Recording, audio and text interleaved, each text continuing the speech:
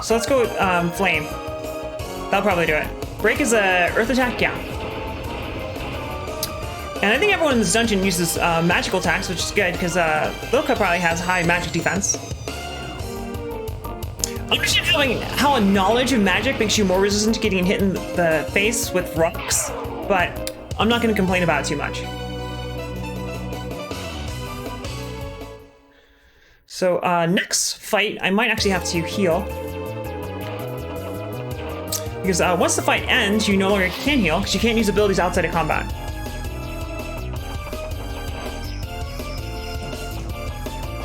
Oop. That did not work.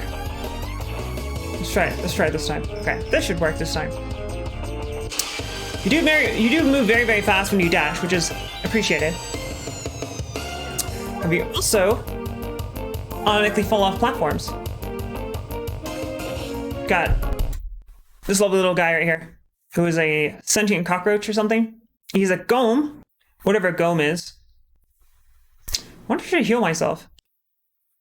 And I want to say these guys are weak to ice. So we should... Oh yeah, good thing that was a good choice to heal there. Hey, Volvo, thank you so much for that work. And thank you for stopping by. I really appreciate it, particularly in these trying times. My internet went down for 4 hours today. It was bullshit, and I do not like it. No siree. This area looks a little bit bigger than I would like. Oh, I like how they put this as like a guardrail to prevent you from just dashing off the platform.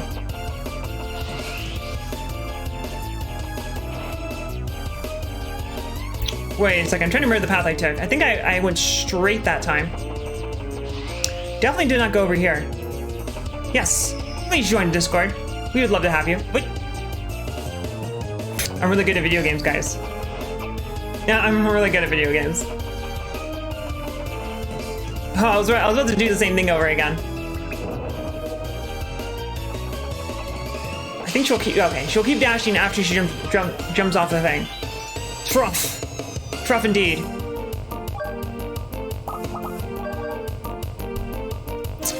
And I think the last option you can do is medium abilities. However, I don't think I can do anything with medium abilities. There is a peanut memes category. Well, the memes aren't specifically peanut, but we do have a memes category. And we do have a pet points category. That's not what I want either. Okay, so she does not have any medium abilities because she doesn't have a medium, which makes sense.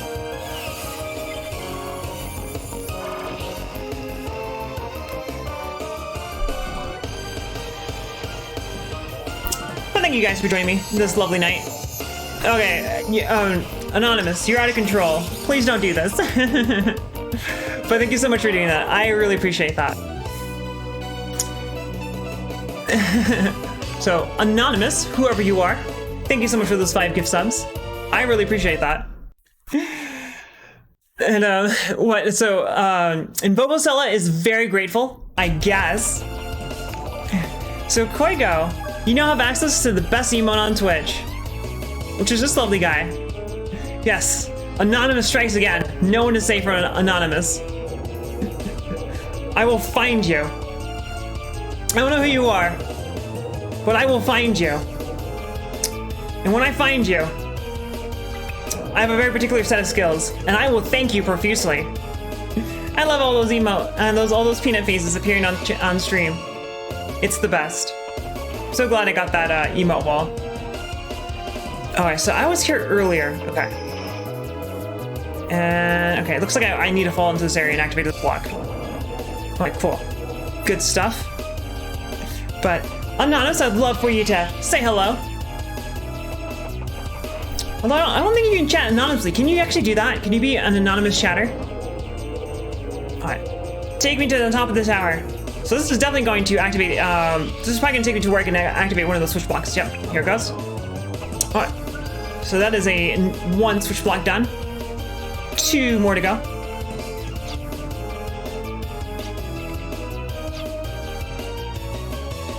Alright. So, they are Legion, they will remember. I will remember. I will never forget this terrible crime that you've wrought upon me. Mr. or Mrs. or Mix Anonymous. God, this is gonna be awful. Have to sit here and save like this, like an animal. Alright. Moving on. You know, if I was a little smarter, I would have used that opportunity when my internet was down to get some food. But alas. Huh. Will that work? Not quite. Okay. And I believe I can always fall off any edge. And that should allow me to reset the area if you get stuck on one side or the other. But advanced puzzles, guys. However, the puzzles in Wild Arms series actually do get quite cerebral after a time. But this is the starting area, so they're pretty generous. Alright, so this area actually looks like a rescue chat. It's just to be safe, Bobo. So that way, no kids come in and complain about that. I mean, what I actually was meaning to do was set every channel as not safe for work. Not because they're not safe for work, you know, it's not like we're posting lots of terrible peanut pornography. But rather, just to cover my bases. So it looks like they actually are a lot more aware of the fact that Loka can heal. So they do a lot more things that cause way more damage to her. And that should get him. I mean, Discord by default. You mean like my Discord is by default is not safe for work, or do you mean Discord in general is not safe for work? Take that vile book. Yes. We don't read around here. So I think this area is just to catch you in case you fall off. Okay, this is clearly an elevator. Yeah, because this block appears to be very slightly different from the others. So I think this area right here is a catch. In case you fail the platforming above there. Alright, so what is down there? So that also takes you to a different area. Wait, I'm gonna fall off.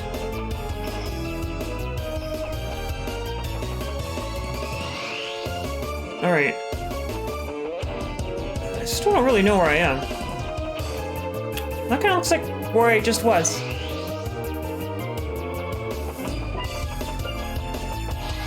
Alright.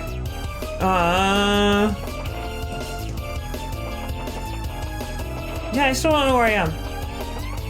But we'll figure it out. An ode to JRPGs. Alright, so this is definitely where I just was. Fortunately, this is a good song, yes. I think it's a little too intense for what's basically the second dungeon of the game. But, it's still good. I still like it. I approve. Okay, so let's try this instead. Because I saw a place I could go over here. Using this advanced puzzle. Again, I would never say that Wild Arms approaches Zelda in terms of dungeon complexity. However, okay, this is how you solve it, I guess. Because this looks like this will take me back to the starting area to hit the second switch. Yep. Pew. Alright. Third area, and then that should be it.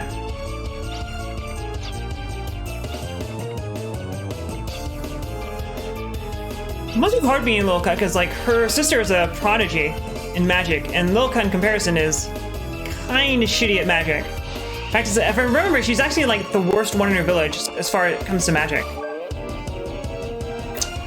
That'd make growing up pretty hard. Cat from Wikipedia, the free encyclopedia. The cat Felis catus is a domestic species of small carnivorous mammal. It is the only domesticated species in the family Felidae and is often referred to as the domestic cat to distinguish it from the wild members of the family. A cat can either be a house cat, a farm cat, or a feral cat. The latter ranges. Alright, so I might have to enable the Domestic cats are valued by humans. There's a way to limit how long it goes. So I might have to do that. Thank you, Bobo. So I'm gonna have to make a note here. To limit how long of a message you can put into that option there. You ruined it, my man. That was actually kind of funny, though. Yes, we do love the peanut. He's a very good peanut boy. Don't restrict the knowledge. Well, you see, knowledge of cats is forbidden on this channel in order to maintain the mysticiness of the kitty cats. Huh. Okay. Don't quite know what that's all about, but we'll figure it out in due time. I have 4 exits here. Went through one of them.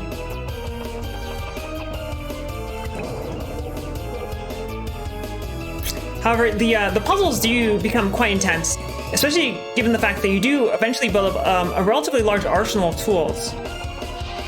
And that gives them a lot of ability to create puzzles and stuff. With all the rules this You can say it's the Wild West of JRPGs. Very nice. Oh shit, these are hints. So there's gonna be a puzzle later on where I need to know what these are. So it's 1 red. I'm gonna take note of the locations too. So I'm gonna write that down. So we got that is north, southeast, southwest, 1 red.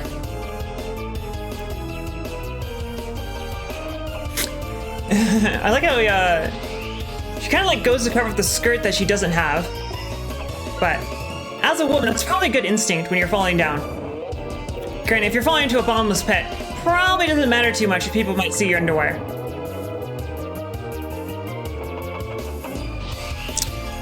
Alright, so I gotta go see what that column was over here. And it's 3. So that is southeast. 3 green.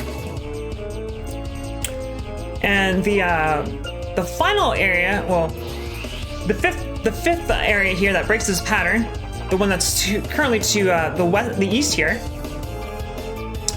probably is where you can change the height of those blocks.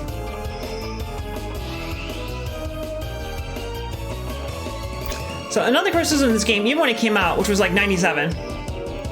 So that is northeast, 2 yellow. You're not a peanut pal. Peanut pal is a name for subscribers. So unfortunately, kind of want to come up with a more inclusive name. Oh shit, I went the wrong way. Kind of want to come up with a more inclusive way, because all of you are pals of Peanut. Peanut's very outgoing. He would love all you guys if he met you guys in real life. I'm sure he would. But that was the name I just came up in 5 seconds for my subscribers. Wait, I Punch Demons, that didn't play now, did it? Did she read your message out? Because I don't remember it. If she didn't, I will gladly do it for you. And northwest is 3 blue.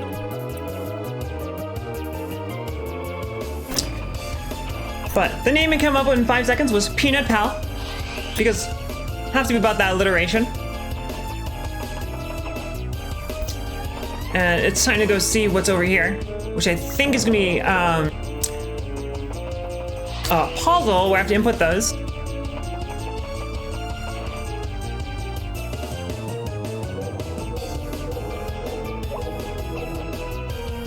Alright, so it looks like you actually be kind of time your timing there. Ours will just go up way too fast. Okay. Alright, so I can do that. And then it was 3 blue. Alright, 3 blue and 2 yellow. Gonna work on a cursed image. Give me your cursed images, please. I need them. But yes, I appreciate the fact that you are working your cursed images. Hello, Super. How are you doing? Thank you so much for stopping by. I really appreciate you having here, all you folks. I was having oodles and oodles of internet troubles before. Actually, yeah. Please let me, please message me on a message on my Discord, and I will be more than happy to send you all the peanut pictures you could ask for. That's not true, but I'll send you a lot of peanut pictures. Fortunately, I am terrible at taking pictures of Peanut, so I only have a limited selection of them. However, I assure you that they are all fine, fine pictures of the Peanut. Alright, so you completed this puzzle, and the entire purpose of this puzzle, in fact, when I say puzzle, I'm referring to the entire dungeon, because the entire dungeon is called a Millennium Puzzle. However, Luca's sister was stuck in here, but for whatever reason, unsealing the door didn't unleash and didn't free her. Don't know what's up with that. Gonna take the best one. I had some better ones actually, possibly. So please mention me, not message me. Well, you should message me and mention me on Discord, and I can send you some higher quality peanut pictures. And from there, you can make your cursed images. All right, so these guys have been tortured by some local monster who keeps eating their food. What an asshole. Doesn't even pay them for it.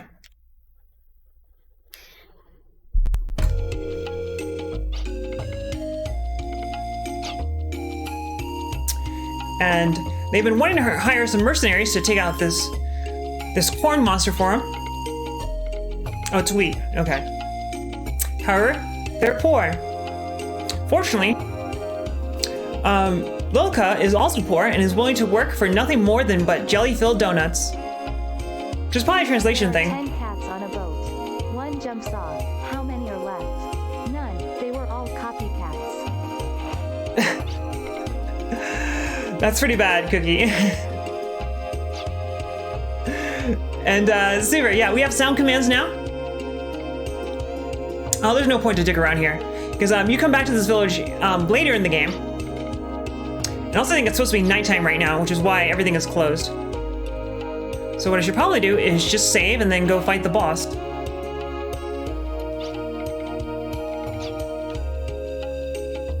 Can I go through here? Okay. But I'm glad you like the music. Wild Arms has pretty good music, which is really good, because this game does not allow me... Can I save through you? Yes. Wild Arms does not allow you to balance the music, so I can't turn the music down. So it's a very good thing that the music is good. My only criticism of the music for the Wild Arms series is that even through Wild Arms 4, I think all the MIDI is sound font based. So it's not a MIDI per se, but it's something close to a MIDI.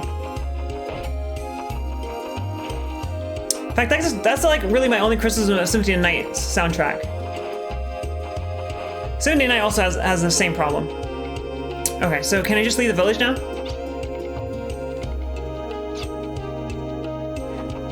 Oh yeah, so it looks like I need to talk to someone to trigger the boss fight. How about you?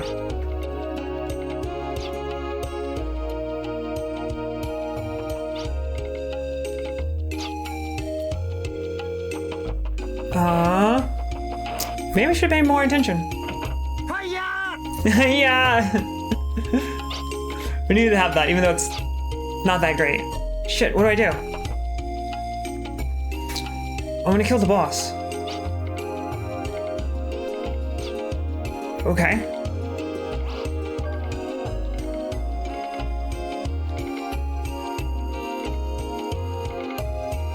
So wait, what's the difference between a meteor and a meteorite? I don't know what the difference between a meteor and a meteorite. So that book there just explained the difference between a meteor and a comet. I already kind of had an idea of that, unfortunately.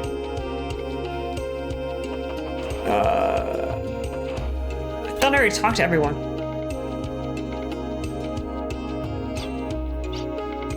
Oh, okay.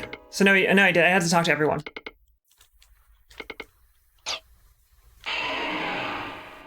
All right. It's time to Oh, you added sounds to it. Thank you so much for doing that, Cookie. You're just in time for us to fight a very easy boss. So I don't know what element this guy is weak to. However, I only have 2 elements at this time. Fire and ice. So it's gotta be one of them. It's definitely weak to something, right? Isn't it? I think this guy has some stupid name like Oliver. Oh, I should do Jackbox sometime. Jackbox is a party game, but it's a party game that you can play with viewers. Anyone can just go to jackbox.tv and play with you, which is super awesome. It's actually a really good party game. Cookie is the greatest of all time. It is true.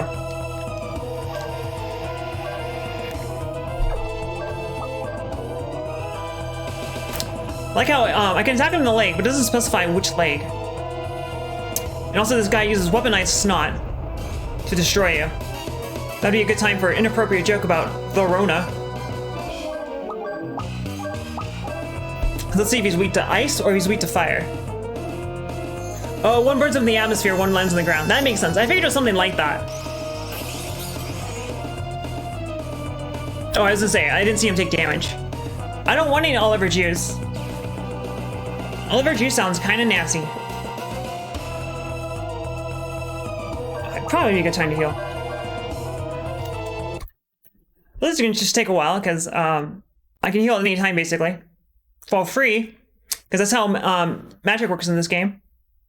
I don't need 6 feet to infect you with the Rona. Yes.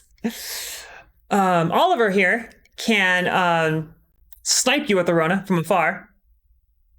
I like how he sits down because his leg is dead, but whenever he wants to attack you, he stands back up again. Because they didn't want to give him 2 attack animations. They only gave him an attack animation for when his leg is... Oh, okay. So that's weird.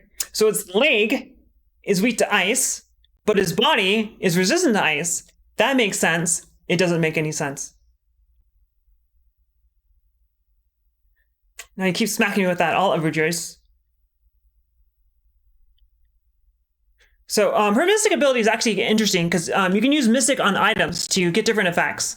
For example, if you use Mystic on an item that normally affects only one party member, it will then affect your whole party. And that can be very, very useful. In fact, it makes Lilka like de facto the best healer in the game. Even though there's another healer in the game because she can do that.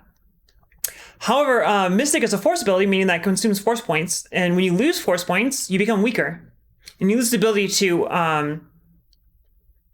cast your abilities. So one of the things I really like about this game is the fact that you have the force points ability, or the whole concept of force points, because your most powerful abilities consume force points.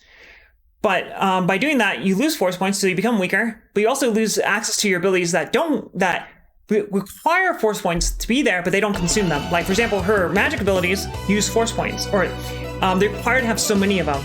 I don't know how to describe it well. But I couldn't Hadouken him, but I could give him some dragon punches from afar. And it's kind of nice. She probably feels great for being complimented magic because her magic is shit. And so is her. Yeah, Lilka's cool. She's working on it. She's like 14. She'll get better with magic over time.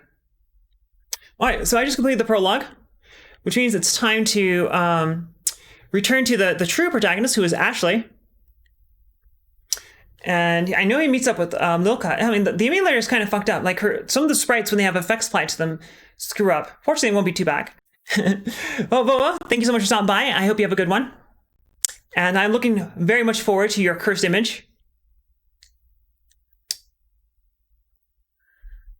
Oh, she actually didn't accept payment, which would have been in the form of food. So in this game, magic is cast from calories. So mages apparently work up quite an appetite when they cast magic. I do like it when settings try to do that, when they try to make it so that there's some justification to where magic comes from. Even though, so many big balls of fire would be very, very calorie intensive. Sending miners off on their own. In her defense, she left. Hey, Sewer. That's an awesome emote that was made for me by an awesome person. Wait, is that Tim? So Tim here is the guy with the poncho, and he eventually joined your party. But I thought he wasn't here. I thought he was much later in the game. And here's Ashley with his not girlfriend, who I can name whatever I want. You can name any NPC or ability in this game, which is pretty cool. Except for enemies. And I'm sure there are a lot of people who would have a lot of fun with that. But I'm boring, so I don't give people fun names. I should actually do that for the sake of the stream, huh? Next time someone's name comes up, I'll ask the viewers to come up with a name for them. I want to read these books. God damn it. But yes, the music in this game is quite good, so that's nice. I don't think Marina will get mad at me if I climb this fucking ladder. Yeah. I should use that opportunity to give Marina a super dumb name, especially because she is effectively his girlfriend. I don't think they're going steady yet. Oh, so it did trigger something to happen. Okay, maybe not. Okay, so maybe I can climb this ladder now because Marina isn't here. Nope. Man, Marina keeps killing my boy, dashing his hopes of climbing up to the roof.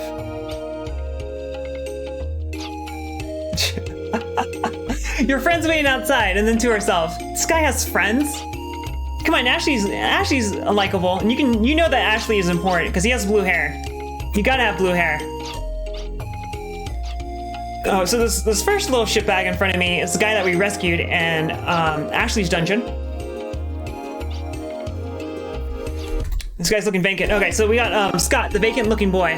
What should we name him? Give her the Traz name. For information, don't do it. What should we name Scotty here? It has no importance. Scotty is not important in any capacity whatsoever. I don't have any, So I can't rename her now because I just missed the opportunity to name her, and I don't gain the name to name people arbitrarily until much later in the game. But Silver was first, so this guy is Pepe. Now he's Pepe, forevermore, or until I decide to change his name. So they let you know immediately that this guy can be recruited into your party because they give him a portrait, and only playable characters get portraits. So you guys have another opportunity. What should we name Tim?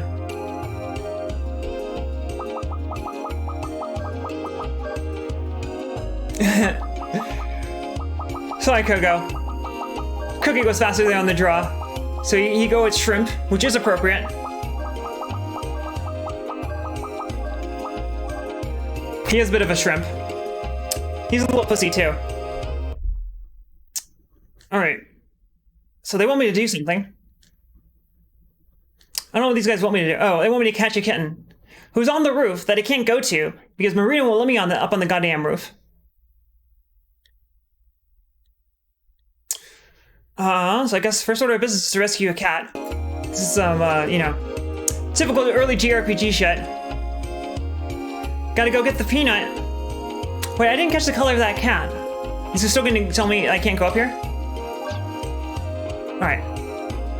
And it's Sin Kitten! How are you doing? Thank you so much for stopping by. It is a pleasure to have you. We are playing Wild Arms 2.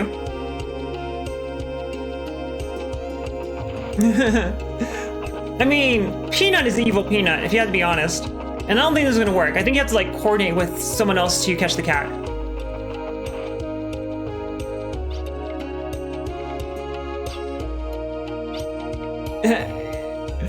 Sandy be able to come and go through the roof. Boy definitely uses this roof to cheat on his lady. Particularly because it takes you right to the bedroom. Can't read those books, apparently. And it's Gregortron.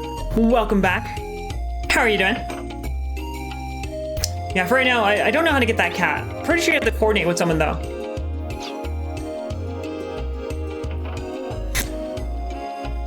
It's always weird, like, in JRPGs, I don't know how true this was in real life back in the day for bed and breakfast, but, like, you go to a JRPG, and, like, there's only 2 rooms, and each room only has a couple beds.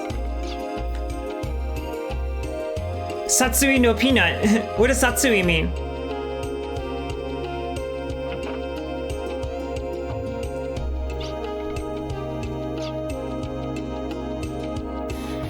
What have you been working on your computer for? Oh, so he does have equipment for me that I can buy. Okay.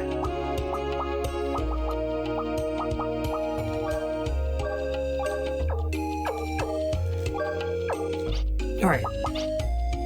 Because in this game... Wait, what? Oh, there we go. You can't actually buy healing items. Oh, normal driver updates and stuff. Man, the joys of PC Master Race, right?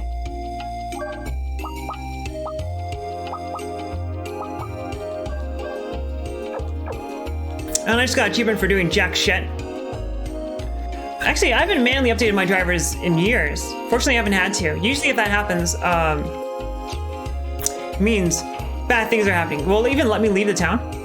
Oh, won't let me leave the town. I shouldn't leave the town right now, guys. Man, that was quite the loading screen there. I know the emulator has an option for artificially increasing the speed of the CD drive. I wonder if I should do that, if that will help. So let me test that. Yeah. So this game has 2 weird achievements. However, all of them are for like doing dumb shit like that. I'm not complaining about it, but this is actually a very easy achievement set. And I actually messaged the guy who created it, because this achievement set came out yesterday. It was yesterday. It was within this past week. So let me see if I can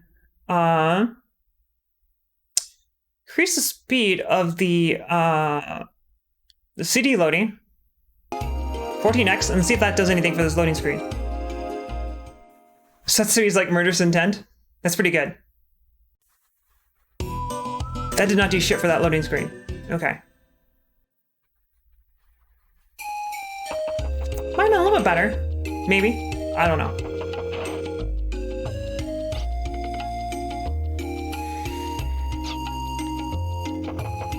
So I'm still need to figure out how to get this damn cat. Snip. Like how they just cut him off. Like, Walrus also has a pretty good sense of humor, which I am very fond of. And there's nothing over here. So if I chase the cat over here, I wonder where he goes. He probably does a jump. Oh, yeah, well, I mean, technically they're not ROMs for PlayStation games, they are ISOs. And specifically, the format I think that that RetroArch wants them in is bins and queues. I don't know what that is. But when the CD image is in two files, a bin and a queue, and that's what I used, and that seemed to work just fine. Alright, so she just spoke in French, and she actually said that was in French. Which means that in this world that we are currently in, France is a place. Which means that this game takes place in the real world. Confirmed.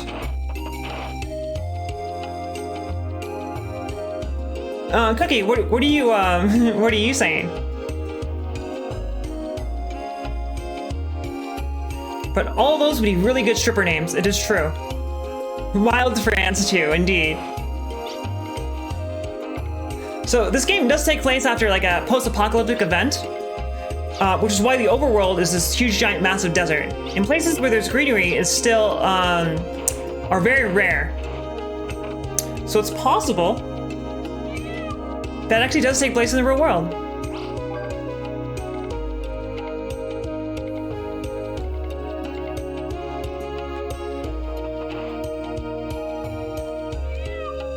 And it's crazy that these this dog and this cat can afford rent in this crazy world of ours. Wild France is my stage name. And then Wild France 2 is your twin sister, your twin brother's stage name when he performed with you. Alright, so I tell you that you can go upstairs, but I still don't know what I'm supposed to do to get that damn cat.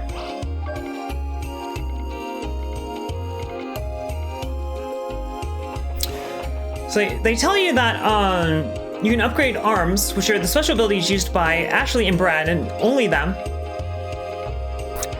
And you can upgrade them with money in towns. However, you only have so many upgrades, and you can never reset them. So, which is really stupid. Especially because the only thing you're going to upgrade is attack. Alright, so I think that's it, besides going in the castle. And I want to say I can do this before I go into the castle. So let's try and get this damn cat.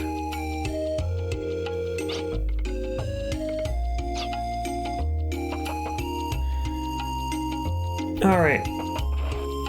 So maybe I could just climb after the cat. Well, let's try this again. I wonder if the cat's position reset. Yeah, he sure did. Alright, so let's give him chase. That's not where I thought I was gonna go.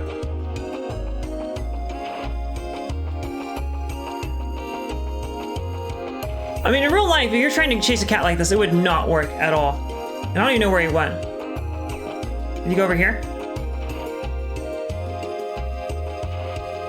Nope. Ah, shit. I don't know where that cat went. It doesn't look like he can make this jump. Alright, let's try this again. I was just talking about how this game has cerebral puzzles. This is not it. This is not what I was referring to. But hopefully I can solve this incredible puzzle of catching this damn cat. In all seriousness though, Desdemona I think is a really pretty name. I would like that as a name, even though it means demon or some kind, right? It's got demon in its name. It's gotta be a little satanic, like Damon is the name, right? Alright, so he does go over here. Oh, it was like that. Oh, nope. But this might allow me to enlist help from those kids now, though.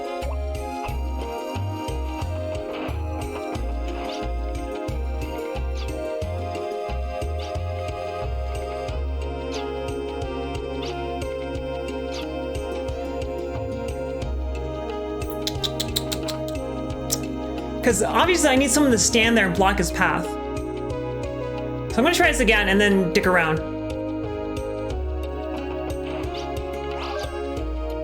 So he probably reset his position, so he's probably here again. Meaning I did this the wrong, yep, I did this the wrong way. I could totally do that. Peanut is terrible at jumping, and even he could do that jump. Oh, that's where the arm shop is, by the way. Should probably go say hello.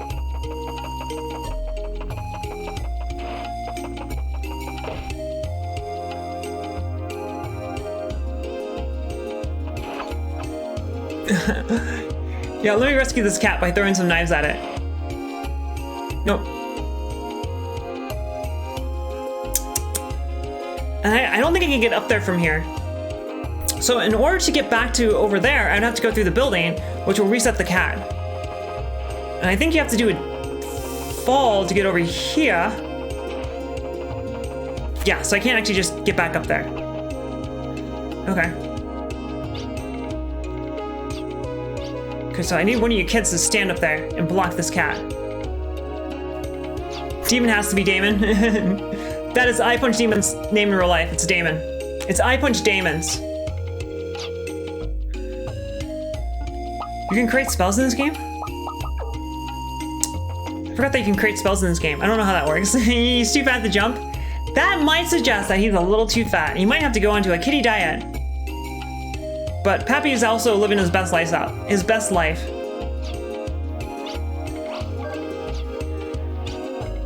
Alright, so let's see how expensive it is to upgrade my gun at this point.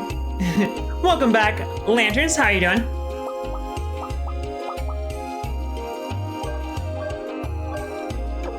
That's gonna take too much of my money at this point, so I'll save up there. I don't think there's really anything useful for... I'm glad to hear that, Lanterns. It wasn't very long ago that I checked in with you, but figured it'd be a good idea nonetheless. Huh. Can I do something about this? Because if this goddamn light post was in here... Nope.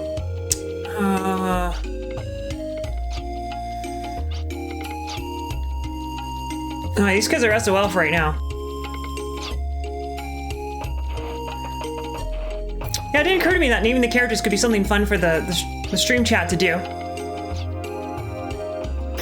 So all future characters will definitely have to do that. Let you guys name them. Because this game does let you name an ordinate amount of characters. So, Ash here is 17 years old, which is actually like really old by JRPG standards. But that's still a little too old to not only go out on a world event saving quest, but also to join the fucking military. I guess in real life you can join the military when you're 17, although you do need your parents' permission if you're not 18. That's so weird, isn't it? It's like, we can send you off to die for your country, but you need a permission slip from your parents.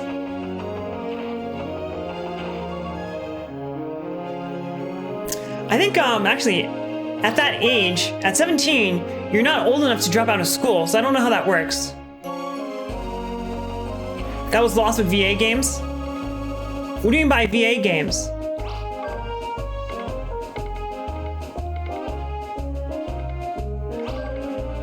So sometimes these things have some hints, but right now it's just a bunch of lore. Who gives a shit about that?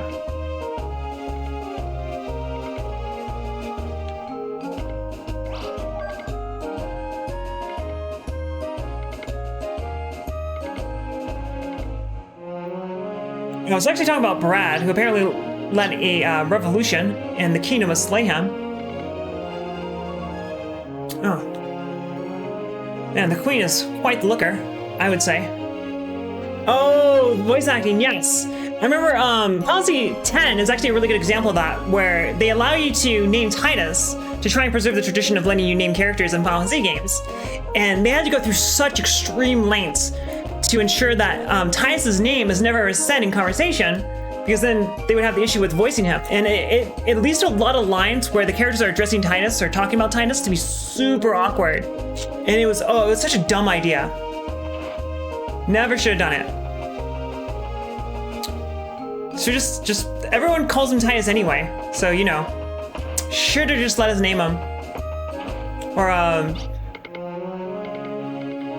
just name should not have let us name him. Hey, Dying Camel, how you doing? By the way, guys, for those of you who do not know, Dying Camel is a variety streamer, and he is most excellent. In fact, today he was so serious about variety streaming that he did a variety stream. How'd that go, by the way?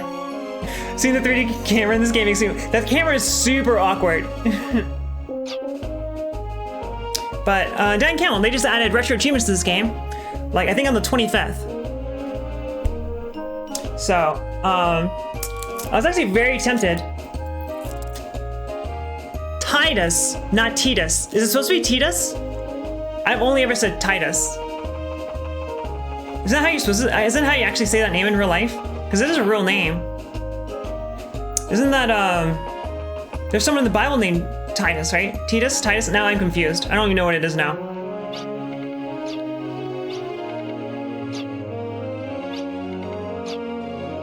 I want that chest. Can I get that chest? I can't get that chest. What is in you? Wait, can I really not get it? Okay, so you can open chests from the side, apparently. Nice. Titus. Wait. Did you say benzene? It has a real benzene-powered engine. Benzene does have power in it. Benzene is in the same family of hydrocarbons as gasoline. However, benzene would be very inefficient as fuel. But whatever. Good for these guys. Benzene is also significantly more carcinogenic than gasoline, which is saying a lot, given that gasoline is pretty carcinogenic. But benzene is a great way to get leukemia, by the way. I don't know where I am in this goddamn castle. And Dan Camel, thank you so much for stopping by. How are you doing this lovely day? Badonkadonk. I can definitely need to do that. Fogalia theory, okay. So I have been here, because I read that already. Titus. Oh, fuck it. I don't know how you say his name. I've surrendered myself to the fact that I can't say his name correctly. Although, you can name him whatever you want. Go. I am always saying his name correctly. Hello, Gorian. Thank you so much for stopping by. How are you doing? It is very good to have you here. And it's especially nice because I started my stream earlier. And like half an hour in, my internet went down for 4 hours. It was awful. I now greatly identify with Dying Camel, who's been having internet troubles for a very long time, and only recently was able to get them resolved. Is benzene. Alright, so I haven't been here yet, I think. Nope, I have. Okay, so I think I'm come back to where I'm supposed to be. And I don't know if I'm cool enough to see the king. I guess I'm not cool enough to see the king. Shit. I don't remember how to catch this cat. Dying Camel. Do you know how I catch this damn cat? At the beginning of the game. Alright, so on the left leads to the library. Alright, so that leads back to the center area. I think, right? Fortunately, we move very fast in this game.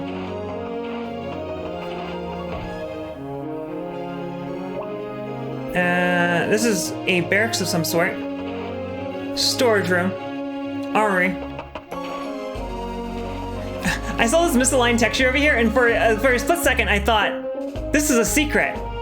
Because in Doom, this would totally be a secret, but no, there's nothing here. It's just a misaligned texture in a commercial game that's not supposed to have misaligned textures. Possibly is because of the emulator. I have noticed some issues with the emulator so far. And I don't know how to fix them because this is the very first time I've ever used a PlayStation emulator in fucking years. Okay, so I have been here. Hey, Dying Camel, if you're still there, what was that PlayStation emulator that you recommended? Because right now I'm using Beetle. Because I want to say, I did a search for best PlayStation core for RetroArch, and I think that's what came up. Alright, yeah, I don't know how to catch this goddamn cat. BizHawk. BizHawk is extreme. Okay. I remember you said something and start with the B, and I was hoping it was Beetle, because that's what I'm using. Hopefully I don't have to, yeah, I don't think I had an option of BizHawk for the core. Well, I'm gonna save and then check that.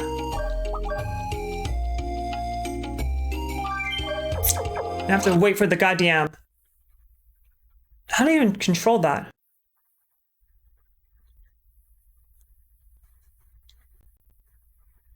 How do I know how I change what the core is?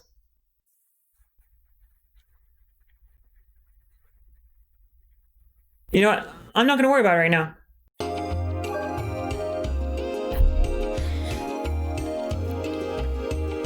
With name Titus, everything from Killer to 2-pack to Todd and Clarence.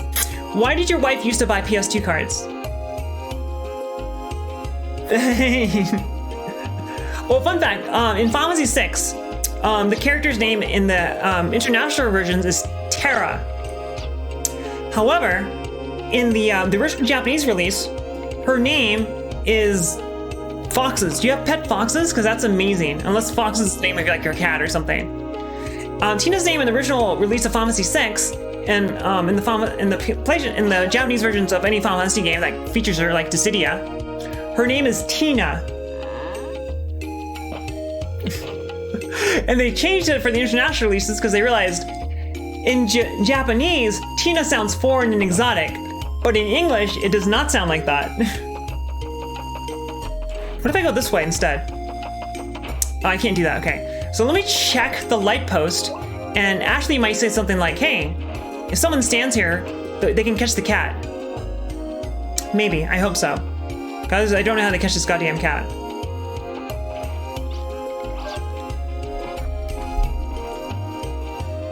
So please elaborate on these foxes. Why do you have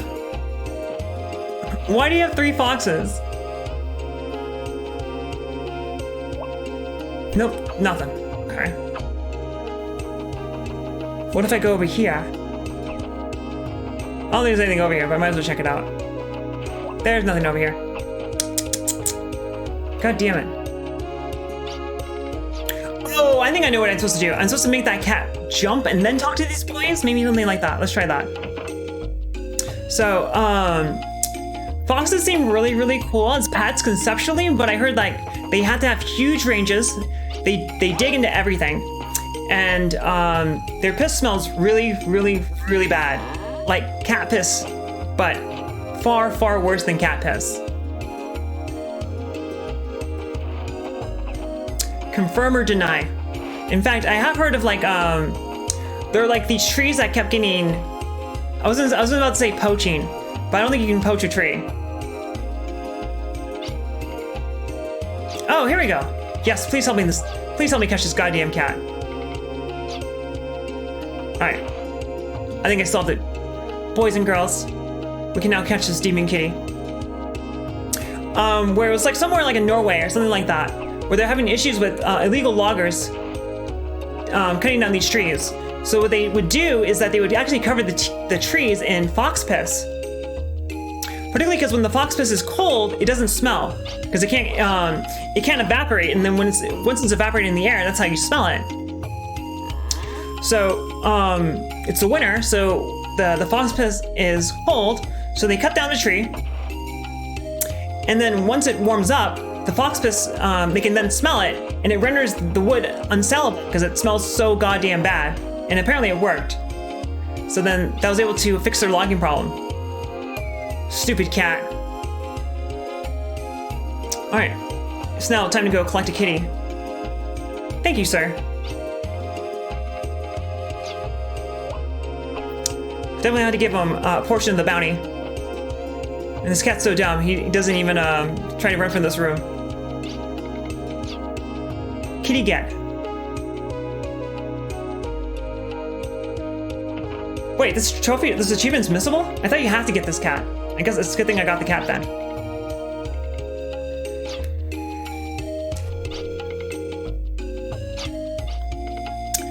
You found her in your lantern post, that's pretty cool. Aww! She's part of the family.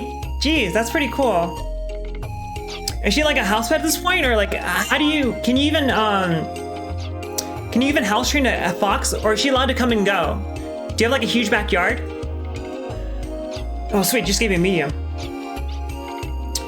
So mediums are kind of like summons, and they also, you can equip them to different characters, and then they gain boost based off of that. It also gives them some additional ability in combat.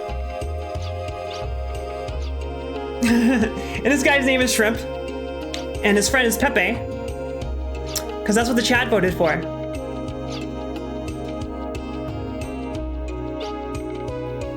Alright, so I think she just gave me a summons to go see the king.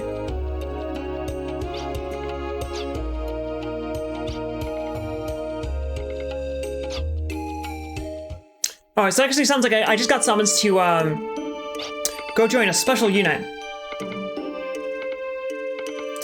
Although, Ashley will eventually become a guy who totally should be in his own unit. In fact, Ashley could be in a unit all by himself, because eventually he becomes fucking badass. However, I don't know why exactly he got headhunted for this. At this point, all he's done is not follow orders. And the thing that he did that made him notable happened literally yesterday. So I don't know how it propagated so quickly, but hey, he is a unit. He is a man of a unit, and he's a unit of a man. He's an absolute lad. And his girlfriend's pissed off because she knows he's off with his colors to war. She doesn't want him to die. Not that Ashley would ever do a thing like that because he's too much of a badass.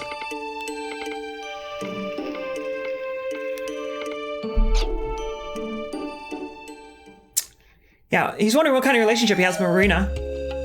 And he has current...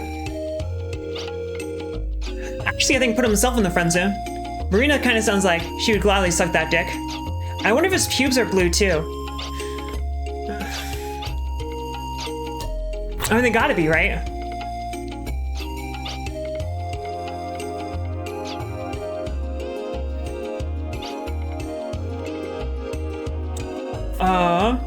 Located at the foot of a mountain far to the northwest. Okay, so I need to remember that. I'm gonna write that down. Foot of a mountain to the northwest. All right, cool.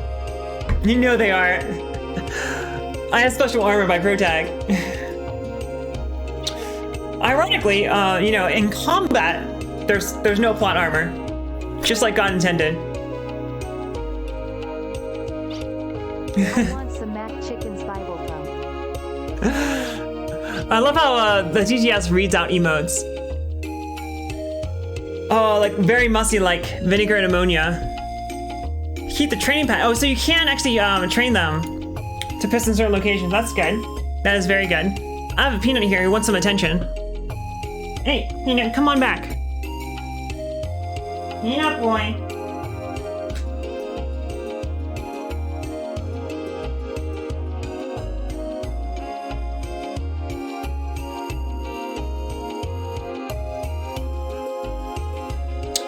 Here's the Peanut boy. I love him. He's a very good Peanut boy. Because he wants me to pet him. He doesn't want me to pick him up. So, I am Lord Peanut. I have rights, you know. I just do better than this.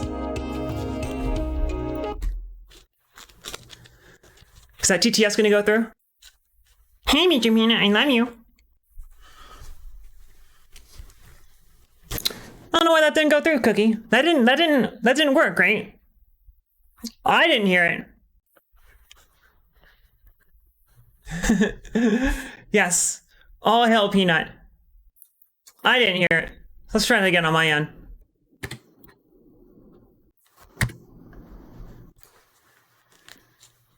Oh, but there should be a cooldown. Come on. Well, I'll make a note to check that.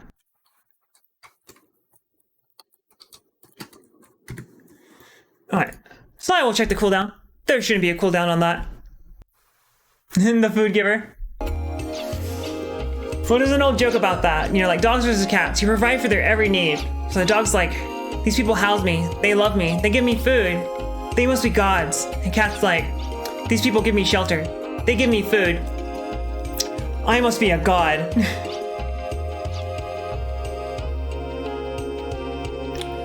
But yeah, let's give that a moment. Cookie, and I'll try that again. Or at the very least, refund your channel points. And a pig, see you eye to eye. What do you mean by that, Lantern?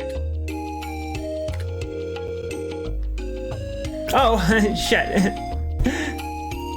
Thank you for reminding me to change back to the game. I don't want you guys to see me in all my pores. And the huge bags under my eyes. But you also can use sounds to do that too.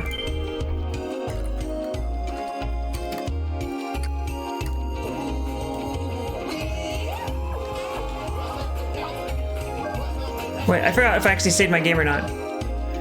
Because I am an idiot. Let's try that again. I probably did, but just to be safe.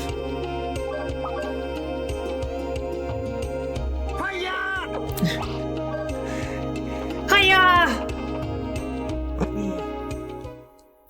Melee fox is my spirit animal. Alright, so it said mount to the northwest. Oh, a pig will see you eye to eye. I gotcha. It's gotta be over here. Because they said it was mountains to the northwest. And there's a little white spot there, which would be perfect for a town to be. Or a location. Okay, let's go to Sword Cathedral.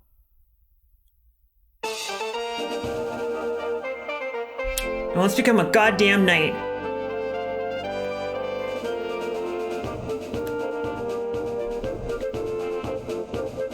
Guys, I wonder who's the main character. Although in this game's defense, hey Lanterns, thank you so much for stopping by, and please have a good time at work, and please take care. In this game's defense, unlike most animes, blue hair is actually kind of normal. So it actually makes sense that Ashley has blue hair. For example, that chick right there has blue hair.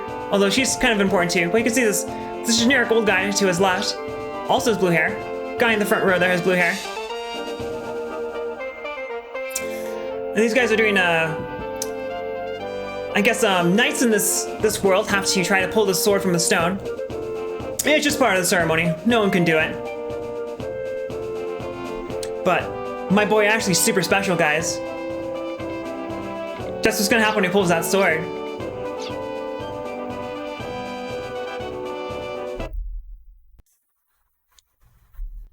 And even running at double speed, this is taking forever.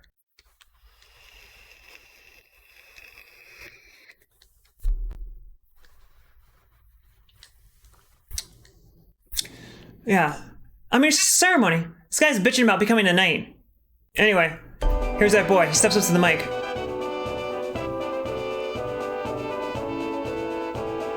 This isn't Cloud's sword. Has a big chunk missing out of it. Oh boy. Oh, you know he's the chosen one. Oh, opening credits time. Okay. I don't think I can skip this, but I can play it through at least at double speed. I should go trying to get some water.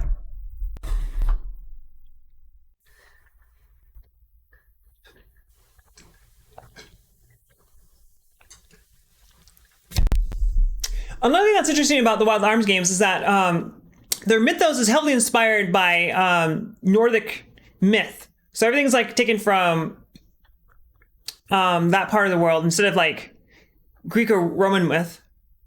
So I think Argylham is something like that. I actually don't know what that is in real life. Hey, Mr. Peanut, I love you. You're a very good kitty. So like Asgard, those sort of things. So he wasn't able to pull the sword, but He got a lot closer than anyone ever has in the past 100 years. Actually, I want to say that you don't ever actually get that sword. Anyway, this is a lovely candlelit dinner everyone's having. So, but it's terrible if something happened here. Oh, I do have a medium. I should equip that medium.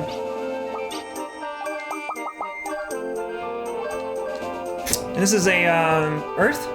Earth, okay. So that now lets me do something or other. Okay, so I think Defensor, which is probably misspelled there. I guess it's actually spelled correctly if you're British. I don't think that was intentional though.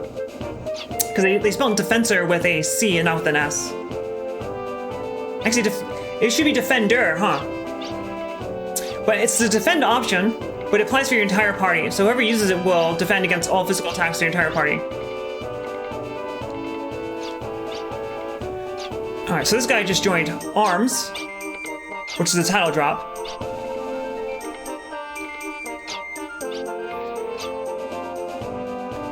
So I can end the... Oh. I didn't realize talking to this guy would end this, this part of the game. Anyway. It's time for some bad things to happen. Like a demonic ritual.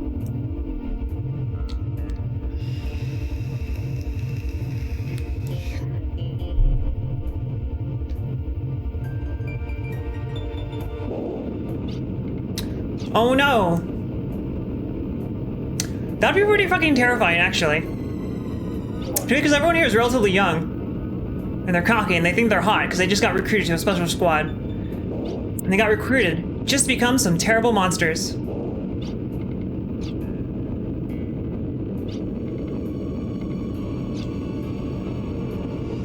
Wonder if the commander's gonna turn too. He's the guy with the mustache.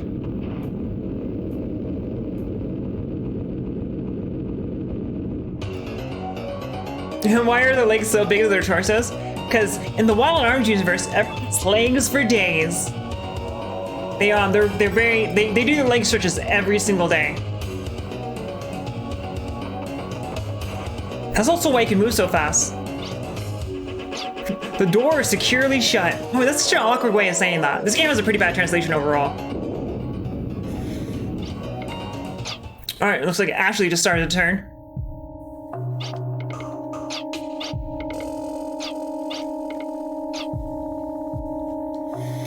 So, they don't directly state if Ashley started, out possessed by the devil or not, or if it's because of this ceremony. Regardless, I like it. It's pretty cool. But there's, at the very least, he has a dark side of him. And now it's time to fuck up his brothers. And that guy just exploded. Oh, I don't know if I should fight these guys or not. They're all pretty easy. I think you can actually kill them in one hit. However, they give you lots of XP, and it's advantageous to not gain that much XP. And he has no abilities. Looks like I could still use items, though. Oh, I didn't know I could have assigned a spell to this item, and I didn't do that.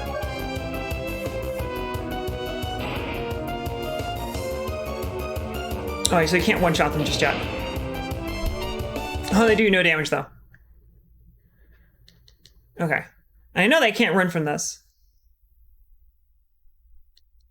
However, the big bad in this this series is called Blazer. At least in Wild Arms 2. Okay, so those first 3 hits were just good luck.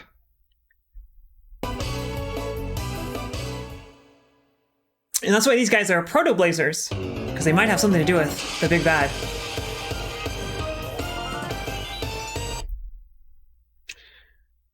Alright, so if Ashley is probably going to gain a level soon, because these guys have a ton of XP.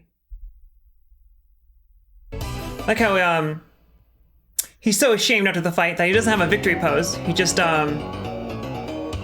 leans down and cries. Oh, here we go.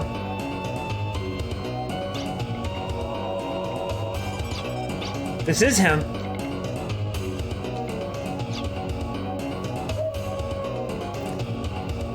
So I do believe he's actually the only person who survives this lovely little incident. Oh, and I can't dash when I'm in this form, so I can't run.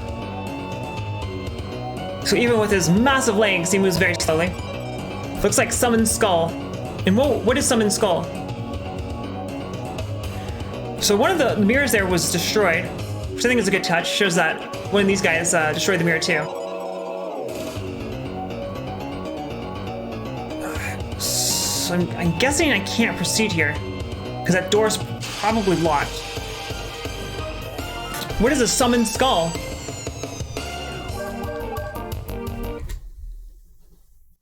Apparently, White Ranger is way better than Green Ranger. Wait, wasn't the White Ranger? Oh, it's a Yu-Gi-Oh card. I never played Yu-Gi-Oh or gotten to Yu-Gi-Oh, so I never seen any of the anime. I heard the anime is actually not bad, especially if you like people saying duel.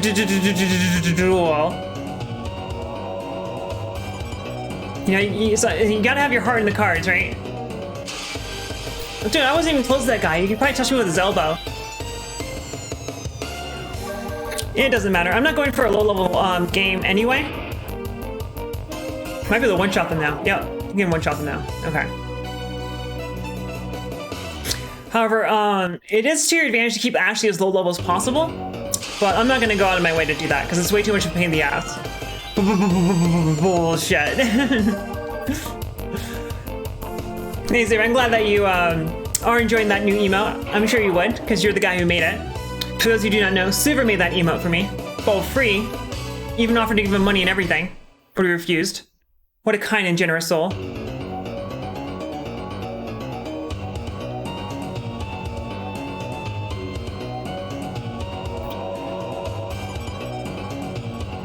Alright, can you open this door?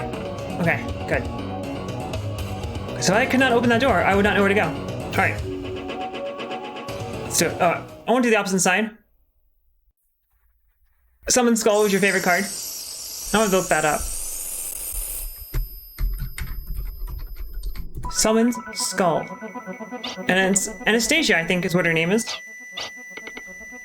I don't know if they're implying that they're related to each other, which explains why he has a resonance with the sword. She's the one who used that very same sword to save the world aeons ago.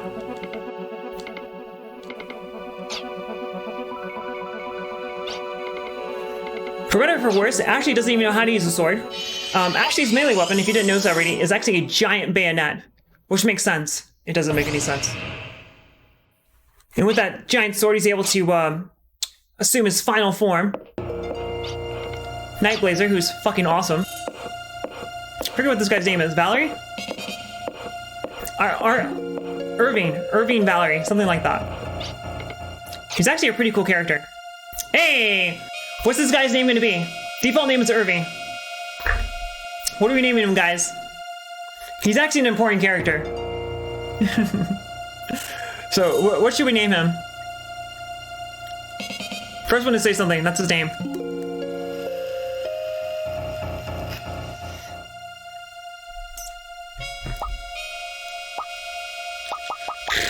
Raz.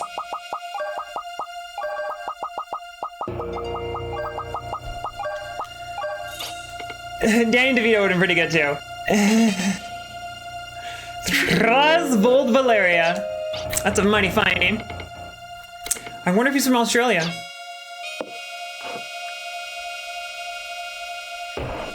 You know you're pathetic when the guy with the crutch has to extend his arm to help you get up the ground. Hey, Mr. Peanut, I love you. So we have these guys. I don't remember their names offhand. However, the little one here in the international version was changed from a boy into a girl. They covered the fact that these guys were gay lovers, and then they toned it down a little bit. But Kaina is actually a boy in the Japanese version.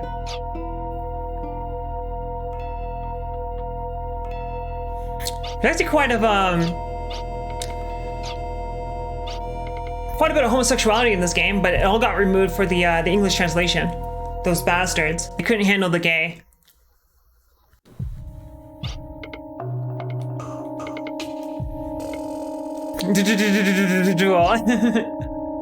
I should maybe get that as a sound clip.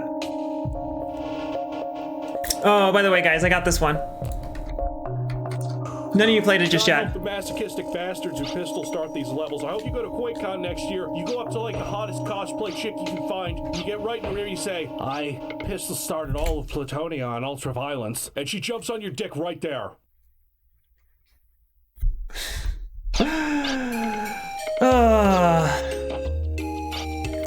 So they did not explain why Ashley is now a human. But actually sounds like he was in a coma for a week. But the spin is that incident was a terrorist attack, which is why everyone died. But that doesn't explain why they couldn't find any corpses or have any remains to give to the families, because everyone turned to dust, because that's what happens as you kill monsters. They turn into dust. Of course they do.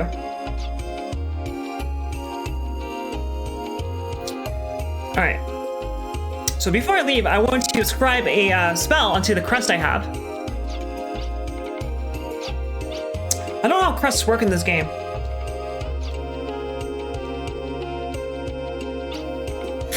Alright, so Valeria rescued me, so I want to, they're telling me to go tell him thanks.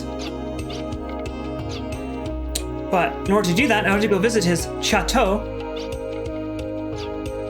And I don't know where his chateau is. I think that's how you say it, chateau. C-H-A-T-E-A-U. Okay, here, we meet, Loka.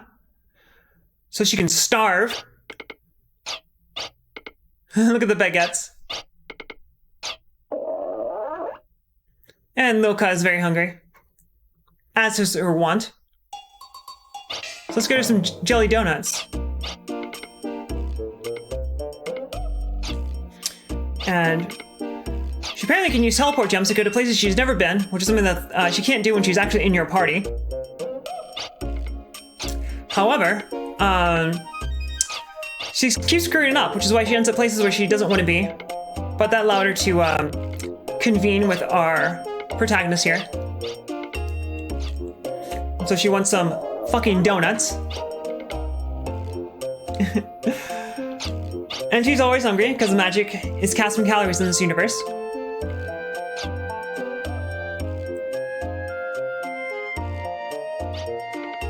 They actually gave her an eating animation. They didn't have to do that. Baker's wife is dummy thick. I'm pretty sure she's just fat, but Gorin, I like the way you think. Oh, okay, so she knows where Valerie Chateau is. Oh, that's actually where she's going. Yeah, get in here. Join my party. So I actually think, so another interesting is that NPCs will change what they say depending on who is who's currently out on the screen. So she changes her dialogue for Loka.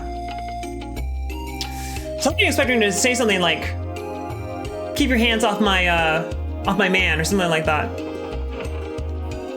Oh man, the Costco chicken bakes are fucking amazing. I haven't had one in years, but I should once this whole Corona thing has gone past us.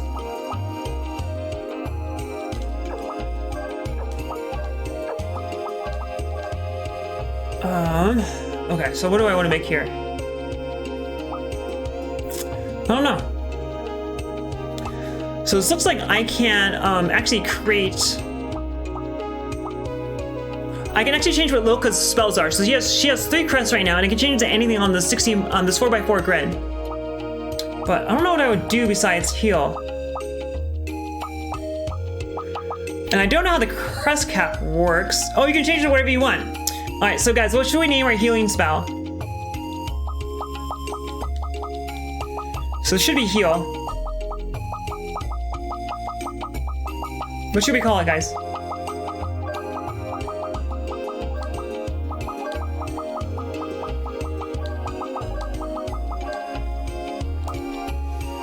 Because if no one says anything, it's gonna be chicken bake.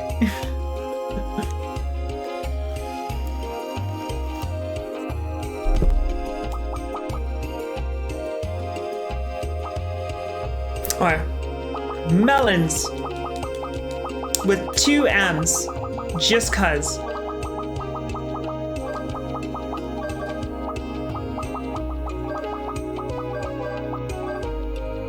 Dummy thick. So that was a crest cap. So I don't know how crest caps work. So I'm gonna go fight something. Actually, I want her to tell me where Valeria Chateau is. I don't think she told me that. What's that over there? Oh, that's probably the Withering Ruins, which is where I was, which was Ashley's dungeon where he started off at. All right. So let's see here.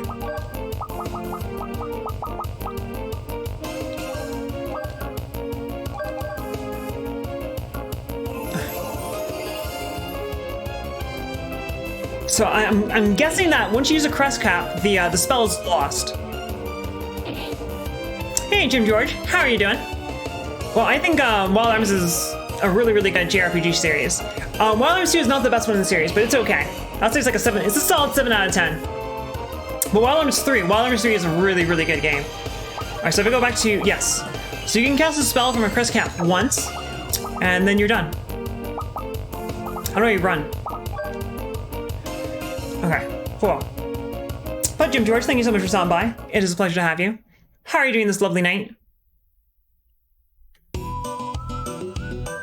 And I was over here, right? How do I see my map?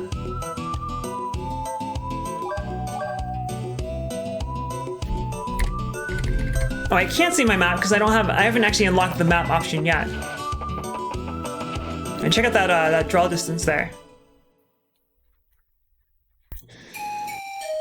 Alright, so I'm gonna put heal on. Oh yeah, the soundtrack's really good. The overworld theme is a really good song too. For that matter. Melons. The name of the village is Melons. Which is also amazing. Can someone please tell me where I'm supposed to go?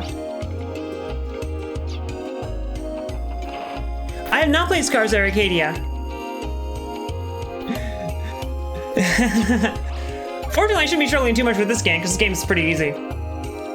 And I'm playing it because they just released a retro achievement set for it. And the achievements for it are not very hard. So Wild Arms is famous for having a whole bunch of optional bosses that can vary significantly in difficulty. And they can be very, very hard. However, where am I going? I'm going over there.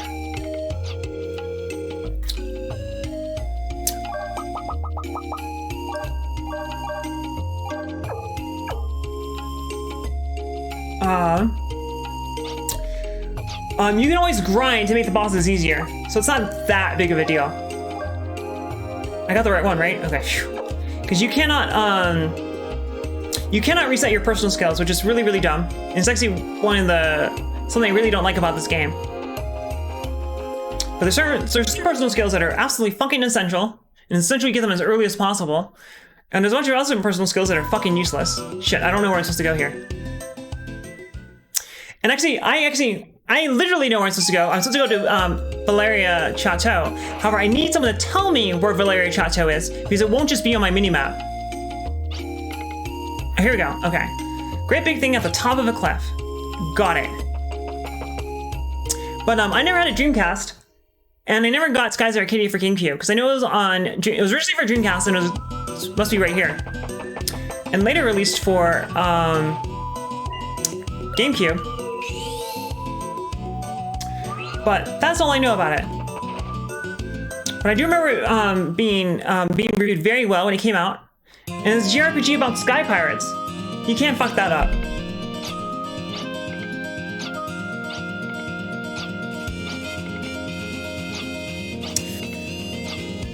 Alright. So we're here to see Valeria. Oh, shit. And Lilka demonstrates the fact that she's fucking useless. Because, the guard there, doorman, so we didn't have an appointment. Well, we did have an appointment. Yeah. They might have re-released it on PC or not, but I'll add it to my games list. Skies of Arcadia. By the way, I have a games list. You probably knew that. Traz. That's actually kind of funny. Traz is gonna think that's really funny if he stops by. Hey, it's Kiskowski. thank you so much for stopping by again. Thank you for coming on back. My internet was down for 4 fucking hours. It was bullshit. But how are you doing? I can give you another shout out. I don't think I've done any shout outs this whole entire time. But Geek here is last seen playing Ori and the Will-O-Wisps. Our internet issues are solved for now. Until next time. In a couple hours.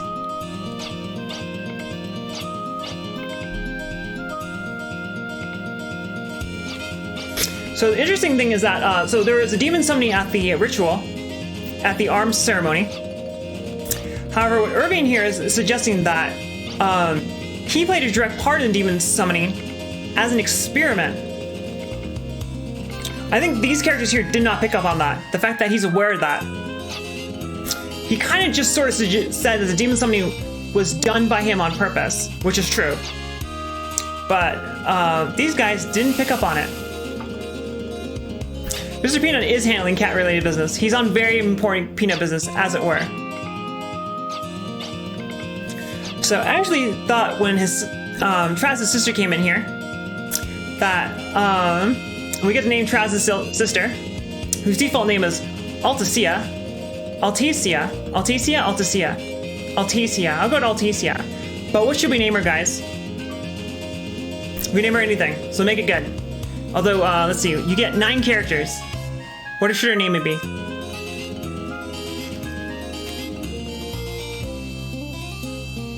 Dude, oh.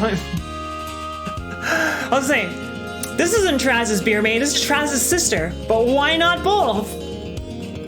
But I could put in beer maid if you so desire. But I think we can give her a better name than that, guys. It just barely fits. Hello, Nezradul. How are you doing? We are playing Wild Arms 2. I hope you're doing well, Nezradul. And in this game, you can name almost every single character, and actually a lot of the abilities too. So we need to put a name here for her. So we are currently naming this rich guy's sister.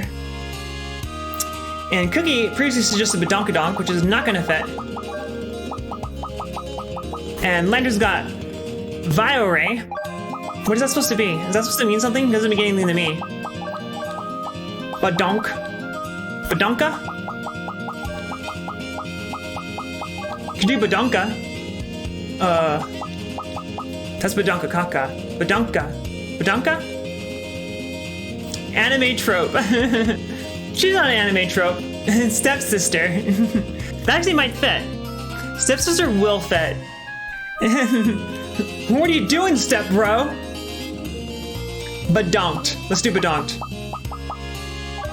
That's not what I meant to do. Okay. Badonked. Badonked is the winner. And this right now. Hey, Spaz. How are you doing? I like how your peanut badge has a flare. Thank you for stopping by.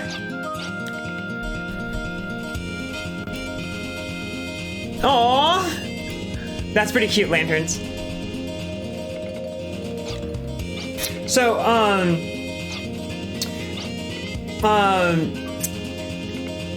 Traz here asked for Lilka's sister to join his private arms squad. However, her sister was out on very important business because she's currently sealed in an alternate dimension when she was out demon hunting. So instead, they sent her sister, Lilka, who's fucking useless. But don't worry, guys. She'll get stronger over time. But if they had sent Lilka's sister, this game would be a lot shorter. Talk about the Mondays. I'm glad to hear you're doing okay, Spaz. We're playing Wild Arms 2, which is a classic, in my opinion, JRPG for the PlayStation 1. It just had a bunch of retro achievements added to it. In fact, it got its first set of retro achievements on the 25th. So I'm very excited about this. Because I've been meaning to replay this for a long time because I love it. And now I can do so for achievements, which are the only thing in life that are important, as we all know.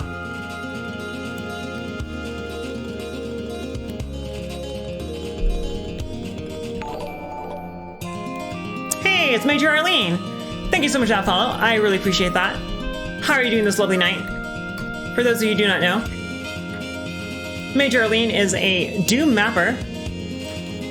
She's actually one of the few girl Doom mappers we have here on Twitch. We got actually I only know of two. I know of Major Arlene and of Marissa. I mean, these graphics were not good when this game came out. Let's be honest here. Yeah, no problem for the shout out. You deserve it. I'm glad you're doing well. But donked. And in this game, you can rename almost every character. I am doing quite well. Gotta go seed some STDs on the internet. That's kind of interesting. Well, I hope we have you back later. Good luck seeding STDs. I'm not gonna question that too much. But I'm doing quite well. I'm starting to chipper back up. I was streaming earlier today for about half an hour, and then my internet went down for 4 hours. It was not cool. So this game has this kind of interesting story. I want to read Traz's diary. Oh, I can't because it's still a he locked his diary, as all men should. There's a hissy on my yes. This art style did age much better than Final Fantasy VII. I completely agree. Oh man, the models in Final Fantasy VII are so silly looking, with their big, huge, giant, fat arms. But yes, a friend got me this Kako Demon plushie because she saw that I was streaming a lot of Doom, and she was very happy for me. So she got me a friend. This is Cookie. She's a cutie. Oh yeah, Arlene, you mentioned that you live in Virginia. My father is from West Virginia, and I've had to go back there a few times to take care of business when a few family members died, and holy shit, it's Appalachia. It is not nice. I have literally met people that I am like directly related to by blood who were visibly inbred. Oh my god. That is so fucking awful, but it's true. Oh, so Jim George, the Wild Arm games are like Final Fantasy in that each individual entry has nothing to do with each other. So they share some unifying themes, like Chocobos, for example, are shared between Final Fantasy and games. But overall, they always take place in different universes and all that good jazz. How we just started this game. Oh, there's books in here that I want to go read. Horses are wonderful.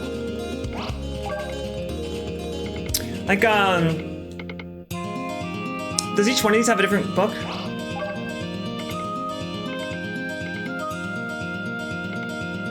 Okay, so each one is a double set. Okay. He also have eyes going shit going on. Like I remember my coworker, like she was always going on about her daughter's horse, and I thought as a kid it would be so awful to have a horse, right? Because like you can never bitch. You can't ever say to your parents like, oh my god, I hate you. Like you guys never do anything for me. And like, cause then when you say that, your mom's gonna be like, dude, girl, you have a fucking pony. Boom, conversation is over. You can't bitch anymore. Your license to bitch has been suspended indefinitely. But so far, where are we? So we got two characters so far. We got Ashley, which is the girl's name, Ilka. And they were just sticking around in the countryside, basically. But they were doing some things that got their attention, so they've been recruited for a super special elite operations by Traz Valeria. His name is not actually Traz, but we named him Traz because you can name people in this game. And I just got another medium. Oh, it's 2:40 in the morning. Well, thank you so much for stopping by when you should be asleep. But thank you. I hope I have a great stream as well. Please have a great night, and thank you so much for stopping by. Alright, so definitely want to put that on her. But they got recruited for the super special elite unit by Traz Valeria. And what exactly they're supposed to be doing, we don't know yet. But apparently she heals me. Oh my god. And the blue one is shy. This is a classic anime trope, red and blue, right? Where you have something that comes in a red and blue pair, and the blue one is like really shy and aloof, and the red one is like very aggressive. So she has shaky hands when she stabs you with the needle. Meanwhile, Red Nurse, like I don't even have to say a punchline. That's a joke in and of itself. And characters tend to say different things if you change what you have equipped. Okay, so she says the same thing regardless of who says that, talks to her. But some characters will say different things depending on who the active character is. But yeah, so we got recruited in this elite unit. But besides that, we don't do anything. Ashley here just survived some demonic event where he and his squad thought they were celebrating their last successful mission. But instead, there was a demonic ritual that turned all of them, including Ashley, into demons. However, he blacked out and he woke up and he was fine 1 week later. But that's it. That's all that's going on right now. And everyone else in the squad is dead. Who knows? I already went over here, right? Yep, that's where the nurses were. The creepy nurses. Can I read these books? I cannot read those books. Those are unreadable books. Those are real fake books. Oh, fuck. I hate it when RPGs do this. And to go to... Wait, is it locked? And of course, you have to go into every single goddamn room, of course. Because one of them might have stuff inside of it. See? Yeah, gotta check every door. Have to. Oh, and I just got another medium. Okay. Which are like accessories in this game. In fact, they are accessories, because there's no... Okay, no. Gear is accessory. Smash hit. I forget what smash hit does. Let's find out. Alright, so you have increased damage, but you can also miss more. It's probably worth keeping that on, just because it increases physical damage. Okay. Major Arlene, I like your reaction to that. And this one's locked too, huh? So I think I'm on the second floor of this place. So, yeah, okay, so this is the second floor, okay. And that should be it. However... I don't remember getting any objectives, so I might have to talk to Raz again to see where we're going. However, I do know where we're supposed to go next. We're going to do a we're going to break the third character out of prison.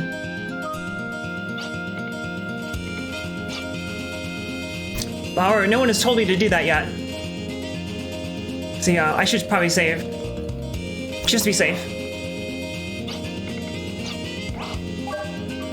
So another thing that's interesting is that the saving is actually built into the game lore. They have these memory attendants who are deployed around the world so that people can save their game, which is really weird.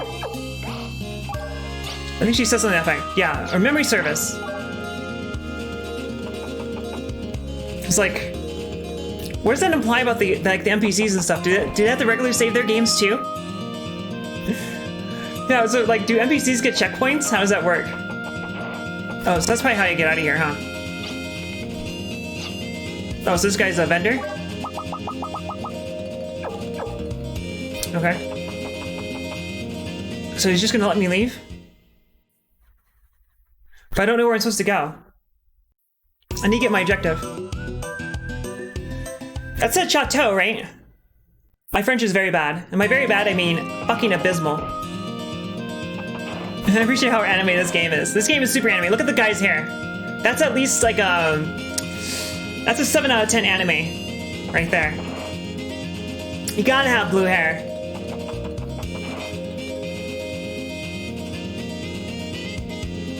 Alright, so was this the elevator? No, I think the elevator is where I came from. Wait, what did you say? Only the legendary Tamagomeski could load more bullets. I don't know what that means. I know tamago is egg in Japanese, so it might be a pun that didn't get translated, because this game has a pretty bad translation. And that's definitely an anime protagonist. So actually here is not a psychopath. He's actually the opposite of a psychopath.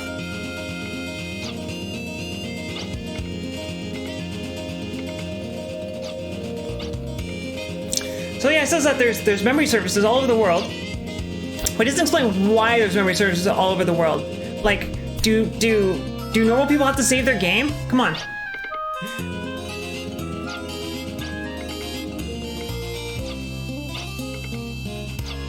Okay, so I can't go out here. Cool. But okay, so we are looking for Traz. Okay, cool. So I did advance the plot. Let's go do that. So of course, the way these things are in games is like, go to his room. I was just at his room and he wasn't fucking there. But now he'll be there. All right, cool. But we'll see how this goes. I think this is his room. Oh, so that's just his clubhouse, I guess. That's just his boardroom. Like, is his room to the left here? I think so. This guy might tell me. Yeah, I think he's over here. Wasn't sure about playing a JRPG or an RPG on stream, because I don't know how easy it'd be to... Oh. I guess he did tell me about the mission. Maybe I should have been paying more attention. Alright. Send us off. So we gotta join up with our next member. He hasn't told him yet that this is gonna be a prison break. This is actually kind of funny.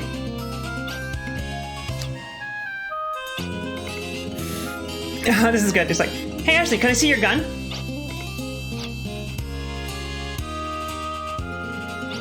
Look at the bayonet on that thing. It's more bayonet than his gun. How can you even carry that? No big fucking swords in this game, just BFBs. Big fucking bayonets.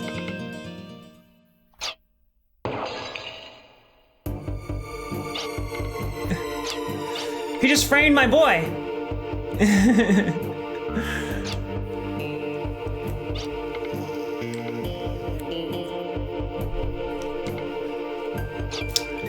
And then assigned Lilka to escort duty. Poor Lilka. But yeah, that was definitely a pro gamer move right there. Traz is actually playing 4D chess. He's actually a really cool character, and I really like him.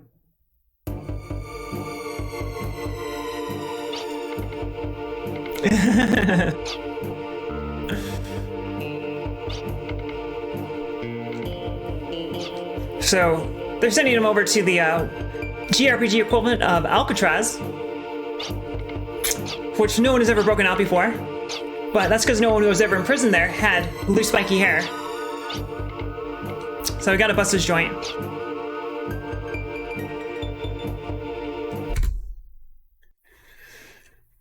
All right. And here's Alcatraz. So you can come back here later in the game. There is an achievement for getting all monsters. And there are areas you can't return to. However, there's also a they actually put an island on the world map that you can access later in the game that has every monster on it that can be only found in exclusive dungeons. This guy only has 214 years left on his sentence. And he is the prison warden, because apparently that's how things work around here.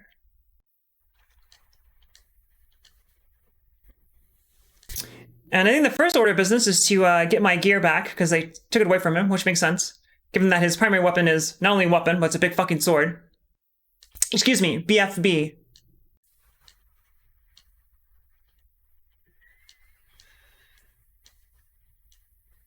Oh, okay, so I can't...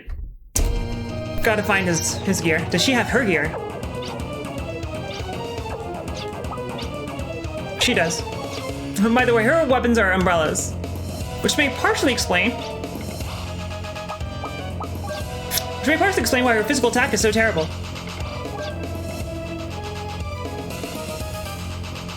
That's gotta be a translation issue. Because in order to open that door, she killed, literally said that. She killed the security system. I wonder if there are encounters here. Not that it matters. See if Ashley has any choice things to say. Oh, he can heal you. Okay. So he can restore me to full health using first aid that he learned when he was in the Musketeers, but he can't fucking do that when he's outside of that cell. What a bastard. Should probably just run from these guys. That's a fucking Diglett right there. Diglett did exist when they made this game. They knew what they were doing. So I don't know what these guys are weak to. Let's find out. Also, I just gave her Analyze. But, in Wild Arms 3, when you cast Analyze on an enemy, you keep it for everything. So, like, oh, he can heal. Shit. So, for example, if you analyze a monster, every subsequent monster will start out analyzed. So let's see if there's anything here. Hey, don't steal my strength. Not that I need it. Because Loka's a mage, as you can tell by looking at her. She has the you know, the anime attire for a magic caster. Oh, that's how analyze works in this game. That's kind of lame.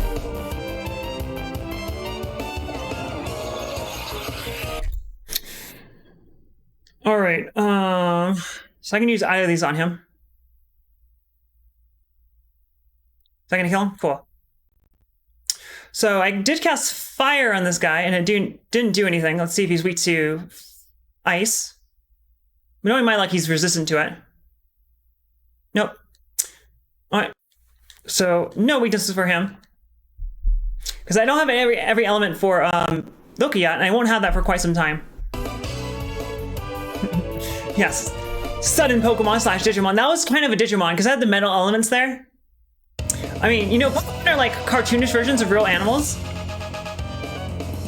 while Digimon are like versions of real animals with rockets and machine guns.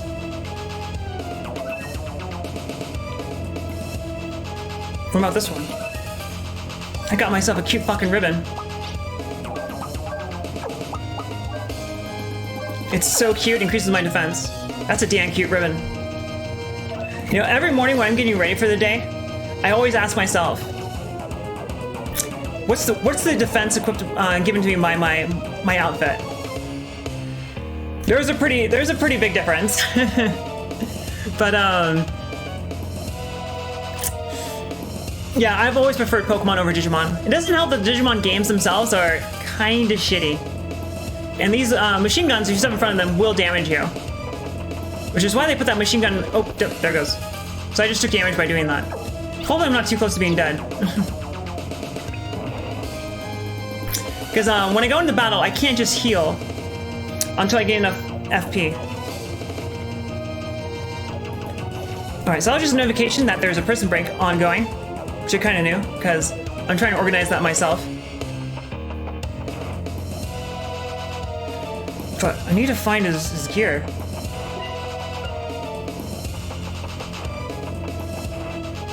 There's a doorway up here.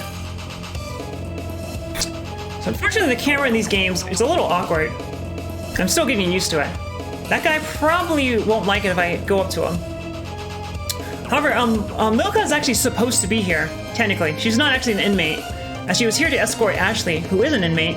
And I don't have him... Oh. He doesn't give a shit.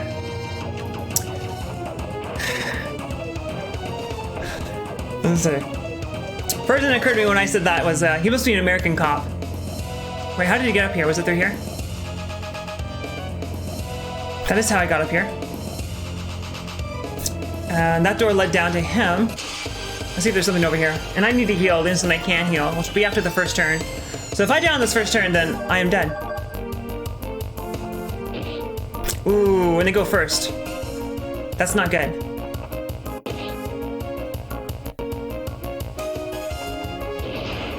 And my controller may or may not be dying.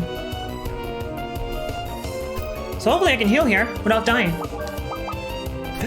And by the way, you can rename abilities. So for Vope in the party, my heal spell is now called Melons. He could kill me. Oh boy. Fortunately, I got Melons. Help me out. I definitely need to name one Yeet.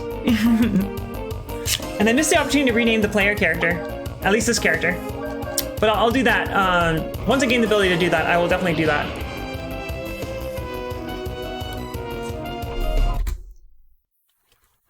Man, even with Turbo, this takes forever.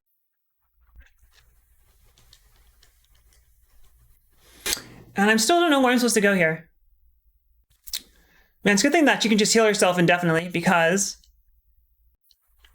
it takes way too much damage. So this game has a very interesting combat system where instead of MP, you have FP. And you gain FP as you're doing action, so as you inflict damage, as you take damage. However, you need a certain amount of FP in order to cast spells or use abilities.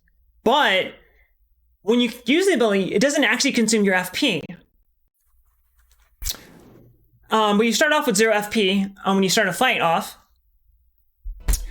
So it has this interesting ebb and flow. You can't use your most powerful abilities when you start a fight. Oh, there's actually nothing over here. Okay. So over there was a bunch of nothing. However, you do have some abilities. Your most powerful abilities, force powers, do consume your FP. So you have to balance whether or not you want to use your most powerful abilities, because it'll lock you out of using your other, your cheaper abilities. So like here, I can't just start like casting spells and shit because I don't have enough force power. I do now. In fact, she's probably gonna have to heal here. Shit, I wonder if I must have gone way too far.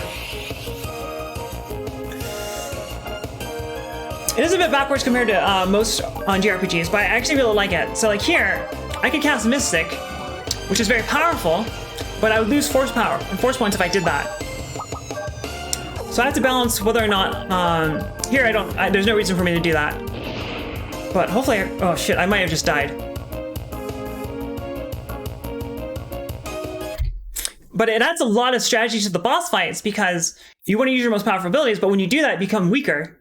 Because you can see there on the right side that she has different tick marks and stuff. And as you gain those tick marks, you actually become more powerful. So when you use your powers that reduce your force points, you lose power.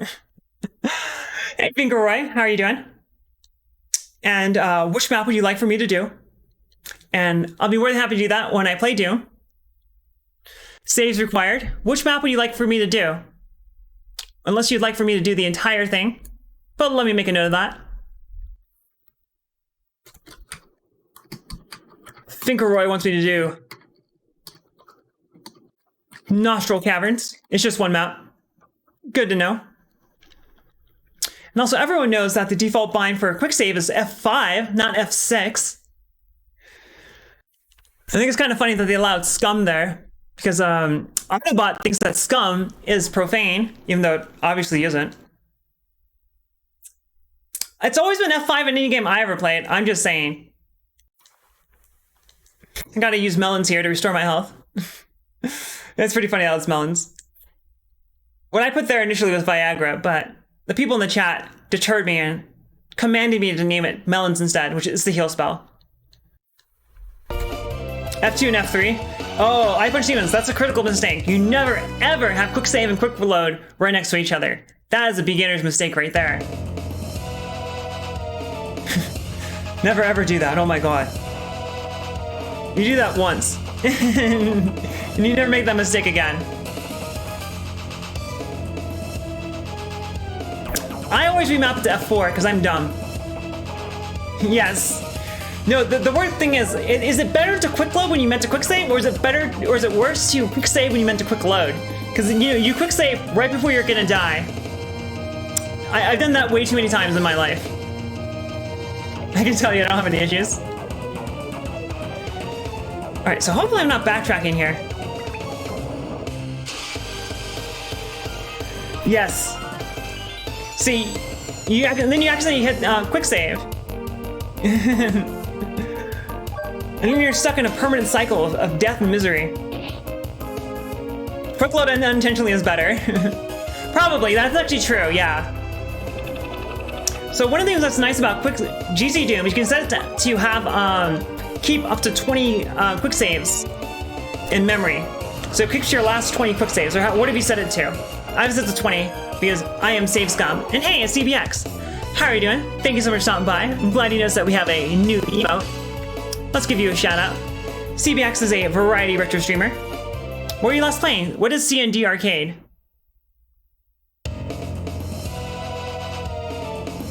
It only overrates, it's forced to load because if you save when you didn't mean to, it only overwrites a quick save from a long time ago. No problem, CBX. Thank you so much for stopping by. It is great to have you. Oh, I did not notice that machine gun there. Fortunately, this is a JRPG, so taking a bunch of bullets to the face only does like 6 damage. Alright, so this is probably actually where I'm supposed to go.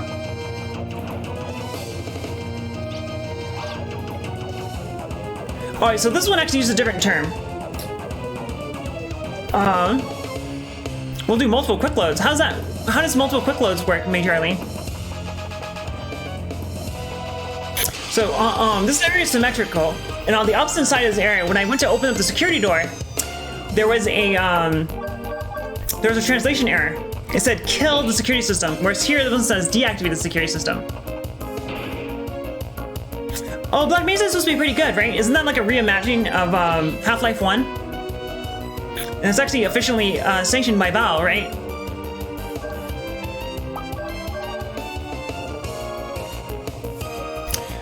You can choose whichever quick load you want.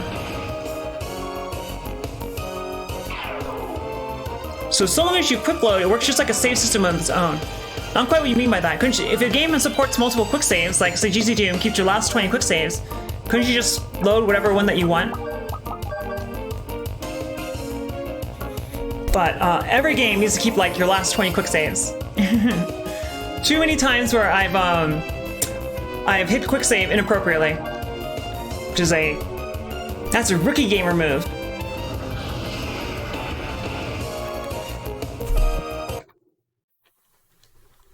All right. So now I should be able to get Ashley here and add him to my party.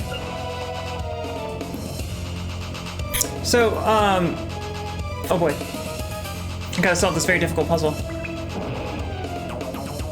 That didn't really help. Okay, that helped me here.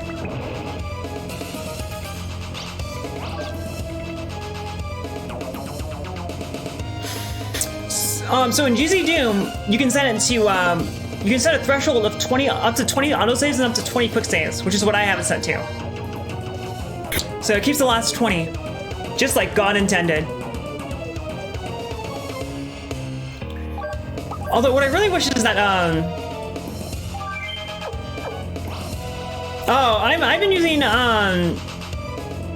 using Streamlabs this whole time, and it's been working pretty well for me. Although I have encountered one game it didn't want to catch, which was and I just got a jail card. When I played Doom 64, it wouldn't want to catch Doom 64.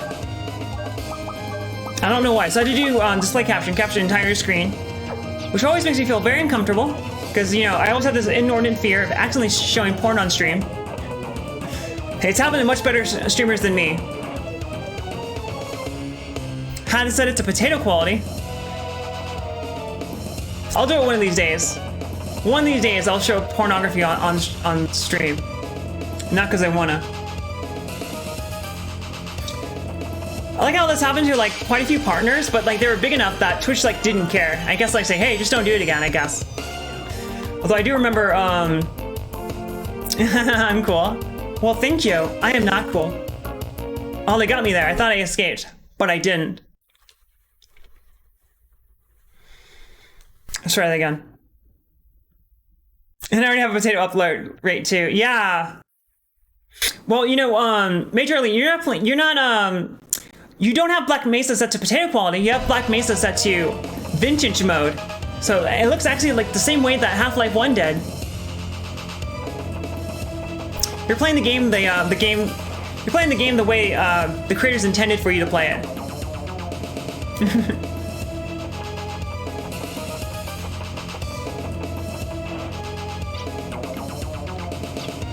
Yeah, give me a goddamn heal.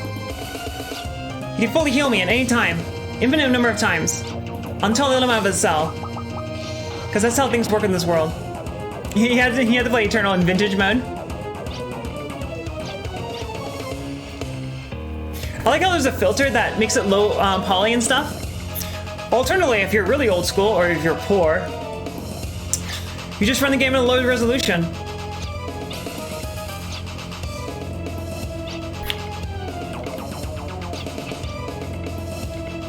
Alright, so nominally our goal here was just to free Ashley. But it sounds like all the prisoners are getting their freak on, which would partially explain why all these cells are empty. And I should have Lilka and Ashley, which is pretty cool. Oh, does it? I bought memory back when memory was super cheap. I got 64 gigabytes of memory for $200.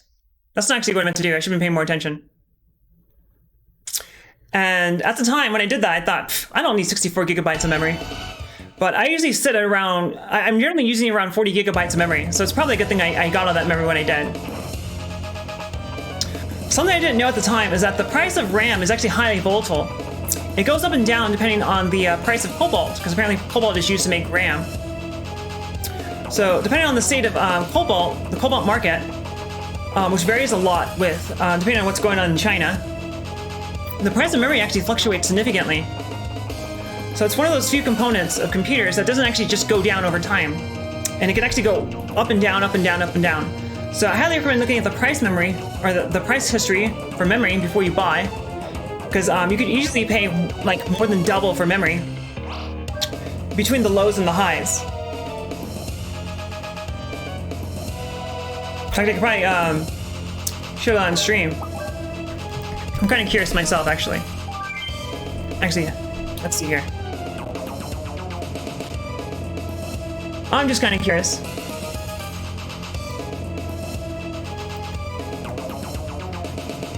Let's see, let's get some memory. And Dying Camel's favorite website, Camel, which is an Amazon price tag. It's actually a pretty good one for that matter. Let's see here, 60 gigabytes of memory. That's not actually what I meant.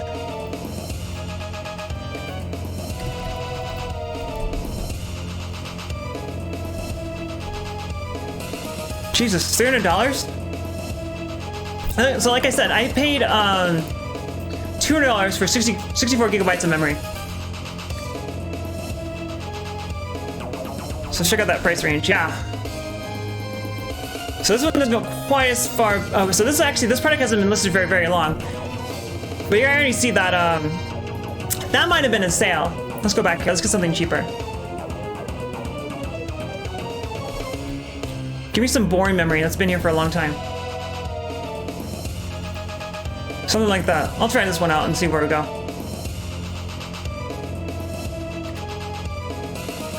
I don't give a shit about RGB lighting.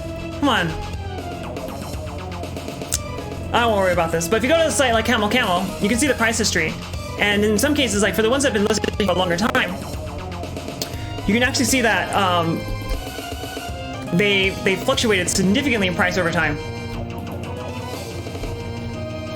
These prices don't seem too bad. Yeah, let's see these guys. I'll do one more and then I'll go back to the game.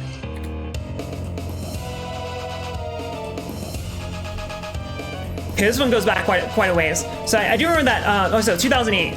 So I do remember that like 2016 through 2008 there was a cobalt shortage. So this one doesn't go quite as far back. Doesn't go that far back. This is probably the farthest that Camel goes. However, you can see here that it was 3 times the current price. So yeah, that's something to be aware of. So based off of this chart here, it's actually not a bad time to buy memory. So maybe you should do that sooner rather than later. But yeah, the price of memory is highly volatile. I can tell you that before this point over here, this was actually quite a bit lower. There's probably a peak just like this going up to it. Because I bought my memory in 2016 and it was super cheap then. And I had to wait for months for the price to come back down because I needed to buy some memory for my laptop.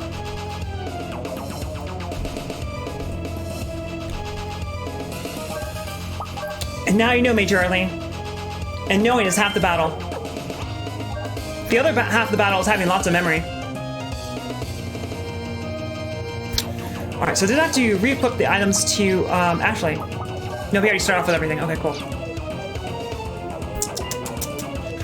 So previously, hey Major Arlene, thank you for doing that. Thank you for watching out for me. I appreciate it.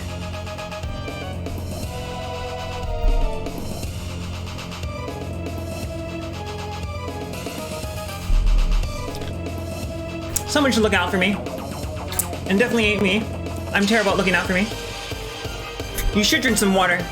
You should hell hydrate. You kind of like need to do to live or something. I don't get it myself. It's a pretty raw deal.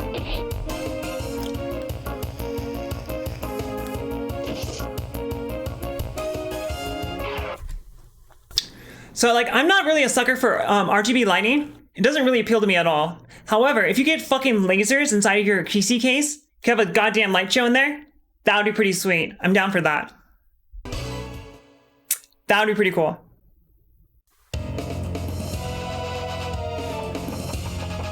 Alright. So, there was a guy earlier who would shoot me with a machine gun. However, I think I can now neutralize him by using a knife, which is totally not violent at all. How much memory a Gundam has? Every Gundam comes standard with 128 yottabytes of memory.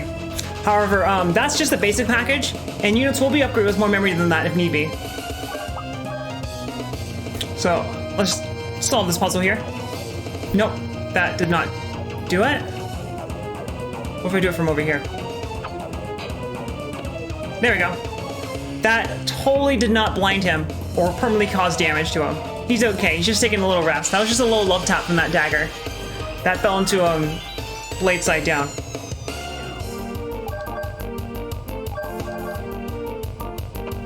How much memory would a shark have? Have you ever seen like a shark brain? They're actually kind of interesting looking. Because they have like a little brain, like the normal brain, and then off to the sides, like completely separate from the rest of their brain, they have these huge giant nodes. Actually kind of looks like a uterus with 2 ovaries.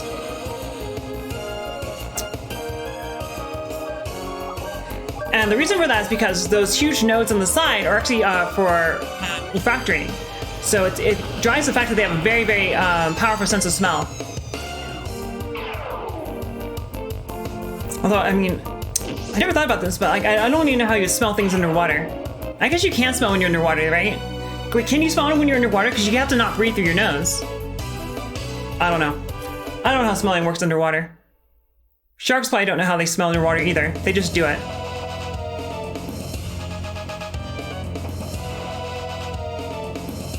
Alright. So, we gave this guy a love tap, so he can no longer oppose us. Poor guy. He's probably okay. Probably. Hey, you gotta crack a few eggs to make an omelet. Oh, there's a dude here. And there's another dude right here. Hey.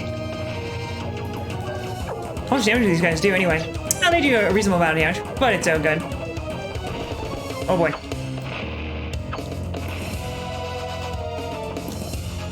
Gotta stab a few eggs. That is correct. Hey, okay. I need to get aligned with him, and I wasn't quite sure how to do that. Okay, at least once. Fortunately, this is not a no damage run, so it doesn't matter. Probably because it's a JRPG, so that'd be like impossible. Yeah. One of the best things about emulating games is having turbo. And he's so powerful that doesn't even take damage. He probably can one-shot. Yeah, he can one-shot at this point. Alright. And I wonder how much there is to this dungeon. Because I still need to free Brad, who is our final party member. Okay, so that... Imagine you do something over here that opens that door. Yeah, I don't think there's anything you can do here besides take damage. This is actually probably right where you free Brad. Alright, so that was just lore. And there's probably more machine guns here, yep. That's always so weird in JRPGs. Like, a guy can, like, you know, punch someone and kill them in one shot. Or you have a dude who has a fucking machine gun and he fires this whole barrage on you and you take 6 damage. Alright, so this might be where Brad is.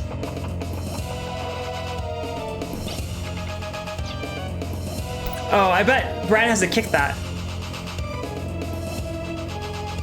Alright, so I have a key card. Cool. Hey, Brad. How you doing? This party with a damn umbrella and kills you. That's gonna be a very bad obituary. You know, the autopsy report. Death by excessive umbrella. So Traz sent us here on purpose to free this prisoner, who is Brad.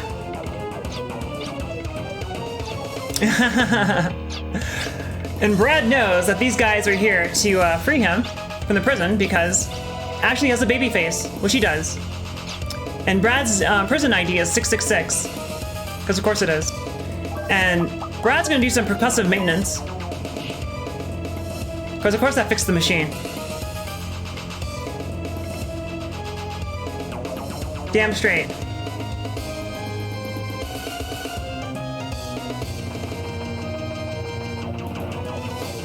Neo. What do you mean by that, Cookie? By By the way, guys, I added a TTS channel point option. It wasn't working earlier, but we'll see if it's working now.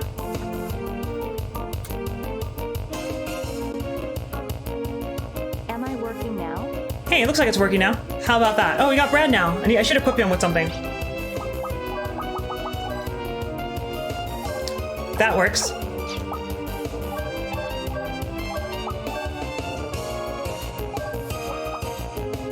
Yeah, I discovered that option through D-Pad Radio's channel, and I think it's super cool. I think it's a great way for you guys to have fun.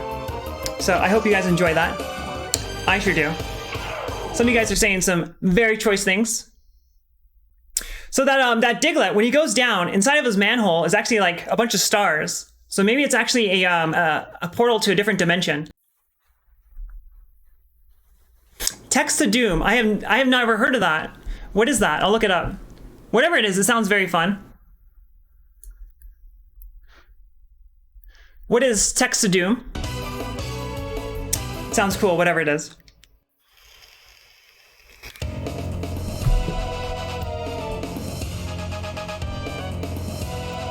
Girl, it's great. Oh, Neo. That's what you meant when you said Neo. It's Matrix moves. I was surprised. Oh no. Fortunately, my characters are so strong, so Wilka can take damage from these guys. However, the others cannot do that.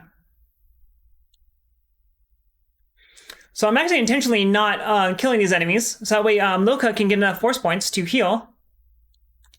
Wow, it looks like she's so strong that even she doesn't take damage from these guys.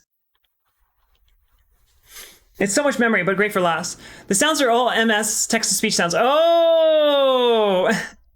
That actually sounds very funny. I should definitely apply that. I should definitely use that for at least one stream, because it would be funny. And that's what's most important in life.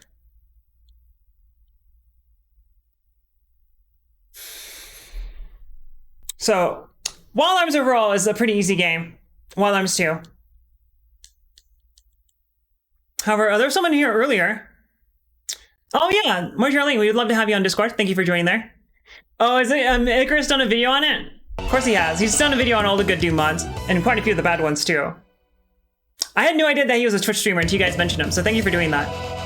Because I do like his videos, and also his voice is really hot.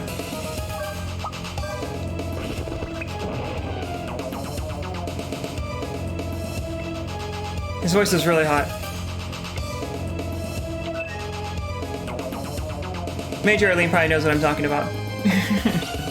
I don't think you have to be attracted to Ben to admit the fact that he has a very attractive voice. Alright, so what I was hoping to find here was a some way to open that door. Mr. Icarus, or Icarus Lives. I believe he's British, because he has a British accent at least. Although it could be from some other place, because I'm a silly American, so I have no ability to differentiate between British, Australian, and South African and New Zealand accents.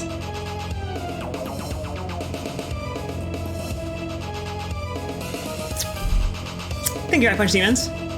You prefer Kiwis. Their voices sound exactly the same to me. Maybe I kicked this door. But I believe on, yep, I kicked the door.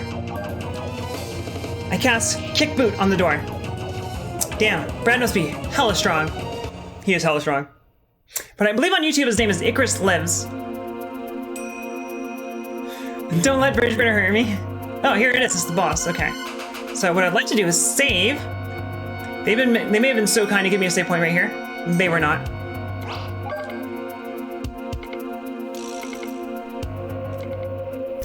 Oh, actually I didn't remember that part.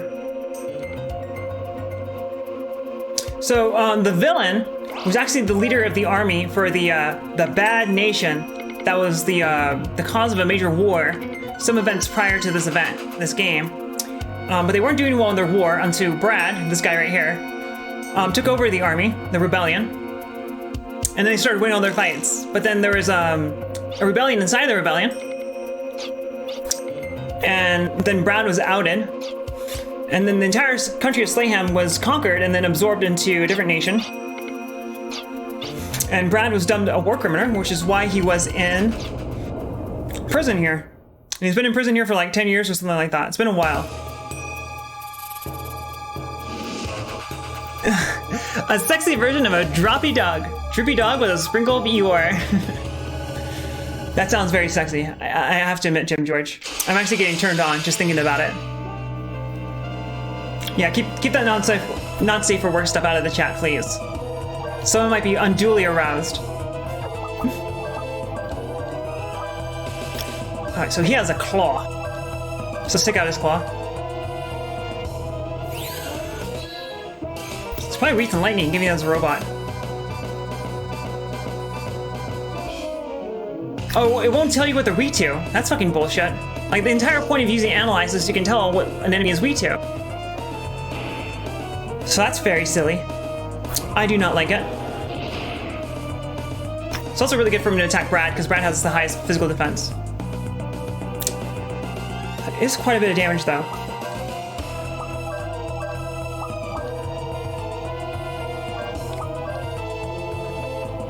I'll start saying y'all.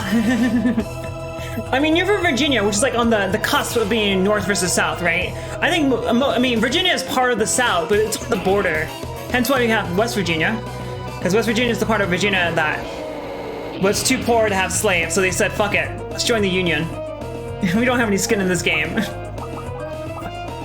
I actually don't know historically what the reason is for why West Virginia decided to break off from Virginia proper. However, it wouldn't surprise you what I just said is actually the reason why West Virginia decided to secede from Virginia. I do think it's really silly that all these people have, like, you know, they're so proud of the Confederacy and they have all these Confederate flags and everything like that. So come on, like, most of you guys, even if slavery were still legal, you wouldn't be able to afford slaves. So I was actually kind of interested. I looked into this, and adjusted for inflation, one slave costs anywhere from $10,000 to $30,000. And of course, that's just not, you know, and it costs a lot of money to keep a slave too, right? God, this is so fucking awful.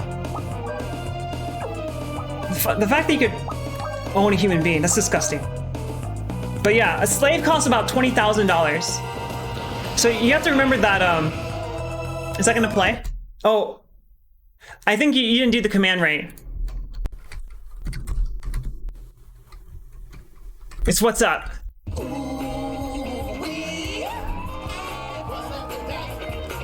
What's up with that? Hey, it's Texas! How are you doing, Texas? Thank you so much for stopping by. It is a pleasure to have you. I only have that sound clip because of you, and I'm glad that I have it because of you. Because it's a very good one. And I'm glad that you enjoy it. How are you doing? You're cooking? What's Texas cooking? I can't smell it. I would know, but I can't smell it. It's Wild for Ants 2. It is Wild for Ants 2. We're fighting a boss who's going to be dead very, very soon. Because this part of the game is super easy. Actually, this entire game is easy. But this part of the game is especially easy. Mac and cheese with hot links. That sounds very Texan. So I'm glad you're eating that. That also sounds very, very tasty.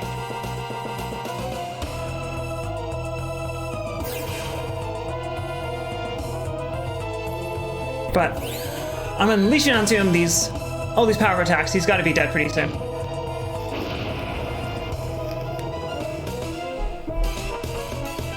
No, not Loka. She can't handle it, bro. So I really don't need to heal her, but she also is doing the least amount of damage here, so it doesn't really matter. That sounds very good. Texas regularly posts pictures of what he is eating on the Discord. And I really wish he didn't, because it always looks very, very tasty. I was going to say it always looks very, very Texan, which is also true. It looks very Texan. And he's about to run it. And he's at both of the... Ashley's on his last shot. He only has one more bullet left. And Brad is out of rockets. So I hope... Oh, there he goes. And it doesn't matter, because that was the fight. So maybe I should have used some lucky cards there. Lucky cards double how much XP you get. But I don't think I had any lucky cards yet, so couldn't use them. Texas style French toast. What is Texas style French toast? Guy with glasses. I wonder if you can name guy with glasses. I don't think you can name the boss characters. So this guy's the boss later on. I want to say he's actually a sniper. Because Wild Arms has a thing for snipers with glasses. Which I think in real life is actually an immediately disqualification from you being a sniper. I think in order to be a sniper, you have to have at least 20/20 vision. But they prefer they have 20/15 vision. We have a dish called Texas Toast.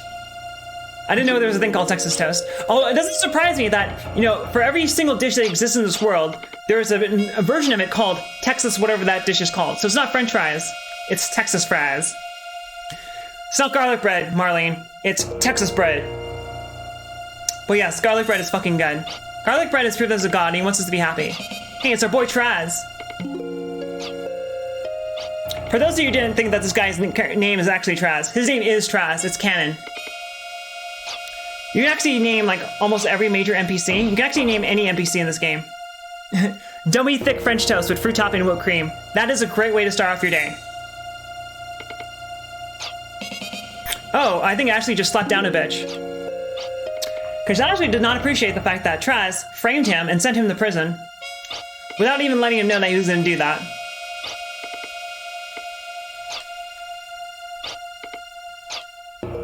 So at the same time, something that also happened was that all the inmates were able to break out of this jail somehow, apparently.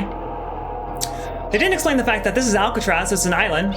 So they didn't explain how all the other inmates were able to get out of here. That said, Ashley and company are here only because of Traz. So Traz is able to helicopter them out or whatever. I don't think they have helicopters in this world. Actually, I don't think they have powered flight, so I don't know how they got here. Unless they got here on a boat or something. You miss the good things in life. Hey, you gotta have cheat days. Cheat days are actually very important psychologically. And cheat days actually don't hurt your diet that much. Part is because if you eat a whole bunch of stuff in one sitting, your body can't actually absorb all of it. Oh man. So I'm in Arizona. And for those of you who do not know, Arizona right now is a super hotbed of coronavirus. It's, hey, Cookie, thank you for doing that shout out. That is the same Traz. Traz from Australia is actually named after this character. You can ask him about it. Ask him about that. He will confirm that. Wild Arms is actually one of his favorite games. Traz is not named after this character, because this character's name is not Traz. His actual name is Irving. Also, so, my boy Brad here has an explosive collar on his neck called Gias, which will explode if my state makes my job annoying. Oh boy, yeah. So Arizona has a huge explosion of coronavirus right now. In fact, our per capita rate of coronavirus cases is higher than Brazil, which is fucking crazy. So the gym here was open. Okay, so there's a trade route called under traffic south of here. I need to remember that. Arizona, man.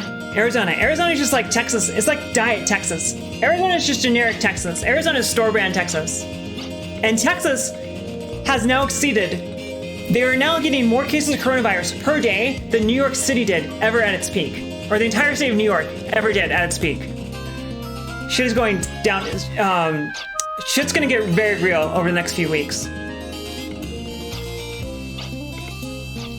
And I think I've got a hint line that any time I can push the hint button and they'll tell me where to go.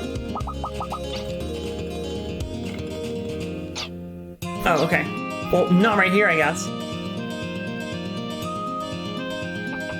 So, the lockdown was lifted in Arizona, so the gym was open for about 3 weeks. And then the government stepped in and said, you can't do this because the cases are that bad. And General Ducey, his name is Ducey. Hey, Mr. Zool, how are you doing? But we have a tendency of calling him Douchey because he's a douche.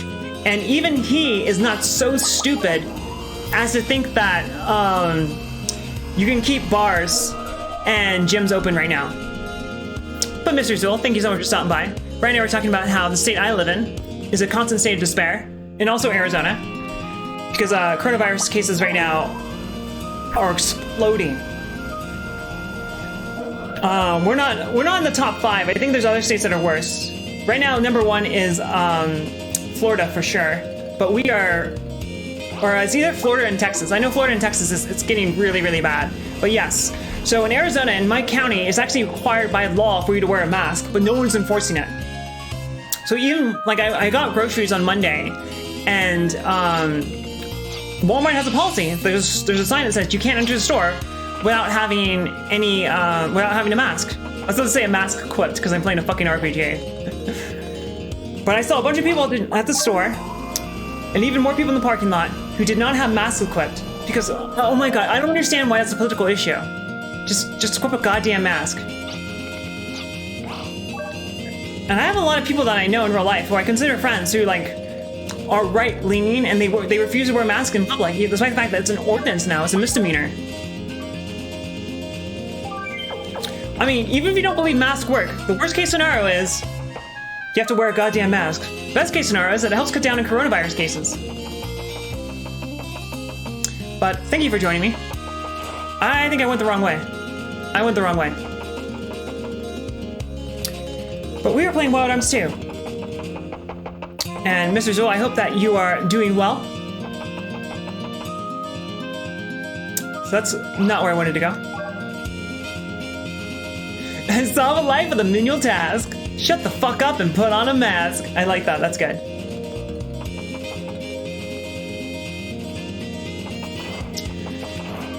But yeah, because it's bullshit, because the very same people who refuse to wear masks want the economy to open up. But the fact that they're refusing to wear masks is creating a huge problem for the economy. Okay, so I can't go oops here. I wanted to go oops there and fall off of that. But first we're gonna go back to town and go buy some personal skills. How many Texas doers are there? Hey, Awkward Virgo, thank you so much for stopping by, even though you can't stay here and listen for a while. But we can give you a shout out anyway. And while we're at it, we can give Caesar, the writer, not Little Caesar. Well, they are good friends, I'm sure. We can give Caesar here a shout out as well, both of them are streamers. Awkward Virgo started streaming very recently. Caesar, are you an affiliate yet? But I do know that Awkward Virgo is not an affiliate, so you can go give her a follow or two. I would really appreciate that. Including a famous mapper who used to live in Texas. He's in fact so famous, you don't even have to say his name. That's how famous it is. You just say famous mapper from Texas and everyone's like, oh yeah.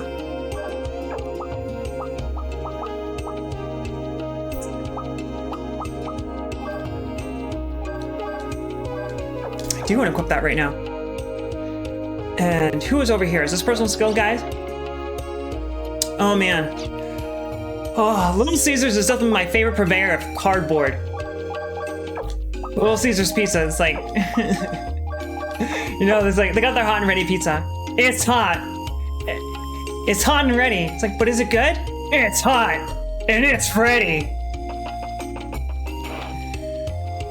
Cause this is definitely not good. We do have a lot of good golf here. Or so I'm told. I have never played golf in my life because I fucking hate golf. I also hate being outside, as you can tell based off the color of my skin. I am quite light. You damn liberals. Yeah, I would never dare infringe on someone's right to breathe COVID air. The problem with the whole mask things is that the masks do not protect you. The ability for a mask to protect you from respiratory things that are in the air is very, very limited if it's not an N95 mask. The problem is that a mask protects others from you, so it's the ultimate form of carelessness. Real golf is super boring. I don't even know what put golf is. So apparently I am going to the south to find some kind of underground passageway. And I don't really know where it is. Oh, miniature golf, mini golf. See, I don't even like mini golf. But mini golf is far better than real golf. Because all those fun things, yeah, you have the windmill and all that good jazz, right? You gotta have that. One of the best things about emulators is the fact they can speed everything up. In fact, I'm going to reduce the resolution here so I can get some more frames. Speed up even further. So I'm going to do that, and then I'm going to take a piss. Because I need to pee, like, really, really bad. So bad, guys. I'm going to go have a very good piss. Happy peeing. I'm gonna have the happiest peeing. When I go pee, I'm gonna think about you, Caesar, and how you told me to have a happy pee. I'll be right back, guys.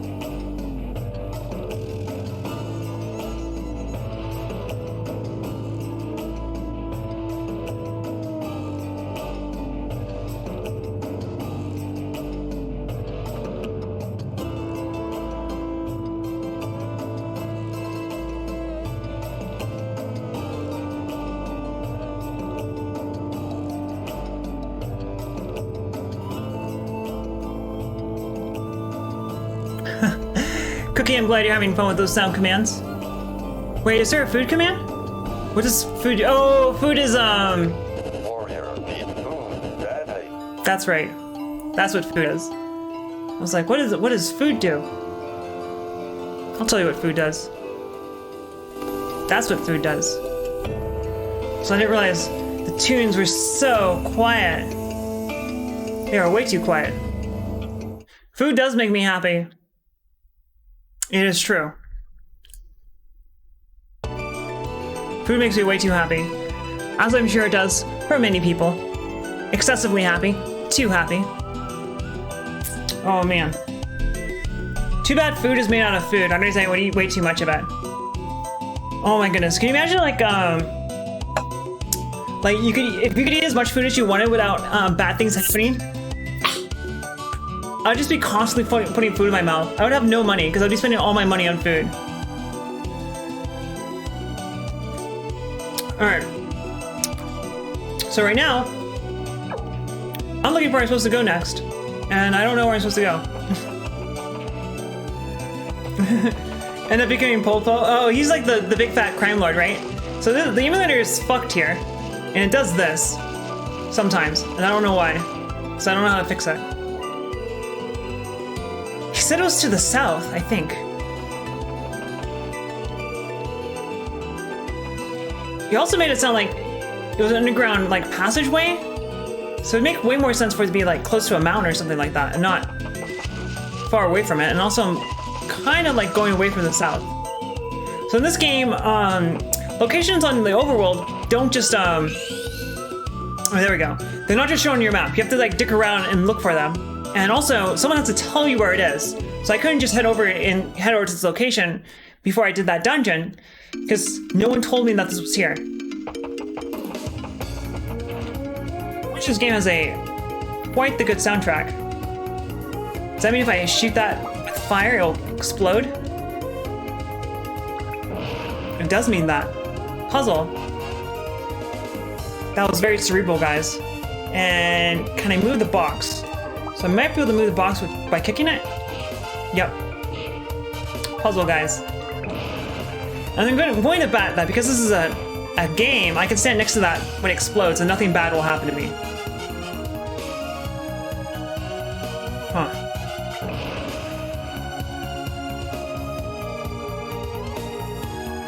Alright, so I'm guessing I need to use this box to break up that other boulder, so then I can maybe get that other explosive.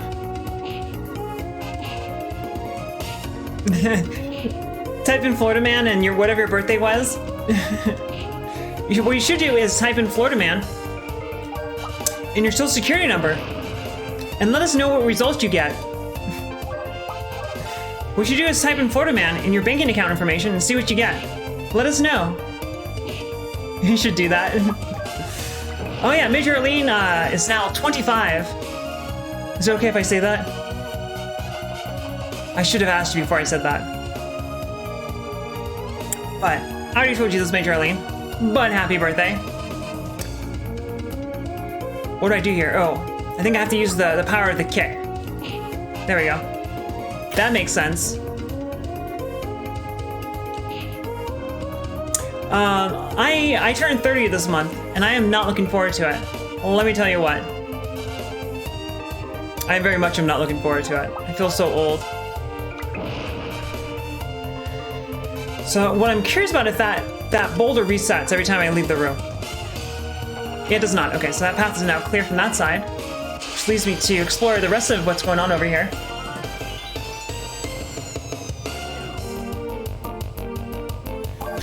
We got some dudes. A Tatzelwurm and a Dryad. So the Dryads are obviously weak to fire.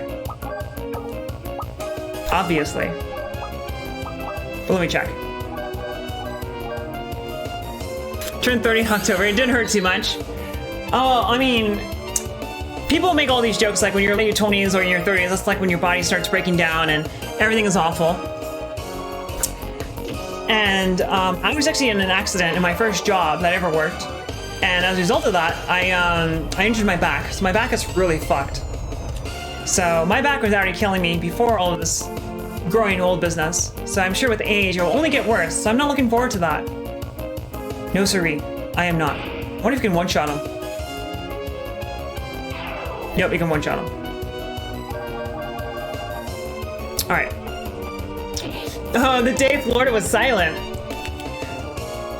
Oh, that means Florida Man got some real fucked up shit. And the shit that Florida Man got up to was actually classified by the government.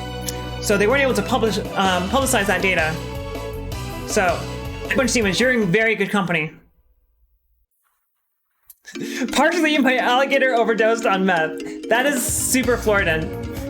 That is very, very Floridian. You know, the funny thing is, I'm sure that's not even peak Floridan. Florida Man can do so much better than that. I got a multi-blast. Alright, so you got a new skill. And I think multi-blast is Japanese for shotgun. Gator OD. Oh yeah, who overdosed on meth? Was it the Florida man or was it the alligator? I'm inclined to believe it was the alligator. Regardless, it's a great fucking story.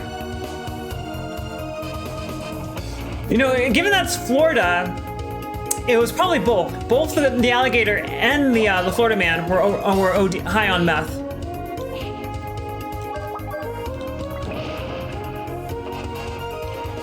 He didn't actually die. Is that better or is that worse? Because that means from forever on, forevermore, you are Meth Gator Man. Meth Gator guy. That's just your nickname from now on. Alright. See if I can run away from these guys. Because I'm not going for a low level playthrough, but in general it's a good idea to try and keep your level low. So try and do that as much as I can.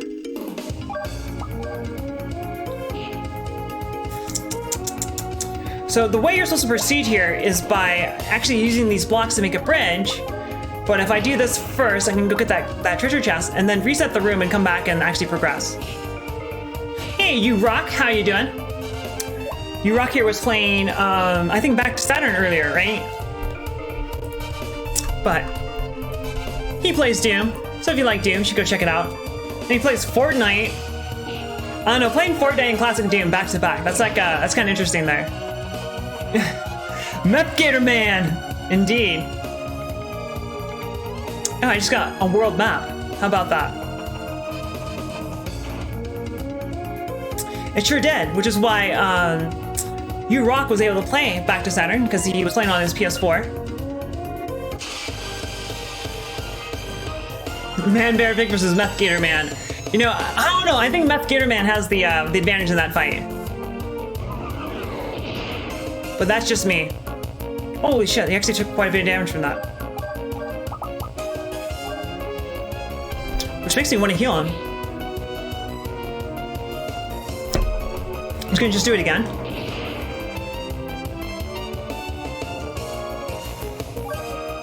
Well, screw this. Better not do that attack again. Because it's his ultimate technique. Oh no, Loco just killed him in one shot. Okay, whatever. Fine. 2 shots, she two-shot him. Yeah, I heard that Back to Saturn X is really good. It's on my WOD list, but should I prioritize it? How hard is it? Meth Gator Man's ability to create crystals and fight with them. Now you're thinking anime. You are now thinking with anime. Or, I Punch Demons, are you talking about Wild Arms? But yes, the music is fantastic in Wild Arms. And no one ever talks about this series. Like, literally until I saw the banner on Travis's page, I never heard anyone say anything about Wild Arms for years. Next is Attack on Titan. Oh, you're talking about Back to Saturn. Oh yeah, I should check that out. Hey, it's a dude. So this whole like dungeon here is supposed to be a trade route, which is why this guy is a peddler. But it's obviously infested with monsters, and it's prone to rock slides, so it seems like a pretty bad trade route, particularly because it's the only land route away from this location. So that's not good. And they're calling me on my cell phone. Oh, so there's been a cave-in. Okay.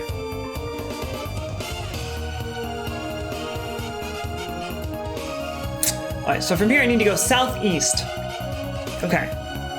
So I need to remember that. Because in this game, you can't actually see locations on the overworld. Someone has to tell you where it is, and you have to go explore in that part of the world, otherwise you can't find it. Oh, so no boss, okay.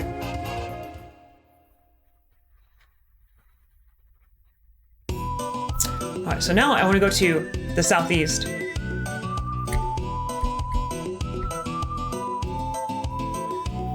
Southeast is over here, apparently. You always think with anime. Oh, you rock, that reminds me. I just got a new emote. This was made for me by Silvermess, the good and kindness of his heart. I enjoy it. I hope you guys enjoy it as well. That looks like a good place to put a town. Indeed, that's why there's a town there. Damson City. I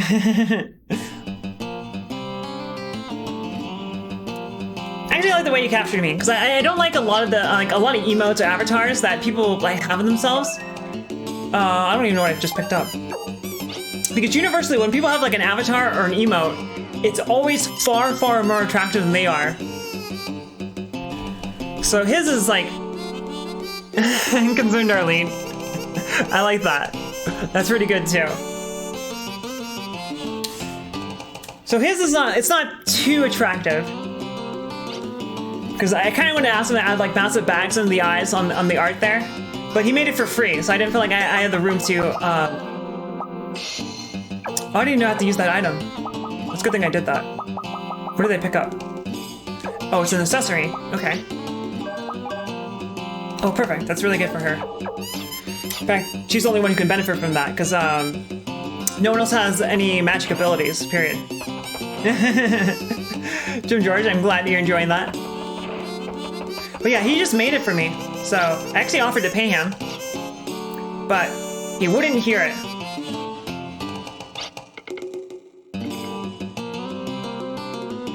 Oh, there's an item in this game called Booty Call. I forgot about that. I think this game has a lot of translation issues, but they had to have been fucking aware of that. That had to have been intentional. They could have called it something else, like Treasure Hunt. Oh yes, Mr. Peanut is a very good kitty cat. However, he does look rather similar to, you are familiar with that item. You never played this game, but you're familiar with the booty call. I don't think I actually saved my game, because I'm an idiot. But yes, Moat's orange tabbies look very similar to each other, and that's good. Because we love the Peanut, and we love all his Peanut friends, and all his Peanut pals. Oh, is that your emote, you rock? Oh, it's a global one. Because if that was your emote, that would be pretty cool.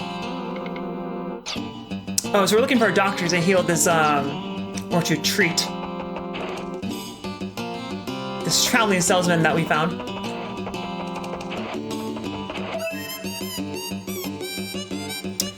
So, unfortunately, this game solves the problem of you having to hump everything in town to see if there's any items in these barrels. I lost yours. This just came with Twitch. We can always find that emote again for just $5 a month, but don't do that, please. Don't subscribe to my channel.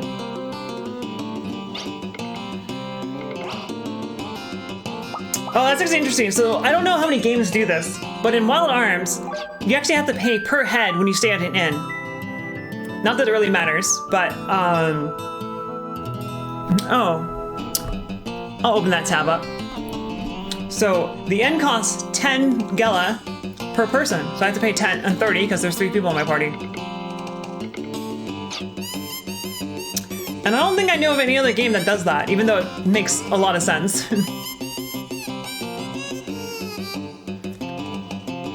Wild Arms does a lot of things that you don't really see in any other game, and I like it.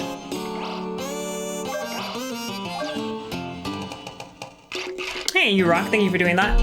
I appreciate it.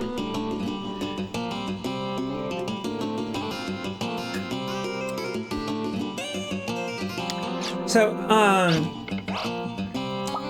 Ashley and Brad have very powerful special attacks, but they use the ammo, which makes them really not good, to say the least. And greatly reduces their utility. There's nothing over here. The only thing over here is a bunch of nothing. So fortunately, or for better or for worse, eventually you don't ever use Ashley's normal form again. Spoiler alert, he gains a second form. This is definitely not his final form.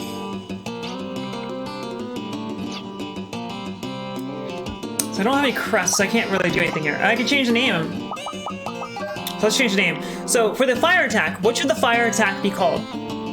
This is up to you guys. I can put anything here. The text limit is 9 characters. But we can call it whatever you want, guys. What should the fire attack be? And after this is a freeze attack, so I need to rename the freeze attack as well. What should these attacks be called? They're spells. The fire attack and the ice attack. It's your call, guys. Whoever says something, that's what's gonna be.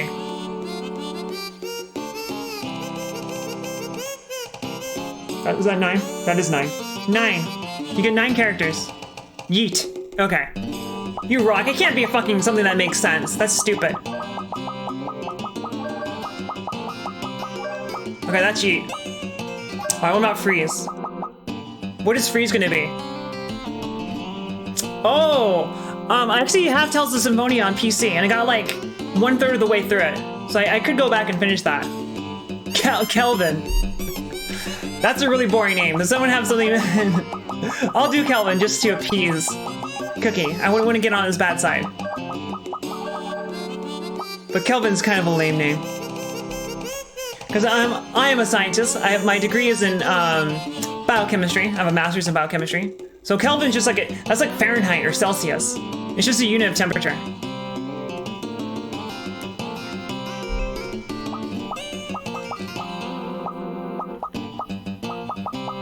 Kelvin?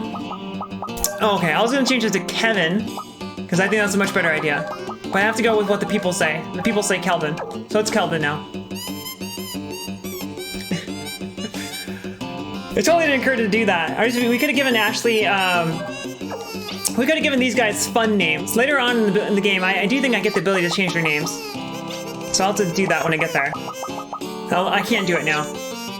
You got your yeet, you're cool. You were cool before you got your yeet, Arlene. Just so you know.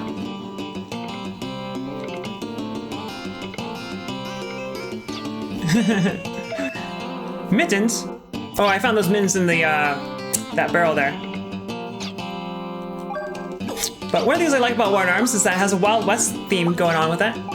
As you can tell here. Increases physical defense. Okay. He has 43 defense. Lin Q. That's the tribe Sub-Zero is from. Oh! That would have made a lot of sense, actually.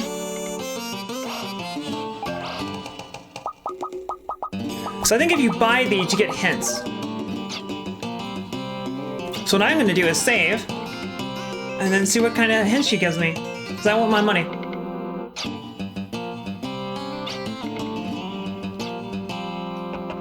But, just like any good Wild West theme, this place is a dying town because it's a mining town.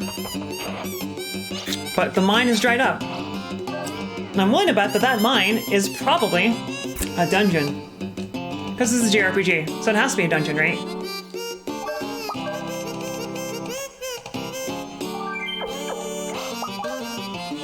That's not what I meant to, that's not the button I meant to hit.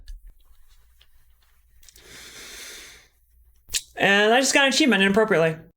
Okay. I'm gonna make a note about that. I'm gonna report that. Let me see if it pops for all of them.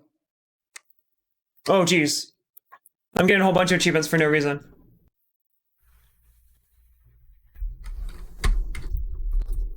Is it just gonna be those guys? Nope, it's gonna be all of them. Holy shit. I'm a god. Look at me getting all these achievements. So I'm gonna report that to the guy who made the set, because he would like to know that probably.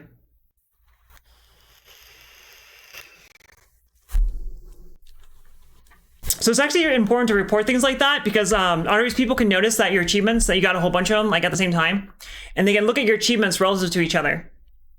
So they can tell that I got those achievements despite the fact that I didn't get the achievements for like get them to level 10, get them to level 25. I didn't get those. So it's actually impossible for me to have gotten those achievements. So for example, I got achievements for getting characters up to level 50 when I didn't actually get the achievements for getting those people to join my party in the first fucking place. So I'll have to report to them that that happened, or otherwise the achievement set looks suspicious. Oh, this guy's name is Axel. Alright.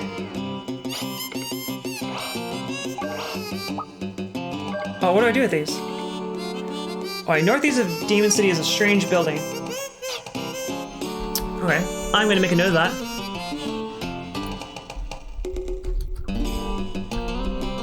Alright, so to the northeast. I have one retro achievements. Oh, that's it. You just buy that one. Okay. I'm not gonna reload because I actually need to have that on. I need to have heard that, otherwise I won't be able to find that building when I go back there. And that's the magic chapelle. Indeed, achievement cheating is highly frowned upon. Fortunately, those are actually like, those are joke achievements. It wasn't something that's notable. So it's not that big of a deal. Oh, dude, I just bought new equipment for Brad. And it is meaningless. It means nothing. I do want to equip it right now. See, how am I doing on money? That's 700. I have just enough money to buy everything.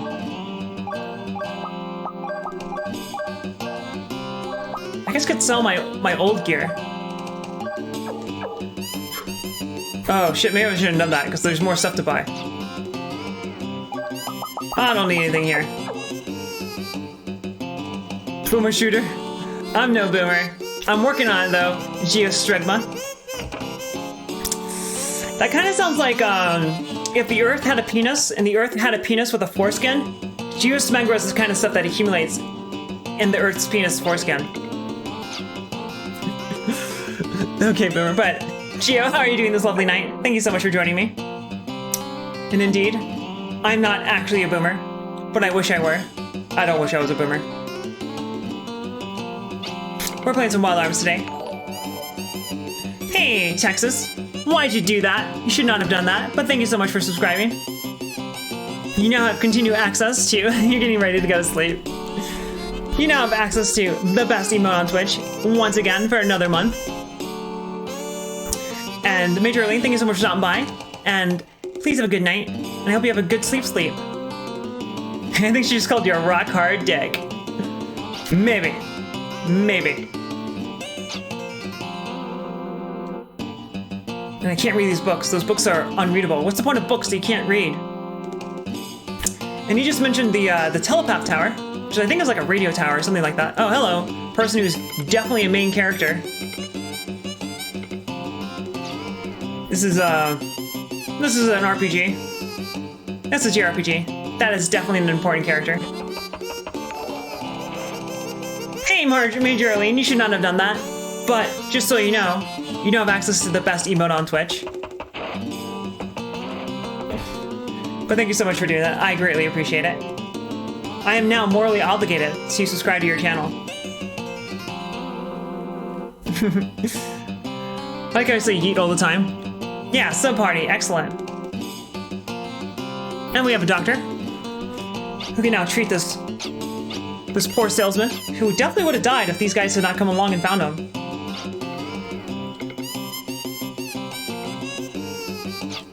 And this guy's excited that he asks us to do some real work. It's kind of weird for a doctor to say that. That he usually only treats small injuries, so he's excited to have a real patient to work on. That's kind of psychopathic, actually. So what he was saying is that the cave-in... Oh, so that tunnel we went through actually is not prone to cave-ins. It was some humans who did that. Some evil humans. Definitely not for you. Yes, please have a great night. And thank you so much for stopping by, Major Arlene. Let's give you a shout out to play you out. And thank you especially for that subscription. I really appreciate it. And Jim George, you are absolutely correct. Wait, what am I doing here? Man, I've not read anything in forever.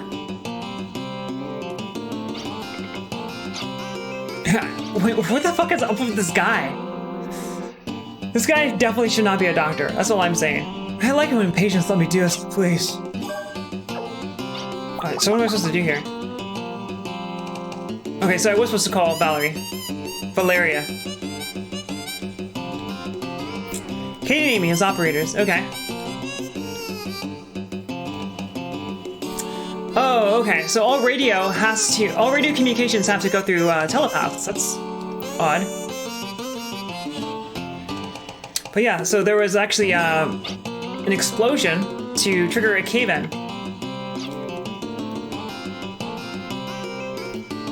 So that's cool and stuff, but what do I do about that? I like it when patients let me do as I please. That's super fucking creepy. Don't come here to get your wounds treated, guys. Come with some broken bones and you leave whole, but also with PTSD.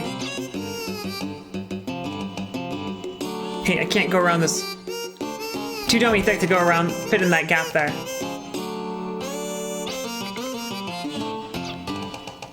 You say the people of my family? Would you please listen to what the people of my family have to say? This game is an awesome translation. That is so awkward.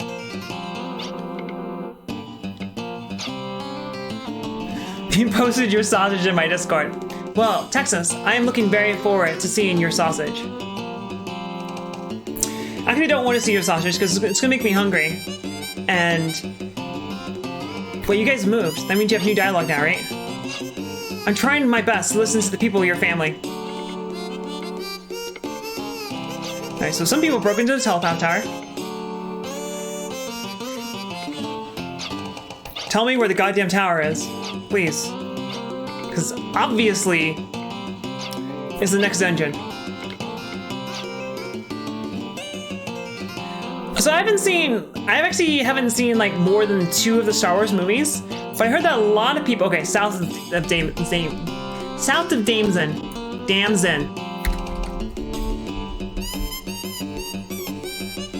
But I've heard that the new trilogy is pretty not great. A lot of people seem to not like it. I heard that the movies are like fun, entertaining, but they're nowhere near as good as the originals were.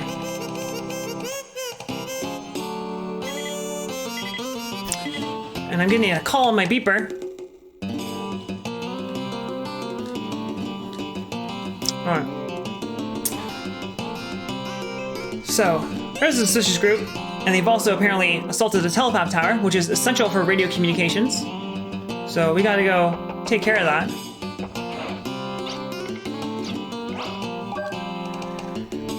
Alright. But, I mean, people complain about the very first Star Wars movie, or like the first of the trilogy. But you know that Disney wasn't gonna do anything about it because it made oodles of money. I want to say like their combined gross is something like $2 billion between all 3 trilogy movies, and I think that's just their box offices. Just the box offices for the new trilogy is something. It's close to $2 billion, if not more than that. All right, so I got 2 places to go here. I took notes. We got a building to the northeast of Damson, and then where I'm supposed to go is to the south. So northeast is over here. This looks like a fine place to put something. I guess not. Maybe it's over there. Because I like this, because you actually have to explore the world map. Whereas normally you don't have to do that. Like you can just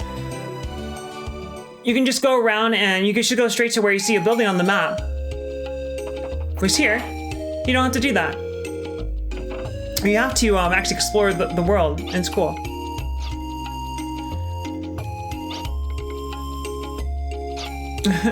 This is kind of an odd place. And I can't read that. What does this say? Which means nothing to me. I don't know what that means. I read a little bit of Japanese. However,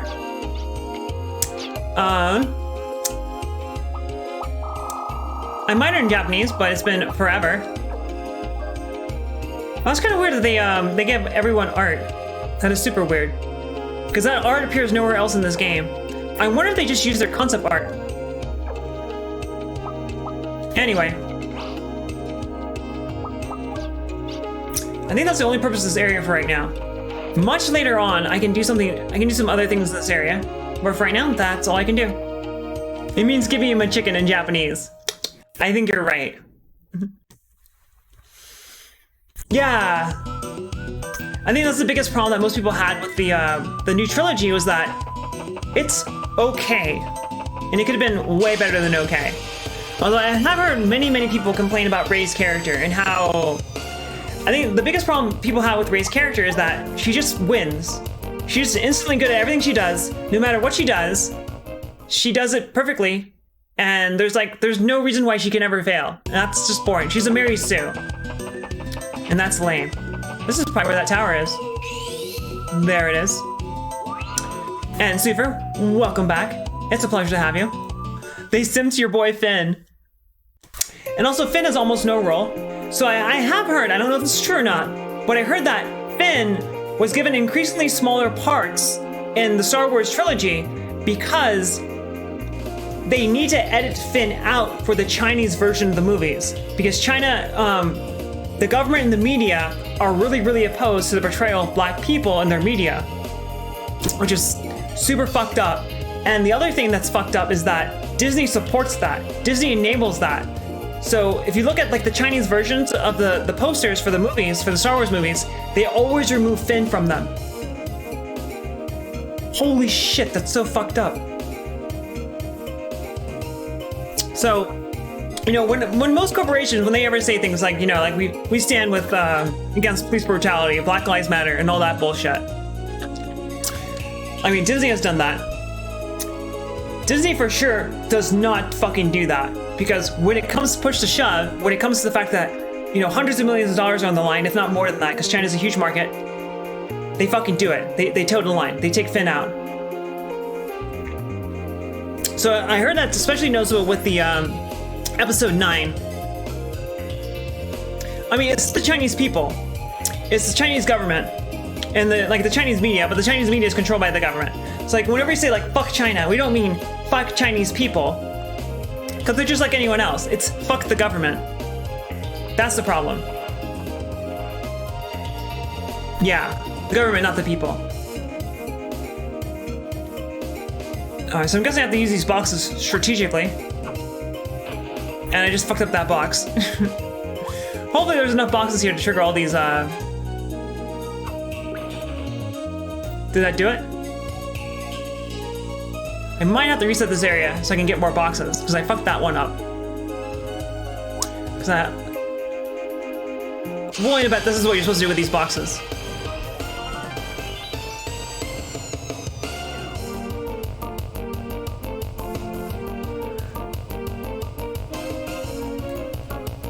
Ugh. Yeah, I mean, a lot of people in a lot of countries hate black people. So that part makes sense, but China's government has really institutionalized it, which is very unfortunate. But, oh fuck, it is what it is, right? But it's awful because it's like, how do you not support the Chinese government? Like, you can't just like stop buying shit that's made in China. Like, I really don't know how to be like a better person in regards to these sort of things, because like, you know, like Amazon is bad, Walmart is bad, but what are you gonna do? Stop buying things from Walmart? Stop buying things from Amazon? It's too late. You can't go back. Oh, Texas just redeemed some rewards. Let's do that. Thank you, Texas. But yeah, it's like, China is asshole. But what can we do about it? Especially when our own government, like the current president, is a big fan of China and supports them. There's been documents leaked that said Trump supported, in fact, encouraged China to set up concentration camps for the Uyghur, who are a Muslim minority in China, who are currently being literally sent to concentration camps. And they're being tortured, they're being re-educated, they're being brainwashed, and they're also being sterilized. If a train from California is heading east at 90 miles an hour, another train from New York is heading west on the same track 120 miles an hour, how strong will Icon Ascent become if he remains on Earth?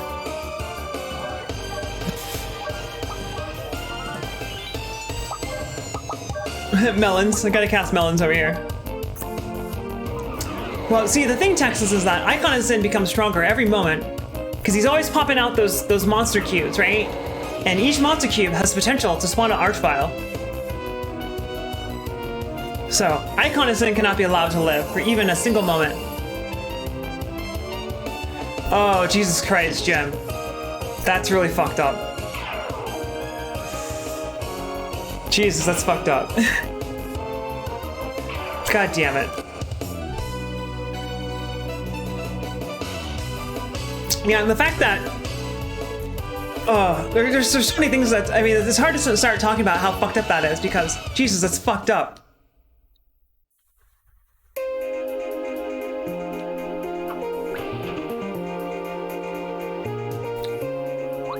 Like, I'm not the first person to say that, you know, I'm totally not racist. I don't know how to hit this box. Like, I'm totally not racist. Because all of us are at least a little bit racist, some of the time. But Jesus, that's fucking racist. That is so racist. Holy shit.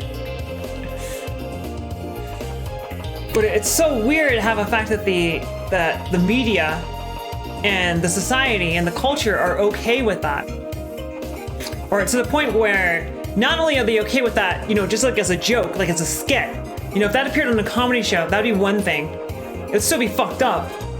But that's an entirely different thing from using racism to sell a product, using it in a marketing campaign where you say, if we show this commercial, people will buy this thing.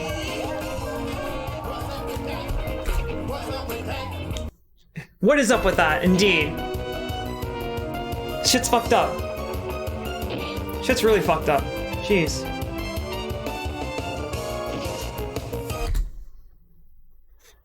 Yeah. So glad I can use turbo to speed this up, and it still takes fucking forever. Yeah, Super, I'm half Korean. And in my experience, this is actually my experience in general with most foreign countries, is that most countries are actually far more racist than America is. Our racism comes to a point because we have, America is far more heterogeneous than most other countries. So a lot of countries really, really hate black people, but they don't have any black people to hate, so it never comes up. But I don't know if that's true or not, but that's my understanding. That's certainly what it feels like. Yeah, oh geez, that's so fucked up. I mean, the idea is like, you know, not only does like society condone it, the fact that it happened in the first fucking place, but the problem is, again, that someone said, if we make a commercial like this, people are gonna buy our product. People are gonna see this commercial and says, I gotta buy that washing machine now. What the fucking shit? Oh jeez. It's fucked, man. Damn, I can get love anywhere. Well, good. Oh man, that's fucked up. And depending on how this goes, Lilka could die. Hopefully that doesn't happen. Don't fucking die, Lilka. I need Brad to one-shot this critter. Alright. I should be okay now. So she has to cast Mystic on a healing ability. Okay. Let's see. So I thought you could use Mystic on her own self. Lilka can probably use Mystic on a crest cape, which is an item that you can use once to cast a spell. And that would allow her to heal the entire party. But it's all good. That's probably his secret technique. Okay, she didn't take too much damage. It's all good. Oh, you can't get love anywhere. Oh, I'm sorry to hear that. I thought you meant you can get love everywhere. I was just like, damn, he must be a ladies' man.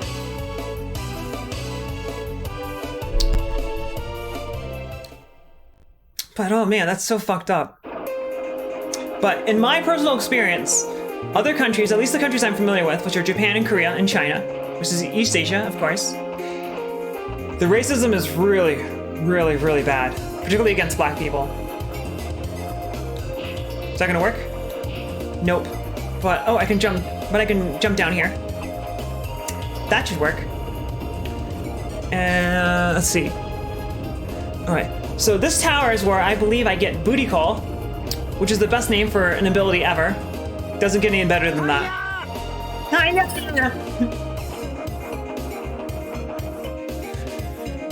Well, Jim, I'm glad to hear that. I feel like, because Latinos are a targeted minority as well, so they probably would identify a lot better with that sort of thing. So hopefully that would make them more understanding about that. Even though, in the absence of the fact, if it weren't for the fact that the world hates brown people too, I don't know how much brown people identify with the plight of the black man, but It's better than nothing. I'll take what we can get. Because one of the problems with Latin America is that it is really, really awful to be an indigenous person in Latin America. And many of the governments there have systematic, not systemic, but systematic racism. Systematic means it's baked into the system itself. Systemic means that it's part of the system, but isn't actually supposed to be there. So like the police, American police does not have systematic racism because it's not supposed to be racist. It's systemic. In contrast, for example, Mexico's policy on, say, indigenous Americans or Guatemalans is systematic. And that's even more fucked up. On my end, it says the stream is going great. How is it for the rest of you guys? And hey, Texas. Do you mean that you made yourself some good food, or do you mean that you yourself are baked?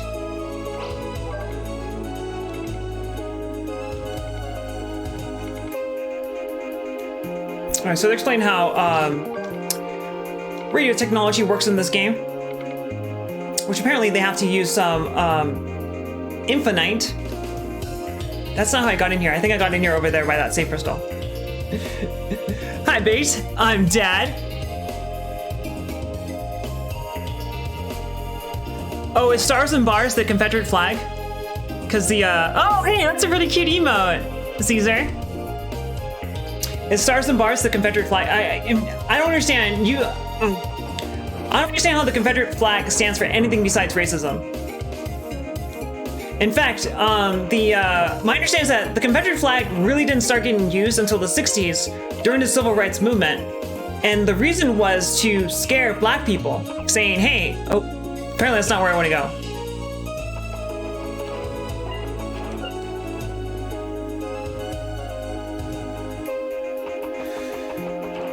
And that's why I understand, like, all these Confederate statues went up, most of them went up later, like significantly after the Confederate War. And the whole logic behind it was, again, to scare black people into saying, hey, you don't actually have rights. And that's fucked up. Yeah, a heritage of being racist and a heritage of losing. Also, how's the audio for the rest of you guys? Because, looks like Super's having some audio issues. How does my mic sound and all that good jazz? Have I been here before? I think I have been here.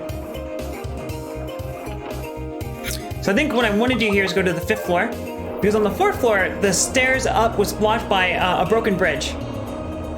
So I imagine they put this elevator here so I can get around that. And this probably leads to right where I was? Nope, that leads up. Okay. Glad to hear that. And hello, Karthik Incorporated. How are you doing this lovely night? I hope you're doing well. And this is where I was. What? Oh, I acquired a crest. In fact, a crest is so important, I'm going to leave the dungeon right now so I can make use of it. So crests are what Lilka uses to cast her spells. So every time you get a new crest, you can gain a new spell for her. And I really need to do that. Also, Karthik, I didn't know that you streamed. So, Hi, Punch Demons, thank you for giving him that shout out. Or her. What are your pronouns, Karthik? But I'll definitely have to check out what you're doing. Bull. Nothing for him yet. I wanted to see what level he is. It doesn't matter. But I'm gonna try and run away from these guys. I'm not going for a low level playthrough per se, but I do kind of want to keep my level low as low as I can at least. Which isn't too bad because, at least within reason. I'm not gonna go out of my way to artificially keep my level low.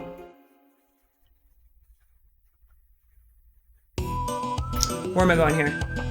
Oh, the town is right over there. Alright, but we are playing Wild Arms 2. I'm having a blast. There are retro achievements just added for it, and it's pretty cool. Moe.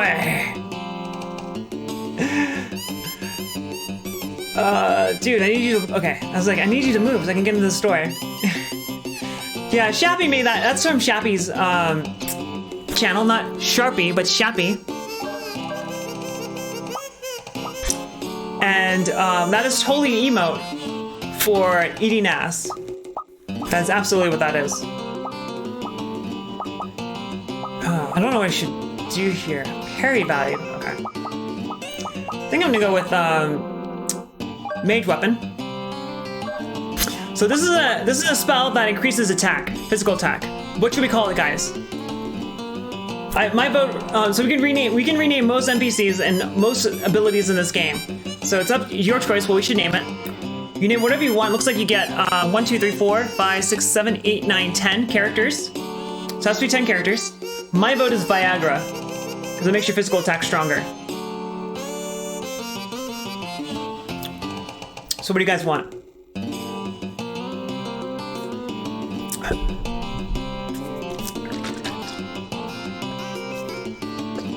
Because if y'all don't say anything, I'm gonna name it Viagra.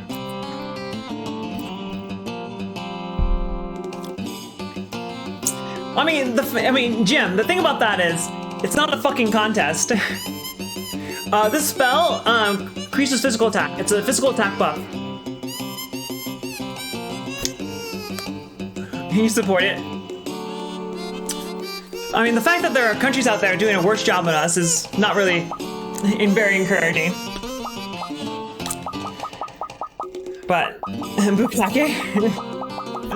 Alright, Bukake. Bukake has two K's in it, right? For the first one, it's Bukake. Not Bukake, but Bukake. I think.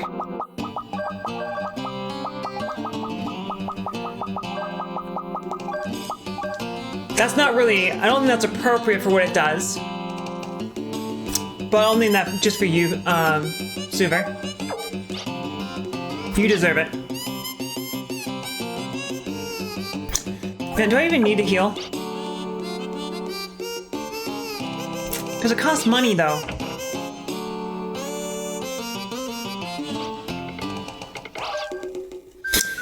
Hans Franz. What does Hans Franz mean? Does it mean anything at all? Is that just a name? Because Hans is a German name, right? And as is Franz.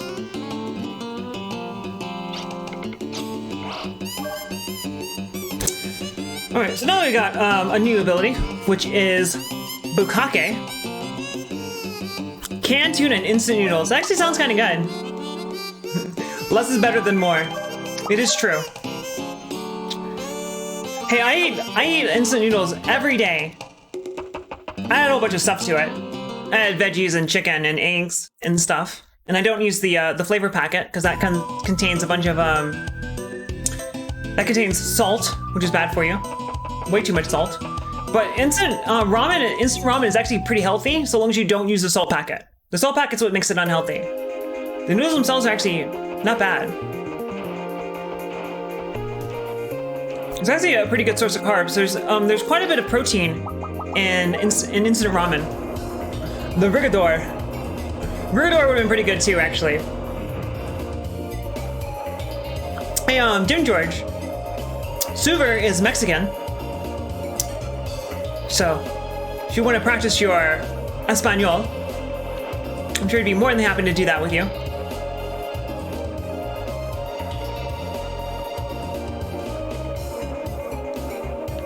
Okay. So that's just lore. Who cares about that? I don't care about that.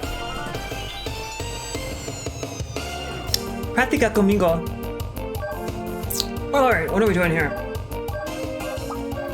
I don't even know.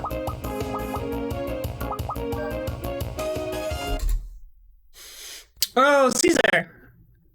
Do you speak Espanol? You take 0 damage. I actually really like in RPGs where if your defense is high enough, you take no damage. Because it makes sense in real life. Although it's very frustrating when you go to attack a boss, and a very powerful enemy takes 0 damage from you. That's lame. But when you take 0 damage from an enemy, that's cool. And I know a few of these words, but only a few of them. No, you're asking him where he is, right? Oh, we got a puzzle. Have to think, boys. Oh, I probably didn't want to do that, actually. Okay. And there's probably one treasure chest in here.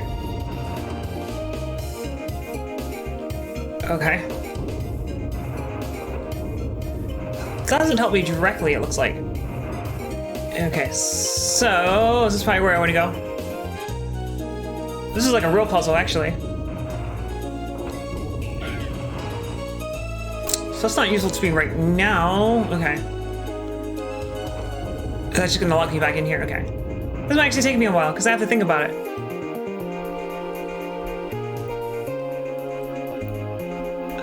So I think, Caesar, I think that message got held back because you said El Negras. Alright, Negas. I probably shouldn't have said that out loud. But you knew what I meant. Wait, is that gonna let me go out here? Because that lets me go here. Unsubbed. Oh, that is manipulating something back there. So that might allow me to proceed. Alright, there we go. So there is another chest. However, I think that might be a special chest that requires a special item to open up, so it might not be useful to me at this point. And right now I'm not thinking, I'm just hitting the goddamn switches.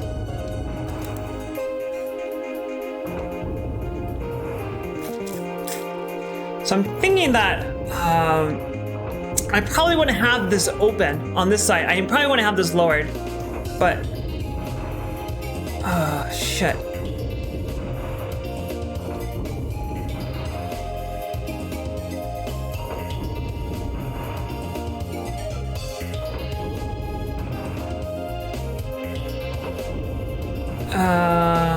Okay. I'm not good with puzzles like this. And right now you can see why I don't like puzzles in Doom.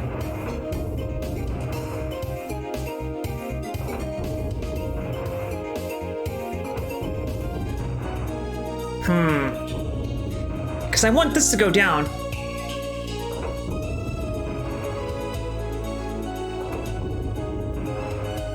No? Oh, I did it. I don't know how I did it, but I did it.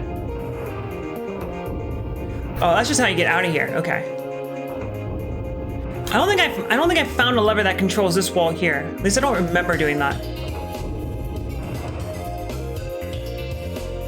I want this guy right here. Nope. I don't think I found anything that controls those two walls there. Maybe one of these guys will control it. Nope.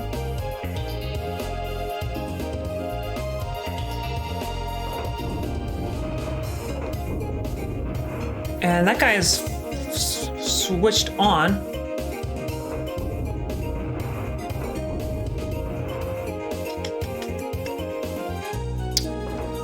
Try to figure out how to get to that chest. However, I'm not gonna worry about it too much because I'm pretty confident I can't even open that chest right now. But yeah, everything I manipulate looks like nothing I manipulate seems to affect those berries over there. And that doesn't do it either. So I'm just gonna leave this room and come back for it later. But I'm gonna make a note here that there's a white chest in this room.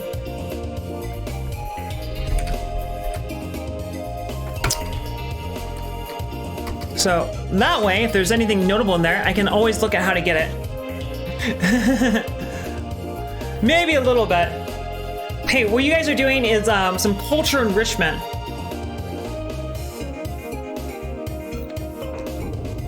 You guys are making the world a better place, guys. Probably. Oh, wait, is that open now? Oh, so for some reason this, that barrier there is now down.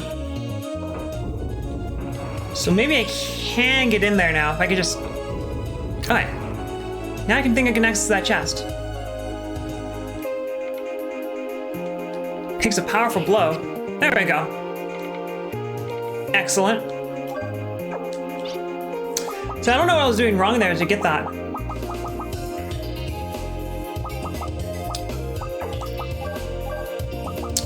Wait, so is it already equipped to him?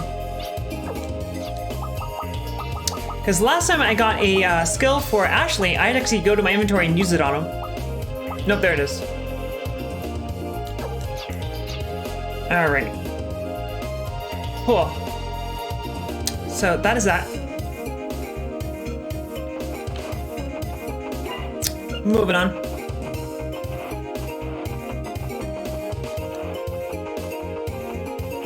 So one of the problems with the dash is that you keep moving that direction after you hold it, and you can't change the direction, which makes it really awkward if you need to change direction like that. So one of the cool things is that based off your level, you can elect to skip a random encounter. Granted, why not just get rid of random encounters in the first place?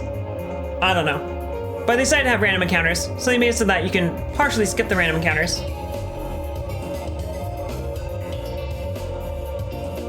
I think it was their compromise. They wouldn't have random encounters in the game, but they tried to include a anti-frustration mechanic.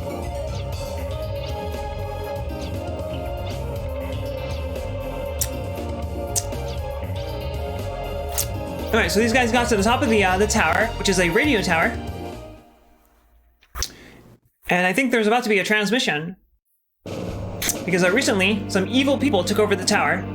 They were dicking around over here. And you got this guy, who is definitely evil. Look at him. He's so evil.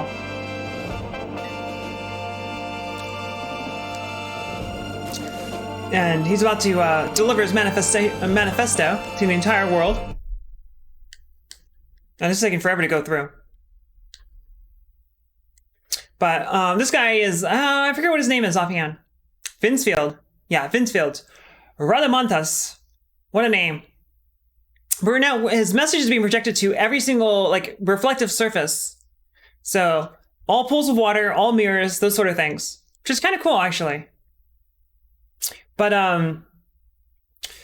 he started up a nice little terrorist organization. And that's exactly why Traz started an anti-terrorist organization. So, what's up with that? Right when this terrorist organization, Odessa, got started, another guy decided to start up an anti-terrorist organization. Good timing, right? But this guy here, Vinsfield, has a history because, yeah, appears on mirrors too. He was actually the leader of the army for Slayhelm, which was a military nation that collapsed about 10 years prior to the events of the game. Probably because there was rebellions going on in it. So he already has a history of being a bad dude. Yes, of course. What is beard oil anyway? Like, how is beard oil different from normal conditioner? But, like, how are beards different from normal hair? Because beard hair tends to be really, like, wiry and stuff, right? I actually prefer when I prefer the way facial hair looks, but I actually prefer when guys are clean shaven because beards usually are very irritating to my skin, you know, especially down there. So yeah, I prefer guys that are clean shaven as a result of that.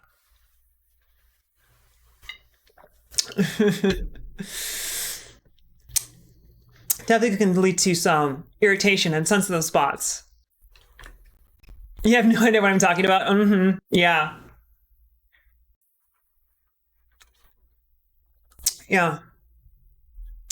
You make your skin and your beard hair soft. Contrast to your beard not hair. Anyway. That guy's basically just saying that he's a terrorist. He's super evil, guys. And you can't do anything about it.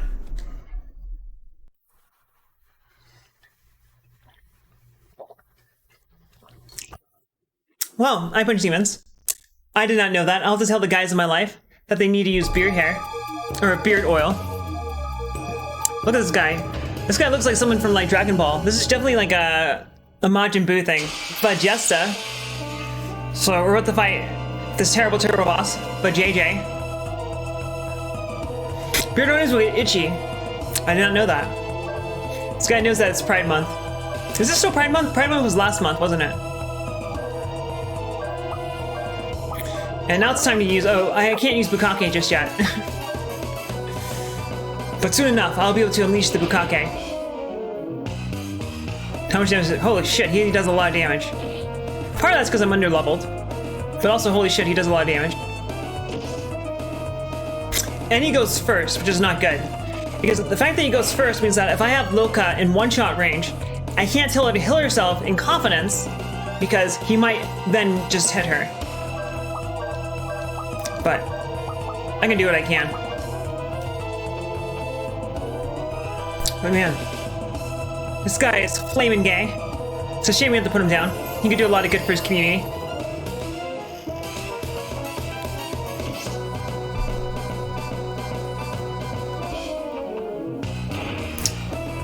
Alright, so now I can cast Bukake, which is going to turn Brad into a fucking powerhouse. Because that is a physical damage boost, and Brad has way too much damage, even as it is. It's a good thing you're going for Brad, because Brad has a lot of physical defense. Yeah, way more. He took almost half the amount of damage that Loka did from the same attack. You have no trouble now? Yeah, you always gotta take care of that beard, man. If you take care of your beard will take care of you. I think that's how that works. Alright. His right claw's now down. It's all thanks to Bukake. Bukake we trust. Cry! What does that mean, Suver? Oh, she's diseased. That's really bad. So disease is a status effect that I haven't seen most RPGs use. But what disease does in this game is that it makes you unable to heal. So you cannot gain health while you're diseased. I think it's very interesting, actually.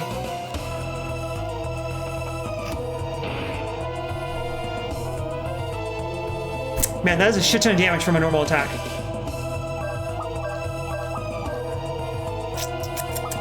So, Loka can probably do another attack buff. So we'll see what happens here. Fortunately, this guy's an idiot, and he's spreading his attacks over my party members, so it's not that big of a deal.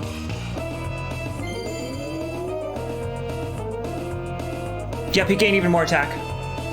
So he's gonna fuck this guy up. His left hand's gotta be dead after the end of this round. Because Brad's gonna fuck him up. He's probably doing more damage with his physical attacks at this point than he is from his special abilities. Don't know what this does. We'll find out.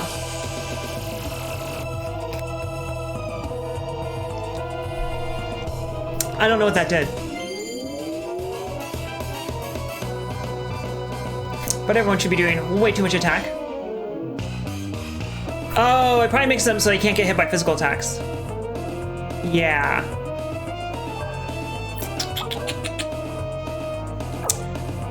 Oh, it looks like he's no longer in Super Pride mode.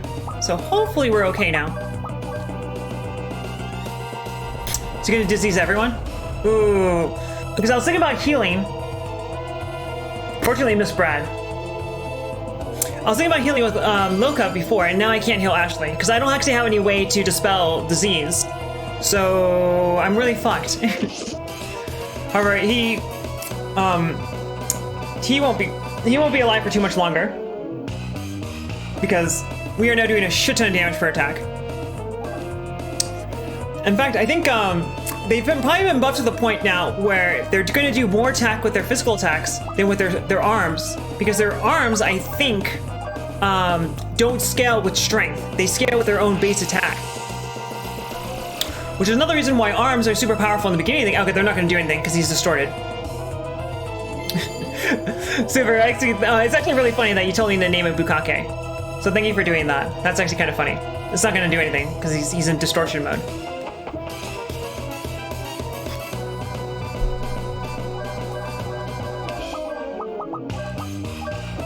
So I already cast Bukake twice. Bukake. I cast it twice on everyone. So I don't know if she can actually buff their attack anymore, but we're gonna find out if it goes up right now. Because if it does, that's really nice. All right, it's still going up, okay. So that means I can cast on Ashley at least one more time. But these guys are gonna fuck him up with how much damage they're doing.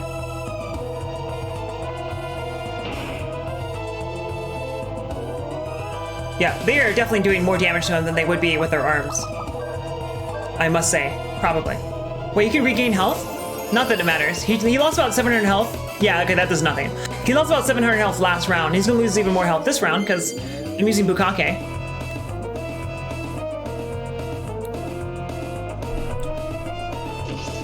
So it's actually a good thing if he uses that attack. If he uses his healing ability, because it gives him such little health, it doesn't make a goddamn difference. But administering this from what was already a very easy boss battle into an even easier boss battle. If he just keeps doing that, then he can't actually do anything. So that's fine. Alright, so this is the 4th round of Bukake. Brad has so much jizz all over his face right now. That's actually why his hair is white. That's just jizz.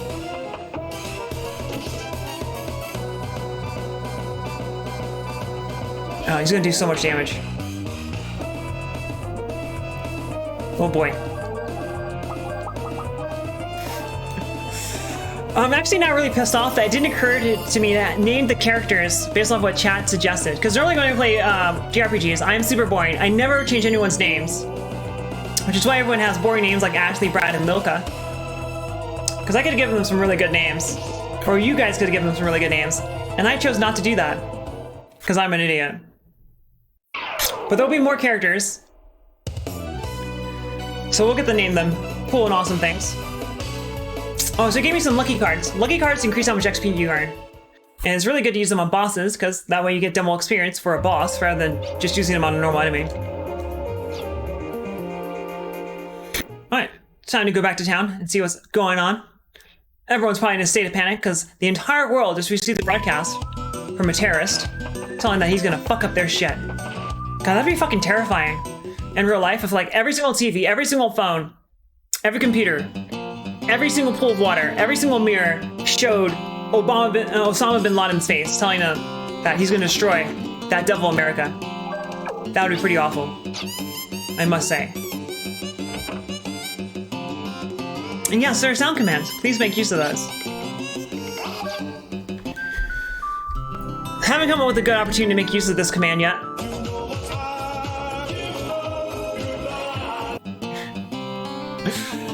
But I'm sure in the future there will be some good opportunities to make use of that sound command. When I first heard that, I knew that's gonna be a good soundbite. I need to make use of that one. I'd like to think because that's spliced, it won't catch the DMCA, but we'll see, I guess. Alright, so I don't actually know what I'm supposed to do here, but I'll go talk to the doctor, who likes it when his patients do as he please. That's actually something he said. Hello, doctor. Hey, I want to talk to you. God, this guy is such a fucking psychopath. Doctor says, I was sad that the miners were getting injured less and less. But now it looks like things might be looking up again. Holy shit. Oh, is that something that happens in Austin Powers? By the way, need help? Thank you so much for stopping by. How are you doing? We're playing Wild Arms too. Because I felt like it.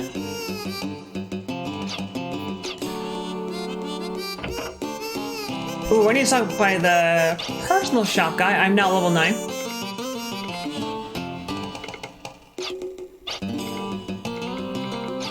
But I'm playing this classic JRPG for the PlayStation 1 because retro achievements were just added to it. And you probably should be asleep. It's kind of late. It's early for me, but that's because I'm West Coast.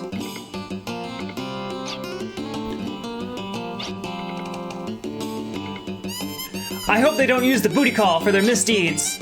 I hope they don't use the booty call for their misdeeds either. Booty call is an ability in this game. So far, you can rename abilities, which is why we've been renaming all the abilities stupid things like Bukake. But Booty Call doesn't have to be renamed to have a stupid name, because it already has one. It helps you find treasure. That's what it does. That's literally what it does. You can obviously tell that this character is important, because this is a JRPG. Okay, so I saw a Gullwing class plane flying east from here. And that's the kind of plane that's only been used by a nation that was conquered about 10 years ago. Oh! So this lady's name is Marvel, which is actually a mistranslation of Maribel. But what do you want to name her, guys? So, what are we going to name this vampire? She is a vampire, by the way, just so you guys know. She's actually super cool, and this is a huge spoiler for the game. Because the game tells you effectively that she can eventually join your party because she has a profile picture, and only playable characters have profile pictures. But we can name her, so we need to give her a good name. What should we name her? She's a cool vampire. She has a decent physical attack, but her primary focus is monster attacks. So she can learn abilities from monsters and then cast them, kind of like a blue mage in Final Fantasy. Hey, it's Retro Game Commander. How are you doing, my man? Thank you so much for stopping by. Retro Game Commander is, you guys won't believe this, but he's a variety retro game streamer. Currently looks like he's working on speedrunning Contra, and by the way, guys, he is actually super fucking good at Contra. He is really good at Contra. I mean, you kind of have to be good to play Contra, period, let alone speedrun it. But right now, we are playing Wild Arms 2, Commander, and we have the opportunity to name this character, and I'm accepting any and all suggestions. The stupider, the better. So, what should we name her? Is this supposed to be Dr. Light? I just got that. It is Dr. Light as a cat. I totally just got that. This whole time you've been using that emote, I didn't realize it's Dr. Light. That's pretty good. I like it. So yeah, what should we name this vampire?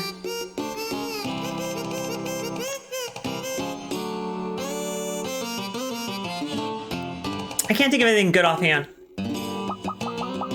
I usually never name characters in RPGs. I just keep the default name. Sparkle. Does anyone have any better suggestions? Ours are going with Sparkle. The world does need more Twilight references. The world does not need more Twilight references. The world would be better off if Twilight was never a thing. Probably. I mean, Twilight has brought us a lot of good entertainment. For the wrong reasons, but it has done so.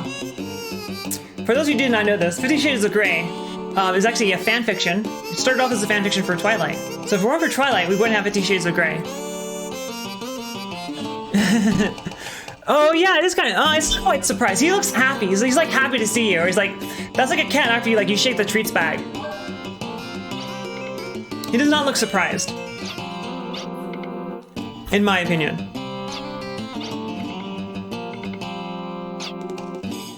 Alright, so she told me that there's a plane to the east.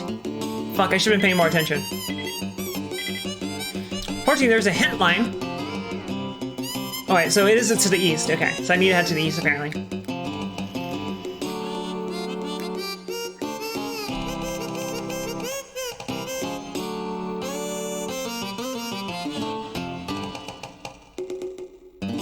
So I want to know if I missed Booty Call or not.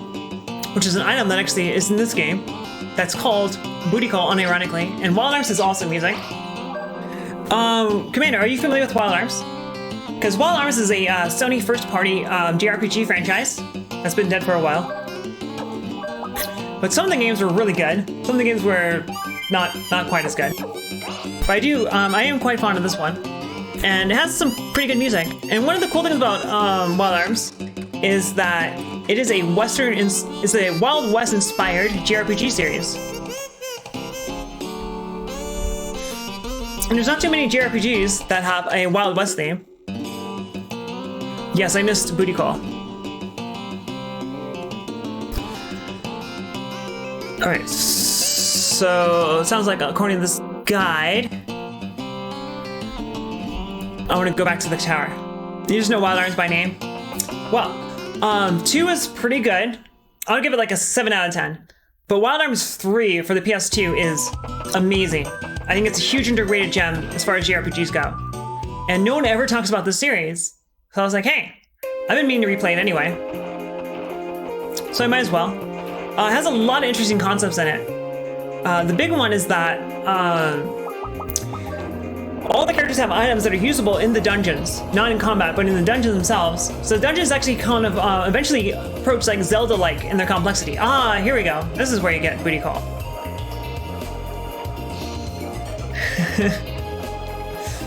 The Booty Call is something for Ashley. I see how it is. They think Ashley can't get any ass on his own. Hey, Retro Game Commander. Thank you so much for that host. I really appreciate it.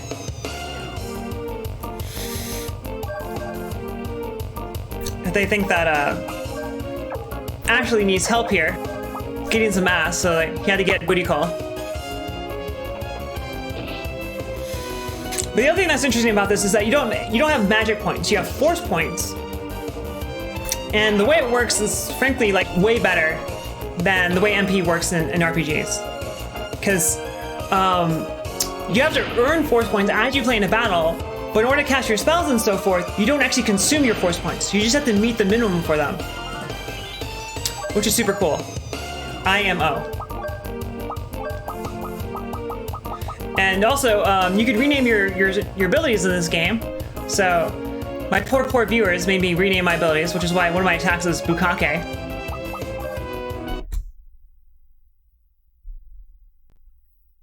But it's a good game. I like it.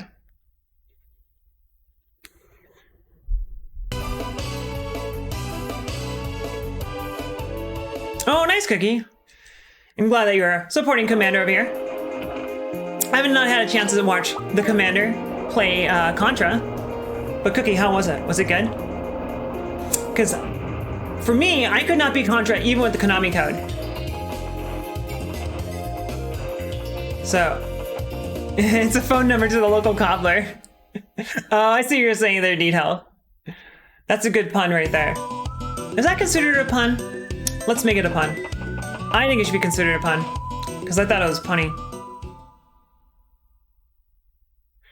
Well, for me, if you can just beat Contra, period, without... Alright, looks like there's no booty here.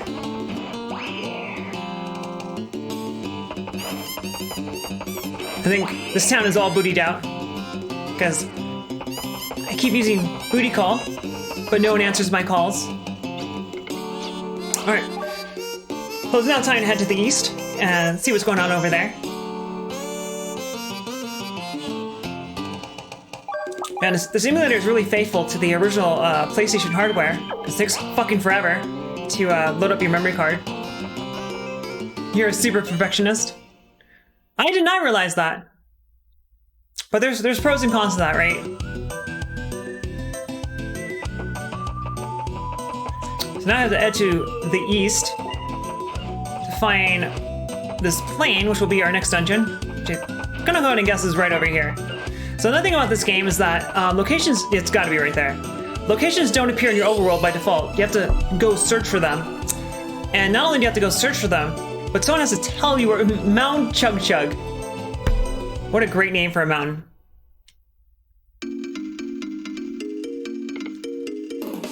So this is actually really interesting, that this is a an optional boss. And you don't unlock the ability to. Boss symbol, okay. You see these pyramids all over the game when you go through it, and you don't unlock the ability to access them until very, very late in the game. But all of them are optional bosses, and they're all in-game content. So there's like 20 optional bosses in this game, and it's pretty cool. That name. Yes, you can rename basically everything in this game, and it's fucking glorious. Alright, so, is this an elevator? It sure is. Oh, never mind. The elevator is temporarily out of service. Headgear. That sounds like something you equip on something. There we go. It actually gave me a pretty large defense bonus. And there was a door over here, wasn't there? Alright.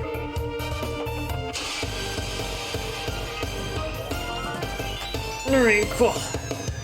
What do you got? Some killers. I was gonna make a joke about them looking like potatoes, but they actually are potatoes. They actually are called spudheads. Oh, that's so weird. But I mean, I wonder if they taste good. Because I mean, it'd actually be kind of nice if, you know, potatoes just grew. I guess the problem is that if potatoes were monsters, that'd be kind of terrible. However, it'd be kind of nice if you could just go potato hunting. Oh man, Spud Hunter would love this.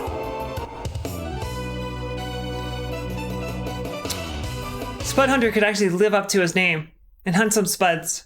Although Spudhead kind of sounds like it would be a slur. Alright, so imagine I have to like kick this cart and something will happen. Anyways, got some killer mushrooms. Oh, thank God for Turbo. Alright, so everyone here is doing basically nothing. That should inflict some status inflictments. So, Fuck, I think that's amnesia.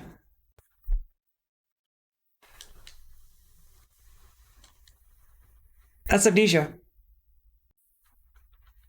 So amnesia is a status effect that causes you to not gain experience points, and I don't want that. I don't want that at all. As a result of that, I might have to go back to town. Both to get that cured and also to pick up items that will cure amnesia, because that is not good. Yeah. I definitely want her to gain experience. Oh, that's another good reason to go back to town, because that crest will allow me to put another spell into Loka, which means you guys need to come up with some good names for spells. And I don't really know, I don't know where I am. Will this take me down? Nope, lift is stop. Okay, so that means I have no choice but to go down this hole over here. Which is always a good idea, to jump down holes that you don't know in random caves. Man, life would be a lot easier if there was no fall damage in real life, right guys? Particularly for old people. Unfortunately, that tech doesn't do shit. So the problem with stocking up on items that cure status effects is that this is the very beginning of the game, so the items probably cost a lot of money relative to how much money I have. But I have no choice. Alright, so I do vaguely remember this. So this should be taken back to the entrance. Oh, okay, that was not there a moment ago.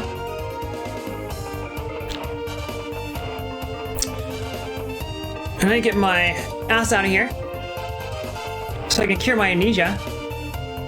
But that's also like that's a status effect that, like, as far as I know, only Wild Arms has that. I've never played a JRPG where there's a status effect that causes you to not earn experience. So it's cool. I like it. I can dig it.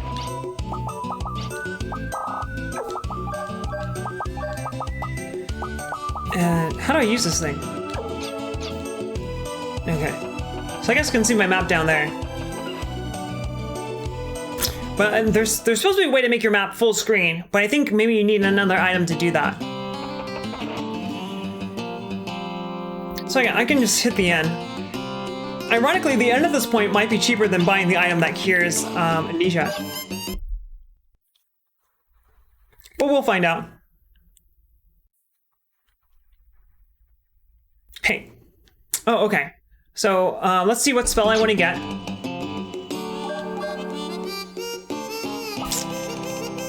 Physical defense, parry. I don't know what parry does. I think parry is an evasion. One protection enough's parry value. Yeah, I don't know what that is. Dispels enemy spells. Because I want something that that cures. Oh, revive might be useful actually.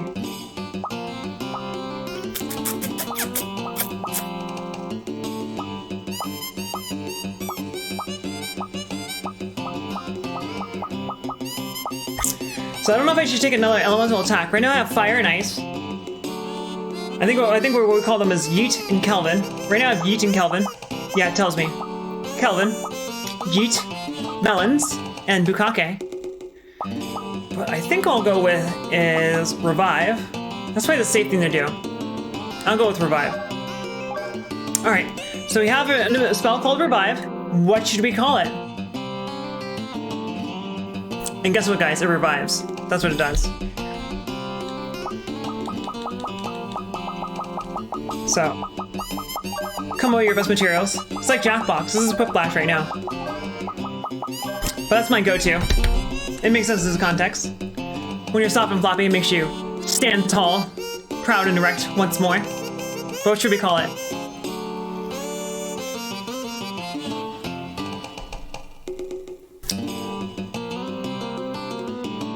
Because my vote is for Viagra. Yeah, like, that's why I would never be good at speedrunning. I don't enjoy speedrunning because it gives me way too much anxiety. I want the time to play the game the way I want to play the game. And the way I play games is always inefficient. and terribly unoptimized. But that's just the way I am. But I guess I'll go with Viagra.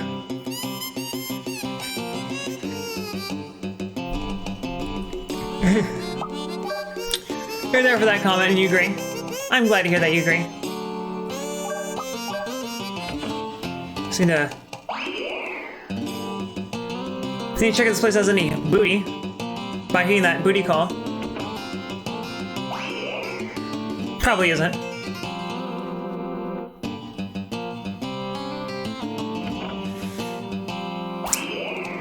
Because this game does something that a lot of JRPGs do, which is hide random items in like random locations that the only way normally to tell is to hump everything and hit the A button.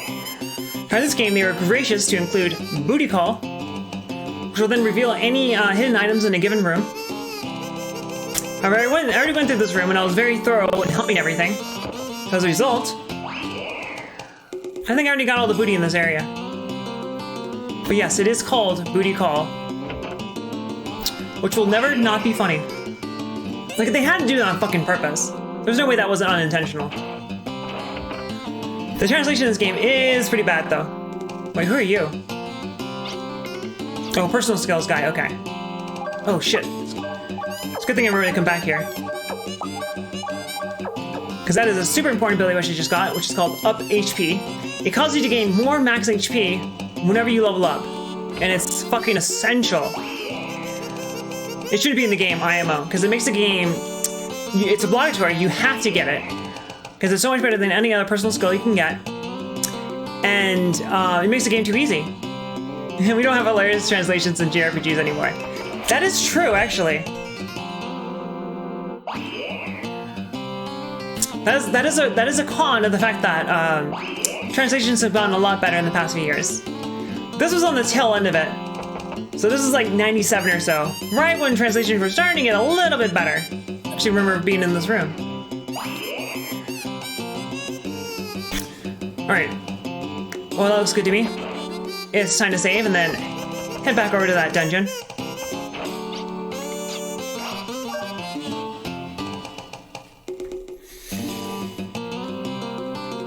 But this game has... The translation is serviceable, but it could be a lot better. That said, it did get us booty call, so, you know, hey, maybe it's just as good as it needed to be. Alright, where are we going? We're going to the east, which is over here. Man, the music in this game is really good. It's not a Wild Arms game if there isn't whistling in it.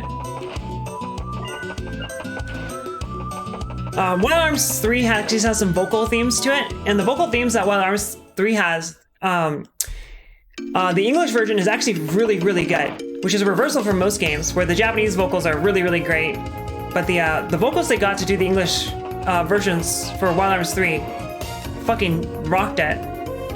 I love that song, it's really good. I don't think there's anything for me on the right side. So, sure I need that minecart to progress.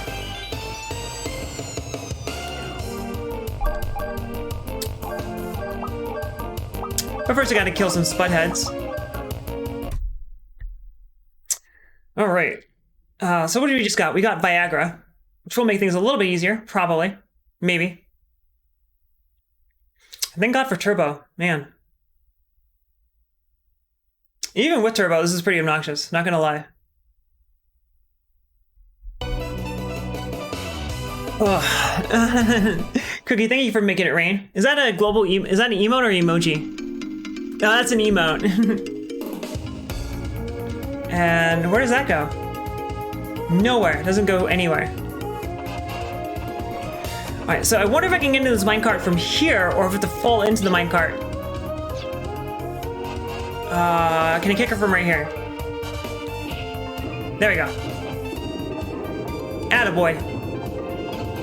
This, I don't think this roller coaster is OSHA approved. Alright, so this should turn on all the lifts now.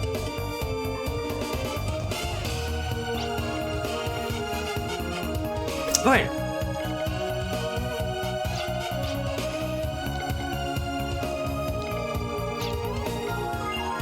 Alright, so we just got some crystal, whatever. I don't know what that does. An impetite. Impetite? Where is it in my inventory? Right here? Huh. So sometimes, something that Wild Arms is actually good about is that you get MacGuffins that you need to advance in the story, something like that. But you can actually use them in combat, because Loka has an ability called Mystic, which draws out the abilities of an item. So it's possible that if she uses Mystic on that item, something cool will happen in combat. Fortunately, I'm probably not going to get to see that. Oh, fuck, I forgot to buy the items that cure amnesia, so the exact same thing is probably going to happen here again. Where they're going to make me amnesic, and then I'm going to want to head back to town. Spoiled brat, that's kind of funny, actually. And the other problem with that is they're kind of fast, so I might not be able to get this kill off before they make me amnesiac. Alright, so she cannot use Mystic on Impetite, so that's a no-go. But there's quite a few items where she can actually do something like that. Oh, she can't use it on melons either. That's lame. But yeah, some of the enemies in this game have some interesting names for their skills. Wild Arms actually has a pretty good sense of humor overall, which I do appreciate. I feel like for something like this, like a JRPG, it's better for it to not take itself too seriously because, like, I mean, you know, this guy has like blue spiky hair. You can't take things seriously when you look ridiculous like this. There's so many anime things that happen. That's not where I wanted to go. There's so many anime things that happen in games that I think it's better to not take it seriously.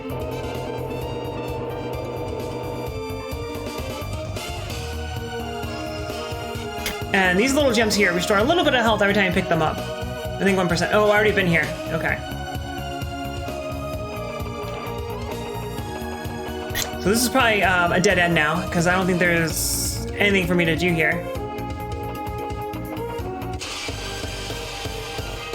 And indeed, I think there's nothing for me to do here.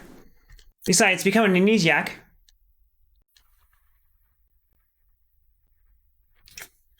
That's kind of weird. Okay. Good. Thank God he didn't use that ability. Because a really bad time to get hit with that would be like right before I get to the boss fight. Because then that way, they won't earn any of that sweet, sweet boss XP.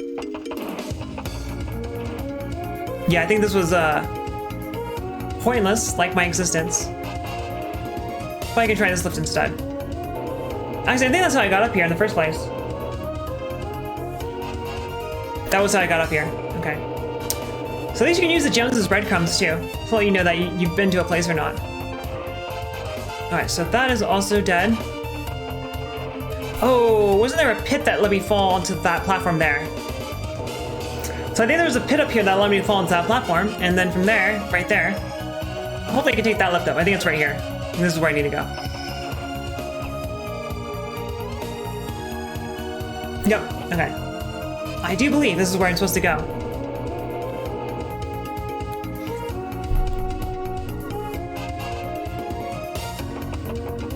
Oh. It is ominous that they gave me a save point. So unfortunately, all these dungeons have been bite-sized, which I appreciate.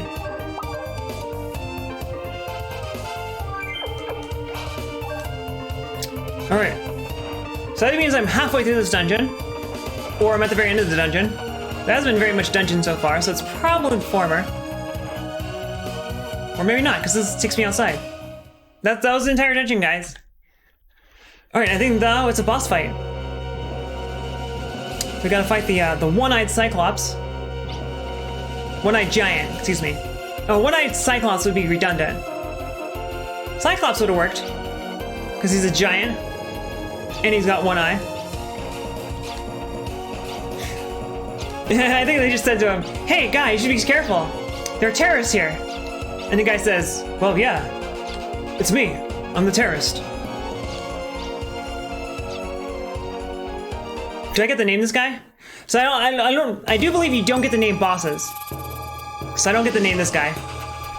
And this guy is pretty anime.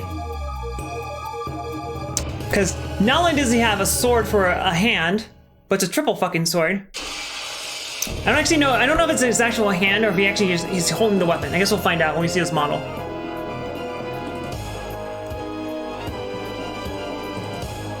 Oh, it looks like he does have a hand. He is holding it inside that thing. I was hoping that was literally his arm.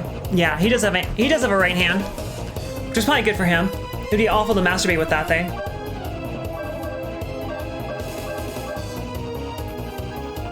All right, let's fuck him up.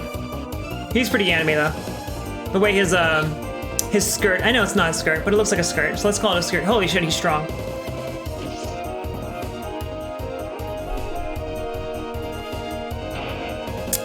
Something that's funny is that whenever you fight a human character, they never drop money. Left hand works fine. Hey, that's awkward though. That's not dynamite. That's gonna fuck up Loka. Ooh. Loka's gonna get fucked up.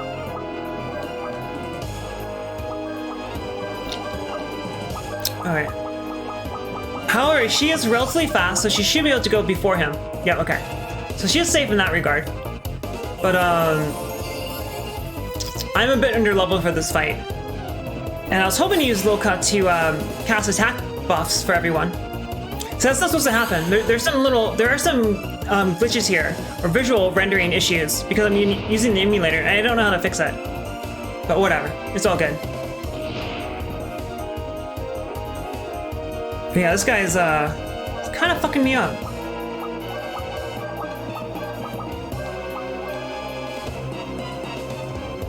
This is because at this point in the game, Milka doesn't have Extend, and Extend allows her to cast a spell on your full party or your full enemy party, and she can't do that. So she can't heal the full party at once, so she's gonna be... I have to be really proactive about healing with her. Particularly because this guy can deal heavy damage to the entire party at once.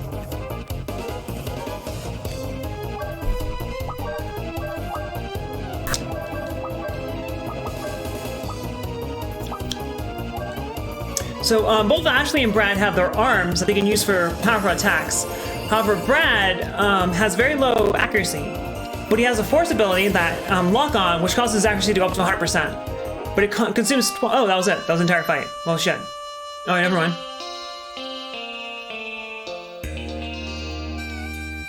So he's saying that Judeka would have fucked us up, and he probably would have.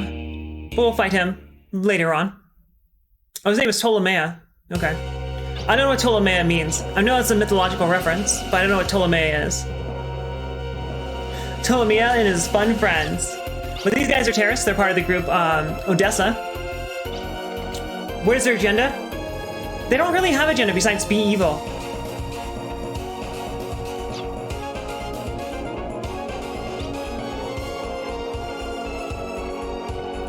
Oh, I forgot about the redhead.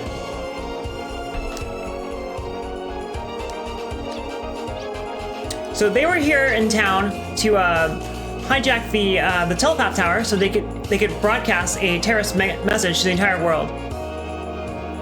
And Ashley may or may not be possessed by a demon who's telling them to do bad things. Also, that's a sweet ride. That's a pretty cool airship, not gonna lie. So eventually you do go on this airship, and of course it's way, way bigger on the inside than it is on the outside. It is not shown to scale here. It's huge. And it's a VTOL. VTOLs are so cool. VTOLs will always be cool. So this is Ashley's demon talking to him. And Ashley's like, "Hey demon, it's me, it's your boy."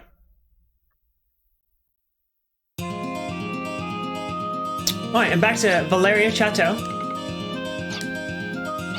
To reconvene with Traz. His name is not actually Traz, for those who are joining us now. It was I Punch Demons who suggested that we name Irving, which is what his name's supposed to be. Hey, I Punch Demons. What did you get from McDonald's? I hope you got a hot and spicy McChicken. For just $1. Oh, so apparently we could not pursue those foul villains because we would have entered foreign airspace, which would be bad. Traz here is talking about how he's opposed to borders.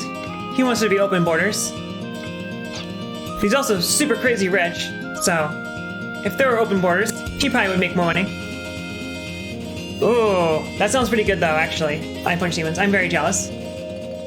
I'm a little hungry right now. I'm a bit peckish. I personally could go for 2 McDoubles, 10 nuggets, fries, and a orange Fanta.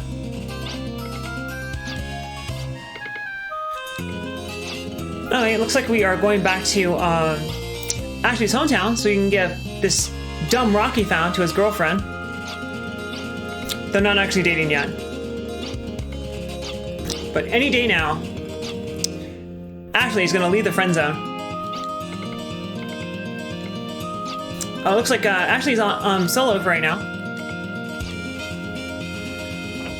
So looks like they're gonna stay here. They're not actually in my party, are they? They are not in my party.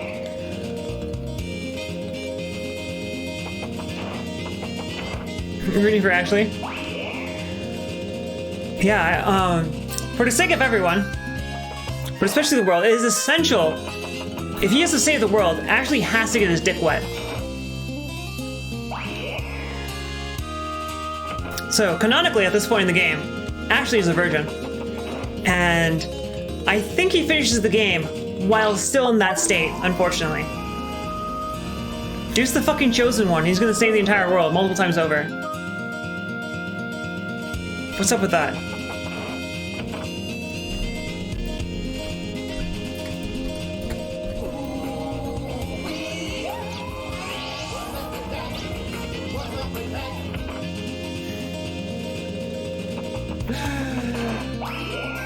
I got that soundbite because of Texas. Oh, McDonald's recently introduced a Sprite flavor that's unique, that's exclusive to McDonald's, and it's like the Sprite like tropical berry, something like that. It tastes okay, I guess. I'm not gonna go. I never ever drink full calorie soda. And if I'm gonna go to McDonald's, I'm not wasting $1 on a drink when $1 at McDonald's can get you a hot and spicy McChicken. Yeah, by the way, if you didn't know this, the origin of Fanta is that during World War II, I think it was World War II, due to rationing, Coca-Cola Germany couldn't get access to the Coca-Cola syrup. So as a result of that, they had to come up with their own flavor. So because they couldn't sell Coca-Cola because they couldn't get the Coca-Cola syrup, they invented Fanta. So it's kind of cool, actually. I went the wrong way again. All right, where I wanted to go was over here, and by over here I did not mean run face first into a fucking candlestick. And the rest is fantasy. Yes. Fanta is made from 3 things: German blood and tears, orange, and fantasy. And oh boy, does it taste great. Especially the German blood and tears. Man, the overworld theme of this game is so good.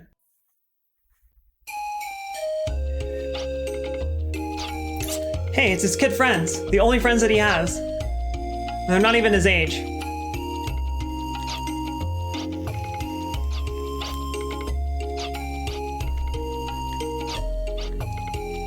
So this kid here with the poncho, his name is Shrimp.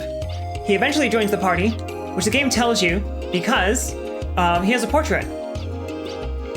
And Shrimp here wants to get with some girl, and Shrimp is totally not gonna get the girl, because Shrimp is pathetic. And Pepe was named per server's suggestion. I don't remember what his name is supposed to be, because he's some boring character that no one gives a shit about.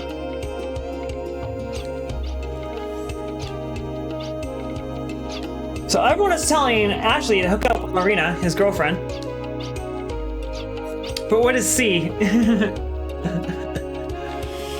Hey, do you know that Fanta is so good that Queen wrote a song about it? I think it's called Bohemian Rhapsody.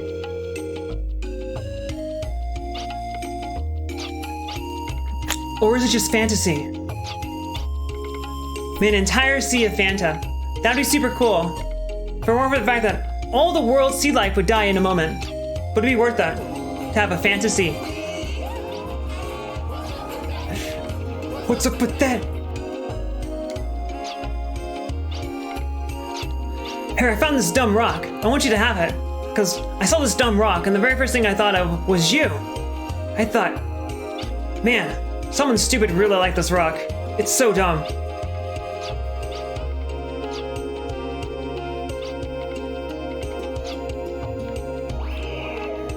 Oh, there's some booty calling to me from this barrel. And it's a sorcery apple. How about that? We need to save that and give that to Wilka, because she's actually the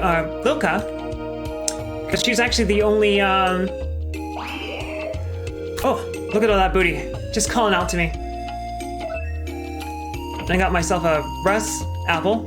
I think Res is resistance, meaning oh, look at so much booty, which is magical defense. I think that's what that is. Yeah, that's what that song is about, Need Health. Bet you didn't know that.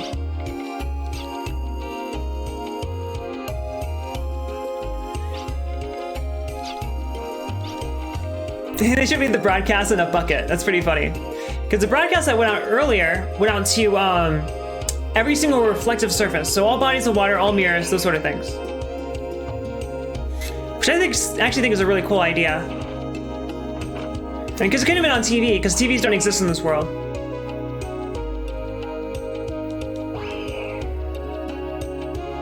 So I don't know if there's actually a max range on booty call, or if it'll do this entire screen, or do this entire area. I do know that I have to step into these rooms. That totally says piss, by the way. It's supposed to be his personal skills shop, but it's obviously piss. So you're an item. You sell items, right? Wait, these are weapons? Oh, so the only thing she sells is antidotes and disease. I actually probably want some of these disease ones. Because disease, I have no ability to cure status effects right now. I can't do with spells or anything like that. And disease prevents you from healing. So right now, if a character gets diseased, that character can't do shit. So another interesting thing about this game is that the cost for an inn varies with head count. So this inn costs 10 gala, because it's just me, but if I had actually made a full party here, it would cost 30 gala. And I think that's a really interesting concept. I'm looking for some booty to call out to me. I was having a good run. I had like 3 rooms in a row where there was booty, but no booty here. So I think now what I'm supposed to do is go back to the chateau and meet up with Lilka and Brad. Give me that booty. Hell yeah. Well, I keep forgetting I have all these healing items, because Lilka can cast Mystic on healing items. No booty. Hey, boyfriend. That little girl's hitting out pretty hard. Hello, Bender Rodriguez. And indeed, I think we are. All of us in our hearts are looking out for some booty. But no, I'm not being facetious. This ability right here is literally called Booty Call. Because this game is fucking hilarious. I actually want to give them the benefit of the doubt and say that they didn't intend to call that ability something sexual. Because there's a lot of translation errors in this game. So it may well not have been intended. But I hope it was. Because it's fucking hilarious. 10-gallon hat. But what if I wanted a 5-gallon hat?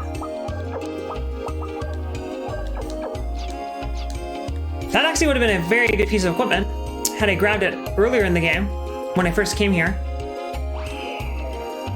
Yeah, give me that booty.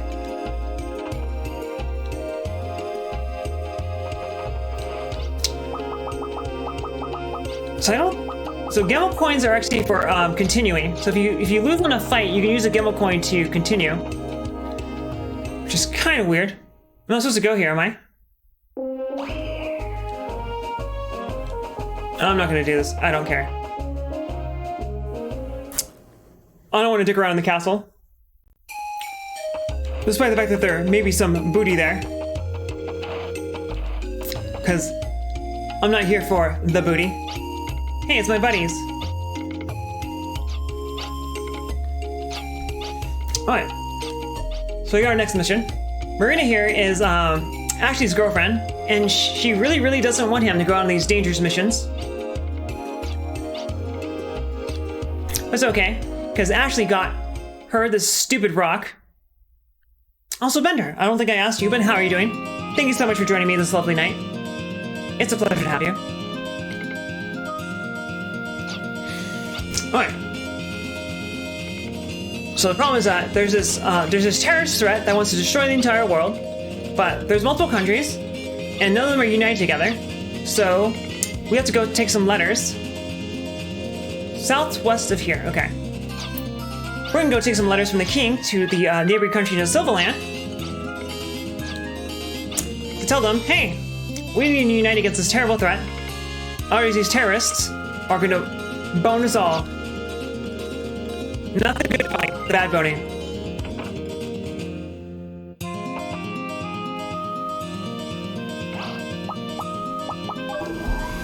And the weird thing is that the terrorists actually hijacked its telepathic tower to broadcast a message to the entire world. So everyone fucking knows about the terrorists and their terrible, terrible plan to bone the world. So I totally missed this the first time I played this game. I'm glad to hear you're doing well, Bender. I'm very glad to hear that. The terrorists actually don't specify their agenda besides, we're gonna fuck shit up. So aside from being evil for evil's sake, they don't really elaborate on anything besides that. And what I want is some softener. No, that's not what I want. So it's called forgetfulness. Okay. So I don't know what those, because forgetfulness is a status effect that causes you to not gain experience, which is super lame. And I don't have the ability to... Fuck, where was I supposed to go? In the forest southwest of Chateau. Oh, so southwest would be over there. So it's gotta be right there.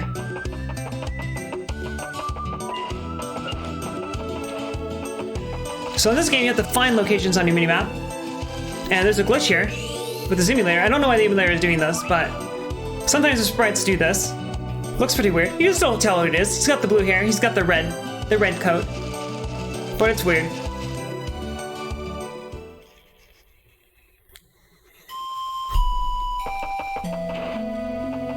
And I do believe this is not a dungeon.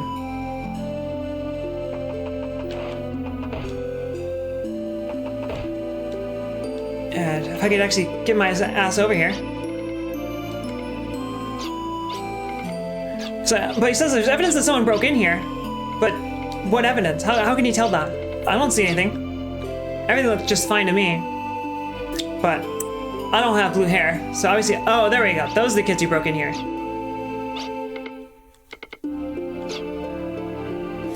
So the kid on to the upper part here, with the spiky hair and the red stripes, he just was lost in the fucking ruins, and we had to go rescue him. So there's no reason for him to be out exploring again. His parents must be terrible. He actually might be an orphan. Whoever his parents might be, alive or dead, they are very disappointed in him and how careless he is. Granted, he's in a JRPG in the starting town, so there's definitely nothing for him to do. He must be very bored. Fortunately, they got Shrimp here with him. And Shrimp will eventually join my party. And Shrimp is actually a very powerful magic caster, so they're in good hands.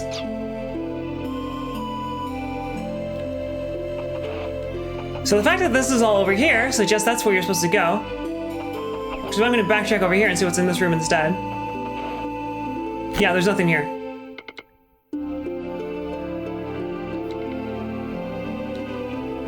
Okay. Oh, I think this is where you choose your location. So this live reactor is called a live reactor. However, what it actually is a teleporter. And it's a teleporter in universe, so this is actually used for trade and stuff to go between the 2 continents. Actually, there's 3 continents. Alright, so is this gonna do the thing? Oh, this probably turns it on, and then I go back up there and I select where I want to go. Alright, let's boot this bad boy up. It's okay, we all good. No, it doesn't work. Oh, is there a boss here?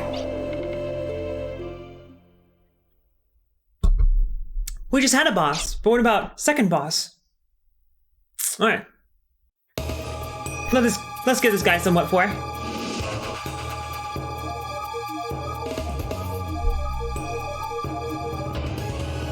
I can't even see him, but he looks stupid. Alibart. It's like Alibart Simpson.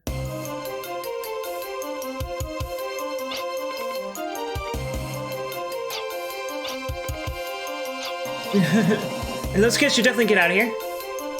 Because they're a bunch of little shits.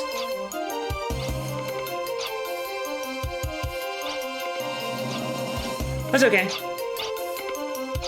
Shrimp can cast magic. They're okay. They're all safe. In fact, if Tim could join my party now, that'd be awesome. But he won't be doing that for many, many hours. So instead we got to fight, Egg Dinosaur Bart Simpson.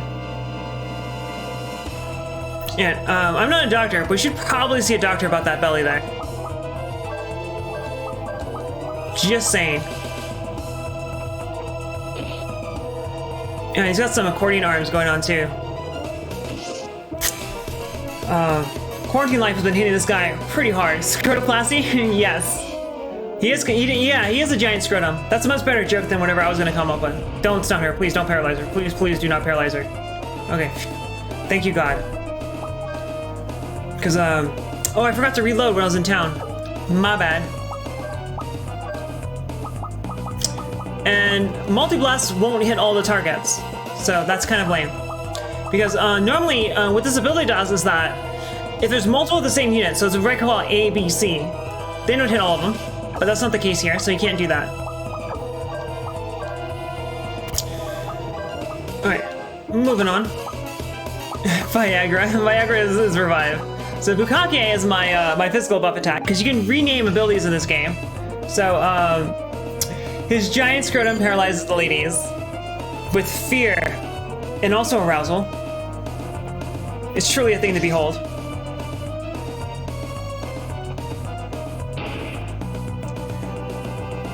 Alright.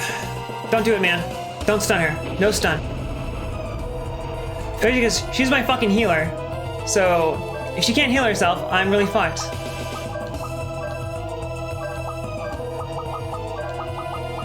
Fortunately, the boss is slow, so she can definitely heal herself before she goes off. In fact, I think the boss is slower than everyone in my party.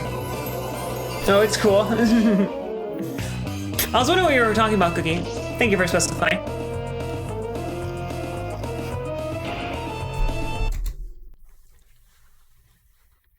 So I think... Jesus, that did a lot of damage there.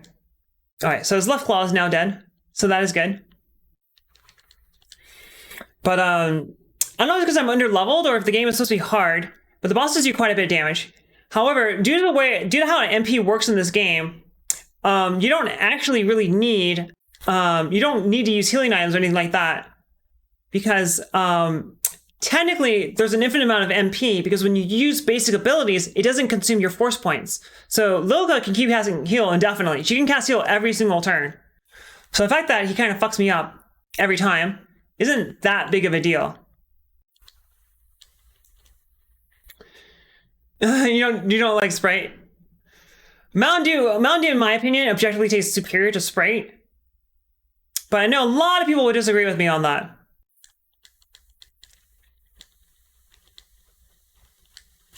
But that's just me. And I am turboing up in this bitch, because this is JRPG and the animations take way too long. Alright, that means I can get another physical buff off, which can turn Brad into a goddamn fucking powerhouse, because Brad's specialty is physical attacks. Brad's actually kind of useless outside the beginning of the game. How much damage that can do? Alright, so I definitely need heal after that. because this boss has one of his abilities is actually very powerful, and if he hit Ashley right now, he would get really close to be able to one-shotting him. That said, he is taking quite a bit of damage. I'll take it. So I won't heal. That lets me drop some Bukake all over Ash and make him even more powerful. This is pretty dumb that I can do this at this point in the game. Game should be this easy, and I'm not even grinding. If I were grinding, this would be even easier. There we go. All done. Oh, I have a bunch of apples. I should use those apples. Achievement get for doing something super easy.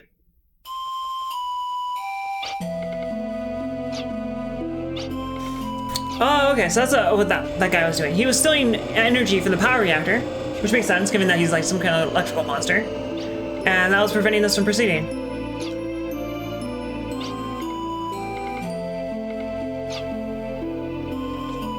So I think Shrimp here has some ability to restore energy to this guy. So he's gonna do that. So Shrimp is like some kind of mystic that was able to make use of the power of mediums, which are inscribed tokens with guardians. And guardians are like the big elemental spirits in this universe, because there's one for every element, like, you know, water, fire, and earth, and the whole disco band. And Shrimp doesn't know it yet, but he's also a chosen one.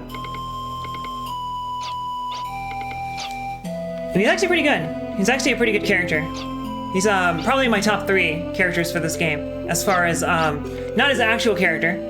As a character, he's pretty fucking boring, and I hate him. He's a little shit. But as someone in your party, he's really, really good. And these kids want to become a bunch of vigilantes, which would be super badass. But fuck that. They're a bunch of little shits, so they're just gonna get themselves injured again. Alright, so before I forget, I need to make use of all these lovely little apples I have, which are items that permanently increase a given stat.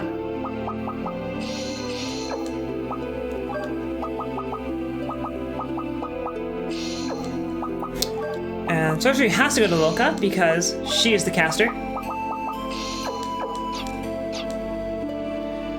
Alright, so now what? Alright, so it looks like I can go there. But I can't go to the other locations, so this is the only place I can go. Which is good, because that's exactly where I wanted to go anyway. They got this stupid cutscene every single time you do this. They show you bouncing around these satellites. Which raises the question, are they like beaming you around like in the form of light? Because like, that means that they're converting to the light and then beam you around the world. So what if they beam you around the world as the form of light, but you know, when they have to unconvert you from the light form, they do it wrong and you come back and you're all fucked up.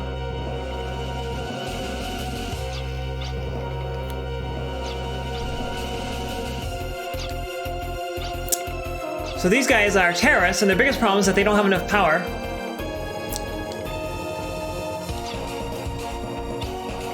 Actually, I really like their theme. This game has really good music. I really like that song. It's so evil.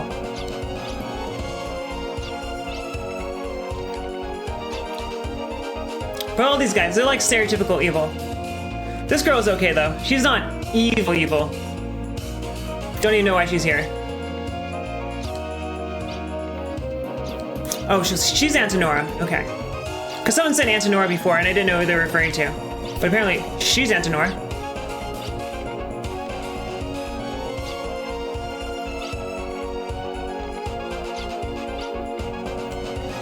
So, the big problem here is that they are not aware of the fact that Traz made a special anti-terrorist unit called ARMS. And ARMS has been fucking up Odessa. For example, these guys hijacked a telepath tower so that way they could broadcast their evil terrorist messages to the entire world, and then ARMS put a stop to that. Alright, and they're deploying Judecca to go fuck up ARMS. Which is not gonna end well for Judecca. Because the heroes have to win. It's a JRPG. Our enemy is our finances. Which is a bit of a problem for that. So it looks like they're getting most of their funding from that man. Because Vincefield isn't saying who is giving them all their money. It's gotta take a lot of money to fund an organization like that. Wherever they were, that was a pretty sweet dig. The upkeep's very expensive for something like that.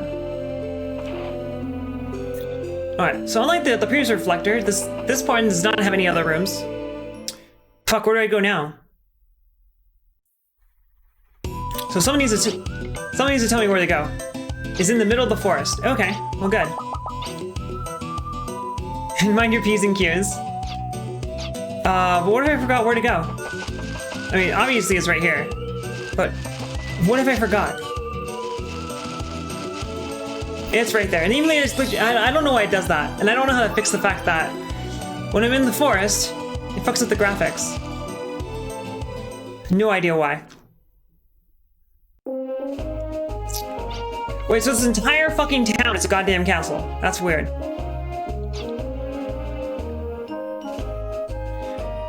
And the soldier has to pick up the letter and hand it to the queen. I can't just give it to the queen myself. That would not work. Oh, so the purpose of arms is the fact that it's not actually bound to any specific country, which is what's supposed to make it appealing to the other countries to say, hey guys, you should support arms because it's not actually associated with the name of the country you just came from. It has some dim name like Meryl Rogigia, which sounds like a fucking disease.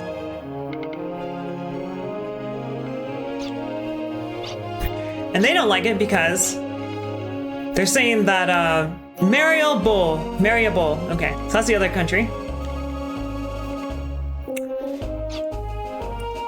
And she doesn't like it because she's saying that if we grant authority to arms, and arms could just abuse that authority, just like the terrorists.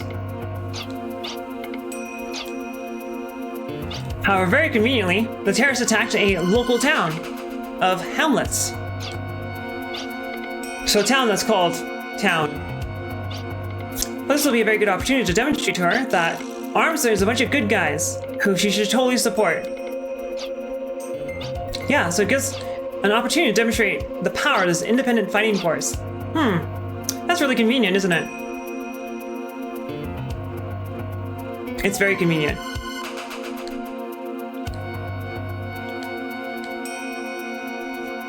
So it sounds like in her heart, she doesn't want to declare an alliance with Valeria,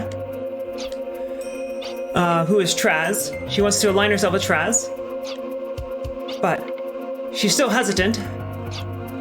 But yeah, she should totally trust these guys. They're good guys. You know they're good because the JRPG protagonist is inside of them, and JRPG protagonists are always lawful good.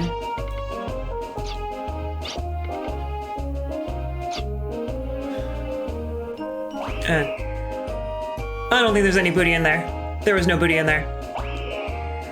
There was no booty in here either. How disappointing.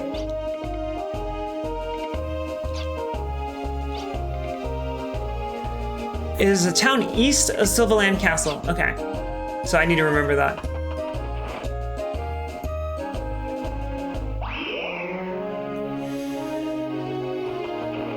It's kind of weird, like these guys are like wearing armor and stuff when this is a world that has guns. I mean, I guess wearing a helmet's a good idea. Wait, what? You can ring the bell by pulling the cord of the pulley, but please don't ring it. Well, I mean, screw you, man.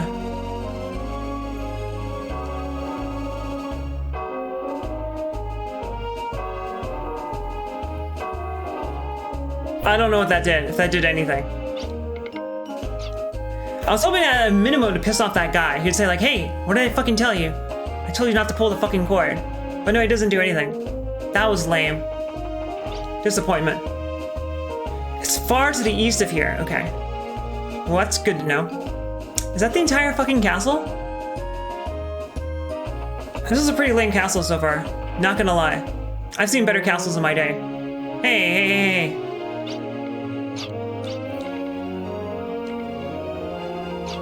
You wouldn't wake if Terrace came and shook his hand. I can see the booty. It's calling out to me. willing to bet this won't work, but might as well try. Nope, can't wake this guy up. There must be something in that chest that's important for the player to not have that whatever's in that chest at this point in the game. But I can't think of anything offhand. This is where I was. Okay, so I did not go here. No, it is a library and a book sticking out. That's definitely not a switch for something.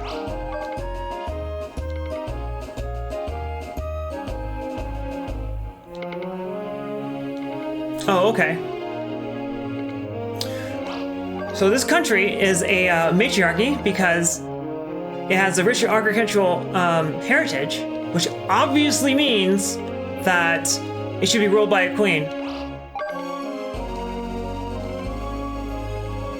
Yeah, that makes sense. That's why all the great countries in this world that were farmlands are ruled by queens, like the United Kingdom.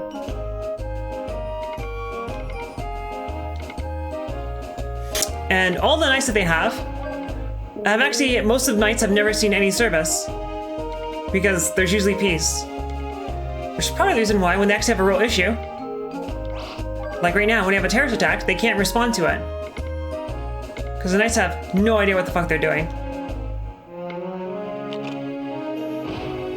I just found a secret, obviously. I'm super clever, guys. There's no way I could have noticed that that room wasn't there. Give me the booty. And I believe these are accessories. Oh shit, now I can actually cure some effects. So nullifies, yes. So I can actually cure these status effects now because these are accessories that prevent these status effects. So that's silence, that's confusion, and that's paralysis. However, Lilka can use Mystic on items like that to deliver their effects to the entire party without consuming the item. So, for example, the one that cures confusion, she can cast Mystic on it, and then it'll cure confusion for the entire party. So that is actually very handy. Also, that achievement was called Secret Room 2, which implies that there was a Secret Room 1 that I missed. But I won't worry about that right now. And this is where I wanted to go. Okay, so there is more to this castle, which is good. Because if that was the entire castle, that would have been pretty lame. What a lame castle. I'm gonna give this castle 3 out of 10.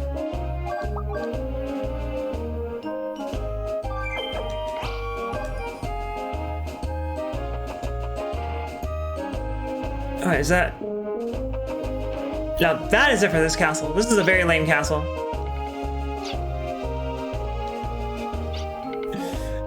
Hey, Cookie. Gotcha in regards to what? And thank you for being here, guys. Thank you for watching me play this dumb game. I appreciate it. So we are looking for the town of Hamlets. And apparently it's right there. Me and IPD comments.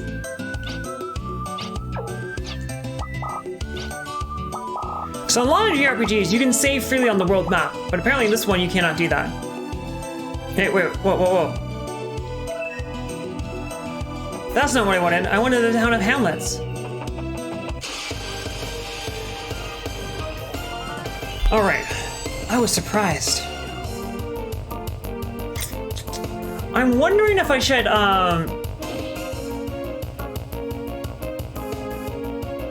I might want to dick around here until I can get Ashley to a higher, I can make Ashley a Nijak here, which will cause him to not gain experience.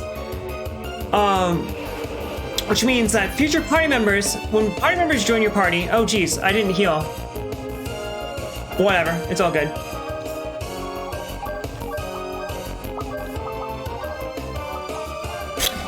Is that when future party members join you, they join at the same level as Ashley. However, there's also an ability you can get that causes characters to gain more health when they level up, but you can only get that after they join your party. So it's advantageous to keep Ashley at a low level, so that way when those other characters join your party, they will be low level. You can get the up HP ability. Oh geez, it's all up to you, Brad. Oh, it's all up to Lilka. So that way they can gain shit tons of HP after they join your party. But I'm not gonna worry about that because it's way too much work. Ooh, that's not the person I wanted you to do that on. And now Brad's an amnesiac. Oh no. Shit. I'm not gonna worry about it.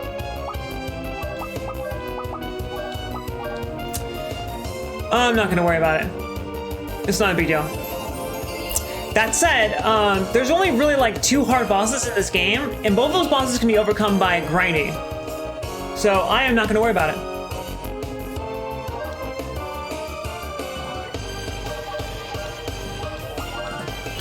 And I did get an item here that can cure amnesia. Yes.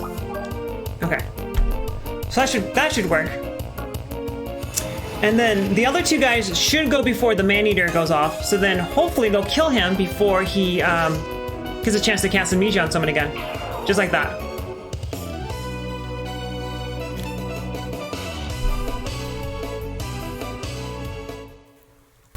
However, the pro gamer move here would be get amnesia on Ashley so that way he can't gain experience. However, there are fights that only Ashley can do, and those fights become very, very difficult if he hasn't been leveled up. Now that's where Hamlet should be. There we go. So I don't know if this is going to go straight into a boss fight, because terrorists attacked this village, so this might go straight into boss fight mode. Or it might not. I think actually they abducted the villagers, so they took them to a nearby prison. So that's why there's no one here, which is good because that means I can probably save here. No, I can't save here because saves are done by an NPC, so the NPC would have been abducted as well.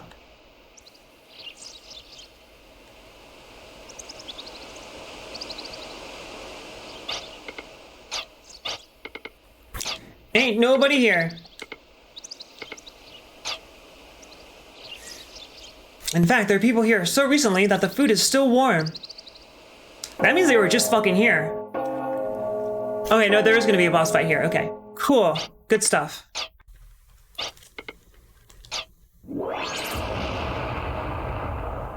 And that might be the work of Judeka, who just blew up the goddamn town hall. Look at him. He's so snug. Smug. Talking is hard.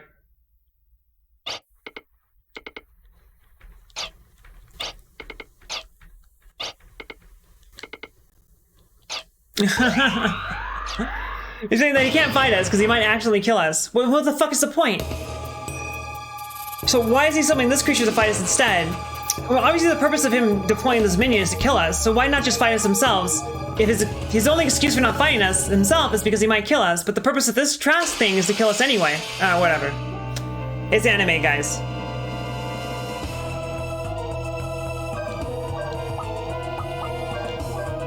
It's anime.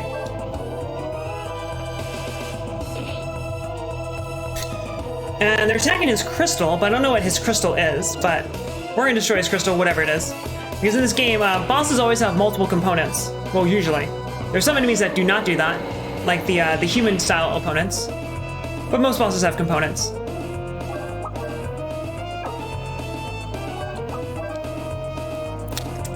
So Lilka does not have to heal just yet, so she can use Bukake on Brad to power him up.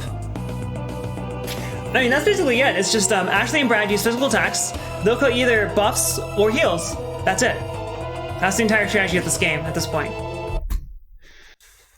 So let's speed this up a little bit. Ooh, that's not gonna be good. In fact, that's really bad.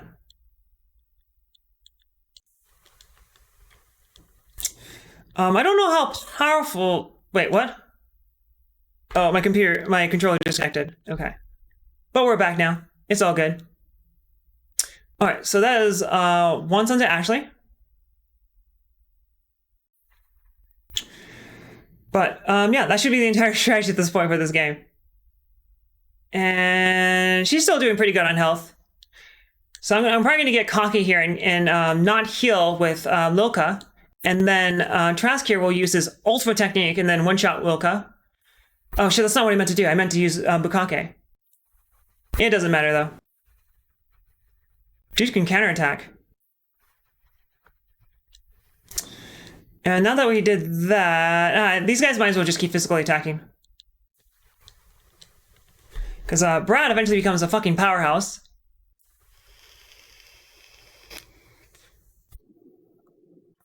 If I just keep buffing him, he'll become crazy strong.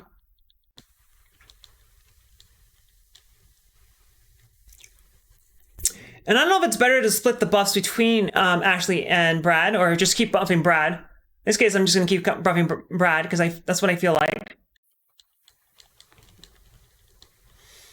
So this has been my strategy for every single fight in this game. And it will be my strategy for every fight in this game for some time to come.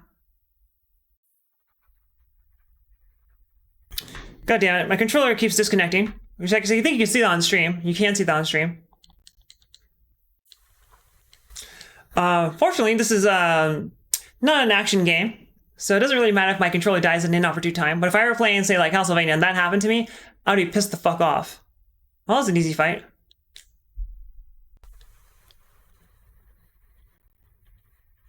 Wait, but we killed him, but I guess we didn't actually kill him, so he's still alive. Oh, whatever. Oh, and then, Ashley has a demon inside of him, because he survived a demon summoning ritual. And as a result of that, he has great incredible power, which apparently just surfaced and defeated Traz for us. Trask, not Traz.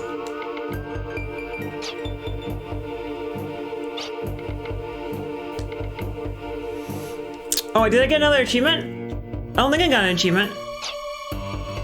Actually, I did get an achievement, but I was supposed to get that achievement. That was for killing Trask. So let me check my achievements real quick. There's be way too many of these.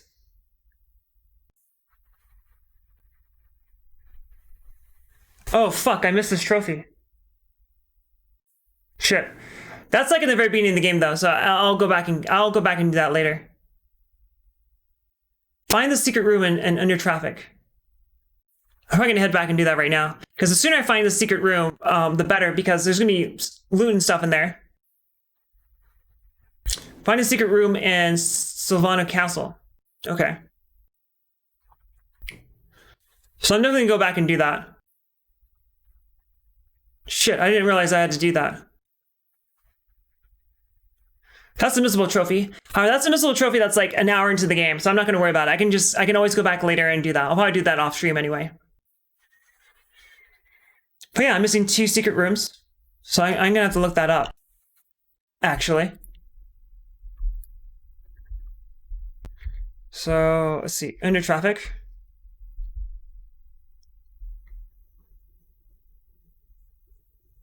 Alright. So I see where the first secret room is. Yes, Bender, the attack is called Bukake. And the reason for that is because this game allows you to rename skills and NPCs. So I put it to the group vote, and Supermass suggested that I call it Bukake. So it's called Bukake. It's a physical attack buff. Oh, I can't just leave because I'm stuck in Golgotha prison for right now. So Golgotha is actually the name of the hill where Jesus Christ was crucified. It means place of the skull. And they knew that here because there are some crosses here. There's gonna be some crucifixions coming up pretty soon.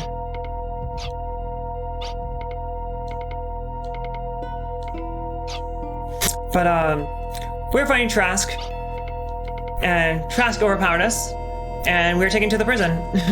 I'm glad you enjoyed that, Bender. I forgot to give these guys stupid names, because it didn't occur to me at the time to ask the chat to choose their names, so I chose their default names, unfortunately. So they have boring names like Lilka, and Ashley, and Brad, when we could have given them super fun names like Dickface.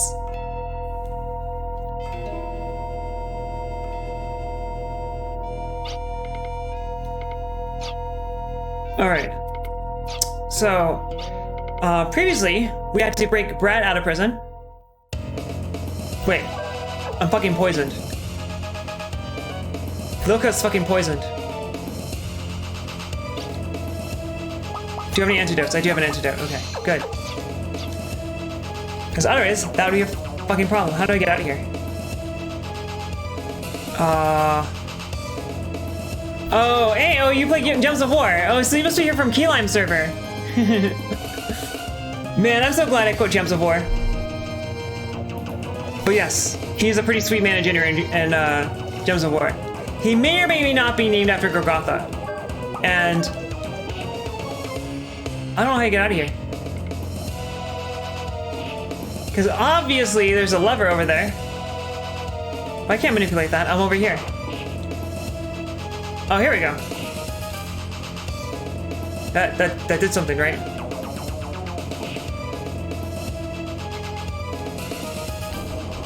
Oh, okay. So hopefully there's something. Okay, yeah, that's how I get out of here. Cool. We some Shawshank Redemption up in this bitch.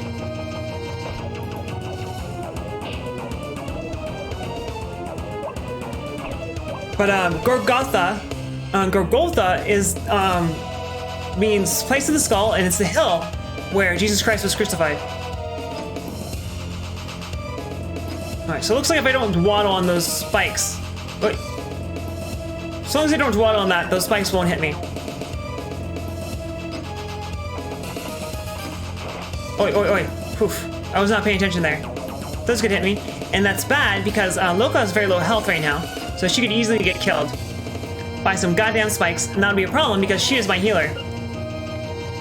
So if she's dead, then I have to use healing items, and I don't want to do that. That was a really tough puzzle, guys. Only 5 men in the world could figure out that puzzle.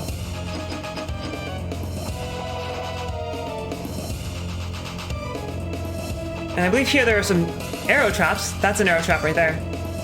Let's see if I dash through it, I might be able to get through it without taking hits. Okay, yeah. So the trap actually gives you plenty of time to get through it. Easy peasy.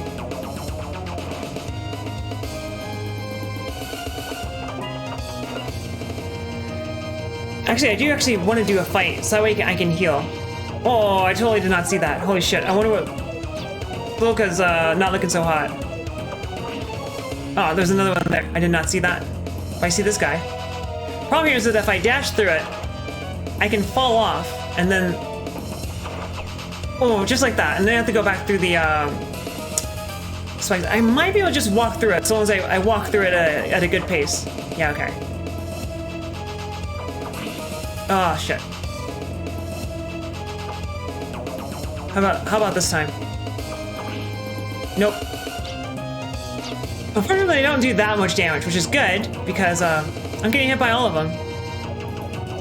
At least 10 women could have figured that puzzle out. You are correct. And I believe here, all I have to do is dash, yeah. Some strange contraptions keeping the door closed. Oops. And now I get to do that all over again. Hey Bash, how are you doing? Thank you so much for stopping by. We are playing Wild Arms 2. I hope you're having a good day. It is a classic, in my opinion, JRPG for the PlayStation 1. And I'm playing it because it's just got a retro achievement set. And I've been hankering to play a JRPG. And this is one of my favorites from my childhood. So I figured we might as well play it.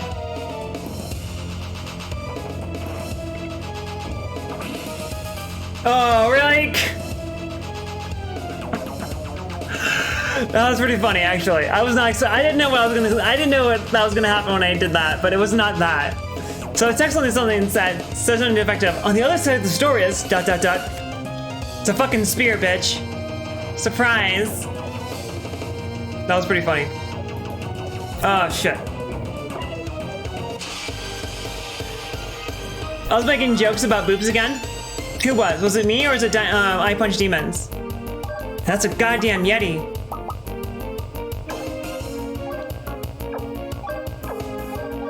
And these are some gay peacock punk mohawk dudes. It's a beautiful world. Schmitty and pasties. Oh yeah, Smitty was talking about like not wearing a shirt on stream. He was asking out about that.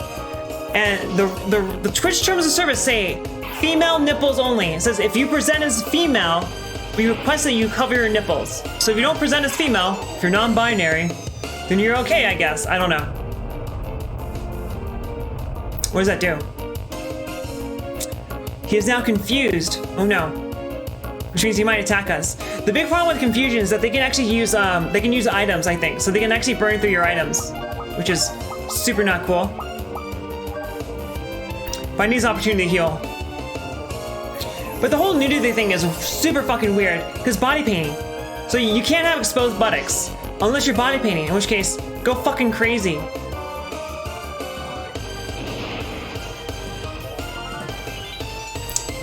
It's so dumb. I mean, I feel like the body painting shouldn't be allowed on Twitch. At least the kind of body painting that, you know, people actually watch on Twitch, which is where they're completely fucking naked except for a G-string and two pasties. But that's just me. I'm sure there's plenty of men who disagree with me. In the name of art, it's okay. I guess that's one way of putting it. It's probably gonna confuse her. I hope it doesn't confuse her. Nope, she's confused. So, oh wait, Loka did the right thing.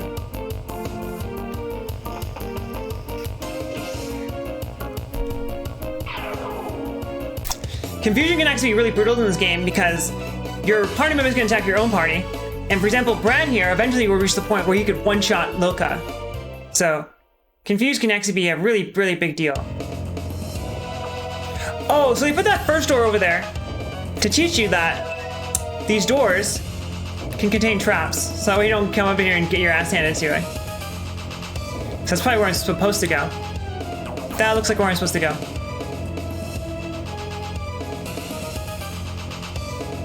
What does this do? Just because it happened twice doesn't mean there'll be a third. Okay. So clearly I have to do something 3 times.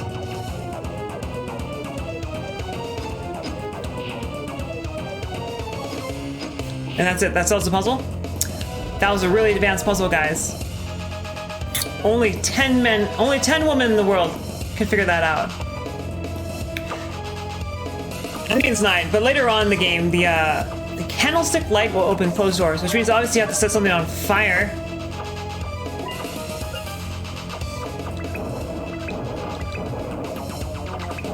Come on.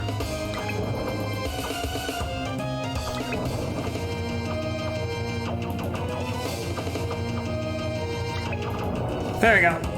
Got it. Don't care about the gender.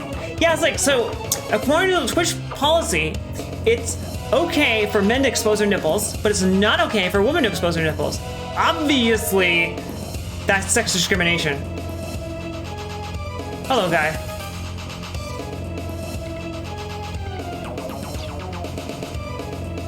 So the only thing preventing him from saving his entire village is this lever. Which Lilka, a small girl with no upper body strength, was able to easily open. So what's going on with this guy? What an asshole. So, what my interpretation of the Twitch terms of service is that so long as you're a man, as long as you present as male, you can show your nips. It specifically says female in the terms of service. So Jim George, we're talking about the nudity policy on Twitch. But yes, free the nips. Let me see, let me go bring it up right now.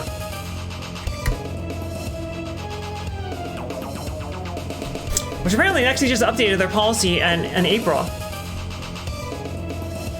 But it's bullshit. But there's the link. Let's see, what does it say here?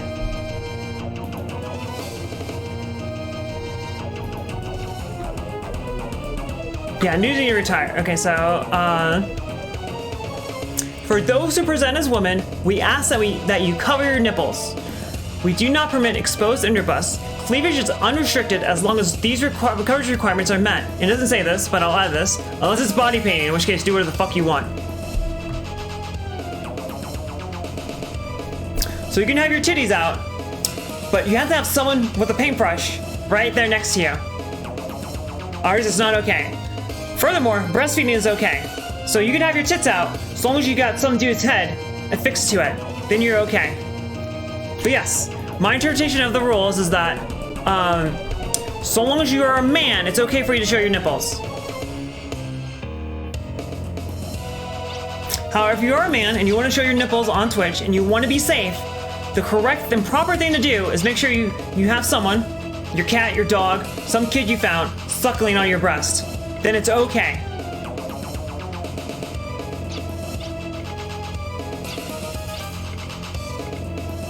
So these guys were ejected from the village, and this is where they're all locked up. And we're gonna help them. We're gonna save them. And as a result of that, Ashley's gonna go off by himself. Which is a really dumb idea. Yes, Jim George, it does use the word present, which is a little concerning. Wait, so I just have to guess? Oh, so all of these, I can't go back through it, okay. So is there only one proper path here? I'm still not quite sure how to tell if they're arrow traps or they're not arrow traps. And I also don't know if there's like any items in this room. Actually, I can detect that by using booty call. There's no booty in this room. Wait, are you saying there are guys who have been banned for it? But yeah, technically, if you're a cis woman, you got some nice titties, all you have to tell Twitch is, hey, I identify as a man. Officially, that's what the policy says. In practice, probably couldn't get away with that.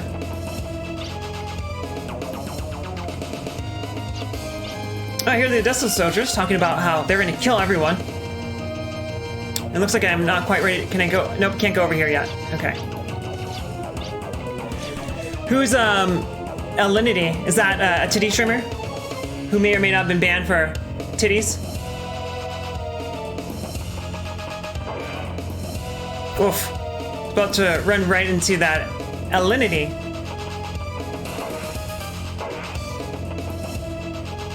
And this might be, oh, she banned herself. I didn't even know you could ban yourself. You mean like she deleted her own channel?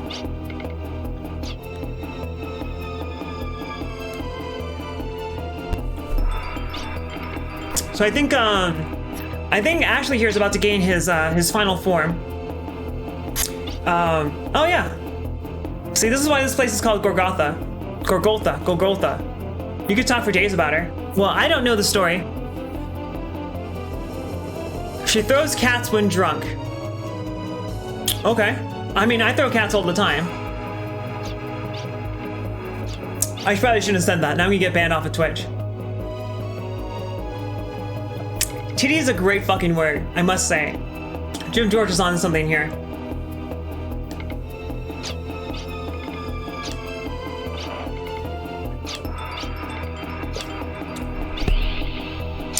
So now he wants me to fight Trask again, by himself. And this is the very first fight in the game that really punishes you if you've been trying to keep Ashley on a low level. However, Ashley here is about to gain the ability to access his inner demon, something like that. I think that's gonna happen here. I probably should have said that to not spoil it, but I'm sure no one here cares particularly. So he's forcing Ashley to do this, or he will kill the villagers.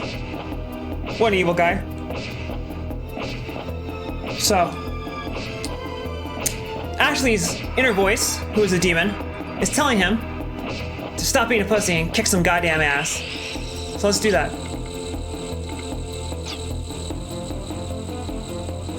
Booty is also a great word. The lady's consort's child.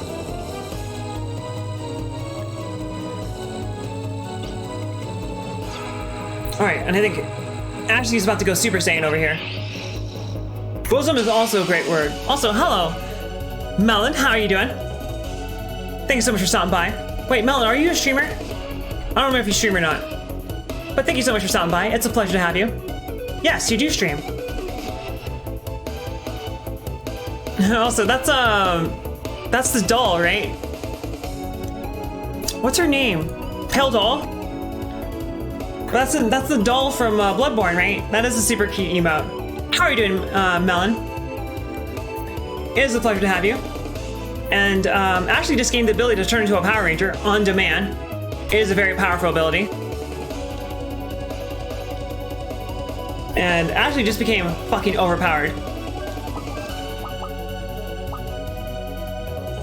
Organic particle accelerator.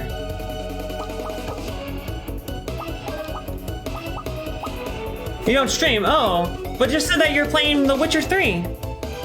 So it looks like you must have streamed at least once in your life. Unless, you're Melancholia the second, and that was Melancholia the third, who are two completely different people. And this particular song that's playing now is played whenever Ashley goes into Blazer mode. So you get to hear the song a lot, but it's okay, because this is a fucking kick-ass song. Oh, Cookie has a run for your money. Where is Cookie? Cookie hasn't streamed once, but he has quite a few followers. Let's see how many followers he's up to. Cookie has 24 followers, and he has not streamed once. How many followers do you have, Melancholia? 49! Jeez, you got Cookie beat by a long time. Cookie, you gotta step up your game. Melancholia, Melon over here is making you look really bad.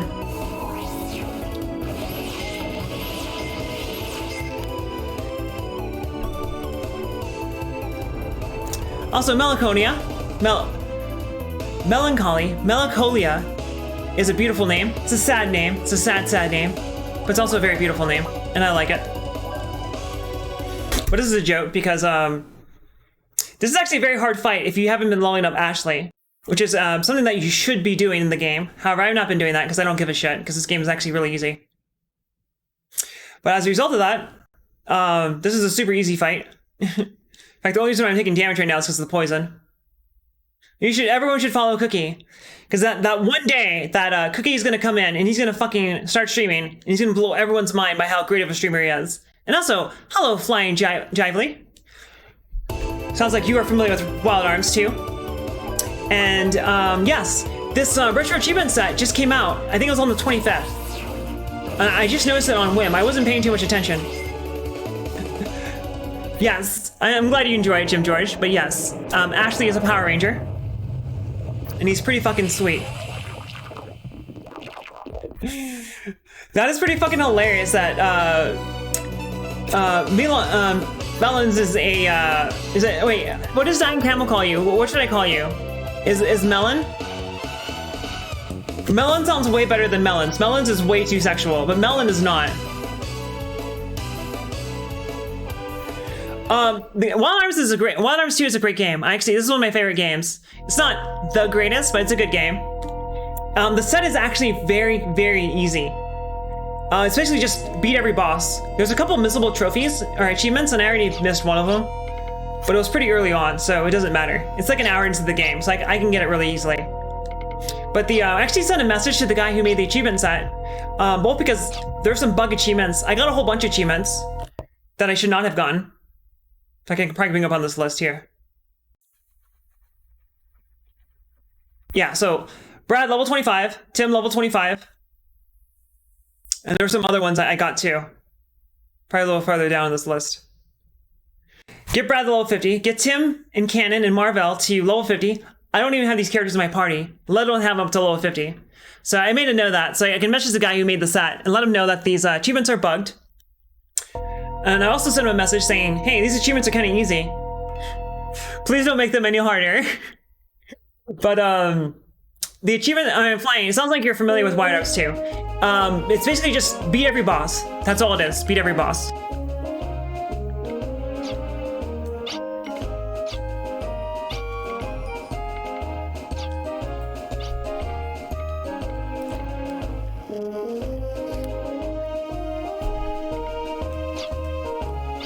That's because Cookie's full-time job is supporting Twitch, so he's here to support all of us.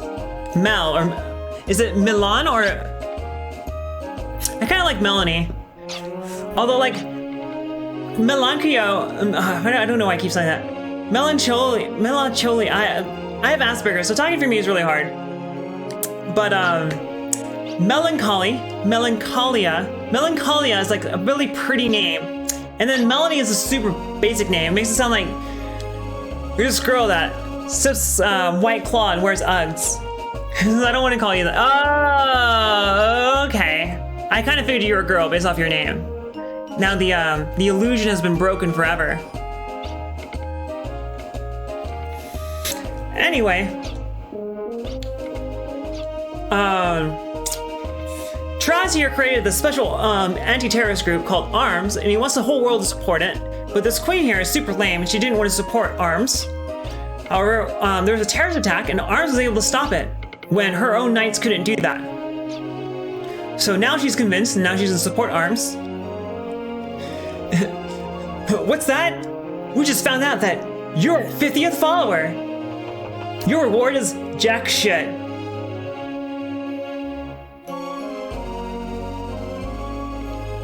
So she told me to go meet someone at the bottom of this castle. And this is the only place I know of that's at the bottom of this castle. So there's someone here, or she was referring to a different part of the castle. It was a different part of the castle. And while I'm here, there's a secret room here that I missed, and I know that because there's an achievement for it. So while I'm here, I'm just gonna like look up where that is. I already played this game before, so I'm not too concerned about spoilers and all that.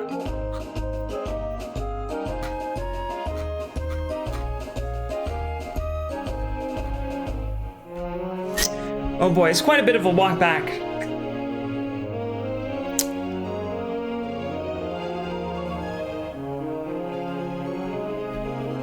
Okay, so after talking with the queen, you'll notice a book sticking out of the bookshelves. Got that one. All right, so go to the east. Oh, go to the east, and there is a guard who's sleeping there. I found the guard. Your sister name is Melanie, especially the White Claw comment. Hey, I am a basic bitch, and there's nothing wrong with that. And I fucking love White Claw. White Claw is great. Apparently the purpose of this right here is to use that bell to wake up this guard.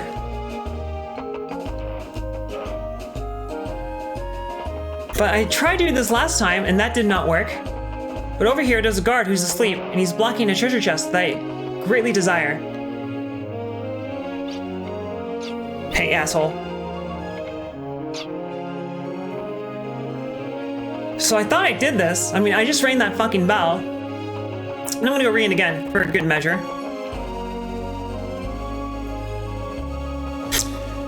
But I rang the fucking bell and he didn't wake up.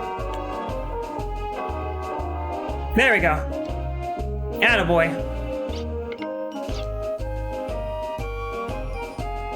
So now I can hopefully go get his treasure, and hopefully that will trigger the achievement.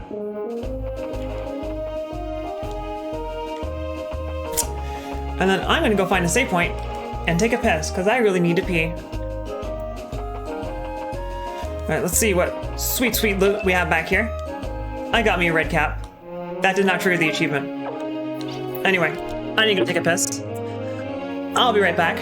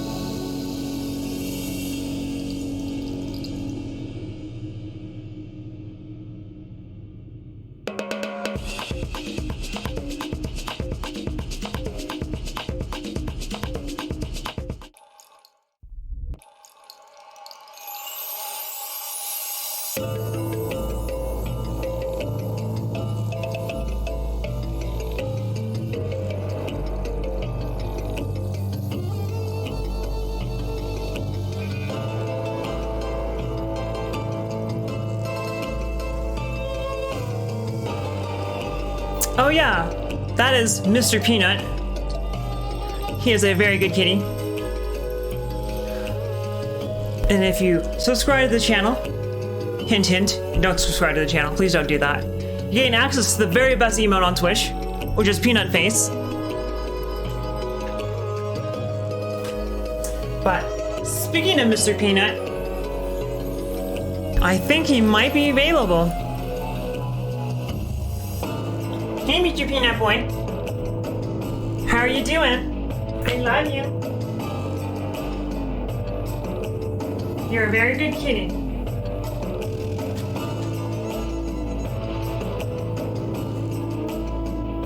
Look at him. He's such a good kitty. Oops. Shouldn't have done that. Oh, man. I can't believe you just did that, Melanie. I hate that. Peanut does not want to be here right now. But look at him. He's such a cutie. I love you.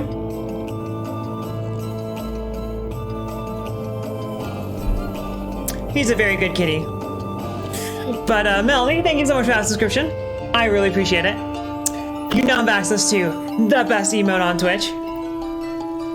And that is awesome. Please use that power responsibly to send Peanut everywhere you want. I only have 2 emotes right now. That's one of them. And the other one is this little guy.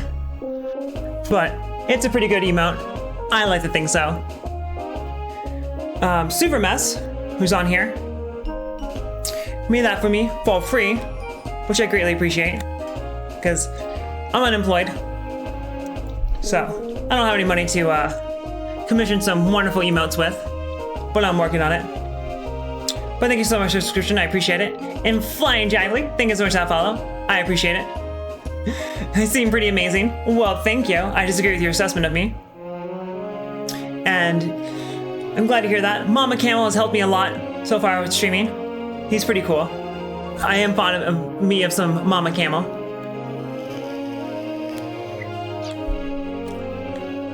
And Flying Jively, thank you again for that follow. I'm glad you like what you see. Which apparently is some wild arms and terrible commentary. We have a lot in common. Do you have an orange kitty cat? Who's the bestest little kitty in the world? Hey, it's all those villagers that I rescued, who would surely be dead were it not for me. And I got hots for the girl with the blue hair. Black gray. All kitties are important. All kitties are best kitty.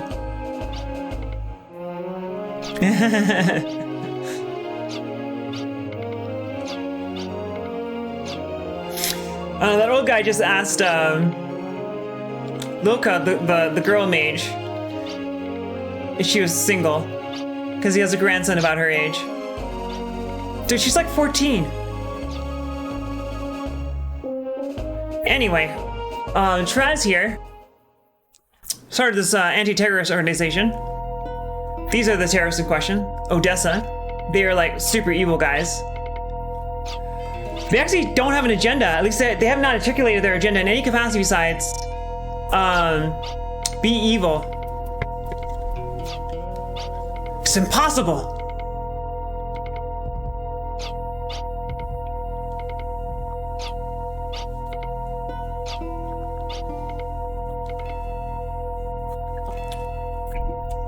And that's all in 10 minutes of being here.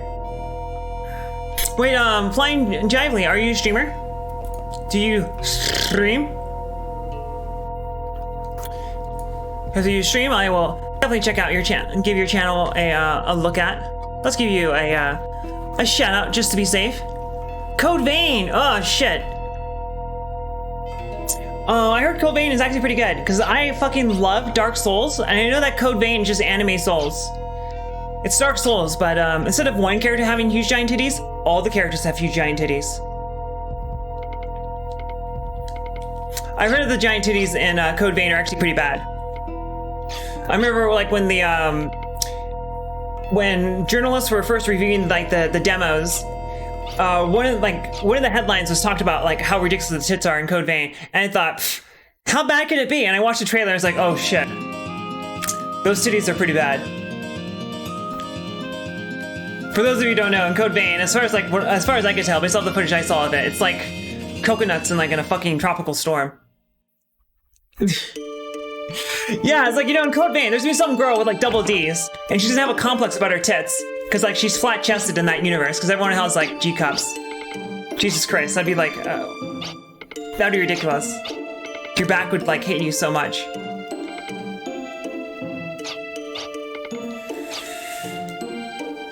It's a problem I'd be. You know, I tell myself, you know, how bad could the back pain be anyway, right? But I don't know if I have the strength to deal with that, to deal with the big titty life. But I like to think I would. But it's too late for that now.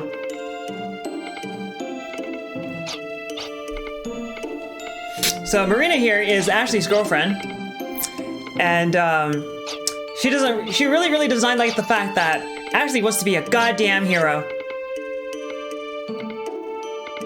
Because that means Ashley might die.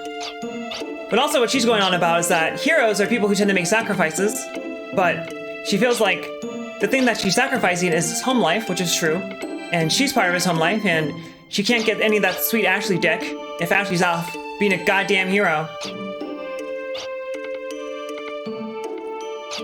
It's true. It's true.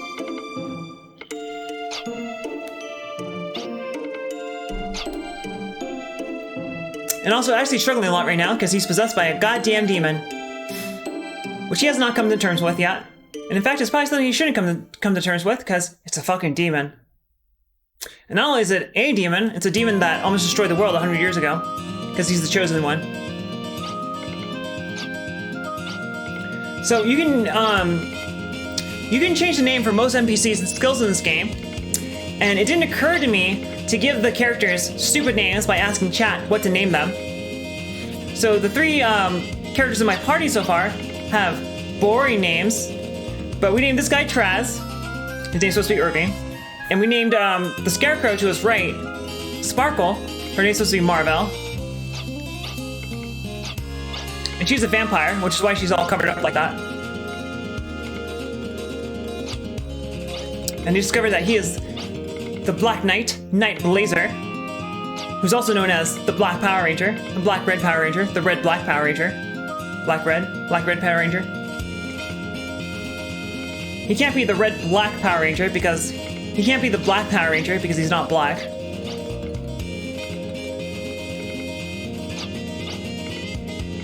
They don't have to worry about firing the actor who plays the Black Power Ranger and replacing him with a black actor because they already got a black actor for him. I actually have never played a Fire Emblem game. Part of the reason is because I know that the permadeath system in Fire Emblem is super unappealing to me. And basically all it means is save scum. And I know that most people who do play Fire Emblem do save scum. The instant someone dies, they just reset the game. And like, I'm not about that life. So I'm probably never ever gonna touch Fire Emblem. Dark Souls is not a hard game. What did you say? And now I think, man, this is lame. I could just be playing Dark Souls right now. Hello, Stone Griffin. Welcome back. But to quote Dying Camel, Dark Souls is not a hard game. Also, Bubblegum Blue, thank you so much for stopping by. Both you and Stone Griffin, how are you guys doing? Thank you so much for being here. According to Dying Camel, Dark Souls is not hard. Dark Souls is primarily learning patterns and recognizing those patterns, exploiting those patterns, but most of all, don't get too fucking greedy. Very important. So now he's giving us a challenge to find these two big, huge crystals. I wonder if I can do this out of order. If I can, do I have to do one and then the other?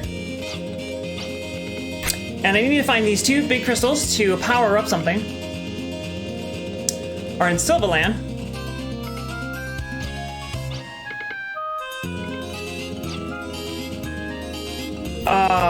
I'm gonna need some more specific instructions than that. Because in this game, locations on your overworld do not appear. You have to find them, but in order to find them, someone has to tell you where they are.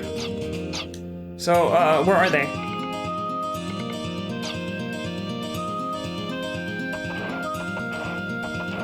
Amazing, I remember you. Of course I remember you. You were here like a couple hours ago. Wait, say that again? We'll know where the town of Holst and the Rayline Observatory are. Okay. So I need to get someone to tell me where the town of Holst and the Rayline Observatory are. Because I don't know.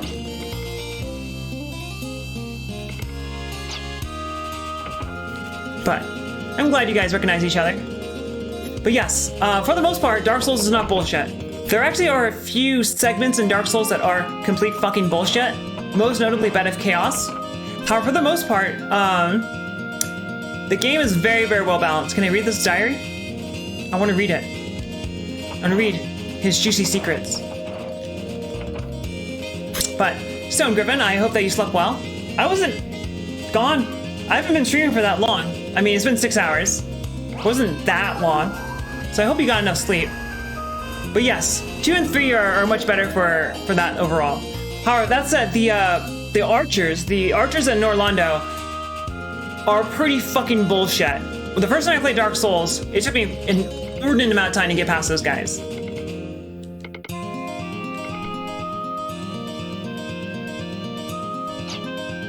Okay, that still doesn't tell me where to go.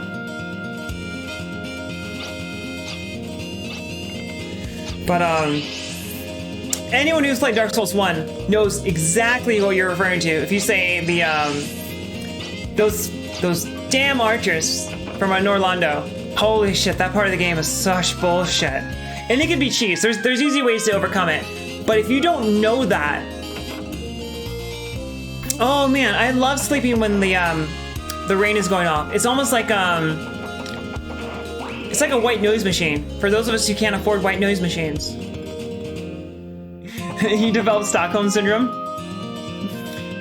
I completely understand. Holy shit, I died so many times to that shit. Oh god, that's by far the worst part of Dark Souls. Is those fucking archers. I'd say those are the only 2 points in the game where I expect any player who has not... it doesn't matter how good you are. If you're playing the game blind, you are going to die to the Norlondo archers. Anal Rodeo. That's pretty fair. That is definitely very fair. But you will definitely die to Norlondo archers at least once, and you will definitely die to Bed of Chaos at least once. Hell, you will probably die to Bed of Chaos many times.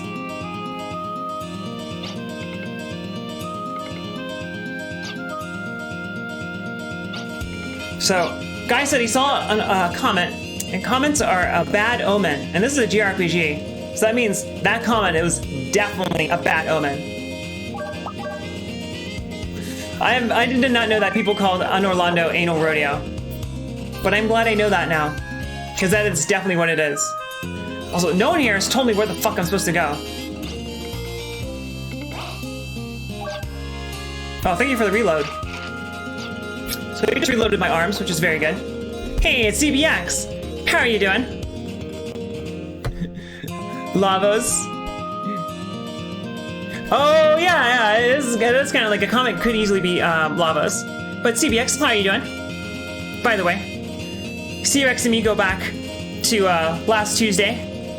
We met because I was playing Castlevania and he was playing Castlevania. He's a variety retro streamer. He seems kind of cool.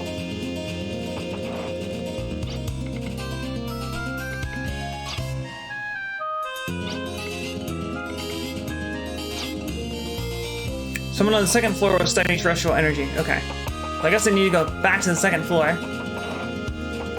Wait, can I... Those are not doors. Okay. Well, Stone Griffin, at least if you can't sleep, it's good that you're getting some exercise. But, I love sleeping when it's raining. I definitely sleep better when it's raining. Unfortunately, I live in Arizona, so it never rains here.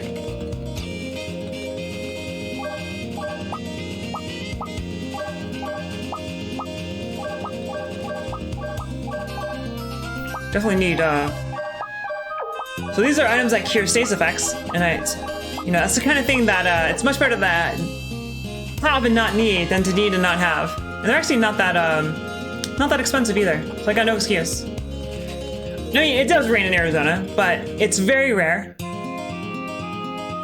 Usually all of our rain comes like at once. So most of our rain comes in like, say, like December. That said, we are about to enter monsoon season, so we do get a little bit of rain in the summer. So it'll probably rain quite a bit this upcoming month. Monsoon season is awful. Because normally the heat here is not bad. Because it's a dry heat, but the instant it becomes a wet heat, which it does for about a month out of the year, monsoon season, it's fucking awful. So I'm on the second floor, and that guard said that there's someone on the second floor who's studying crystals, and I have no idea to whom he's referring. Definitely was not her. It's not these guys either, because these guys are just nurses who heal me if I talk to them.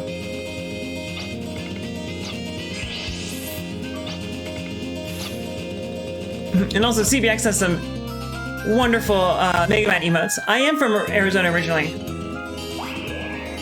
And I still am, unfortunately. I've always wanted to leave Arizona, and recent events have really reinforced that idea. Made it sound like a very, very good thing that I should do. Because Arizona is currently a huge hotbed for coronavirus.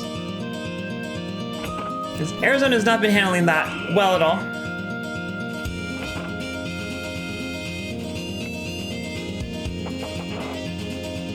I don't know what that dude was referring to. Because he made it sound like there's someone I can talk to on the second floor that'll give me more information about those crystals. But I don't see nobody. He lied to me.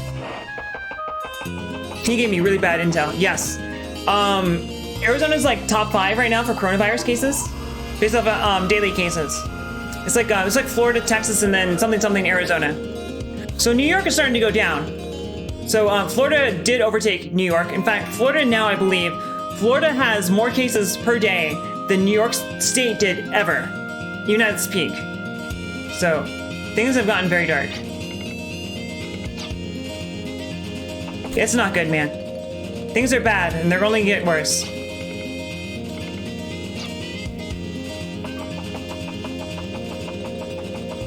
So I think the guy who said that was over here. Someone on the second floor. I was just at the fucking second floor. There was no one there. God damn it. I'm just leaving this place. I'm done with this shit. So intense spread? Yes. In fact, it's so bad that the governor, Doug Ducey, had to mandate bars and gyms be closed.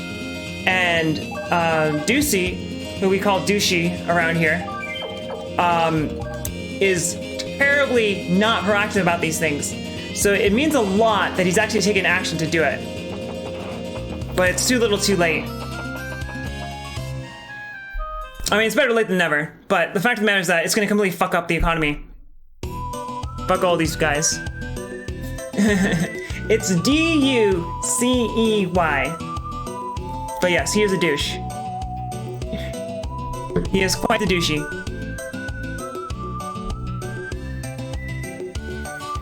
But man, things in Florida are really, really fucked, to say the least. Things are really, really fucked. Yeah, so far, about a fourth of all coronavirus deaths have been in the United States, the greatest and most powerful and wealthiest country to ever exist. But I won't bitch about that too much because a lot of people don't like talking about politics. I'll just say that that is pretty deplorable. But United States is to be number 1, guys, right? Which is why we're number 1 for coronavirus cases and coronavirus deaths.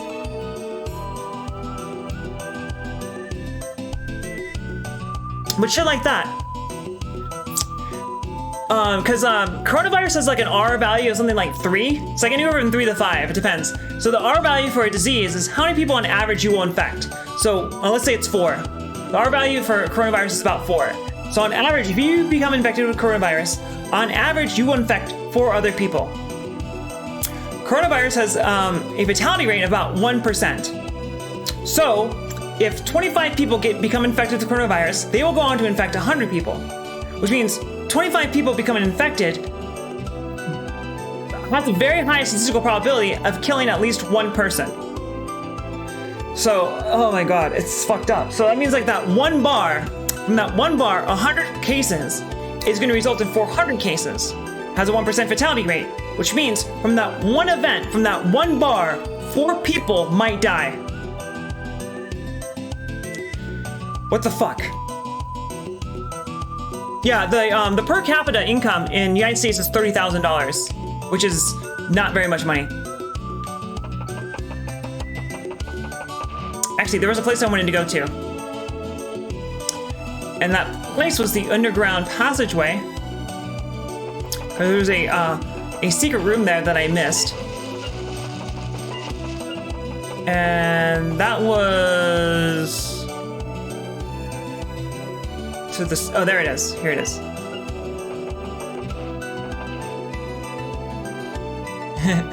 You made your peace. Yeah, America's a great country to be in, if you're rich. Which I am not.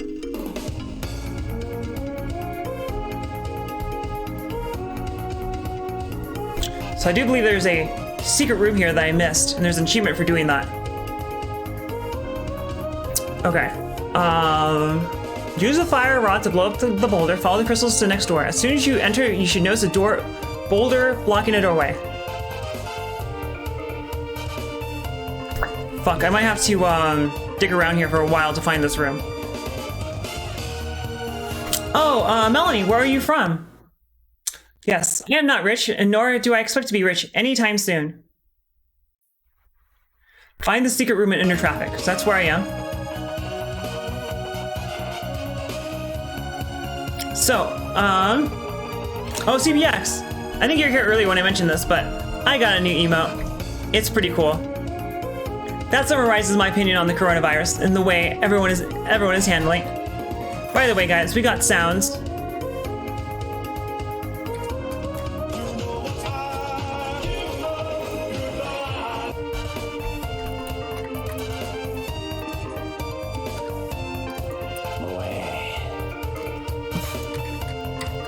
I just implemented this, by the way, so I'm very pleased by it. We got a stupid text to speech channel points option. Oh, yeah, Melanie, that's actually very interesting. That is quite the resume. Spanish, Mexican, Norwegian. Not too many people could say that. So what is your ethnicity then? Are you... what are you by blood, and what do you identify as? Because that's very interesting. Does that mean that you speak English, Spanish, and Norwegian? Oh shit, the rafts here did not reset.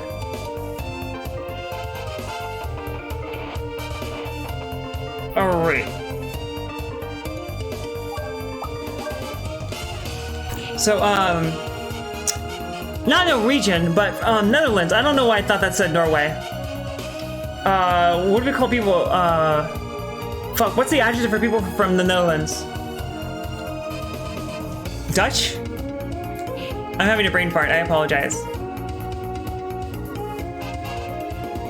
And I don't know where I'm supposed to go here. That's where I get multi-blast. Alright, so after you get the multi-blast, get back on the raft and kick over to the small island again. This time on the other raft that you haven't been on, kick over to the door and enter it.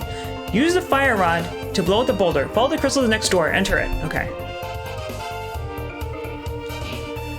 Half Dutch, half Mexican. Hey, Neckrite. How are you doing? You forget vocabulary on all 3. Neckrite, by the way, is an awesome variety retro streamer. He plays a lot of Link to the Past, randomizer with crowd control turned on, and crowd control allows you to spend bits to fuck up his game. And it's fucking hilarious. Because you can do things like, oh, that's the secret door right there. You can do things like give him Duxican, there you go. You can give him ice physics for like 5 minutes. or you can give him some rubies, or you can just straight up cause him to die. It's pretty funny. I love it. It's good shit. And also, he sometimes play. Oh, I have 2 crests. Shit, I need to make sure I make use of those crests. He also plays D&D sometimes, and it's pretty funny. I wasn't able to catch a lot of it, but the D&D I did catch was pretty funny. So I picked up a moonstone, which nullifies poison. What does frithage mean? But Neckrite, I'm glad that you are a fan of Wild Arms. Seems like most people don't know Wild Arms at all. I've never actually encountered someone in real life who was familiar with the Wild Arms series, but I really like Wild Arms. And Retro Achievements just added a set for Wild Arms 2. They've had a set for Wild Arms 1 for a while now. I was like, hey, I really want to replay this game anyway, so I might as well play it. But I'm glad to hear that, Neckrite. I think these Wild Arms is such an underrated JRPG series, so it's wonderful to have it.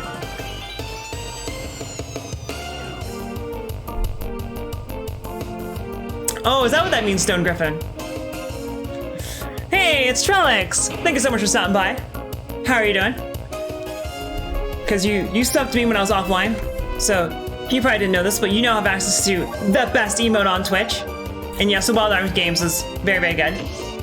So I'll be to replay it anyway, because it's awesome, but there's retro achievements for it now, so now I have to do it, because I need them chivos. How are you doing, Trellix? Thank you so much for stopping by. It's awesome to have you. And now we have that emote, which is alright, I guess. It's no Peanut Face. Peanut Face is the best. Speaking of peanuts, Peanut might be right here.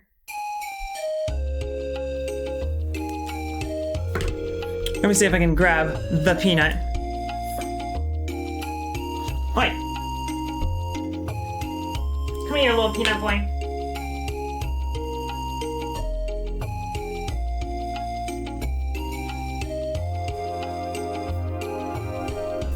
This is my peanut boy. He's a very good kitty. I love him.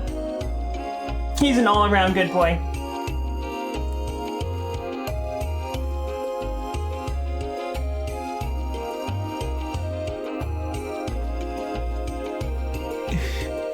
I don't know, Stone Griffin sounds like, you know, you're like in some RPG, and you're attacking these griffins, and then one of the griffins looks at the other griffin and says, dude, hi, how high are you right now? And the Stone Griffin replies, we're on the ground, dude. Yes, Mr. Peanut is a little chunky, but it's okay. He's living his best life. He's eating all those nom-noms. But he's a very good peanut boy. Oh, CVX, thank you so much for that gift sub. You should not have done that. But Stone Griffin, you now have access to the best emote on Twitch.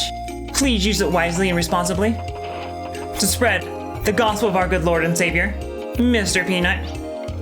Also, guys, I'm about to get 2 new spells, which means we get to name these spells. What do I want?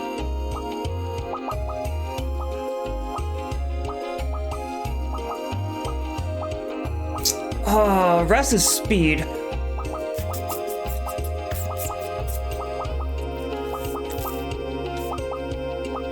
Alright, so this right here is shield.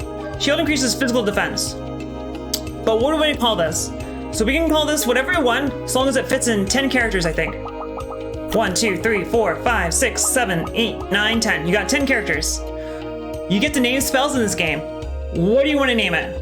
By the way, so our,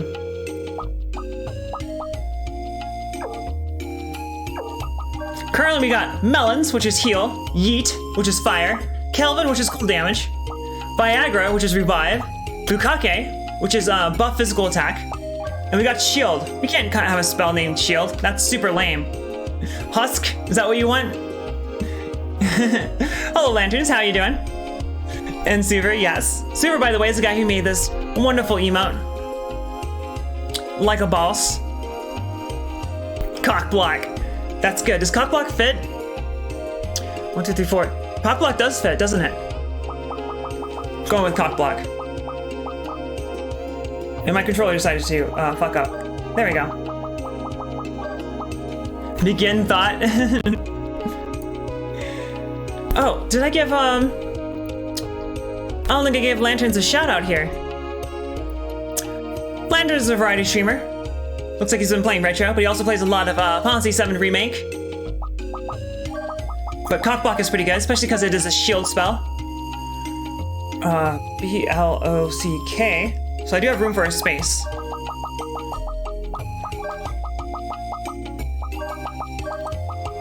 Oh, perfect.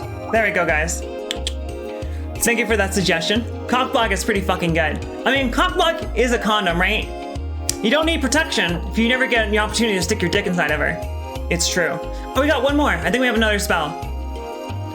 I do not know who Grampy Back is. Alright, so what do I want now? That was physical defense.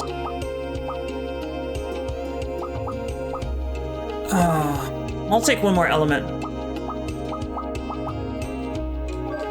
Alright, so this is a lightning attack. Thank you for doing that, I Punch Demons. I did set up Chatbot. So Chatbot does work through my account. So Chatbot can use the emotes without being subscribed. Called Kickbot for real? I don't think there is, but there definitely should be, Stone Griffin. Alright, so this is a lightning attack. The default name is Spark, which is totally lame. What should we name it? Force Lightning does not fit, unfortunately. Could do, Electric Jizz does not fit either. Elect Jizz. Spark Jizz would work. Why is my controller being late? Oh, there we go. But what do you guys suggest? Ass clap. There we go. That's a good one. Gotta make them booty cheeks. Gotta make them booty cheeks clap. But yes, one of the cool things about Wild Arms is that you can name almost everything and anything.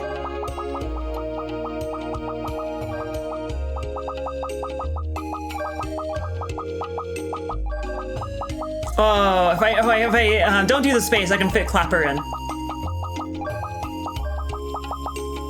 Right? There we go. Would I like a link? Yes, please, I would like a link. There's an anime called Cock Blocker. That's fucking amazing. I definitely need a link to that. Please post a link to that. I mean, assuming that it doesn't violate Twitch terms of service. If an anime was called Cock Blocker, I would be inclined to think that it's not an anime, but rather it's a hentai. Not that there's anything wrong with that. And yes, Stone Griffin, the Wild Arms series has excellent music. I'm glad you picked up on that, which is good because I can't turn it off. There's no sliders for the music in this game, so I'm glad you like it. I actually don't remember much of Final Fantasy IX. The only song I remember from Final Fantasy IX is that flamenco song. That's it. That's literally the only track I remember from Final Fantasy IX. I know a lot of people who say that Final Fantasy IX was actually the best of the PS1 Final Fantasies, but I don't know what the anime name is. If I don't like it, I'll like it by force. Indeed. I don't know what the fuck I'm doing here.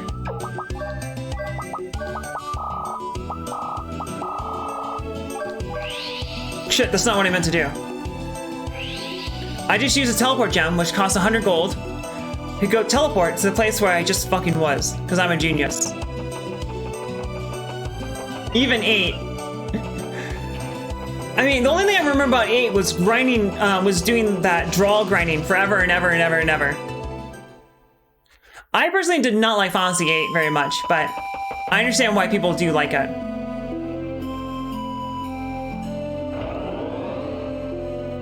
Alright, Dragon's Vein. So I need to go to these different areas to get different things. Dirtle Kingdom got 5th place. Oh yeah, you mentioned that. And Pirates of Dark Water is like a shitty Streets of Rage, right? Because Pirates of Dark Water was a TV show, wasn't it? So the game is a licensed game. Final Fight. Oh, Final Fight. Wait, how are Final Fight and Streets of Rage different from each other? I have never ever liked beat 'em ups, so like I don't actually really know what the difference is. I mean, I'm not being facetious. I really don't know the difference between Final Fight and Streets of Rage. I don't know where I'm going.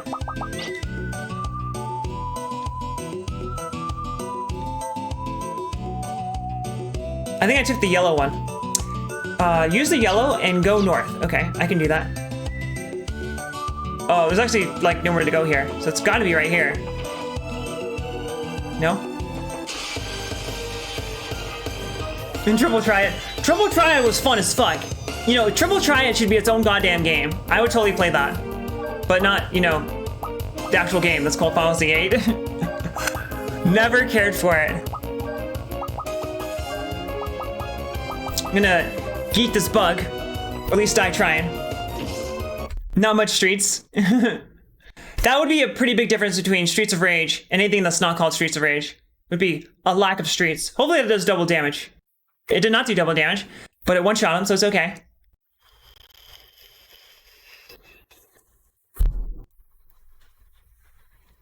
Thank God for Turbo.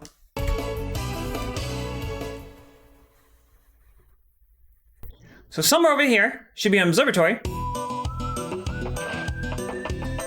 Triple Triad is good. I think even people who did not like, is that it? That is it. I think even people who did not like Final Fantasy VIII will agree that Triple Triad is the shit. Kind of like how the best thing about Witcher is Gwent. Gwent. These aren't doors, are they? No. Oh. Oh shit! Is this where you encounter Liz and Ard? Because Liz and Ard are fucking hilarious. Probably. I saved recently. I should be okay. Oh, nope, it's a boss. I'm gonna fight a goddamn clown. This is like Bart Simpson if he decided to put on a jester outfit. Undines. Is it, how do you say that? Is it Undines or is it Undines? Oh, he's beating up Liz and Ard. Who are like my favorite characters.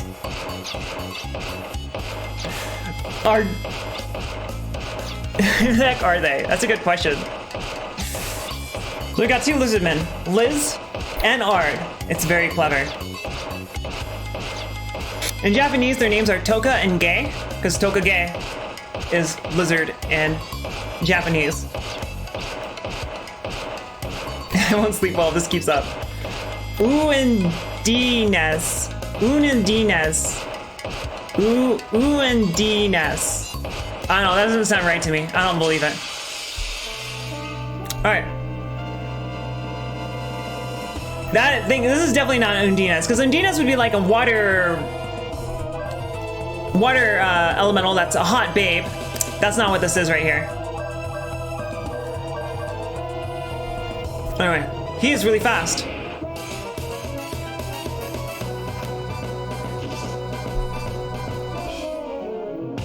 It's essential that your Undines in your video game be a hot babe. It's tradition. It has to be a hot babe. Hey, you rock? How are you doing? I hope you are rocking. By the way, you rock here is a variety shooter streamer. He was last playing Fortnite, but he also plays a lot of classic Doom. He was recently playing Back to Saturn X on PS4 because it's now available there. Alright, so every fight in this game now is gonna be a joke, because Ashley can now use access, which turns him into a goddamn god. But first I gotta use some Mukake on Brad. Rockin' hard. Are you rockin' hard or are you hard rockin'?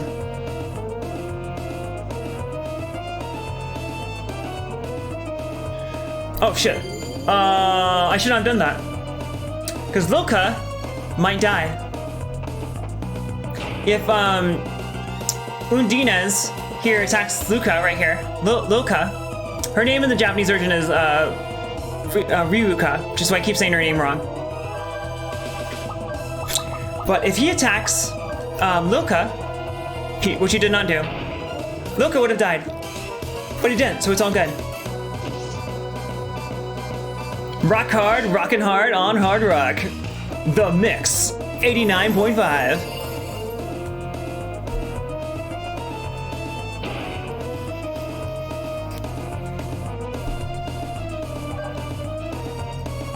So the main thing that I really want here is for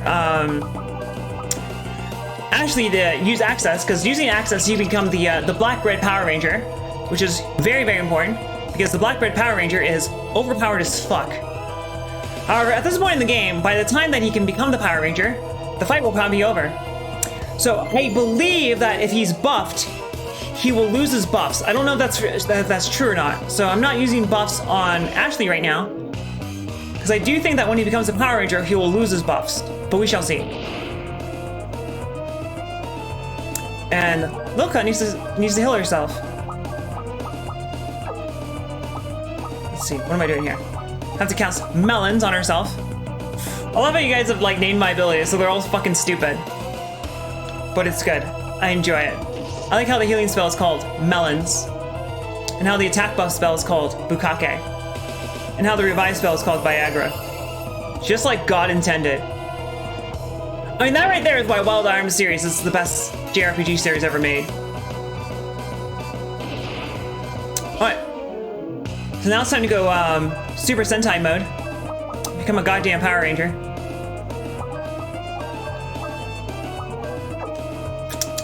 No one needs to be healed. Reject all fools. That probably does heavy damage to everyone. And this is the last time devs let any people name anything in their games. What did that do? He just did an attack called Reject All Fools that seemed to affect everyone in the party, but didn't do anything. And now it's time for the cool music. And also, the Black-Red Power Ranger has a fucking lightsaber. Because that's just how cool he is. Damn, he's so cool.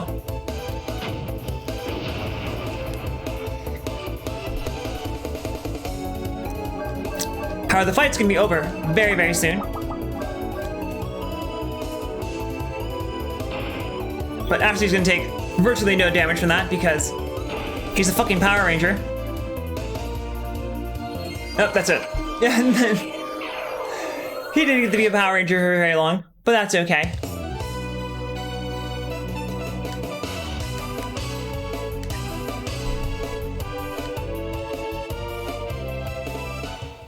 And I got an achievement for that. Achievement get. Oh man, I love these guys. For a joke, he sure came close to death in the job. Alright, we saved Elizabeth, we can move on. Nope. A hero's adventure is about to start here and now. I get my vape juice from American Vapor, which you probably can't see on the camera very well. It's actually produced locally in Arizona, so you probably can't buy it wherever you are at. But it's good stuff. It's all good. And look at that! Lord Manny gave me a follow before he even hosted me. How cool is that? Lord Manny, thank you so much for that. How are you doing this lovely night? Are you a streamer? We're about to find out. You haven't been able to do retro achievements? I'm sorry to hear that. And it looks like you're not a streamer. But if you were a streamer, you'd be very busy playing the game called Null, which is a very popular game for people to stream. That's a joke, by the way. Because if people have not ever streamed, and it goes to pull the title of their stream, and there's nothing there, it says Null. Null is a very good game. I'm still waiting for the sequel to Null, called Null and Void. It's gonna rock the world, guys. These guys are fucking hilarious. So everything that, almost everything that Liz and Art say are pop culture references, which are translated literally. So as a result of that, most of their dialogue is like completely nonsensical. The alternating events of joy and sorrow will taint future developments. These guys are not furries, Super. They're scalies. Totally different. Not holding one back is my specialty. I was born for this day. Art, art, art. 3 cow toes, but I do leave justly. As a resourceful general, let's get to the gate. After that... Oh god, his dialogue makes no fucking sense. But Lord Manny, thank you so much for stopping by. And why haven't you been able to do retro achievements? Is that just because of lack of time, or have there been technical reasons? Oh, and we can't solve this puzzle by ourselves. However, art is very, very powerful, and it's going to just yeet Liz over the corner.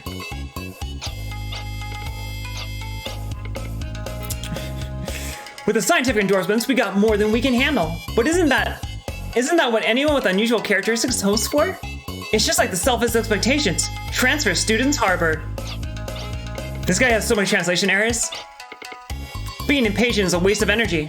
Be that as it may, the Student King's background has no close relationships. Like, this is a reference to, like, a TV show in Japan. And they completely butchered the translation.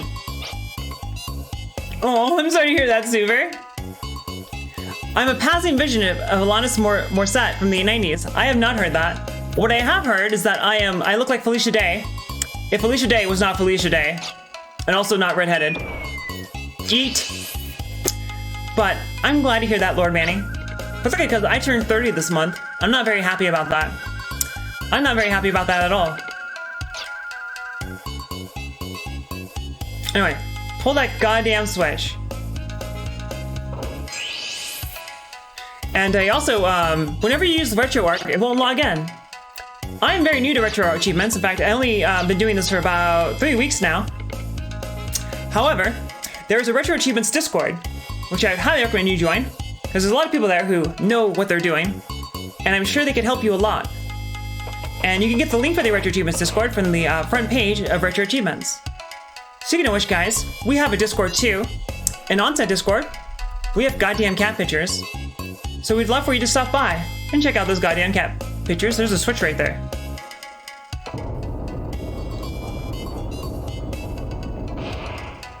And that switch probably resets this room. I believe it. No?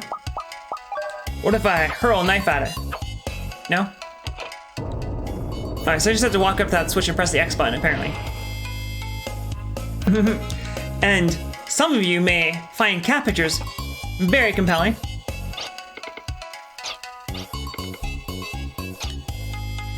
Well, obviously, we have to enlist our new friends, Liz and Ard. Only a novice would become unhinged by such a historical emergency. Now I've waited for those words. It's easy. Just run through before the wall shuts. That's pretty true. Sounds just like an antelope. Ard. What do you guys do? It looks like a collar lizard. Oh man, that's fucking slur. Why would you say something like that? God, Ashley is such a racist. Oh my guys, I don't know if Ard's gonna make it. For better or for worse, Ard is hella strong. Oh, it's just even at the risk of my life. Let's go, Samurai.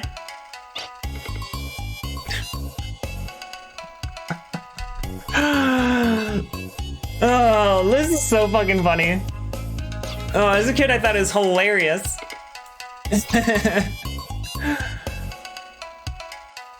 I think there's a switch over here that will turn this off. Probably the statue that looks weird. Here we go. Meanwhile, Liz is over there just being a cheerleader. Oh, man. There we go. I love that Dying Camel one of Dying Camel Hot. That one's really, really good. It's my favorite one, by far.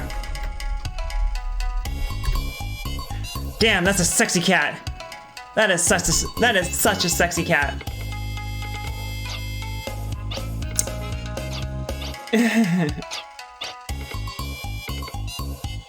You're doing a silly dance prayer.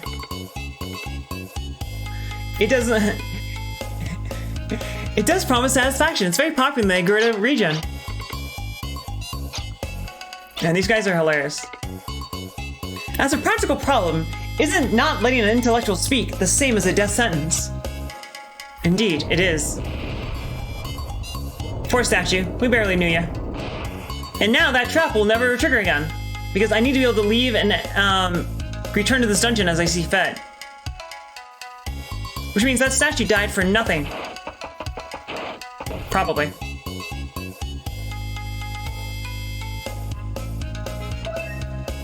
Screamin' Cheese! How you doing? Thank you so much for stopping by. How are you doing this lovely evening? We are playing some Wild Arms. I'm having a good time. I hope you are too. What did I just pick up?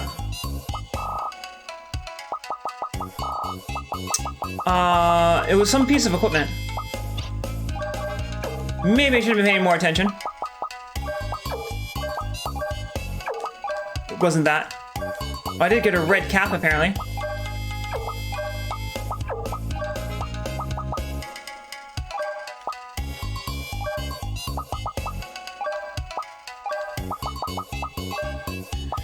And I don't know what I picked up, but it might have been a weapon for... I think it was a hairpiece. So I'm gonna equip with her with Mystic Word because that improves magic damage, and she's actually the only one here who could use magic.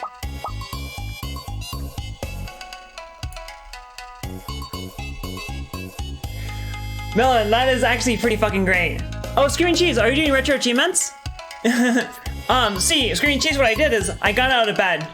I did this thing that not too people know about, but it's a secret technique for looking great.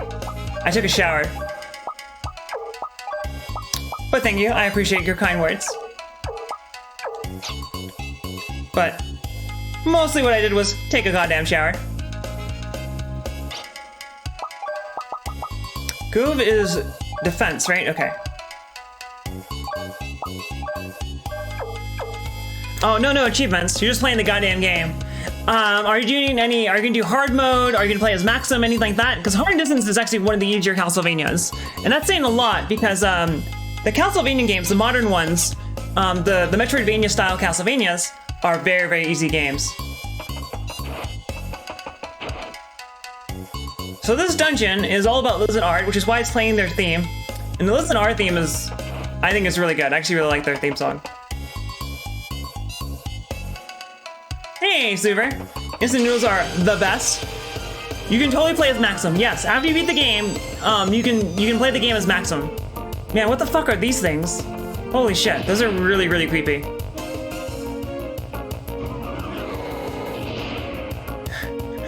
These things are so creepy looking. What are they called? Lily pad. That makes sense. Not really. I'm gonna have to pull out some melons here because I'm damaged. And melons is our healing ability. Because you can name any ability in this game. So we had to give them all ridiculous names, like melons, and bukake, and Viagra.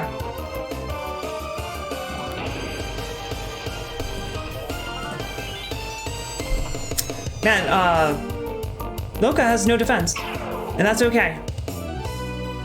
But yes, you can play as Maxim. I hope I didn't spoil that for you. Maxim is actually pretty fun. Oh yeah, Super, why did you not eat?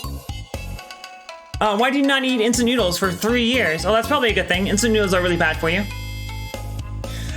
Sliding around one-shotting everyone. Good. The most important thing about any game is to have fun.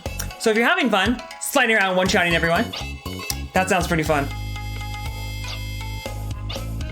So everyone's looking at Liz, because everyone knows that Liz is heavily yeetable, and we need to yeet him over there.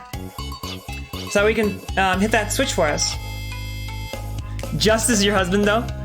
Just Belmont is pretty hot. Not gonna lie. He gives Alucard a run for his money. Dizzy Lizzy. Oh, that's not a stupid question. I had played all those games back in the day. And I actually have Turok in my Steam cart right now, because it is the Steam Summer Sale. He's looking at us. Don't meet his gaze. I just want to abandon poor Liz. Leave him right there. After he did so much to help us. It is I, the one who loved you all.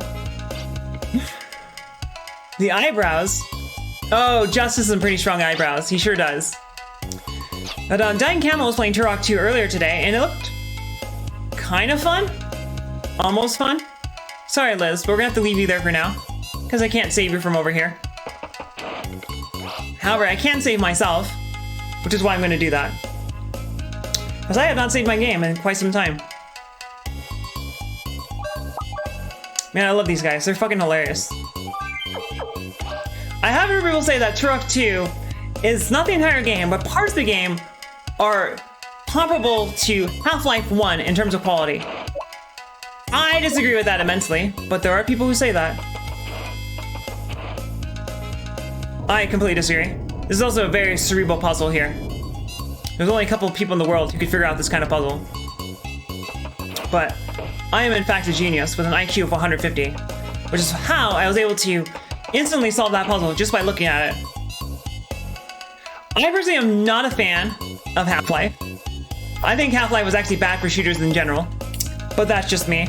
But I also am addicted to classic Doom, so don't trust me. Alright, so I've come to an impasse, which probably requires that I have Liz in my party, so I can progress here. But I can articulate why. The reason why is because you can see the huge paradigm shift that occurred in games after. Let's see here. Like the difference between Quake, Duke Nukem, Doom, and shit, is this gonna work? Games like Doom and Quake and Duke Nukem, before and after, I'm gonna put this one back a little bit. Half-Life came out. And after Half-Life came out, those games completely changed. Half-Life is effectively, is very, very linear compared to like say a game like say Doom, where the levels are huge and mazy, and you have to go all over the place and dick around to figure out where you're supposed to go. In Half-Life, all you're doing is going down a hallway, metaphorical. Sometimes it's not a hallway. Sometimes you have to go around this way and that. But it's not.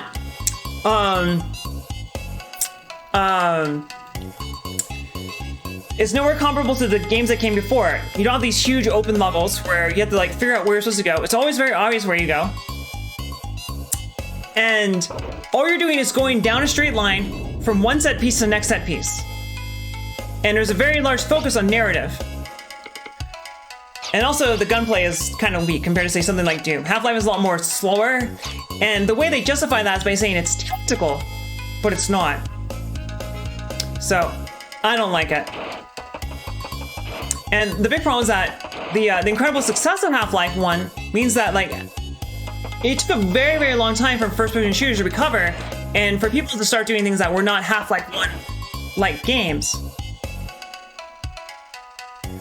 So I feel like shooters were pushed back a little bit because Half-Life 1 was such a phenomenon that everyone had to be like Half-Life 1. And that means we lost out on like classic boomer shooters, and people didn't keep making boomer shooters. So the whole reason why we have the term boomer shooter is because Half-Life 1 is what killed the boomer shooter. And we could have all these great boomer shooters instead of just Serious Sam and Painkiller. Oh, you mean the game Portal? Portal 2 is actually pretty good. Well, see, I Punch Demons. The thing about that is, there's nothing wrong with that. The world needs more boomer shooters. I'm just saying, that is true. Until Half-Life 1, for a while after Doom came out, first-person shooter wasn't even a term. People just said Doom clones because they're saying that the games were like Doom because first-person shooter hadn't been established as a term. Right, yeah. So the term Doom clone was very popular for up to about 3 years, maybe through like 96, before the term first-person shooter caught on.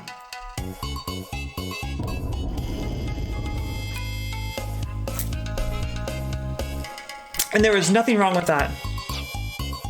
Oh, his tail is stuck inside the, So this whole thing was that there was a lever inside of this guy's mouth that no one in the party could reach, except for Art, because he has a thick, long tail. But having done that, if you take calcium before bed, the absorption is best. No one fusses like a lizard. But Art's tail is now stuck.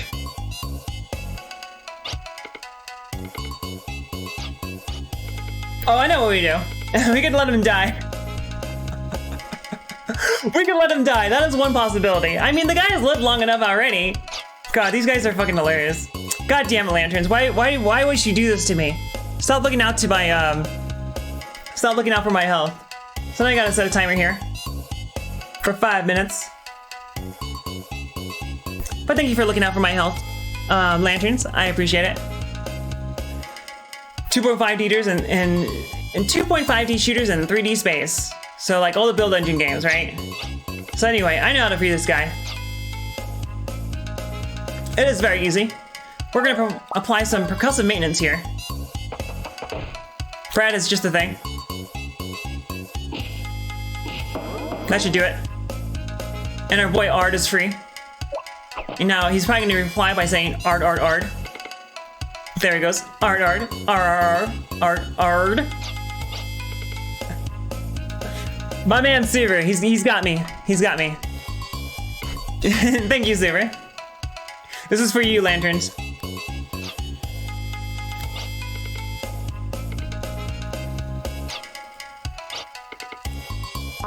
Ard. Hey, D-Pad Radio, how are you doing? D-Pad Radio, by the way, is the reason why I know about the text-to-speech option, which I need to turn the volume up on that, so you can have some more fun with it. D-Pad Radio is a variety retro streamer, but he's also really good at Mega Man. As he was, I watched him do a speedrun right in front of me for Mega Man. I actually wasn't there, I missed it. But what did that get you? He's in the top 200 for Mega Man 2 speedruns. So, he's pretty fucking good at Mega Man. That's all I'm saying. No problem. You deserve that shout out. Oh, and there's another switch that we have to throw Liz at to open up. Liz is a boy, by the way. He's not meant to have a feminine name. Because in the original Japanese, his name is Toka. Because, here we got Liz and his buddy Ard. Instant noodles are awesome. TP Foo Fun. I love that this is the name of the emote. So, I'm not the one abusing the animals, Lantern. It's the animals against each other. So, Ard is the one who threw Liz. So is it still animal abuse if it's the animals that are hurting each other? Probably. He is a Liz Ard. That's the fucking joke. Oh, fuck, I don't remember Gallus' sister. Oh, you mean his brother. Gallus' brother is definitely a boy. He's totally a boy. He's a very, very cute and beautiful boy. He's a very pretty boy, but he is a boy nonetheless.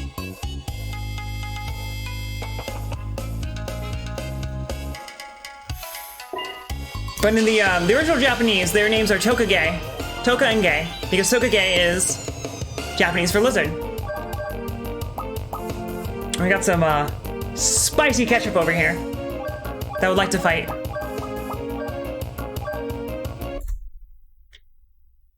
He missed.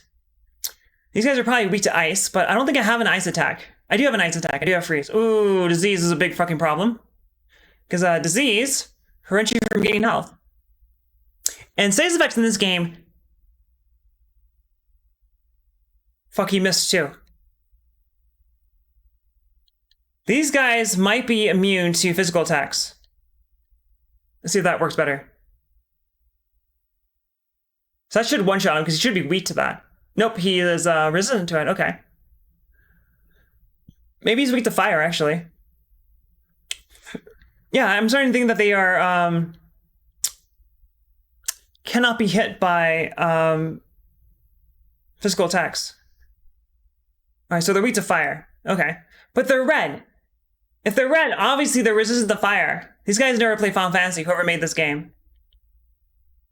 The RPG, the audio did cut out because I have it on turbo mode right now, and I have it set so that when I go into turbo mode, the audio cuts out. So that way you don't have to listen to the terrible music when it's sped up. So that was intended. That's what we call a pro gamer move. Oh shit, there was a ladder I missed. I'm trying to remember where that ladder was. It was an earlier dungeon. I don't know why I just fucking remember that, but there was a ladder in an earlier dungeon that I thought was a ladder. Oh shit, am I still diseased? Fuck, I'm diseased. Who did that? D-Pad Radio, thank you so much for the 100 bits. That is one whole hot and spicy McChicken from McDonald's. available now for just $1. Thank you much for that. I greatly appreciate it. You should not have done that. Okay, using a hail spray, I should have nullified disease. But thank you so much for those 100 bits. You very much should not have done that. Love both the 50s and the 80s. And I just got bold action. Which is an ability for Ashley.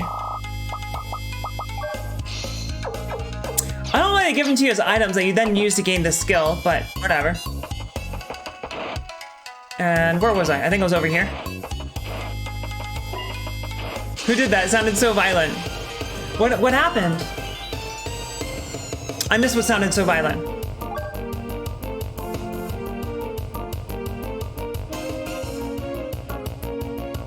Fuck, I don't know if Loka can actually gain force points off of these guys. Because I want her to attack, so she'll gain FP. However, I think it's just gonna miss. Shit. Because I'm pretty sure these guys cannot get hit with physical attacks. And when Megacordy listens, everyone listens. Or when I talk, everyone listens. So that causes her to gain a little bit of FP. This is still dumb, though. I still do not like it. No siree. Fuck, this is gonna take a while.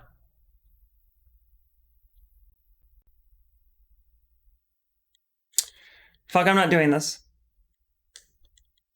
So only Loka can attack these guys, I think. Also, Melanie, thank you so much for stopping by. Thank you so much for the follow and also subscription. It was awesome to have you. But please do get some breakfast. That is very important. If you are hungry, you cannot fully focus yourself on the things that are important in life, like watching my stream. And that is very, very important. The first was in the 50s, and the remake. Oh, you're talking about The Blob. I didn't know The Blob was actually like a real movie. Is that a real movie? It must be because you're talking about it. But I don't know what it is. What's this about? Is it like a horror movie? About a blob that... The blob that kills everything.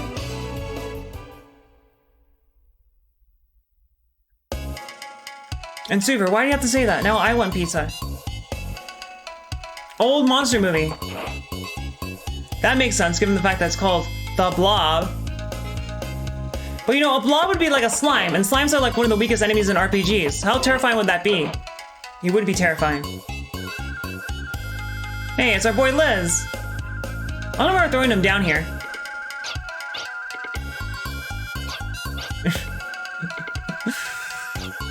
Oh god. These guys really, really do not like Liz and Ard.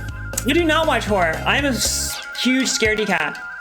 So the most scary thing I've seen recently was, Stranger Things. Wait, what do I do about this guy? And after I've only seen the first season of Stranger Things because after I watched the first season of Stranger Things, like I couldn't sleep for weeks because like Stranger Things is not even that scary, but Stranger Things, that monster from Stranger Things, the Demogorgon, he would not let me sleep for a very long time. So that's why I have not watched any more Stranger Things, despite the fact that it's very, very, very, very, very good. It's excellent. At least based on what I saw. However, what I saw of Stranger Things traumatized me greatly. The Goonies mixed with not horror. Like, exactly. So like, Stranger Things is not horror. But it still scared the fuck out of me. Oh, boss fight time. Oh boy. I wonder who the boss could be. This is the Gematon I've been looking for. The mail order ones from magazines don't even begin to compare. He's a superb, full of magical powers. As long as I have the, oh, it is Gerbertron. Gerbertron, I can easily make a huge monster. That's what I would do.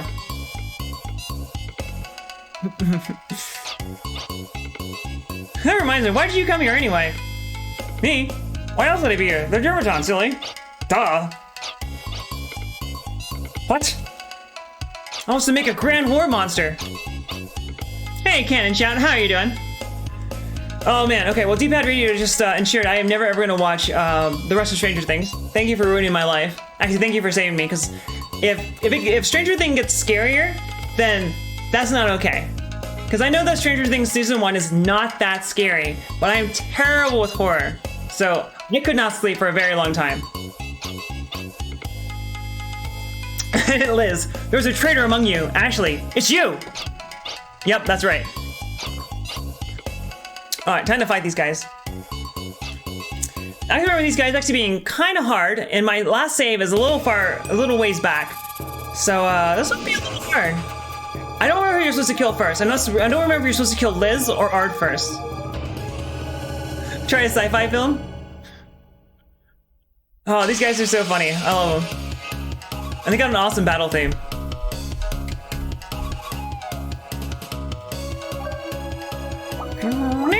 Oh, fuck, I'm diseased. I should have cured that before I came here. Oops. Fuck, I don't know who I'm supposed to kill first.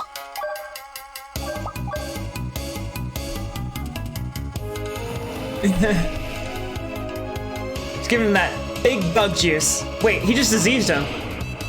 Please don't one-shot her. Okay, phew.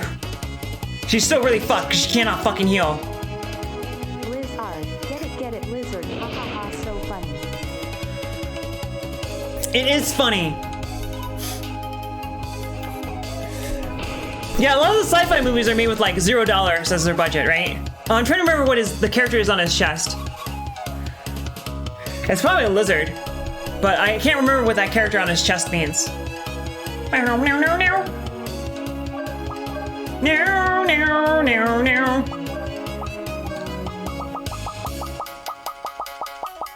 Wait, you can't do this? Oops.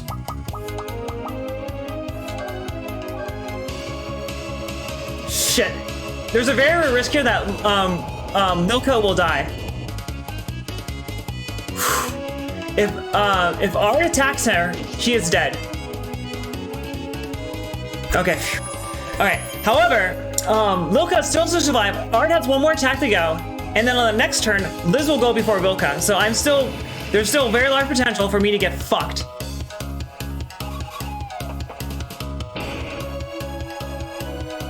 What are asylum films? Quesadillas are amazing. Man, Mexico, I don't know if Mexico is the one who came up with quesadillas. So Mexico has made so many culinary contributions to the world. Like burritos and tacos and quesadillas.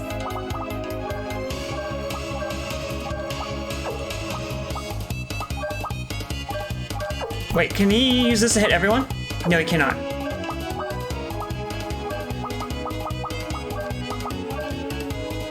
I think sci-fi, but Lord. Okay, Loka's dead.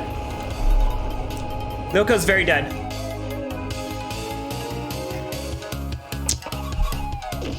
And Brad's about to die. I might have to use a continue here. Oh, D-pad. Here, we are a taco. We are a taco accepting zone. Both crunchy tacos and soft tacos. We love them equally as well, but soft tacos. It's all about soft tacos. Soft tacos is my preference. But all tacos are beautiful. Oh, look at Loka. She has the fucking, the swirls in her eyes. That's really funny. Yes. Tacos represent the duality of man. You got the soft taco and you have the crunchy taco. And both sides are just as important as the other.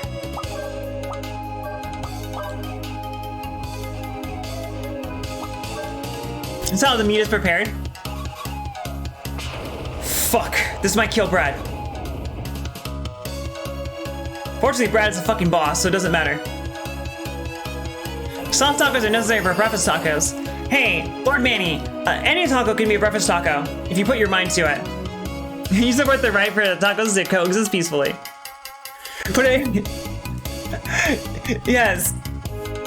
Oh, dude, the cheesy gordita, the gordita crunch is amazing. I used to work at Taco Bell, so I ate way too much Taco Bell, and I really appreciate Taco Bell. Taco Bell is the shit.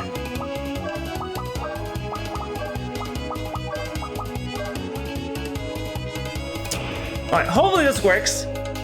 However, if Liz uses homemade bomb next turn, we are fucked. We are really, really fucked.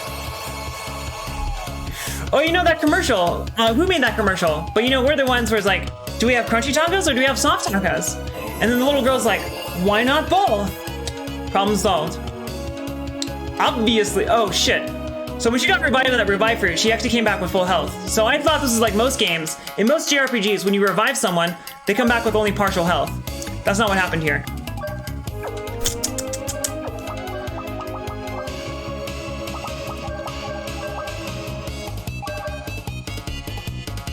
Crunchy tacos are non-canon. That's a good point. And these guys are fucked.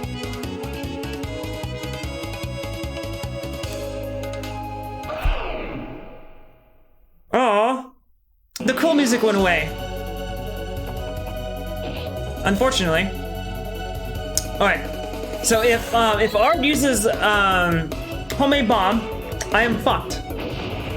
Technical term.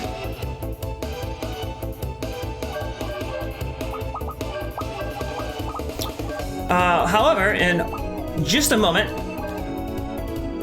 as long as he does not do that, we're okay. Okay, good. He did not use it. Okay. Phew. If he used homemade bomb, I would have been completely fucked here. So now I'm no longer fucked. Because Mystic allows you to extend an item's effect to your entire party. So for one heal berry, it's going to heal everyone. So we are now good. Alright. This fight is now in the bag. It's all good, guys. An online debate. Crunchy tacos versus soft tacos. Is that it? Oh boy. So actually there was no need to heal there. But it's all good.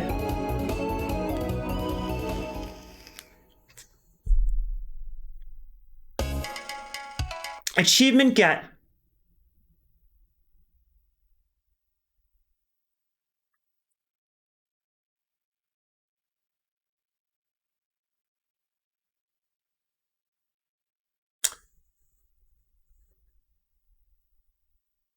How the hell did I miss this achievement?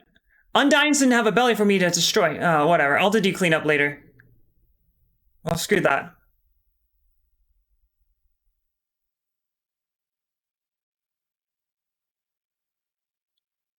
How the fuck did I miss an achievement?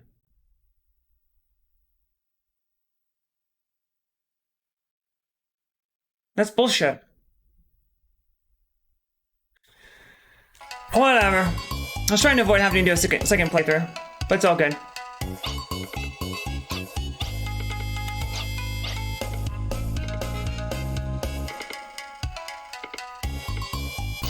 I'm gonna be checking that achievement list a lot more often, because there are quite a few missile achievements on them.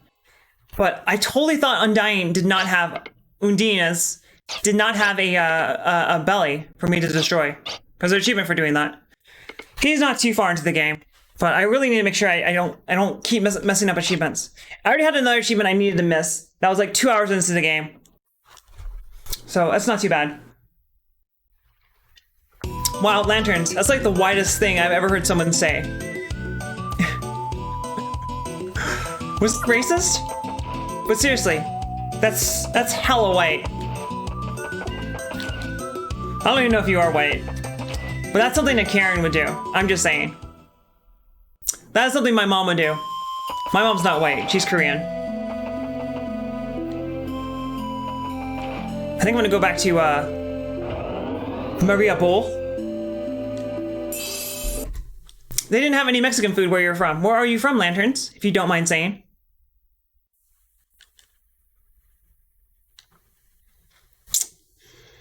And what do I want now? I don't know what I want now. What is that over there? Oh, I did not actually mean to come here. I went to the wrong place.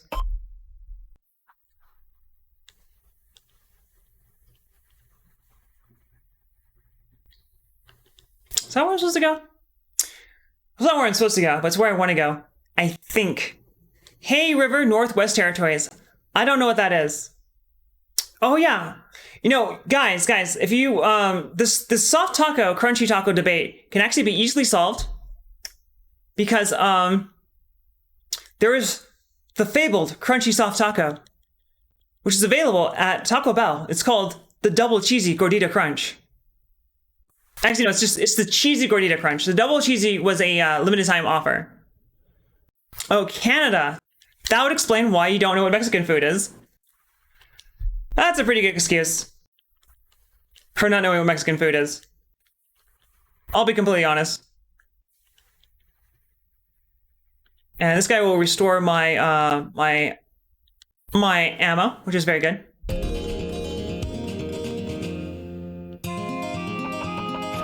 Well, vegetarian is a subtype. Mexican food is like poutine. There's actually, I'm in Arizona, in the town I'm in, there's actually a shop that does poutine and nothing but poutine. However, they were actually a relatively new restaurant.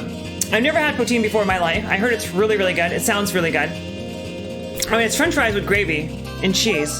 That sounds so American. It sounds so American. I'm surprised that, like, Texas didn't come up with it. It sounds like a Deep South thing. Not like something that you associate with Canada at all. But, I never got a chance to go there because it's like an hour's drive away from me. So I never wanted to go there because I'm at the very northern part of the town and they're at the very southern part of the town. However, it's very possible that that restaurant is out of business, or it's like has closed out of business forever because of the cough, unfortunately. But you know, once this is all blown over, I definitely need to go there. God, I can't believe I missed that achievement.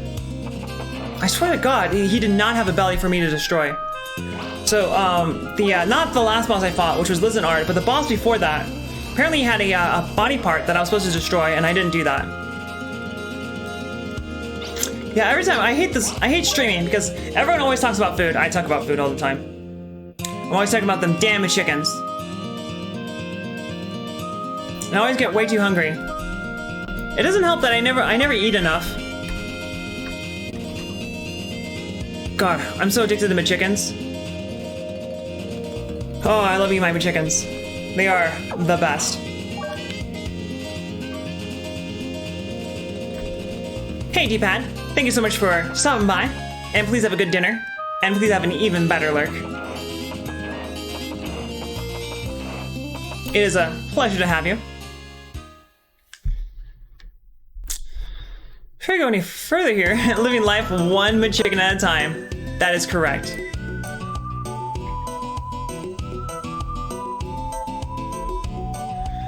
So there is a room here that I am missing, for which there's an achievement. And I want to know where it is.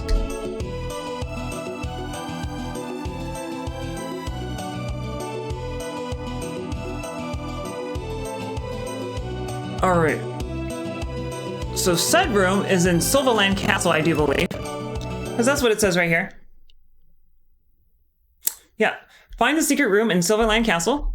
I found the first one all by myself like a big boy. But I wasn't able to find the other one. So let's do that.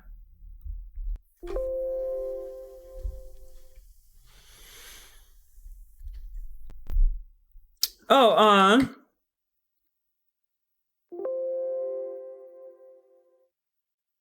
wait, Silver, what do you mean by that?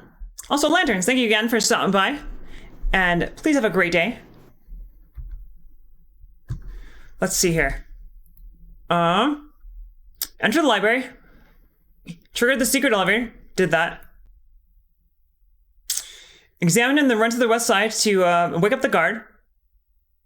The south wall by that chest is colored differently. Oh, okay. Okay. So the guy that I was looking at, the other guy I was looking at didn't mention that. Perhaps he didn't know that room was there either. But now I can go take care of that secret item. I think I'm gonna go over here. That is where I want to go.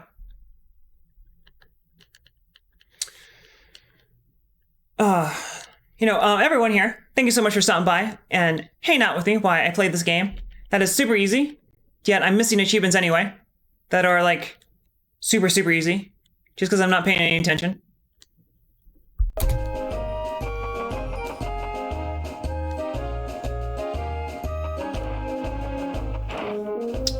Alright, time to figure out what is in this lovely room over here that I missed earlier. Probably has something in it that would have been very good to use earlier, but it's probably useless to me now because I completed this much earlier in the game and I could have grabbed it hours ago. How the fuck was I supposed to know that?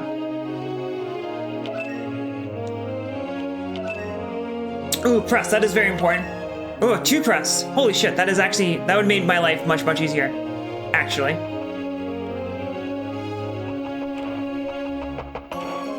Oh, I can go to the town of Hamlets. I didn't do that earlier, because I did go to the town of Hamlets earlier, but everyone there had been abducted by terrorists.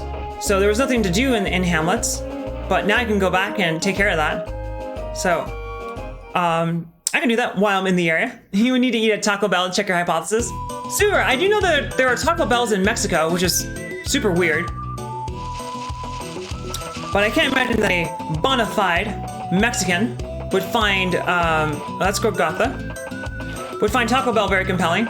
However, you know, like, that's like kind of like saying, I kind of understand Taco Bell being in Mexico. Because that's saying, like, why would Americans ever go eat at McDonald's? McDonald's makes American food. When Americans want real American food, but Americans love McDonald's. So, it naturally completely follows that Americans would like,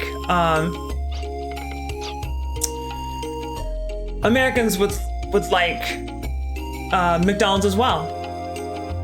I'm trying to remember what else is good here. I think Restore HP is actually a really good one.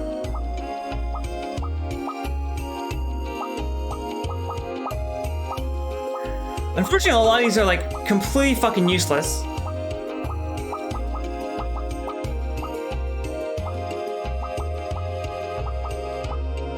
So I think these are the 2 that I want.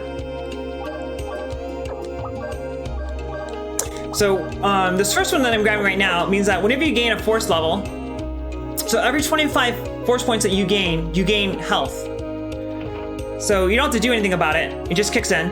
And in fact, being attacked can cause you to gain force points. So being attacked can cause you to, oh boy. Being attacked can cause you to gain health. So that is a very useful ability. And what I just bought would have been very useful for the last place I went to. Yeah, I do believe there's at least 1 Taco Bell in Mexico, which in of itself is really weird. I wonder how successful it is. Oh guys, it's time to get some more spells, so you know what that means. You guys have to come up with some new names.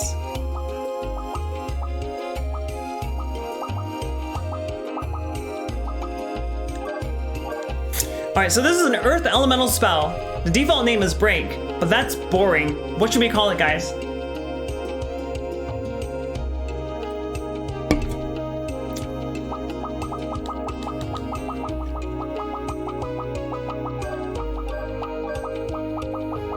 I'm still waiting for your suggestions. Ball Buster. That will fit. I think it will fit exactly, because you get 10 characters.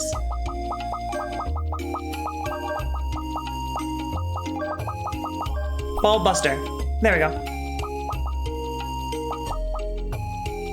You can find hundreds and... Yeah, I was gonna say, it's so weird to have, like, Taco Bell when you can just get real fucking Mexican food. The best in the world, probably. Can't get any more Mexican than Mexican food in Mexico and Mexico City.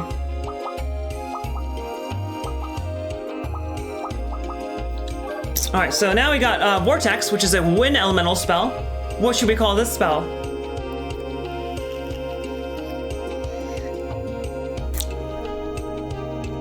Flying Jively. I'm glad that you know. And I'm glad that you always fly in a jive manner. I don't speak jive myself, but I'm practicing it. Pass gas. That's pretty good. Pass gas is 8 letters. So that gives me, I can do 3 S's per. 3 S's per. That sounds weird. Thank you, Flying Jively, for these wonderful spell name suggestions. You're kind of good at this sort of thing. You have a real knack for it. You should go pro. This is True Stone, Griffin. It's not really 4th of July unless someone loses a finger. I've been forgetting to use booty call this whole time. I'm such an amateur booty caller.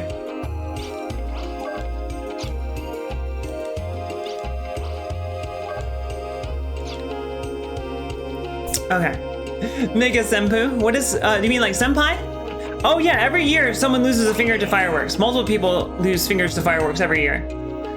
Every year someone becomes injured from using fireworks. Hey, it's Texas Doomer. How are you doing? You were here earlier, but welcome back. It was a pleasure to have you before, and it's a pleasure to have you now. For those who do not know, Texas Doomer started streaming about a month ago, and I say he's got a good knack for it. Texas, do you plan on getting a webcam anytime soon? He's been playing a lot of Doom EXP, which is a very cool mod for Doom that adds all these RPG mechanics to it. And this bitch wants to charge me money to stay at her inn, when the only reason why she's alive in the first fucking place is because of me. What's up with that? What is up with that?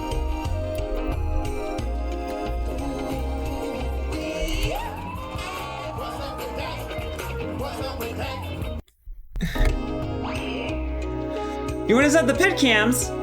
Well, good.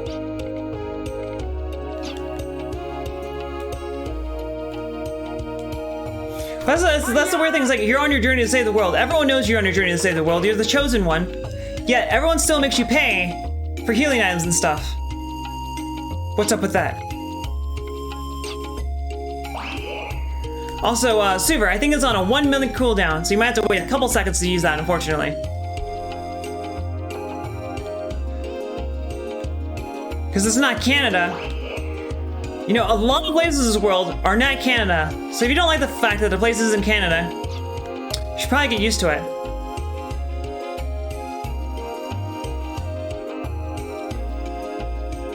We are talking about tacos. And, is that how I got in that house? We were going in that room. I don't think that's how I got in there. But Texas probably knows a thing or two about tacos. Texas is very good too. By the way, guys, a lot of people think that Taco Bell is Mexican food. It's not. Taco Bell is actually Tex-Mex. Not that it really matters.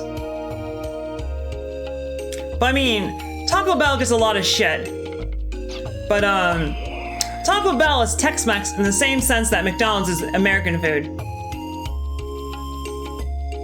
Which is to say, it's not really American food. In the same way, Taco Bell, flaccid, semi, or hard, that is true. I am of the opinion that all tacos are beautiful. And I find it strange that there are people who would think that not all tacos are beautiful. What do you mean? Taco Bell is totally Tex-Mex.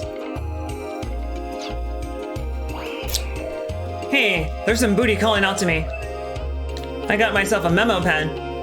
Whatever that does. Oh, I knew that there'd be some booty in this room. The item, by the way, guys, that I'm using to find treasure is actually called Booty Call. And Tommy Bill Figures, thank you so much for stopping by. How are you doing? What do you mean you're not allowed to call yourself that? Who's gonna sue you? Mexico? Mexico would probably do that. Taco Bell is gonna build us some tacos, and they're gonna pay for it. I think I already went in this room right here. I'm doing quite well, thank you. I'm doing quite well now. Earlier, I actually started streaming about, holy shit. I tried streaming about 12 hours ago, but then my internet went down about 30 minutes into my stream. Oh, it's the entire town, okay. 30 minutes into my stream, my internet went down for 4 hours. But I'm doing better now. Thank you for asking.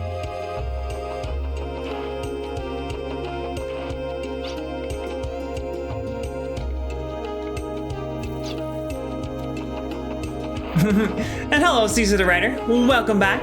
How are you doing? And I'm trying to get around this clock tower, this bell tower, but I don't think I can. I think that's it for this world here. Alright. There is nothing left for me here, as far as I can tell. So let's get out of here. Yeah, it's like Taco Bell is not Mexican. It is, however, definitively, absolutely, truly the worst Tex-Mex you can buy. Just kidding, I fucking love Taco Bell. Taco Bell is my second favorite shitty fast food place after McDonald's. Ooh. I can totally see that, Tommy Bill. Because, oh, so they... Yeah, it's like... on the surface of it, we're just talking about this. The idea of Taco Bell in, Mexico sounds really stupid prima facie. However, you think about it, it's actually not as stupid as it sounds, because the analogy I was making is that McDonald's is American food. Yet Americans love McDonald's, despite the fact that you can get real American food that's way, way better than McDonald's at literally any other restaurant. So it totally makes sense that Mexicans would enjoy Taco Bell. But apparently they don't. They're too good for it. To go to Holst, use the red light refractor and head west. Okay, so I went ahead to the west. Oh yeah, so just like Caesar said, I did know that Taco Bell attempted, Yum Foods is the brand that owns Taco Bell, has attempted to expand into Mexico. Against all advice from anyone who knows anything about anything. Guzman y Gomez, Porto. Alright, so Holst is where I get bombs, but I'm gonna check my achievements in case I miss a fucking another achievement again, which I cannot afford to do. Get bombs, get AM cluster. And that was it. There must not be a boss for this area because there's no achievement for fighting the boss here. Also, I like this tune. It's got that country flair, which I am very fond of.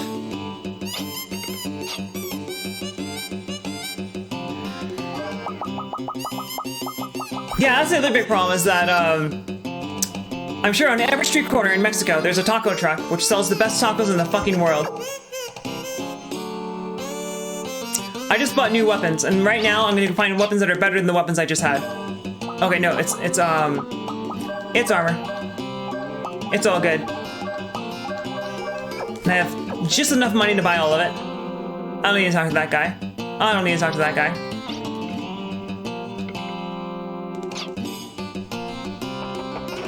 And in this town, it's a mining town. In the center of it is a giant mine, which is obviously the next dungeon. Hello, dude who stands on rooftops.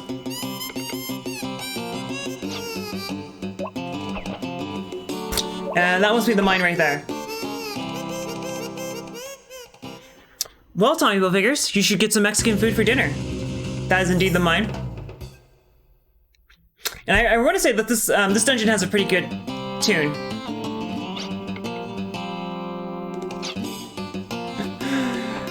That guy is saying he only respects people who mine with their muscles and not with TNT. I can see where he's coming from.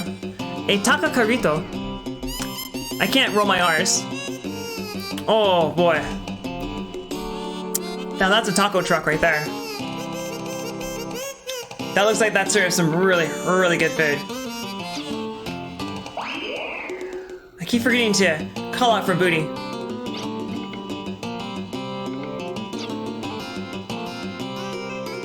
I bet there's gotta be some booty in this town. Nope, I guess there's no booty in this town. Actually, that's probably where I do want to go, because I don't think I've entered any buildings so far, besides this one right here, which was bootyless. I confirmed it with my booty call. Did I talk to you? You're just some kid. Let's see what we have to say anyway. Is that what a pile driver actually is? So he said that there is a machine in the mine called a pile driver that breaks up rocks. And I actually never heard the term pile driver refer to anything besides the wrestling move. I just got myself a gaze mirror. I don't know what that is. Hey, it's Funkytron! And Funkytron just gave me a host. That is super cool. I didn't hear the notification. But I Punch Demons, thank you so much for doing that shout out. Oh geez, I didn't know Donkey Kong was on the television. That's some dedication right there. Knowing Funkytron, he's probably playing on original hardware. Like a madman.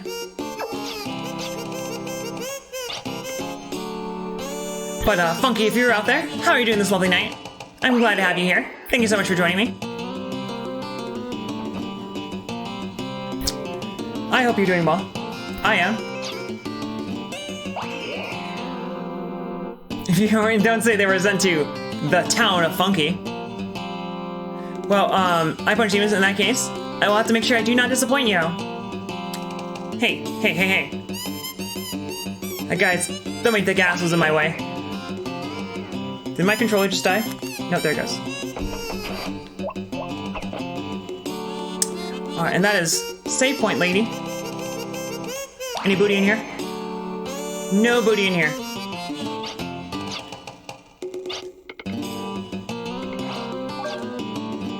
And no need to say at the end. However, the cost for ends is actually pretty low.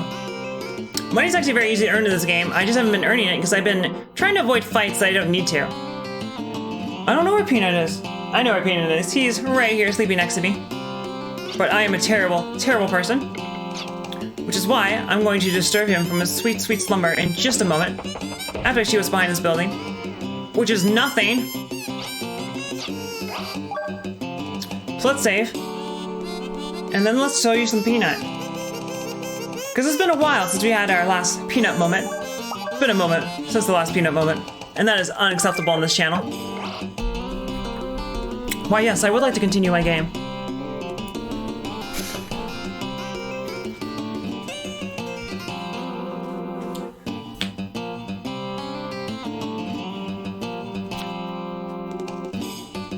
How are you doing, Mr. Peanut Boy? It is booty, of course. The question is booty or booty? The only answer is booty. Look at him. He's such a cutie who doesn't want to be here.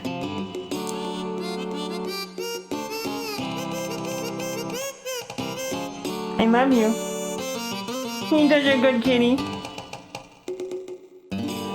He is the Peanut, and we love him. Hey ZBX, how are you doing? I'm glad that you're able to be here for that Peanut moment and put some Peanut faces on the stream. I love that emote wall. It's so cool. I like the emote wall so much. Look at all those Peanut faces. It's the best.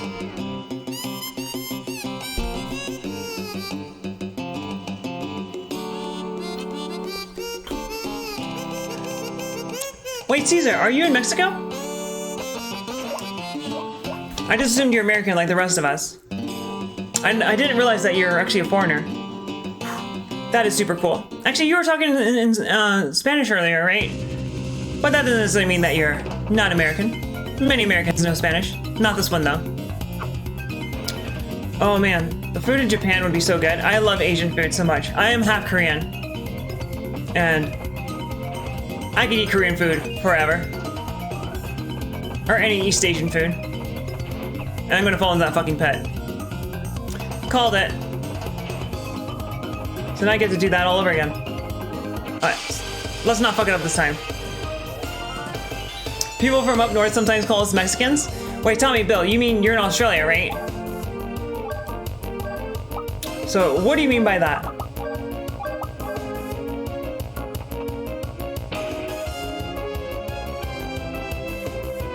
Okay, so fortunately, these guys do almost no damage to me. He's probably weak to ice. He's weak to ice, okay. Seems like bugs tend to be weak to ice and not to fire, which is what logic would dictate to me.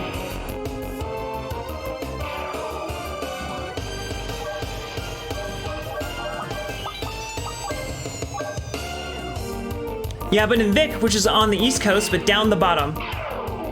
That's kind of weird. But it is what it is. But, flying. I'm glad you're obsessed with ramen. I've been obsessed with ramen my entire life. Oh, Wagyu sounds really good, actually. Oh, I don't have the ability to manipulate these rocks.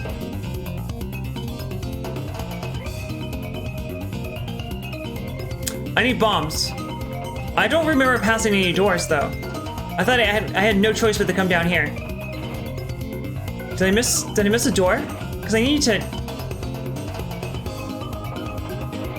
Okay. Was there a door here? Why is there one box there? Oh, bulgogi is really good. Kalbi is also really good. Bulgogi and kalbi are Korean barbecue. And Korean barbecue is very, very good. Highly recommend it. Probably can't get it now because of the cough. But once the economy recovers, I highly recommend that everyone here go out and get some Korean barbecue. It's amazing. Korean barbecue is like a gateway drug in the Korean food because a lot of people find. I bet fugu does not taste anywhere near as good as it should. To justify that, every time you eat fugu, it might be the last time you eat fugu, or anything else for that matter. I'm willing to bet that pufferfish is really, really good. However, I'm also willing to bet that it doesn't taste anywhere near good enough to justify the fact that it is potentially fatal. No one here really needs to be healed, but might as well. But Korean barbecue is very, very good. I highly recommend it.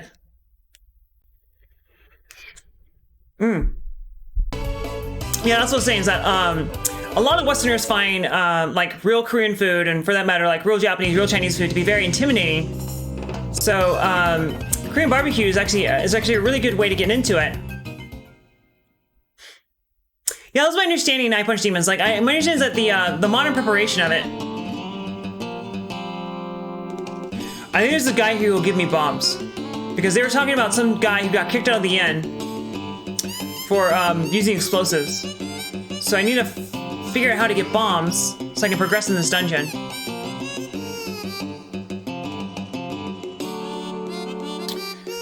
Oh fuck.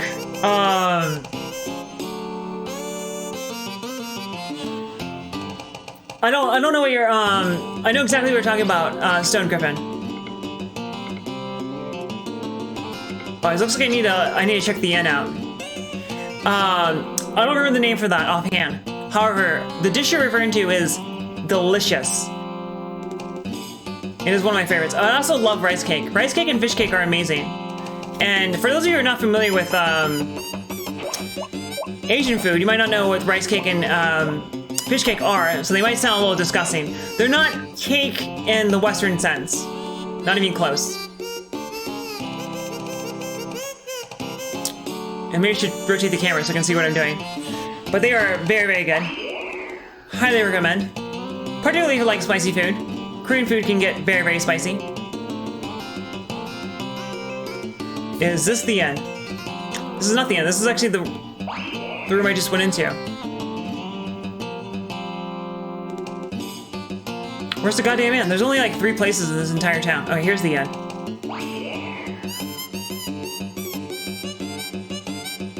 Maybe if I spend a night here, that will do it. Because I haven't seen anyone around that has bombs.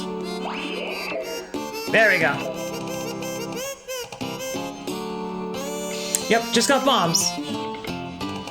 Someone tucked those bombs into the bed so they could get a good night's sleep, which is great. Because these bombs are fully energized, they're ready to go.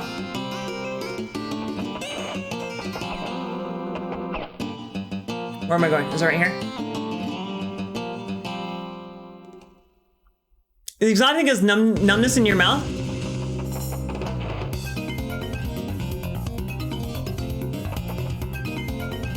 Are you talking about, Suba, are you talking about fugu, or are you talking about sushi in general? Because, sushi should not be doing that. Fugu, I don't know if fugu is supposed to do that or not, but fugu is its own goddamn thing. It's so good. But yeah. I will never eat fugu for multiple reasons, and the primary reason why I'll never eat fugu is because I'm poor. But also because I could die. Can you pick up bombs? You cannot pick up your own bombs, unfortunately. So kimbap is not a type of sushi. Kimbap is superficially very similar to sushi. For those who do not know, kimbap actually looks basically just like a roll, like a sushi roll, where it's rice that's been wrapped up in seaweed, and then something put in as a core. So usually like fruits and, or not fruits, but vegetables and meat. And it's very, very good. Oh, you don't like the texture of kiwi? Oh, so outside of, so in America at least, in American English, when we say kiwi, we are always referring exclusively to the fruit. That's probably not true for someone who lives in Australia, because kiwi by itself means someone from New Zealand, right? But here, kiwi always refers to the fruit. Never ever refers to the bird, never refers to someone from New Zealand. It's always the fruit. I never thought about that until you said that. Wait, that didn't one-shot that guy. He's a very strong cricket. Whoa, wait, that didn't kill him either. This is a very, very strong cricket.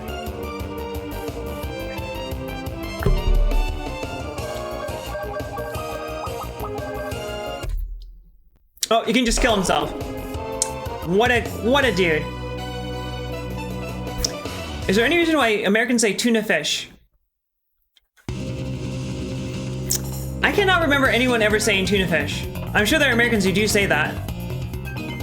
But, at least in the part of America I say, people just say tuna. In fact, we had someone in here earlier say tuna, and they said canned tuna, to refer to the fact that it was tuna from a can, but they didn't say canned tuna fish, they just said canned tuna. I would never say tuna fish. But that's just me. But as far as I know, no. Tuna always refers to the fish that's called tuna. That's Northeastern dialect? Oh, okay. Yeah, New England is kind of weird. Michigan in particular. Yeah, like pizza pie. New England has a lot of weird things that they say.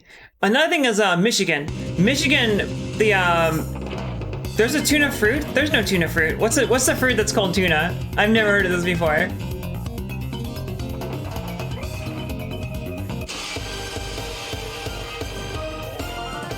I've never heard tuna refer to anything besides the fish. I don't understand why it does nothing and dies. But I don't mind it. Especially because Ashley is by himself right now, so it's a good thing that these enemies are dying.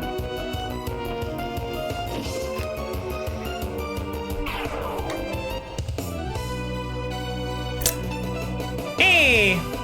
It's Traz! We actually named a character after you. So, Traz, I'm sure you remember Irving Valeria. We named Irving after you. So, in this game, you are the boss. You're the one who's telling us what to do. Actually, I might be able to call him from here. Oh no, he didn't pick up the phone. But yeah, I was asking the viewers what to name the characters. And My Punch Demon said that we should name Irving Traz. So you are now Irving in this game. I hope you're proud of us. How are you doing, Traz? By the way, guys, Traz is an amazing variety retro streamer. And he is crazy good at video games. He always plays his games on super hard mode, and he plays all of his games with the keyboard because he's fucking crazy. He also may or may not say the word cunt a lot. And he may or may not be from Australia. But yes, we are playing Wild Arms, and I fucked it up. It's actually gonna work, it's that easy. It's that easy. The Wild Arms games are kind of easy. So in fact, case in point, Traz sometimes he'll play a game and he'll say, that was too easy. And he'll hack the games himself to make them harder. Because he's crazy. But he's awesome. You should definitely check out his channel. Looks like he was playing some Game Boy games. Hey Traz, why do you play games with a keyboard anyway? Besides the fact that you're a madman from Australia. But Traz is cool. You should check out his channel.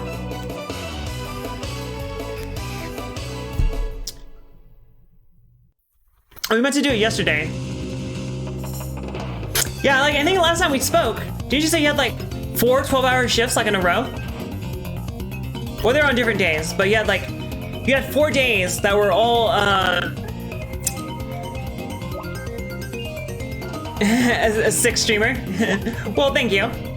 This is the very first time I ever played a JRPG on stream. Actually, I've only played 3 games so far on stream.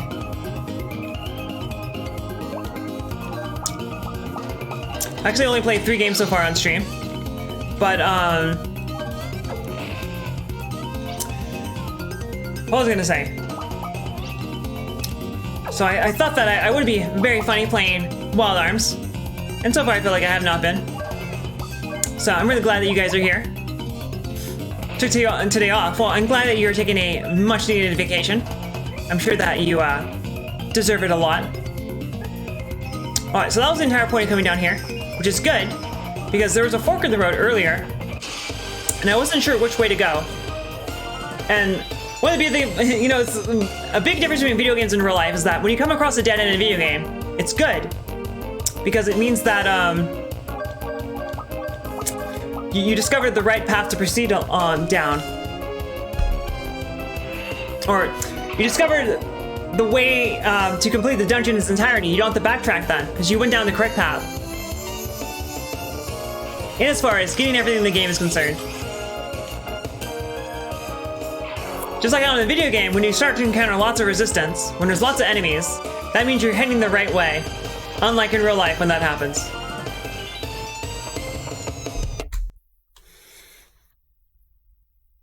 So these things still have their huge giant tails, which means that they are actually teenagers, because they're still going through puberty.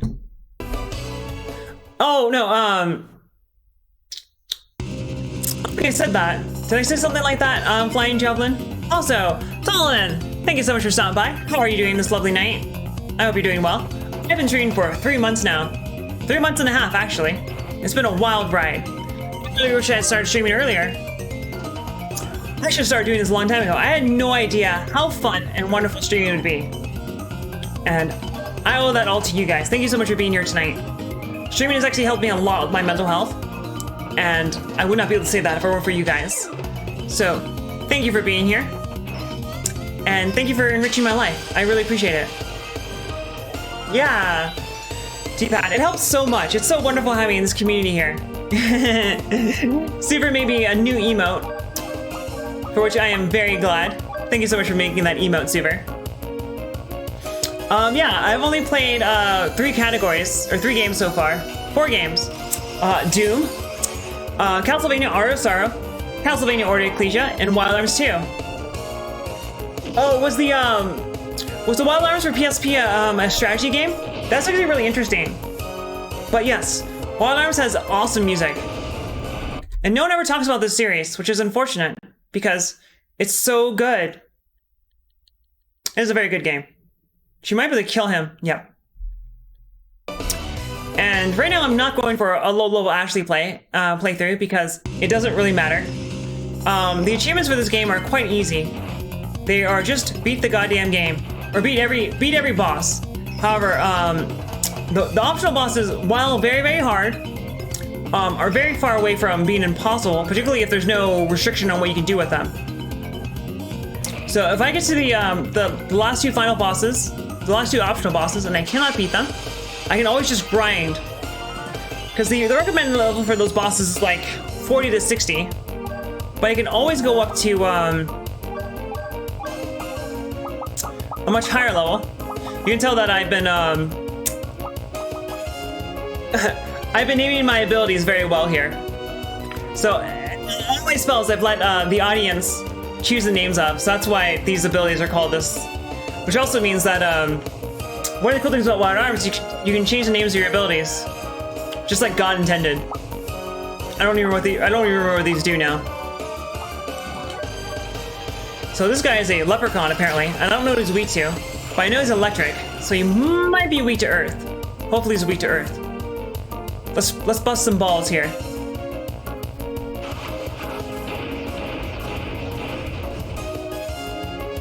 Yeah, okay, I was right. He's weak to earth, but that didn't kill him. I was expecting that to kill him.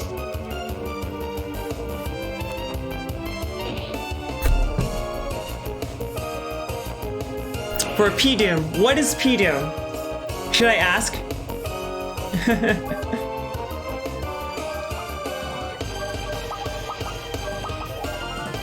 Peanut playing Z-Doom.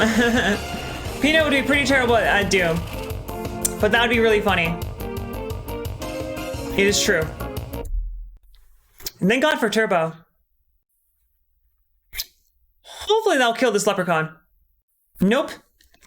Because, it's pretty close to being dead. Let's bust some balls.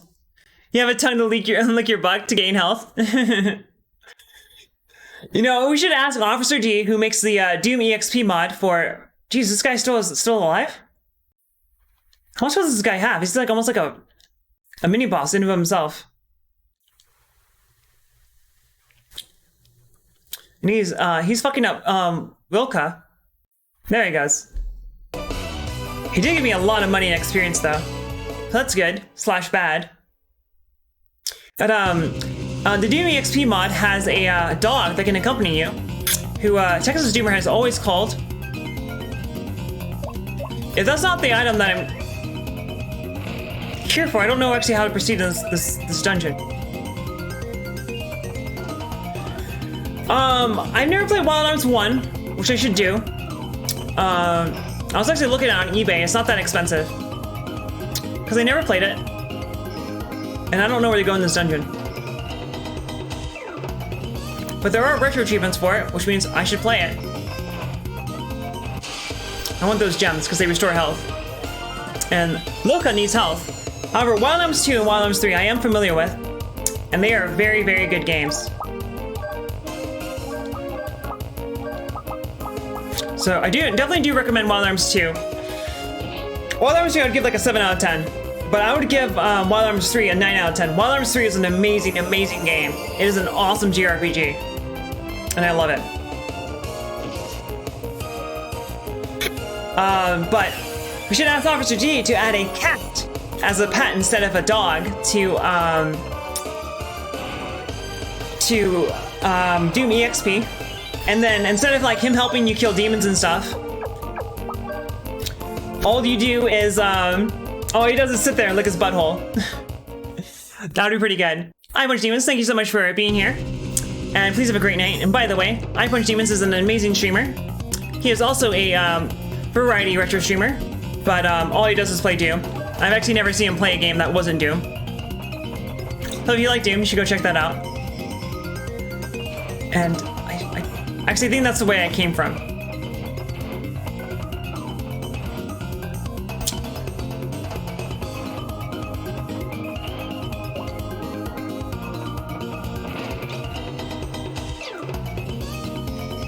I don't know where I'm supposed to go. I thought there were only 2 paths and I went through them. So unless there's only one path leading here. So this should be it. So clearly, I think behind me, from where I was coming from, I missed whatever I'm supposed to be doing here. And this will just take me straight out of the dungeon, I think. So, I don't know what's going on here. But it failed.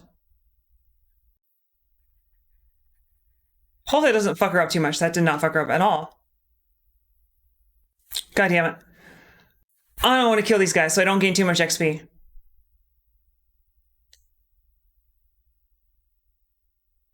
Alright. It worked that time. And that's a dead end. There's nothing over here, right? Nothing over there. Fortunately, the encounter rate in this game, it does have random encounters, but the random encounter rate is very reasonable. Unlike a lot of classic RPGs, where it's fucking terrible all the time. And I think the save lady is over here. She sure is. Not that I need to save right now.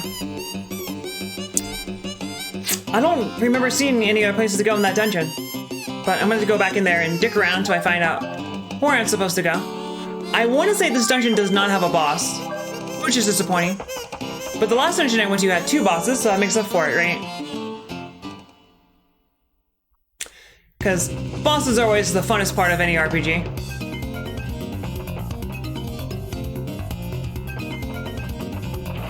And by leaving the dungeon and coming back to it, all the orange gems, which store life, came back.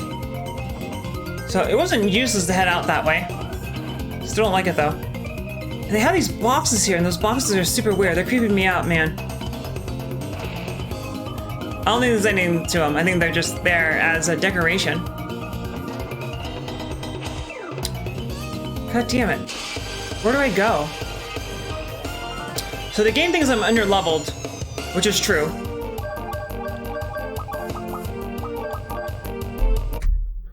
But, so I'm gonna come up here, and there's a fork in the road, and one of them leads to a dead end. I have not tried no clip. One of them leads to a dead end with an item, which I picked up, and the other one leads to another dead end, which is an item, which I also picked up. So I don't know where I'm supposed to go here, but I'm gonna examine it a little bit more thoroughly this time. I'm sure there's like some door, and I walked right past it. All right, so here's the fork in the road.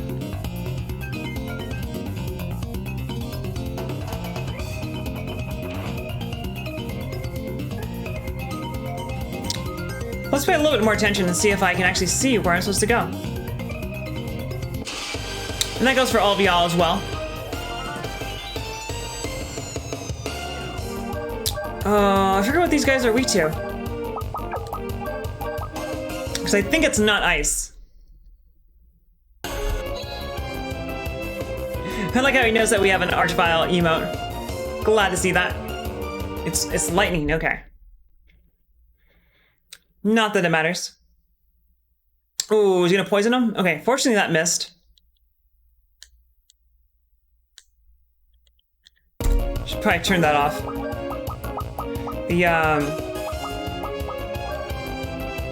The turbo was messing up with my controls, so I was scrolling past the option that I wanted to select.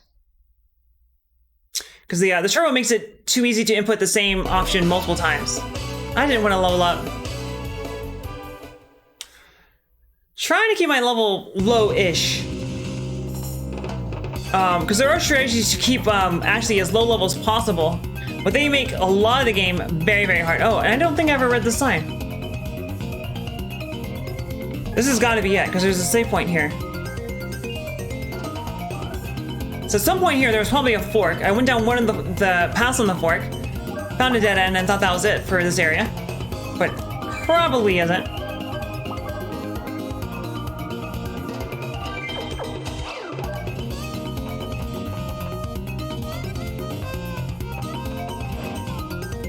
So I thought I went that way. Oh, maybe I didn't go over here.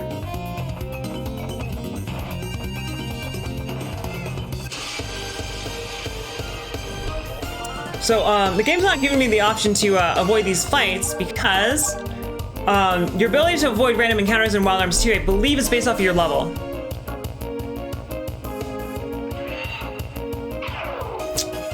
And because I'm underleveled, because I haven't been like engaging in fights as much, I haven't been doing any grinding.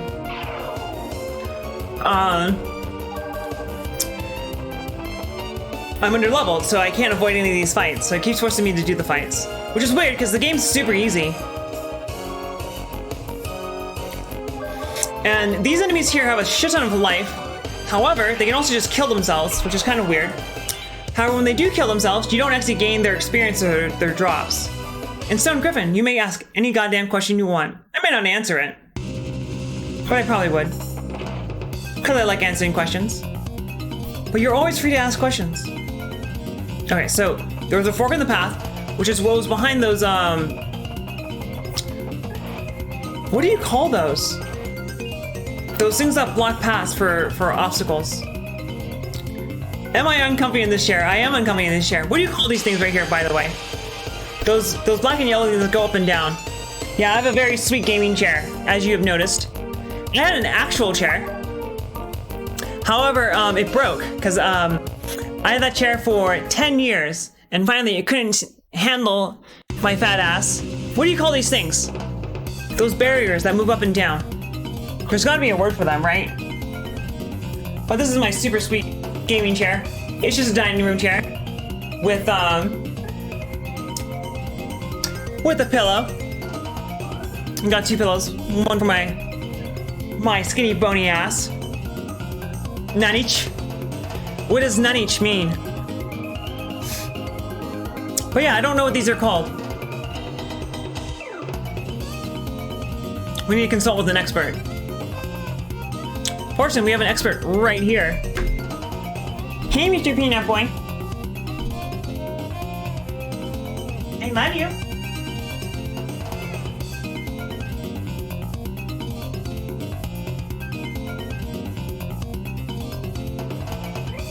Oi, oi, oi, oi. This is Mr. Peanut. He's a very good peanut boy. Yeah, it's actually kind of a serious problem. Hey. He doesn't want to be here. I apologize, guys. Because, yeah, it's actually, this chair isn't actually all that bad. for my back, as long as I have good posture. However, I have terrible posture because my first job was manual labor, and I was a young 20-something, and I was an idiot. And as a result of that, I injured my back, so now my back is all fucked. It's okay, as long as I have good posture, but my posture is terrible.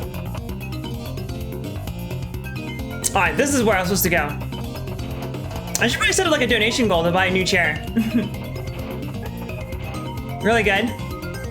Yeah, it's like I should probably just invest in a chair. Oh, this is a pile driver. Technical term. Explosive rock crusher. Does that mean I need to put bombs here?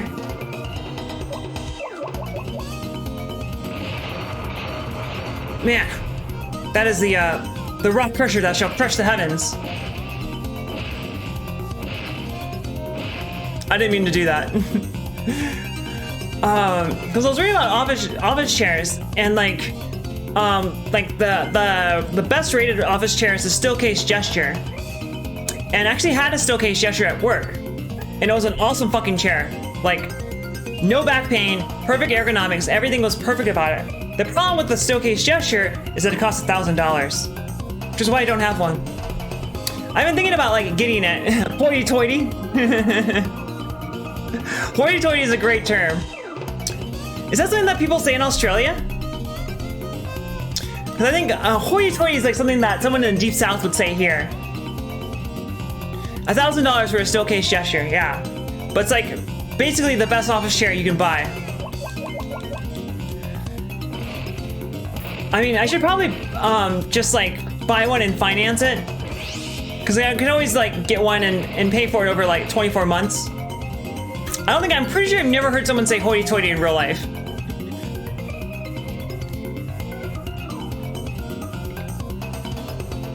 There are 4 proofs of attack, 1 is a key. That means nothing to me.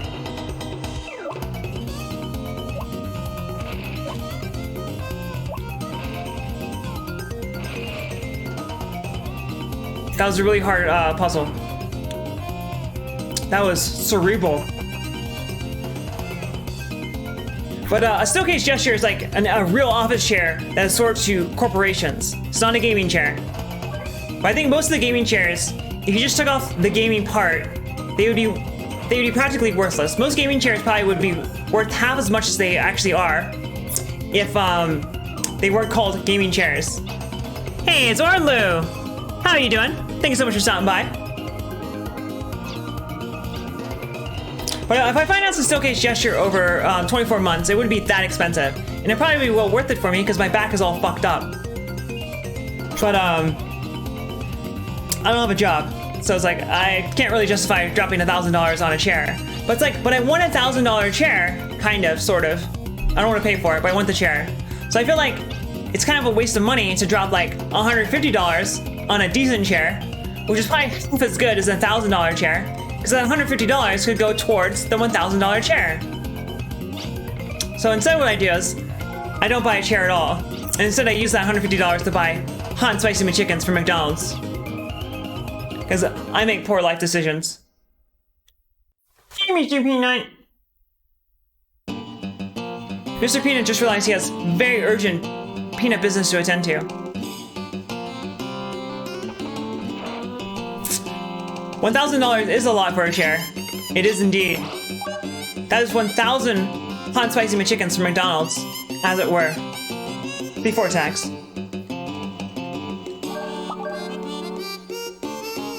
Hey, how's Macca's?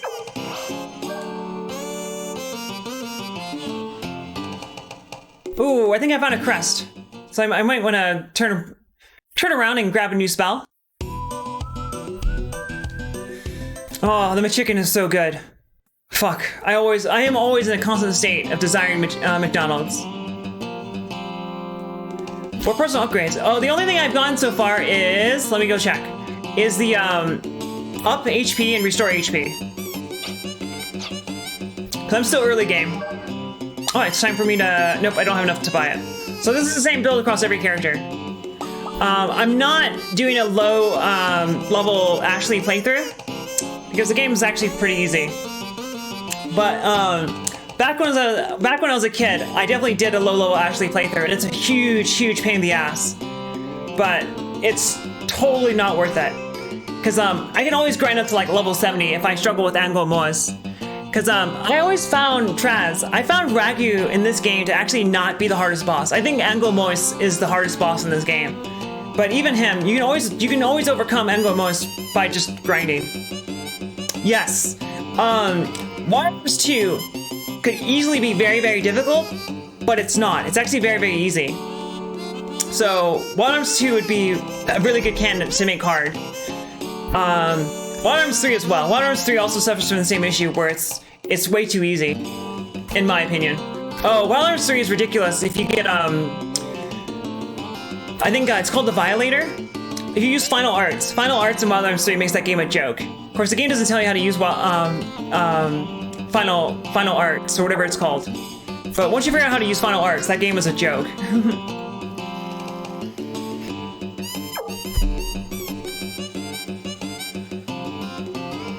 And here I wanted magic, but this game would be the hot spicy chicken here is $1, and it's amazing, and I love it.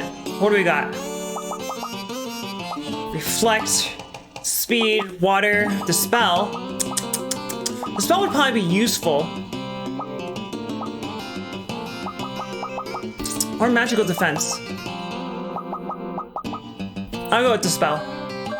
Alright, so we have a spell called Dispel. What should we call it? We can always name it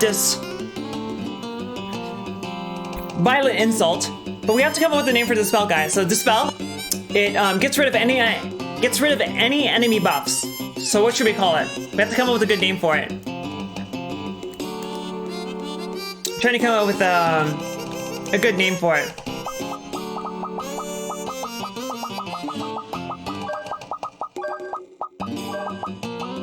Unfuck.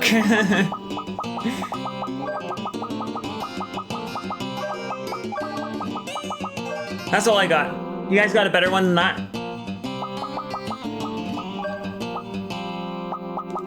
I messed it up. Laxative. That's actually pretty good.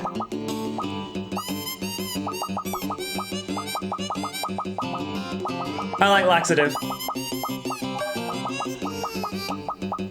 I mean, unfuck sounds like a good thing. Like, I unfucked the situation. So unfuck doesn't make sense for a debuff spell. I'm just saying. Thank you, Flying Jively, for that excellent suggestion. We're coming up with quite the arsenal here. Man, I'm so pissed off that I didn't give Ashley, Brad, and Milka, like, fun names. But eventually, at some point in the game, I think you can change their names. So I will definitely do that when I do that. Oh, it takes away status elements. Oh, that's what it does. Oh shit, I didn't know that's what that did. Oh fuck, I could have been using that for a long time now. Alright. Actually, laxative still works, because the laxative is a purge, right? So we're purging the bad vibes. I totally did not fucking know that's what Dispel did. I'm glad Traz is here. That's actually very useful. That would have been really good to use. That would have been really good to know, like, a couple hours ago. But better late than never.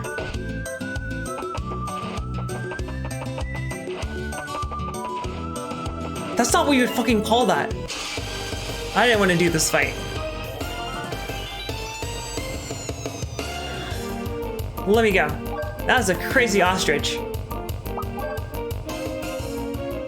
You know, a lot of times I forget that ostriches are native to Australia because there's actually a big ostrich farm in Arizona. So as a kid, I thought ostriches were native to Arizona. Apparently they like it here because it's deserty. But yeah, there's actually there's a very large ostrich farm in, I think it's in Tucson. Bet you didn't know that. Is that where I want to go? Is that where I want to go? This is where I want to go. I never had ostrich, either the meat or the egg. But they do sell you the eggs, and they pre-tap them for you. So you could call it Taco Bell. That'd be pretty good. Oh shit, it's not too late. I can always change the name for it. But I know at the ostrich farm here, they'll pre-tap the egg for you. So they'll put like one little tiny hole in it, so that way when you go to when you bring it home, you can open it from there. So it's actually not that big of a deal to crack the shell, because apparently it's really hard to open it. It has to be the ostrich, right? And not the yeah. There's a glitch with the emulator, so it does this, and I don't know why, and I don't know how to fix it. But it's only visual, and it only happens when I'm inside of a forest. So I don't worry about it. I was gonna say, you can't have an emo in your coat of arms, because a coat of arms is like things that you conquered, right?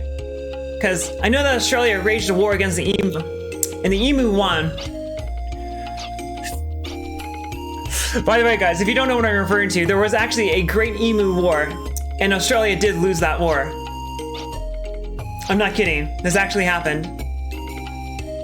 Oh yeah, this is Traz. Traz, if you're still here.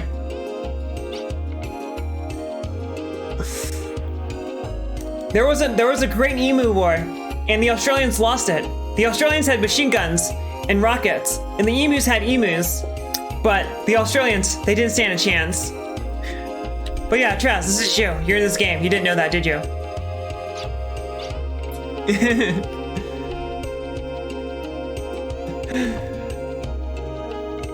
I think it's funny that like kangaroos are traditionally portrayed as having wearing boxing gloves, right?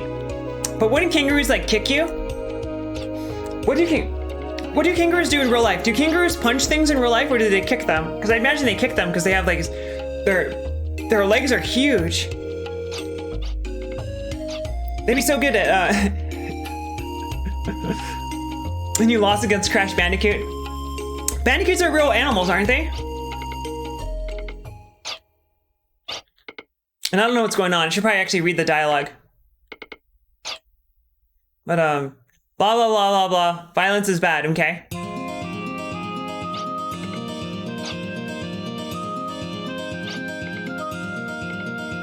Oh, apparently, I guess what I'm supposed to do here is go back to town, so Ashley can meet up with his girlfriend, and then hang out with her in a totally platonic way. Wait, Stone Griffin, you don't believe us, do you? Look it up, Google it. The emo world. Oh wait, you're talking about Bandicoot. They are joking about that part though. Although, on that subject, they are making a new Crash game. Crash Bandicoot 4 comes out this fall. People are really hyped for it, but I think that's inappropriate. Because Crash Bandicoot 4 will not be made by Naughty Dog. And Naughty Dog are the ones who... Oh, the emo war thing is totally fucking real. That is very, very real. That is painfully real.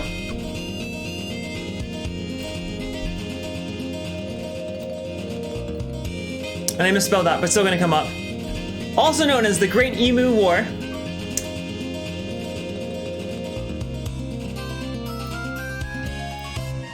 And, oh, they don't have like the casualties and stuff.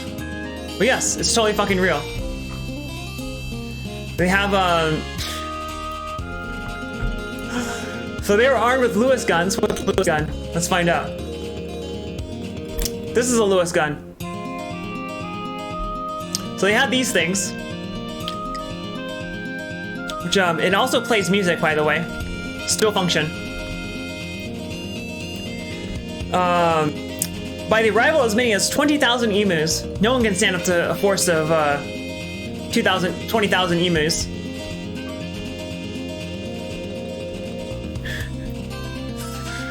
Oh my god, this is so awful.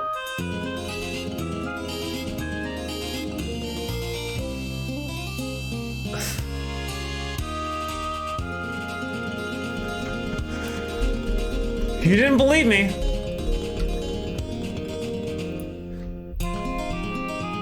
Humans lost to emus. Do not underestimate the power of the emu.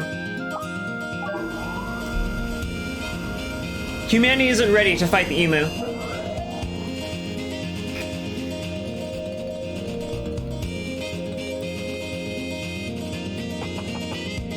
But yes, that actually happened, Stone Griffin. Today, you learned a thing. Yes, emus are overpowered. Please nerf.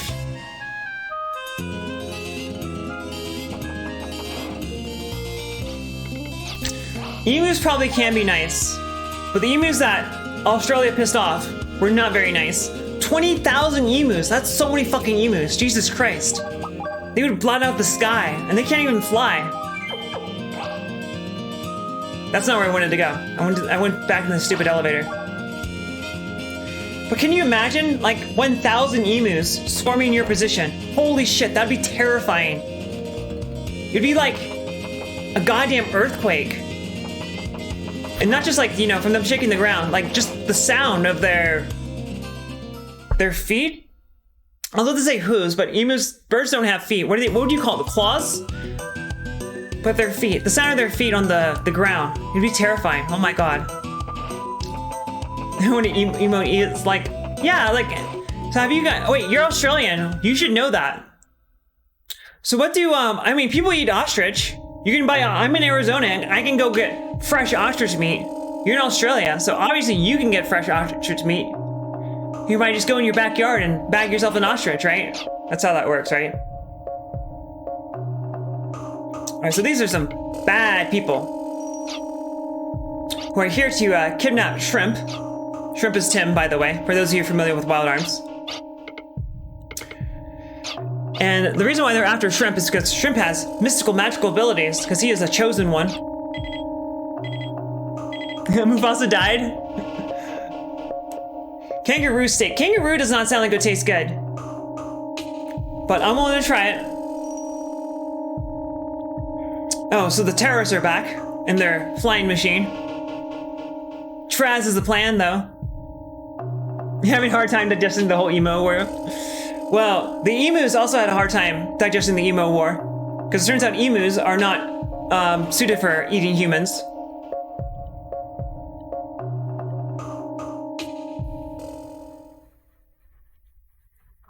So I went over to this town, only to be summoned back to Valeria Chateau. However, Odessa has a sick theme song. I love the Odessa theme. It's so evil.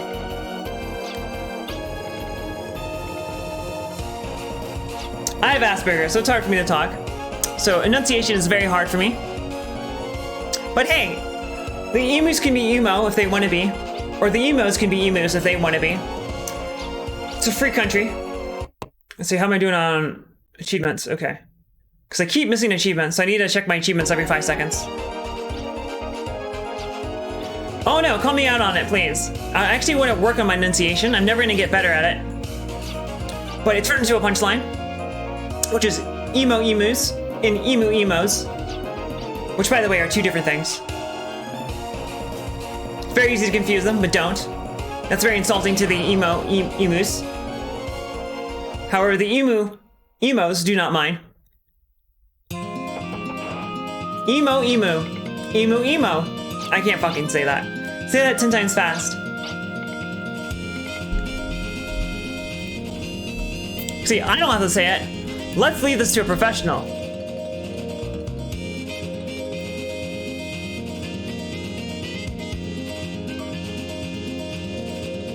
Emo.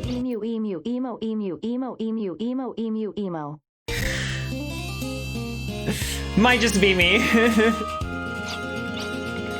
It might not be the Asperger's, it might be something else. So, hey Shattered, how you doing? By the way guys, you can use your peanut points to redeem a text-to-speech option. And using the power of the crystals that I just spent the past 2 hours finding, we're now able to turn this entire goddamn castle into a flying ship. Because it's a JRPG, guys. So you have to have a flying ship. And I'm doing quite well. I only missed 2 achievements so far that are missable. So I'll to, in the future, spend like 5 hours of my life going back to get them. But I'm not doing that right now. But besides that, I'm doing quite well. How are you guys doing? How are you doing, Shattered? Thank you so much for stopping by. A zip a zonk, a twiddle tonk. Monkey spangle shoe. Spiz a twiz with frizz my giz, and have a slice or two. I got the idea from D-Pad Radio, and I loved it when I saw it on this channel, and I saw that and I said, I gotta have that sound. So I did. So this guy just turned his ship into a fucking mobile command center with rockets and machine guns. Because that's what rich people do when they have too much money and too much time. The other thing is they said that Traz Valeria is a low-level noble, which means that there are even richer people out there, which is kind of terrifying to think about, because he already has too much money. At this point, he might as well be Elon Musk.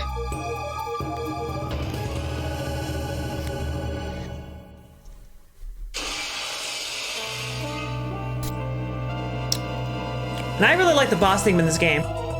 Fortunately, I don't get to hear very much of it, because actually here is going to become the Black-Red Power Ranger. And once he becomes the Black-Red Power Ranger, the music changes. You never got over playing this game. Why did you never get over playing this game? It's a really good game, actually. However, you don't have to play it now. You can just watch me play it instead and pretend you're playing it. I don't advise doing that, but it's something you can do. How are you doing? It's actually doing quite a bit of damage, which potentially could be a problem later on. But for now, I'm not going to worry on healing. I'm going to focus on buffing. So the sooner I get those buffs out, the more important. The sooner I can get the benefit of those buffs. And Brad eventually becomes a crazy powerhouse if he is buffed. Loka has very low defense. That's going to fuck her up a lot. Yeah.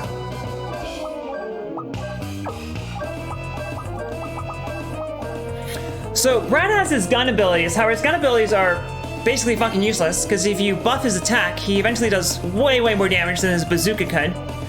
For something that's terrifying to think that a guy could punch you with more force than a goddamn bazooka. But I'm not the guy who makes the rules. And Loka's gonna have to heal herself after this. Yeah, Traz. No goddamn birds. Even whatever the fuck this thing is. Gonna need some melons. Simply an experience through someone else's playthrough. I think with JRPGs, you can actually get most experience without playing the game yourself, because JRPGs are so visual. Oh man, that was a clean miss right there. So I do have to kill all the boss parts, which is something I actually would prefer not to do, because the bosses actually usually become harder as you damage them. So for example, he's using his legs to attack me, and that's probably his weakest attack. But he can't use his legs to attack me if he didn't got no legs, Dan. Because that's what you do. I have no idea what that is, but I'll check that clip out in a moment. Thank you for doing that clip, by the way, D-pad. Oh, I think I forgot to attack his leg. And he just got conditioned green, which means it's time for him to become a fucking Power Ranger. Oh, he killed the leg, okay. So because the leg died, Brad defaulted to a different target, which in this case was the bird himself. But I am killing all boss parts in this playthrough because there's an achievement for doing that, even though that's not what I really want to do. It's Money Morphin time. God, Night Blazer is so fucking cool. He is so cool. When I grow up, I want to be Night Blazer.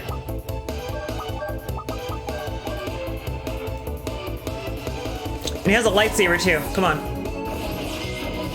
He's so anime, but we love him for it. I love how this ability is called Bukake. Thank you guys, you did this. This is all your fault.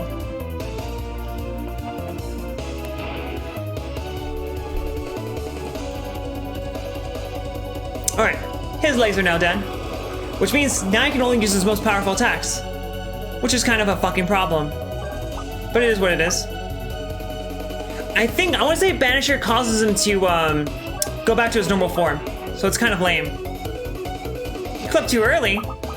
I'm sorry to hear that. It's never too late. It is too late. That's actually one of the problems with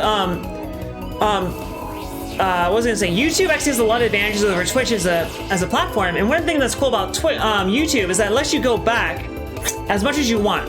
So at any point during the stream, you can go back to the start of the stream without going to a separate menu or anything like that. And Twitch does not allow you to do that because fuck you.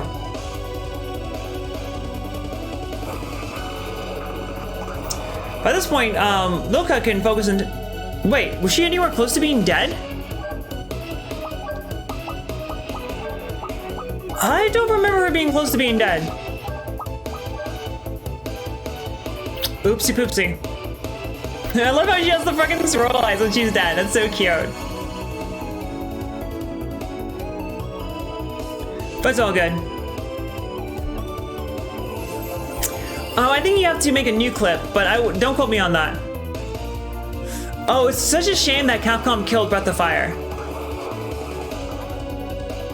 So it could just randomly kill someone? Alright, looks like Brad's not getting full XP for this fight.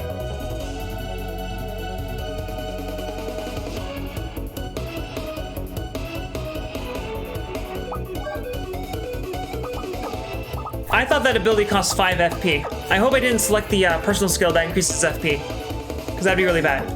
Anyway, I need this to get, I need Loka to have enough FP to cast Viagra. Very important.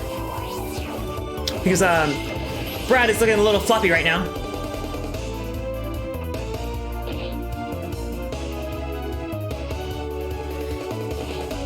And, okay, he should not take very much damage. Very good. So looks like Brad could use some support in standing tall right now.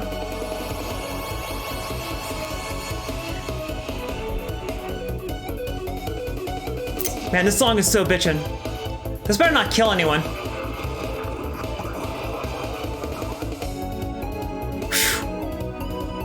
I thought someone was gonna die there.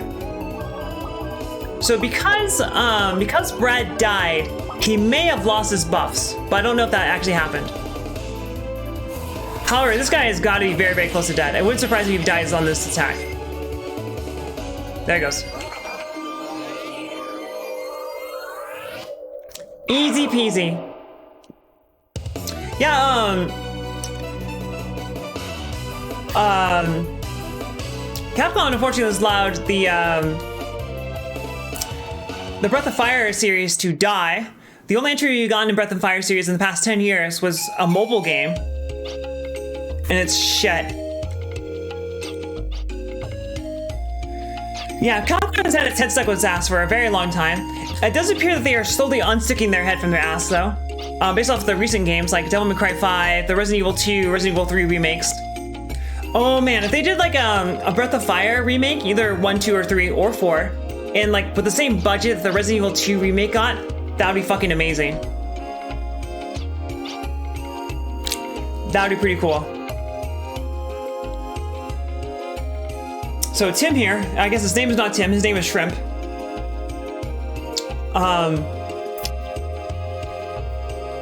Excuse me. Tim here is actually a very powerful mage. He just doesn't know it yet.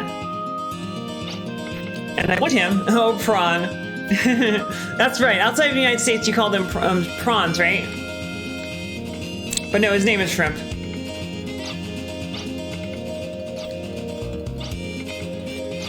But he is a summoner. In fact, he's the only person in this game who can summon. And I really want him to join my team, because he is way better than Brad. Up, Brad. Chaz, what's your opinion on Brad? Do you think he's actually a good character in this game? Because I think he's kind of shit. I literally only... The instant I get Tim, I replace Brad with Tim forever. And I only use Brad for one fight, which is Ragu.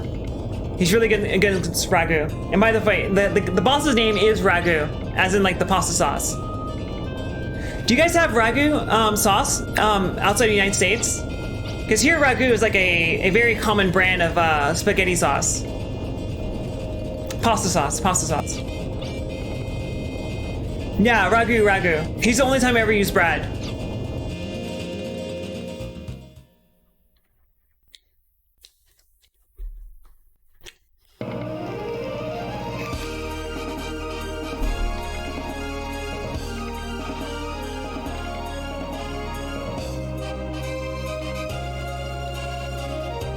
Hey, I can fly!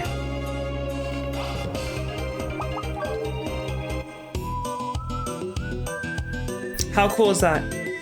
It's super cool.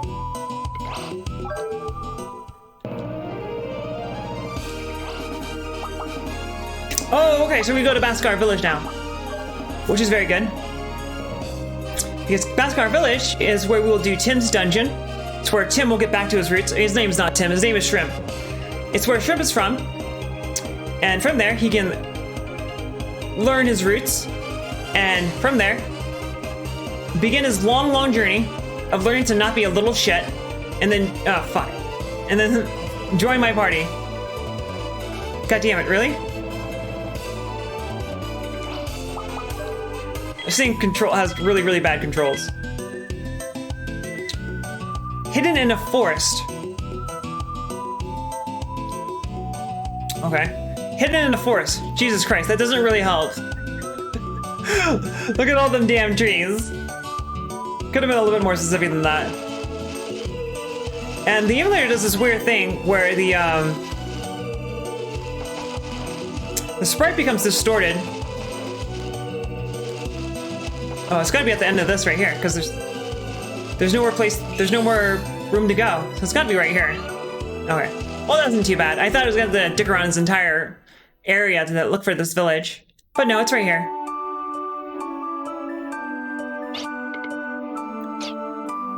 Man, this Wild Arms is such great music. Oh, Tim is 12? I know he's a little kid, but damn. Oh, but... Oh, Shattered, are you, that means you're not American as well. Where are you from, Shattered? Are you Australian as well?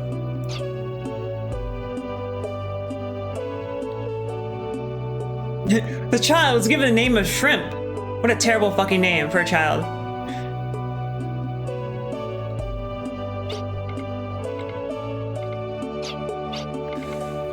Alright, so, Shrimp is the love child between Sabrina, the teenage witch and also summoner from this village, who met a traveling mercenary, had a child by him, and then left the village after he died.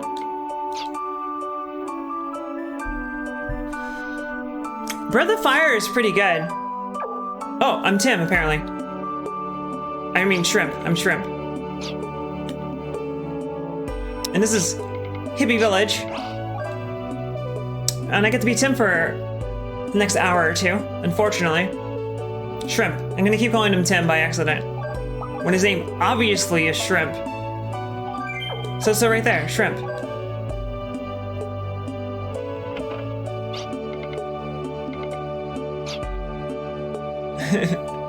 I love how his name is Straz. Wait, what's he doing? Oh, he's trying to sell me stuff. I don't need any of your bullshit. What a mean thing to say to someone. You have your mother's eyes. They're wasted on a boy. Are you saying he's a cunt? Possibly. Nah, Tim is fucking 12 years old. He has plenty of time to man up.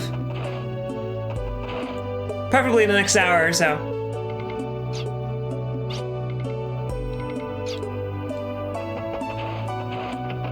But yeah, everyone here is a hippie.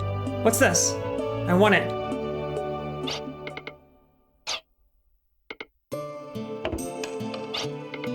Oh, it's Tim's girlfriend. Shrimp's girlfriend. Oh, I hope we get to give her a name. If we get to give her a name, I want to name her Prawn.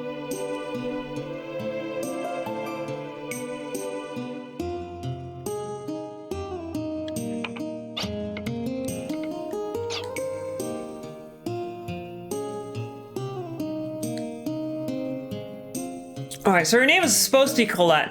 Well, that's boring. So what name do you guys want to give her?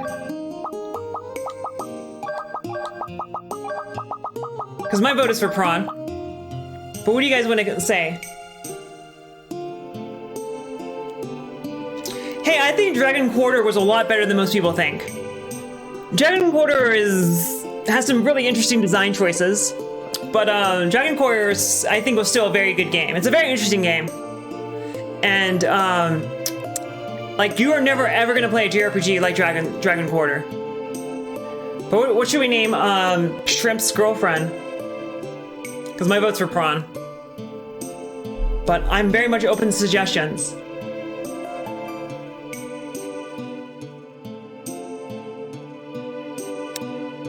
Super, what is Kikokan? But I'm also open to ama ebi, which is sweet shrimp in Japanese. It's a type of sushi. It's very good, actually.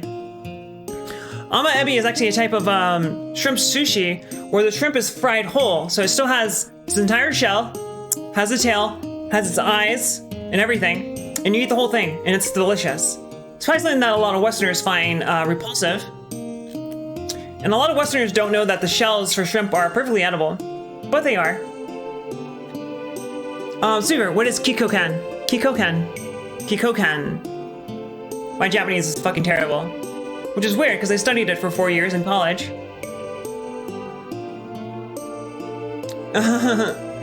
That's the thing that was really interesting about Dragon's Quarter. So the thing about Dragon's Quarter is that this whole time you have a meter that's slowly building up from a 0 to 100%. And when it reaches 100%, the game ends. You get a game over. But when you use your willpower abilities, the meter goes up. So you always have this constant like debate when you're fighting a boss. It's like, I can end this boss fight in a second. But in order to do that, I have to burn my dragon meter. And then you'll game over. But when you game over, the game resets. So you go back to the beginning of the game, you have to do everything over again, and you keep some of your stats, but not all of your stats. And that's part of the reason why people didn't like it, was because the beginning of the game is very repetitive, because you have to do the beginning of the game over and over and over and over again. But the game itself is kind of short, probably is like 10 hours long. But you're meant to play the game over and over again and do different things on your different playthroughs. And I thought it was interesting. Anyway, you guys didn't say anything, so she's gonna be Prawn. You guys are being boring, guys. Why are Prawn and the mediums calling to each other? Because the mediums are hungry. Oh, he's a pillar, that's right. Which would, that makes me want to play the Pillarman theme from JoJo's Bizarre Adventure, but I also don't want to get a DMCA claim. But pillars are what this game calls summoners. But Shrimp here is not actually a pillar. He has to complete the trial. What is Kikoken? Oh. But what does Kikoken mean? You didn't tell me that. I guess I could just look it up. Where's a Kikoken? Oh, it's the name of an ability from Street Fighter. I did not know that. I apologize. I should have done that. Super, I apologize for... Goddamn, that makes me feel really bad. I apologize.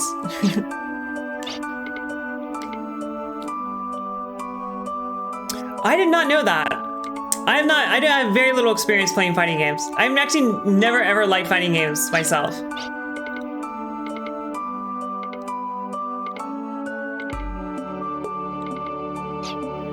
But anyway, I'm so sorry about that.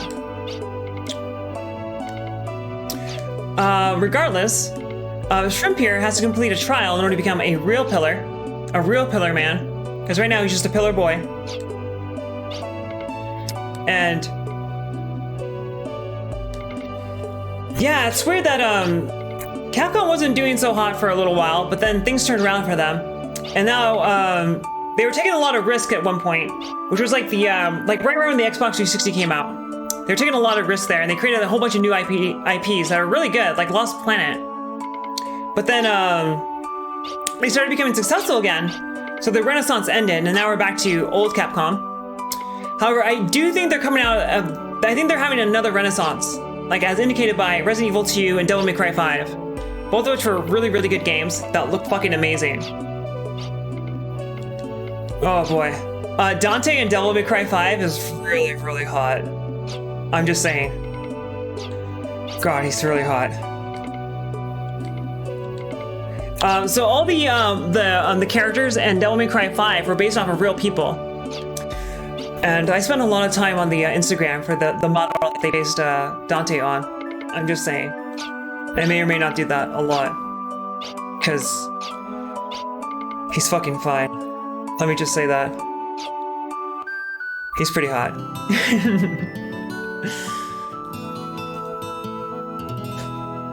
Fortunately, he does not have an OnlyFans account. Tim Rhymeless. Tim should never try to become a rapper.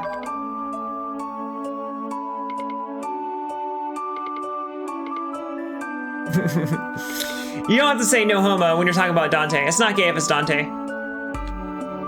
Fact. And I don't actually want to dick around in this village because I don't have booty call, which is the name of an actual building in this game, which shows you where there's treasure. And oh, this is the fucking vendor because he doesn't say anything about he's gonna sell you shit.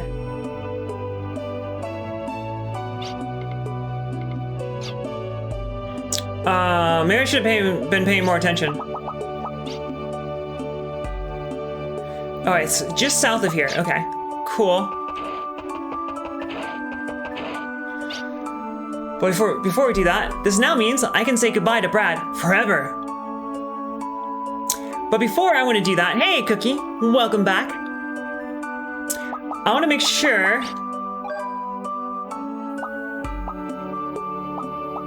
I equip Tim with up HP, which is essential.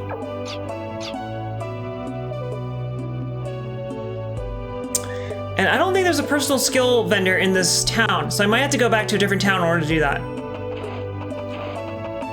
Yeah, this town doesn't have shit. I don't know why I'm super disappointed that these hippies don't have an arms vendor.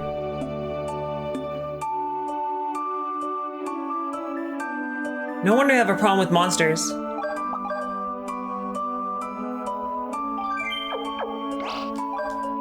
Oh, but before I do that... Bye-bye, Brad. It was nice knowing you. Life. I don't know what dig out does.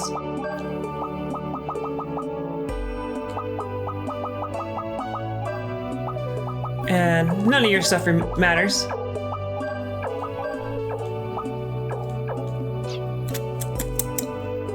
Tim is pretty cute, though.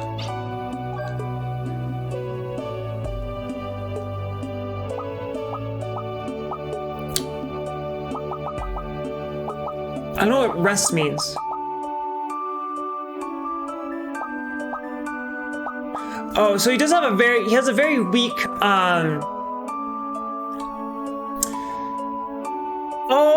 Oh, it's something like where he gains his spells by getting kills when he has a medium equipped, something like that. So he has to get 15 kills with every single medium equipped, and then he gains a new spell and he keeps it permanently. So I definitely actually want to grind with him in order to get those kills. So unfortunately that's going to take a little while.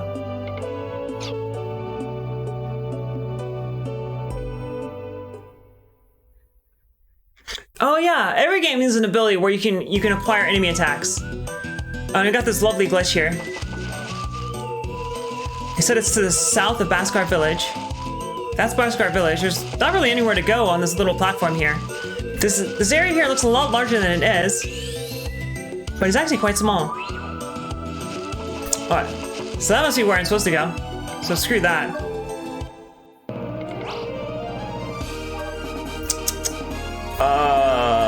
Shit, I don't actually know where I'm supposed to go. Because I used autopilot to get over here. Alright, so this is Silvaland.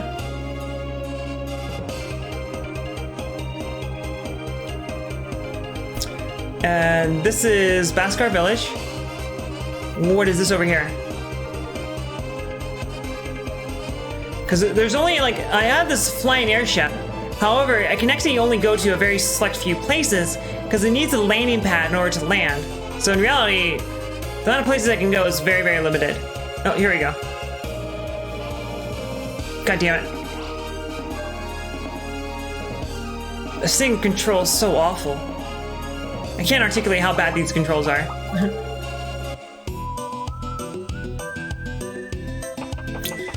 And now we get to do some grinding.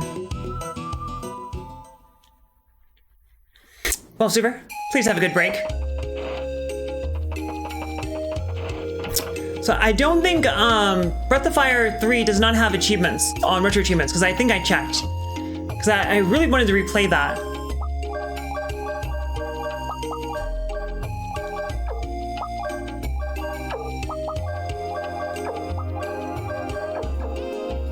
Timmy's gonna have such little health. Jesus. The up HP skill really adds up over time. Because what up HP does is you earn more maximum health every time you level up. So the sooner you get it, the better. And that's why there's strategies for this game to keep Ashley, the primary character, at as lowest level as possible, because when new characters join your party, they join your party at the same level as Ash. However, I'm not doing that because it's a huge pain in the ass, and it requires you to play the game in a very inorganic way. And I don't care. And the only thing that's really useful for is one of the optional bosses. However, said optional boss can be easily overcome instead by being a little bitch and grinding. And grinding in this game is actually pretty easy. So I do believe Shrimp here is not going to have any abilities. He has no abilities because, what is he? Distribute your force among your party. That's actually kind of interesting. Because Shrimp has to earn kills himself. Every time he gets a kill, while he has a given medium equipped, he earns 1 kill towards that medium's spells. So right now he has the life medium equipped, so that means in a couple more kills he'll earn the life medium abilities, I think. Something like that. I want to say that's how he works. So yes. So here it says rest. So these numbers were 5 and 15 respectively, and now they're 4 and 14, which is why they went down compared to these other abilities. So he actually becomes very, very versatile, but unfortunately he has to get a whole bunch of kills in order to do that. So this is going to take a little while.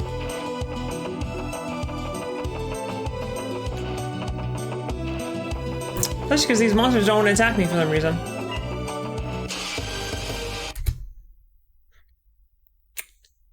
Oh, this might not be the best place to do this because it looks like every time I do this, only 1 monster spawns at a time. And that's lame. And also, they just don't want to cooperate with me. Fortunately, Turbo is here to help us out. Good guy, Turbo. Man, playing these old games without Turbo would be awful. I'm going to really miss Turbo when I'm not using the emulator anymore.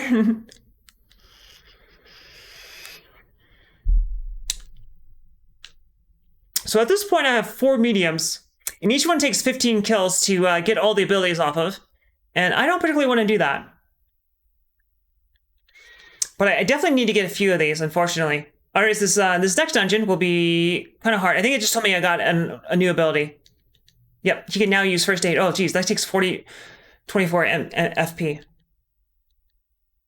First aid is much weaker than Lilka's heal ability. However, it affects your whole party. And it doesn't, Lilka can also heal the whole party. However, she has to expend force points in order to do that, which is lame. This mechanic is super dumb for him, unfortunately, but it has to be done. And you have to do this process every time you get a new medium. And unfortunately, at this point in the game, I just got to him and I already had 4 mediums, so you have to do it 4 times right now, right here. But once that happens, he becomes very, very versatile.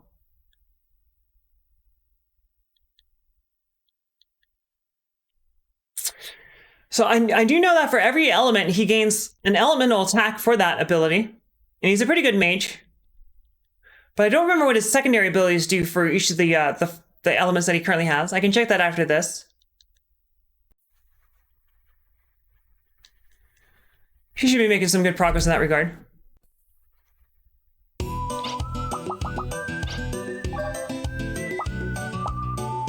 Oh, it's not too bad. He's making progress. Turn undead. Oh, they're just group attacks. Hey, group attacks are still pretty good, even though these are pretty expensive. They're 50 FP each, which is a lot. But he is 3 kills away from getting Turn Undead. I don't even need Turn Undead, but I'll get it anyway just for completion's sake. And this isn't too bad with Turbo on.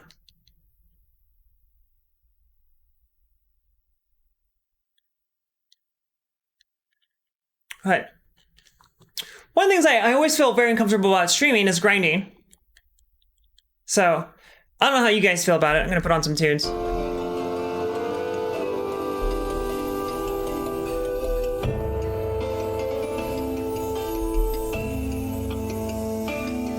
Because I always feel uncomfortable streaming grinding because I feel like it's the most boring part of any game.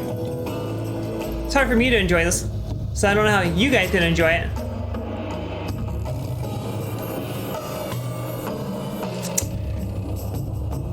But it's all about that commentary, right? I'm having a good time. I've been having a lot of fun today. And I was having a pretty bad day today. So thank you guys for being here. I really appreciate it. Earlier today, I was trying to stream.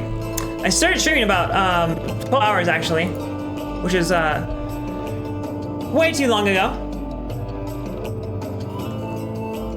Actually, might call it quits right here, because this is a grinding part that I could very easily do off stream. I think I'll do that. Because this stream itself proper has been going for about 9 hours. But earlier in the day, about 12 hours ago, I was trying to stream. I started streaming, and I was streaming for about half an hour when my internet went down. And my internet went down for 4 hours. So that was pretty not great, I must say. So, if anyone has any raid targets to suggest, I would greatly appreciate that. But I can also check my following list. But yeah, this would be a good stopping point, given that all we're doing here is grinding. And I could easily do this by myself. I can grind myself. Thank you very much.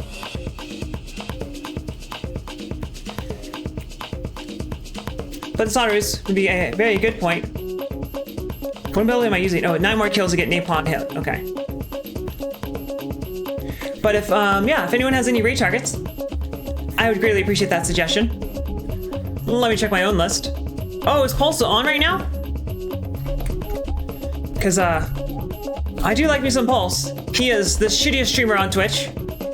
His words, not mine. I am not making fun of him.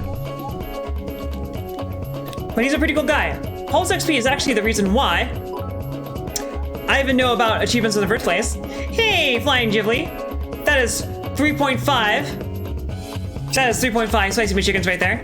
Thank you so much for those McChickens. I very much appreciate it. This is Joshua Morse. I really like Joshua Morse. You should not have done that, Flying. But thank you for doing it. I greatly appreciate it. Because, I owe a job right now, so every single biddy counts. Alright. And with that, let's go check out. Actually, let me check my, let me take a look at my status screen. And then, let's go see what's going on in Pulse Land. I'm sure many great and wonderful things. Alright. So.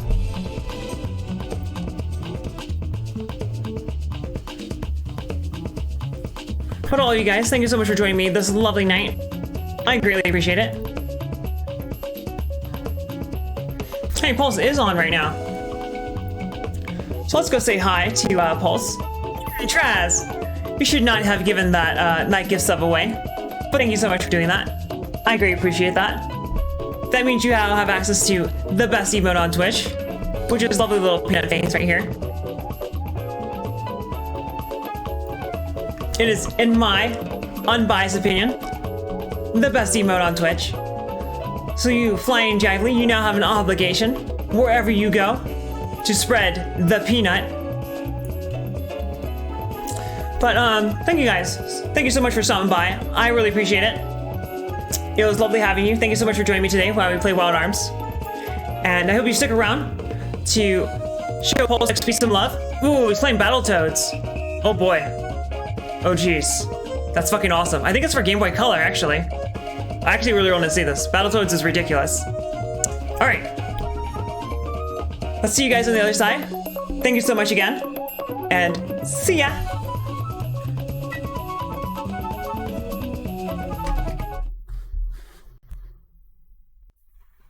You know, life-threatening. We have to wear respirators and shit. You know, full body suits and stuff.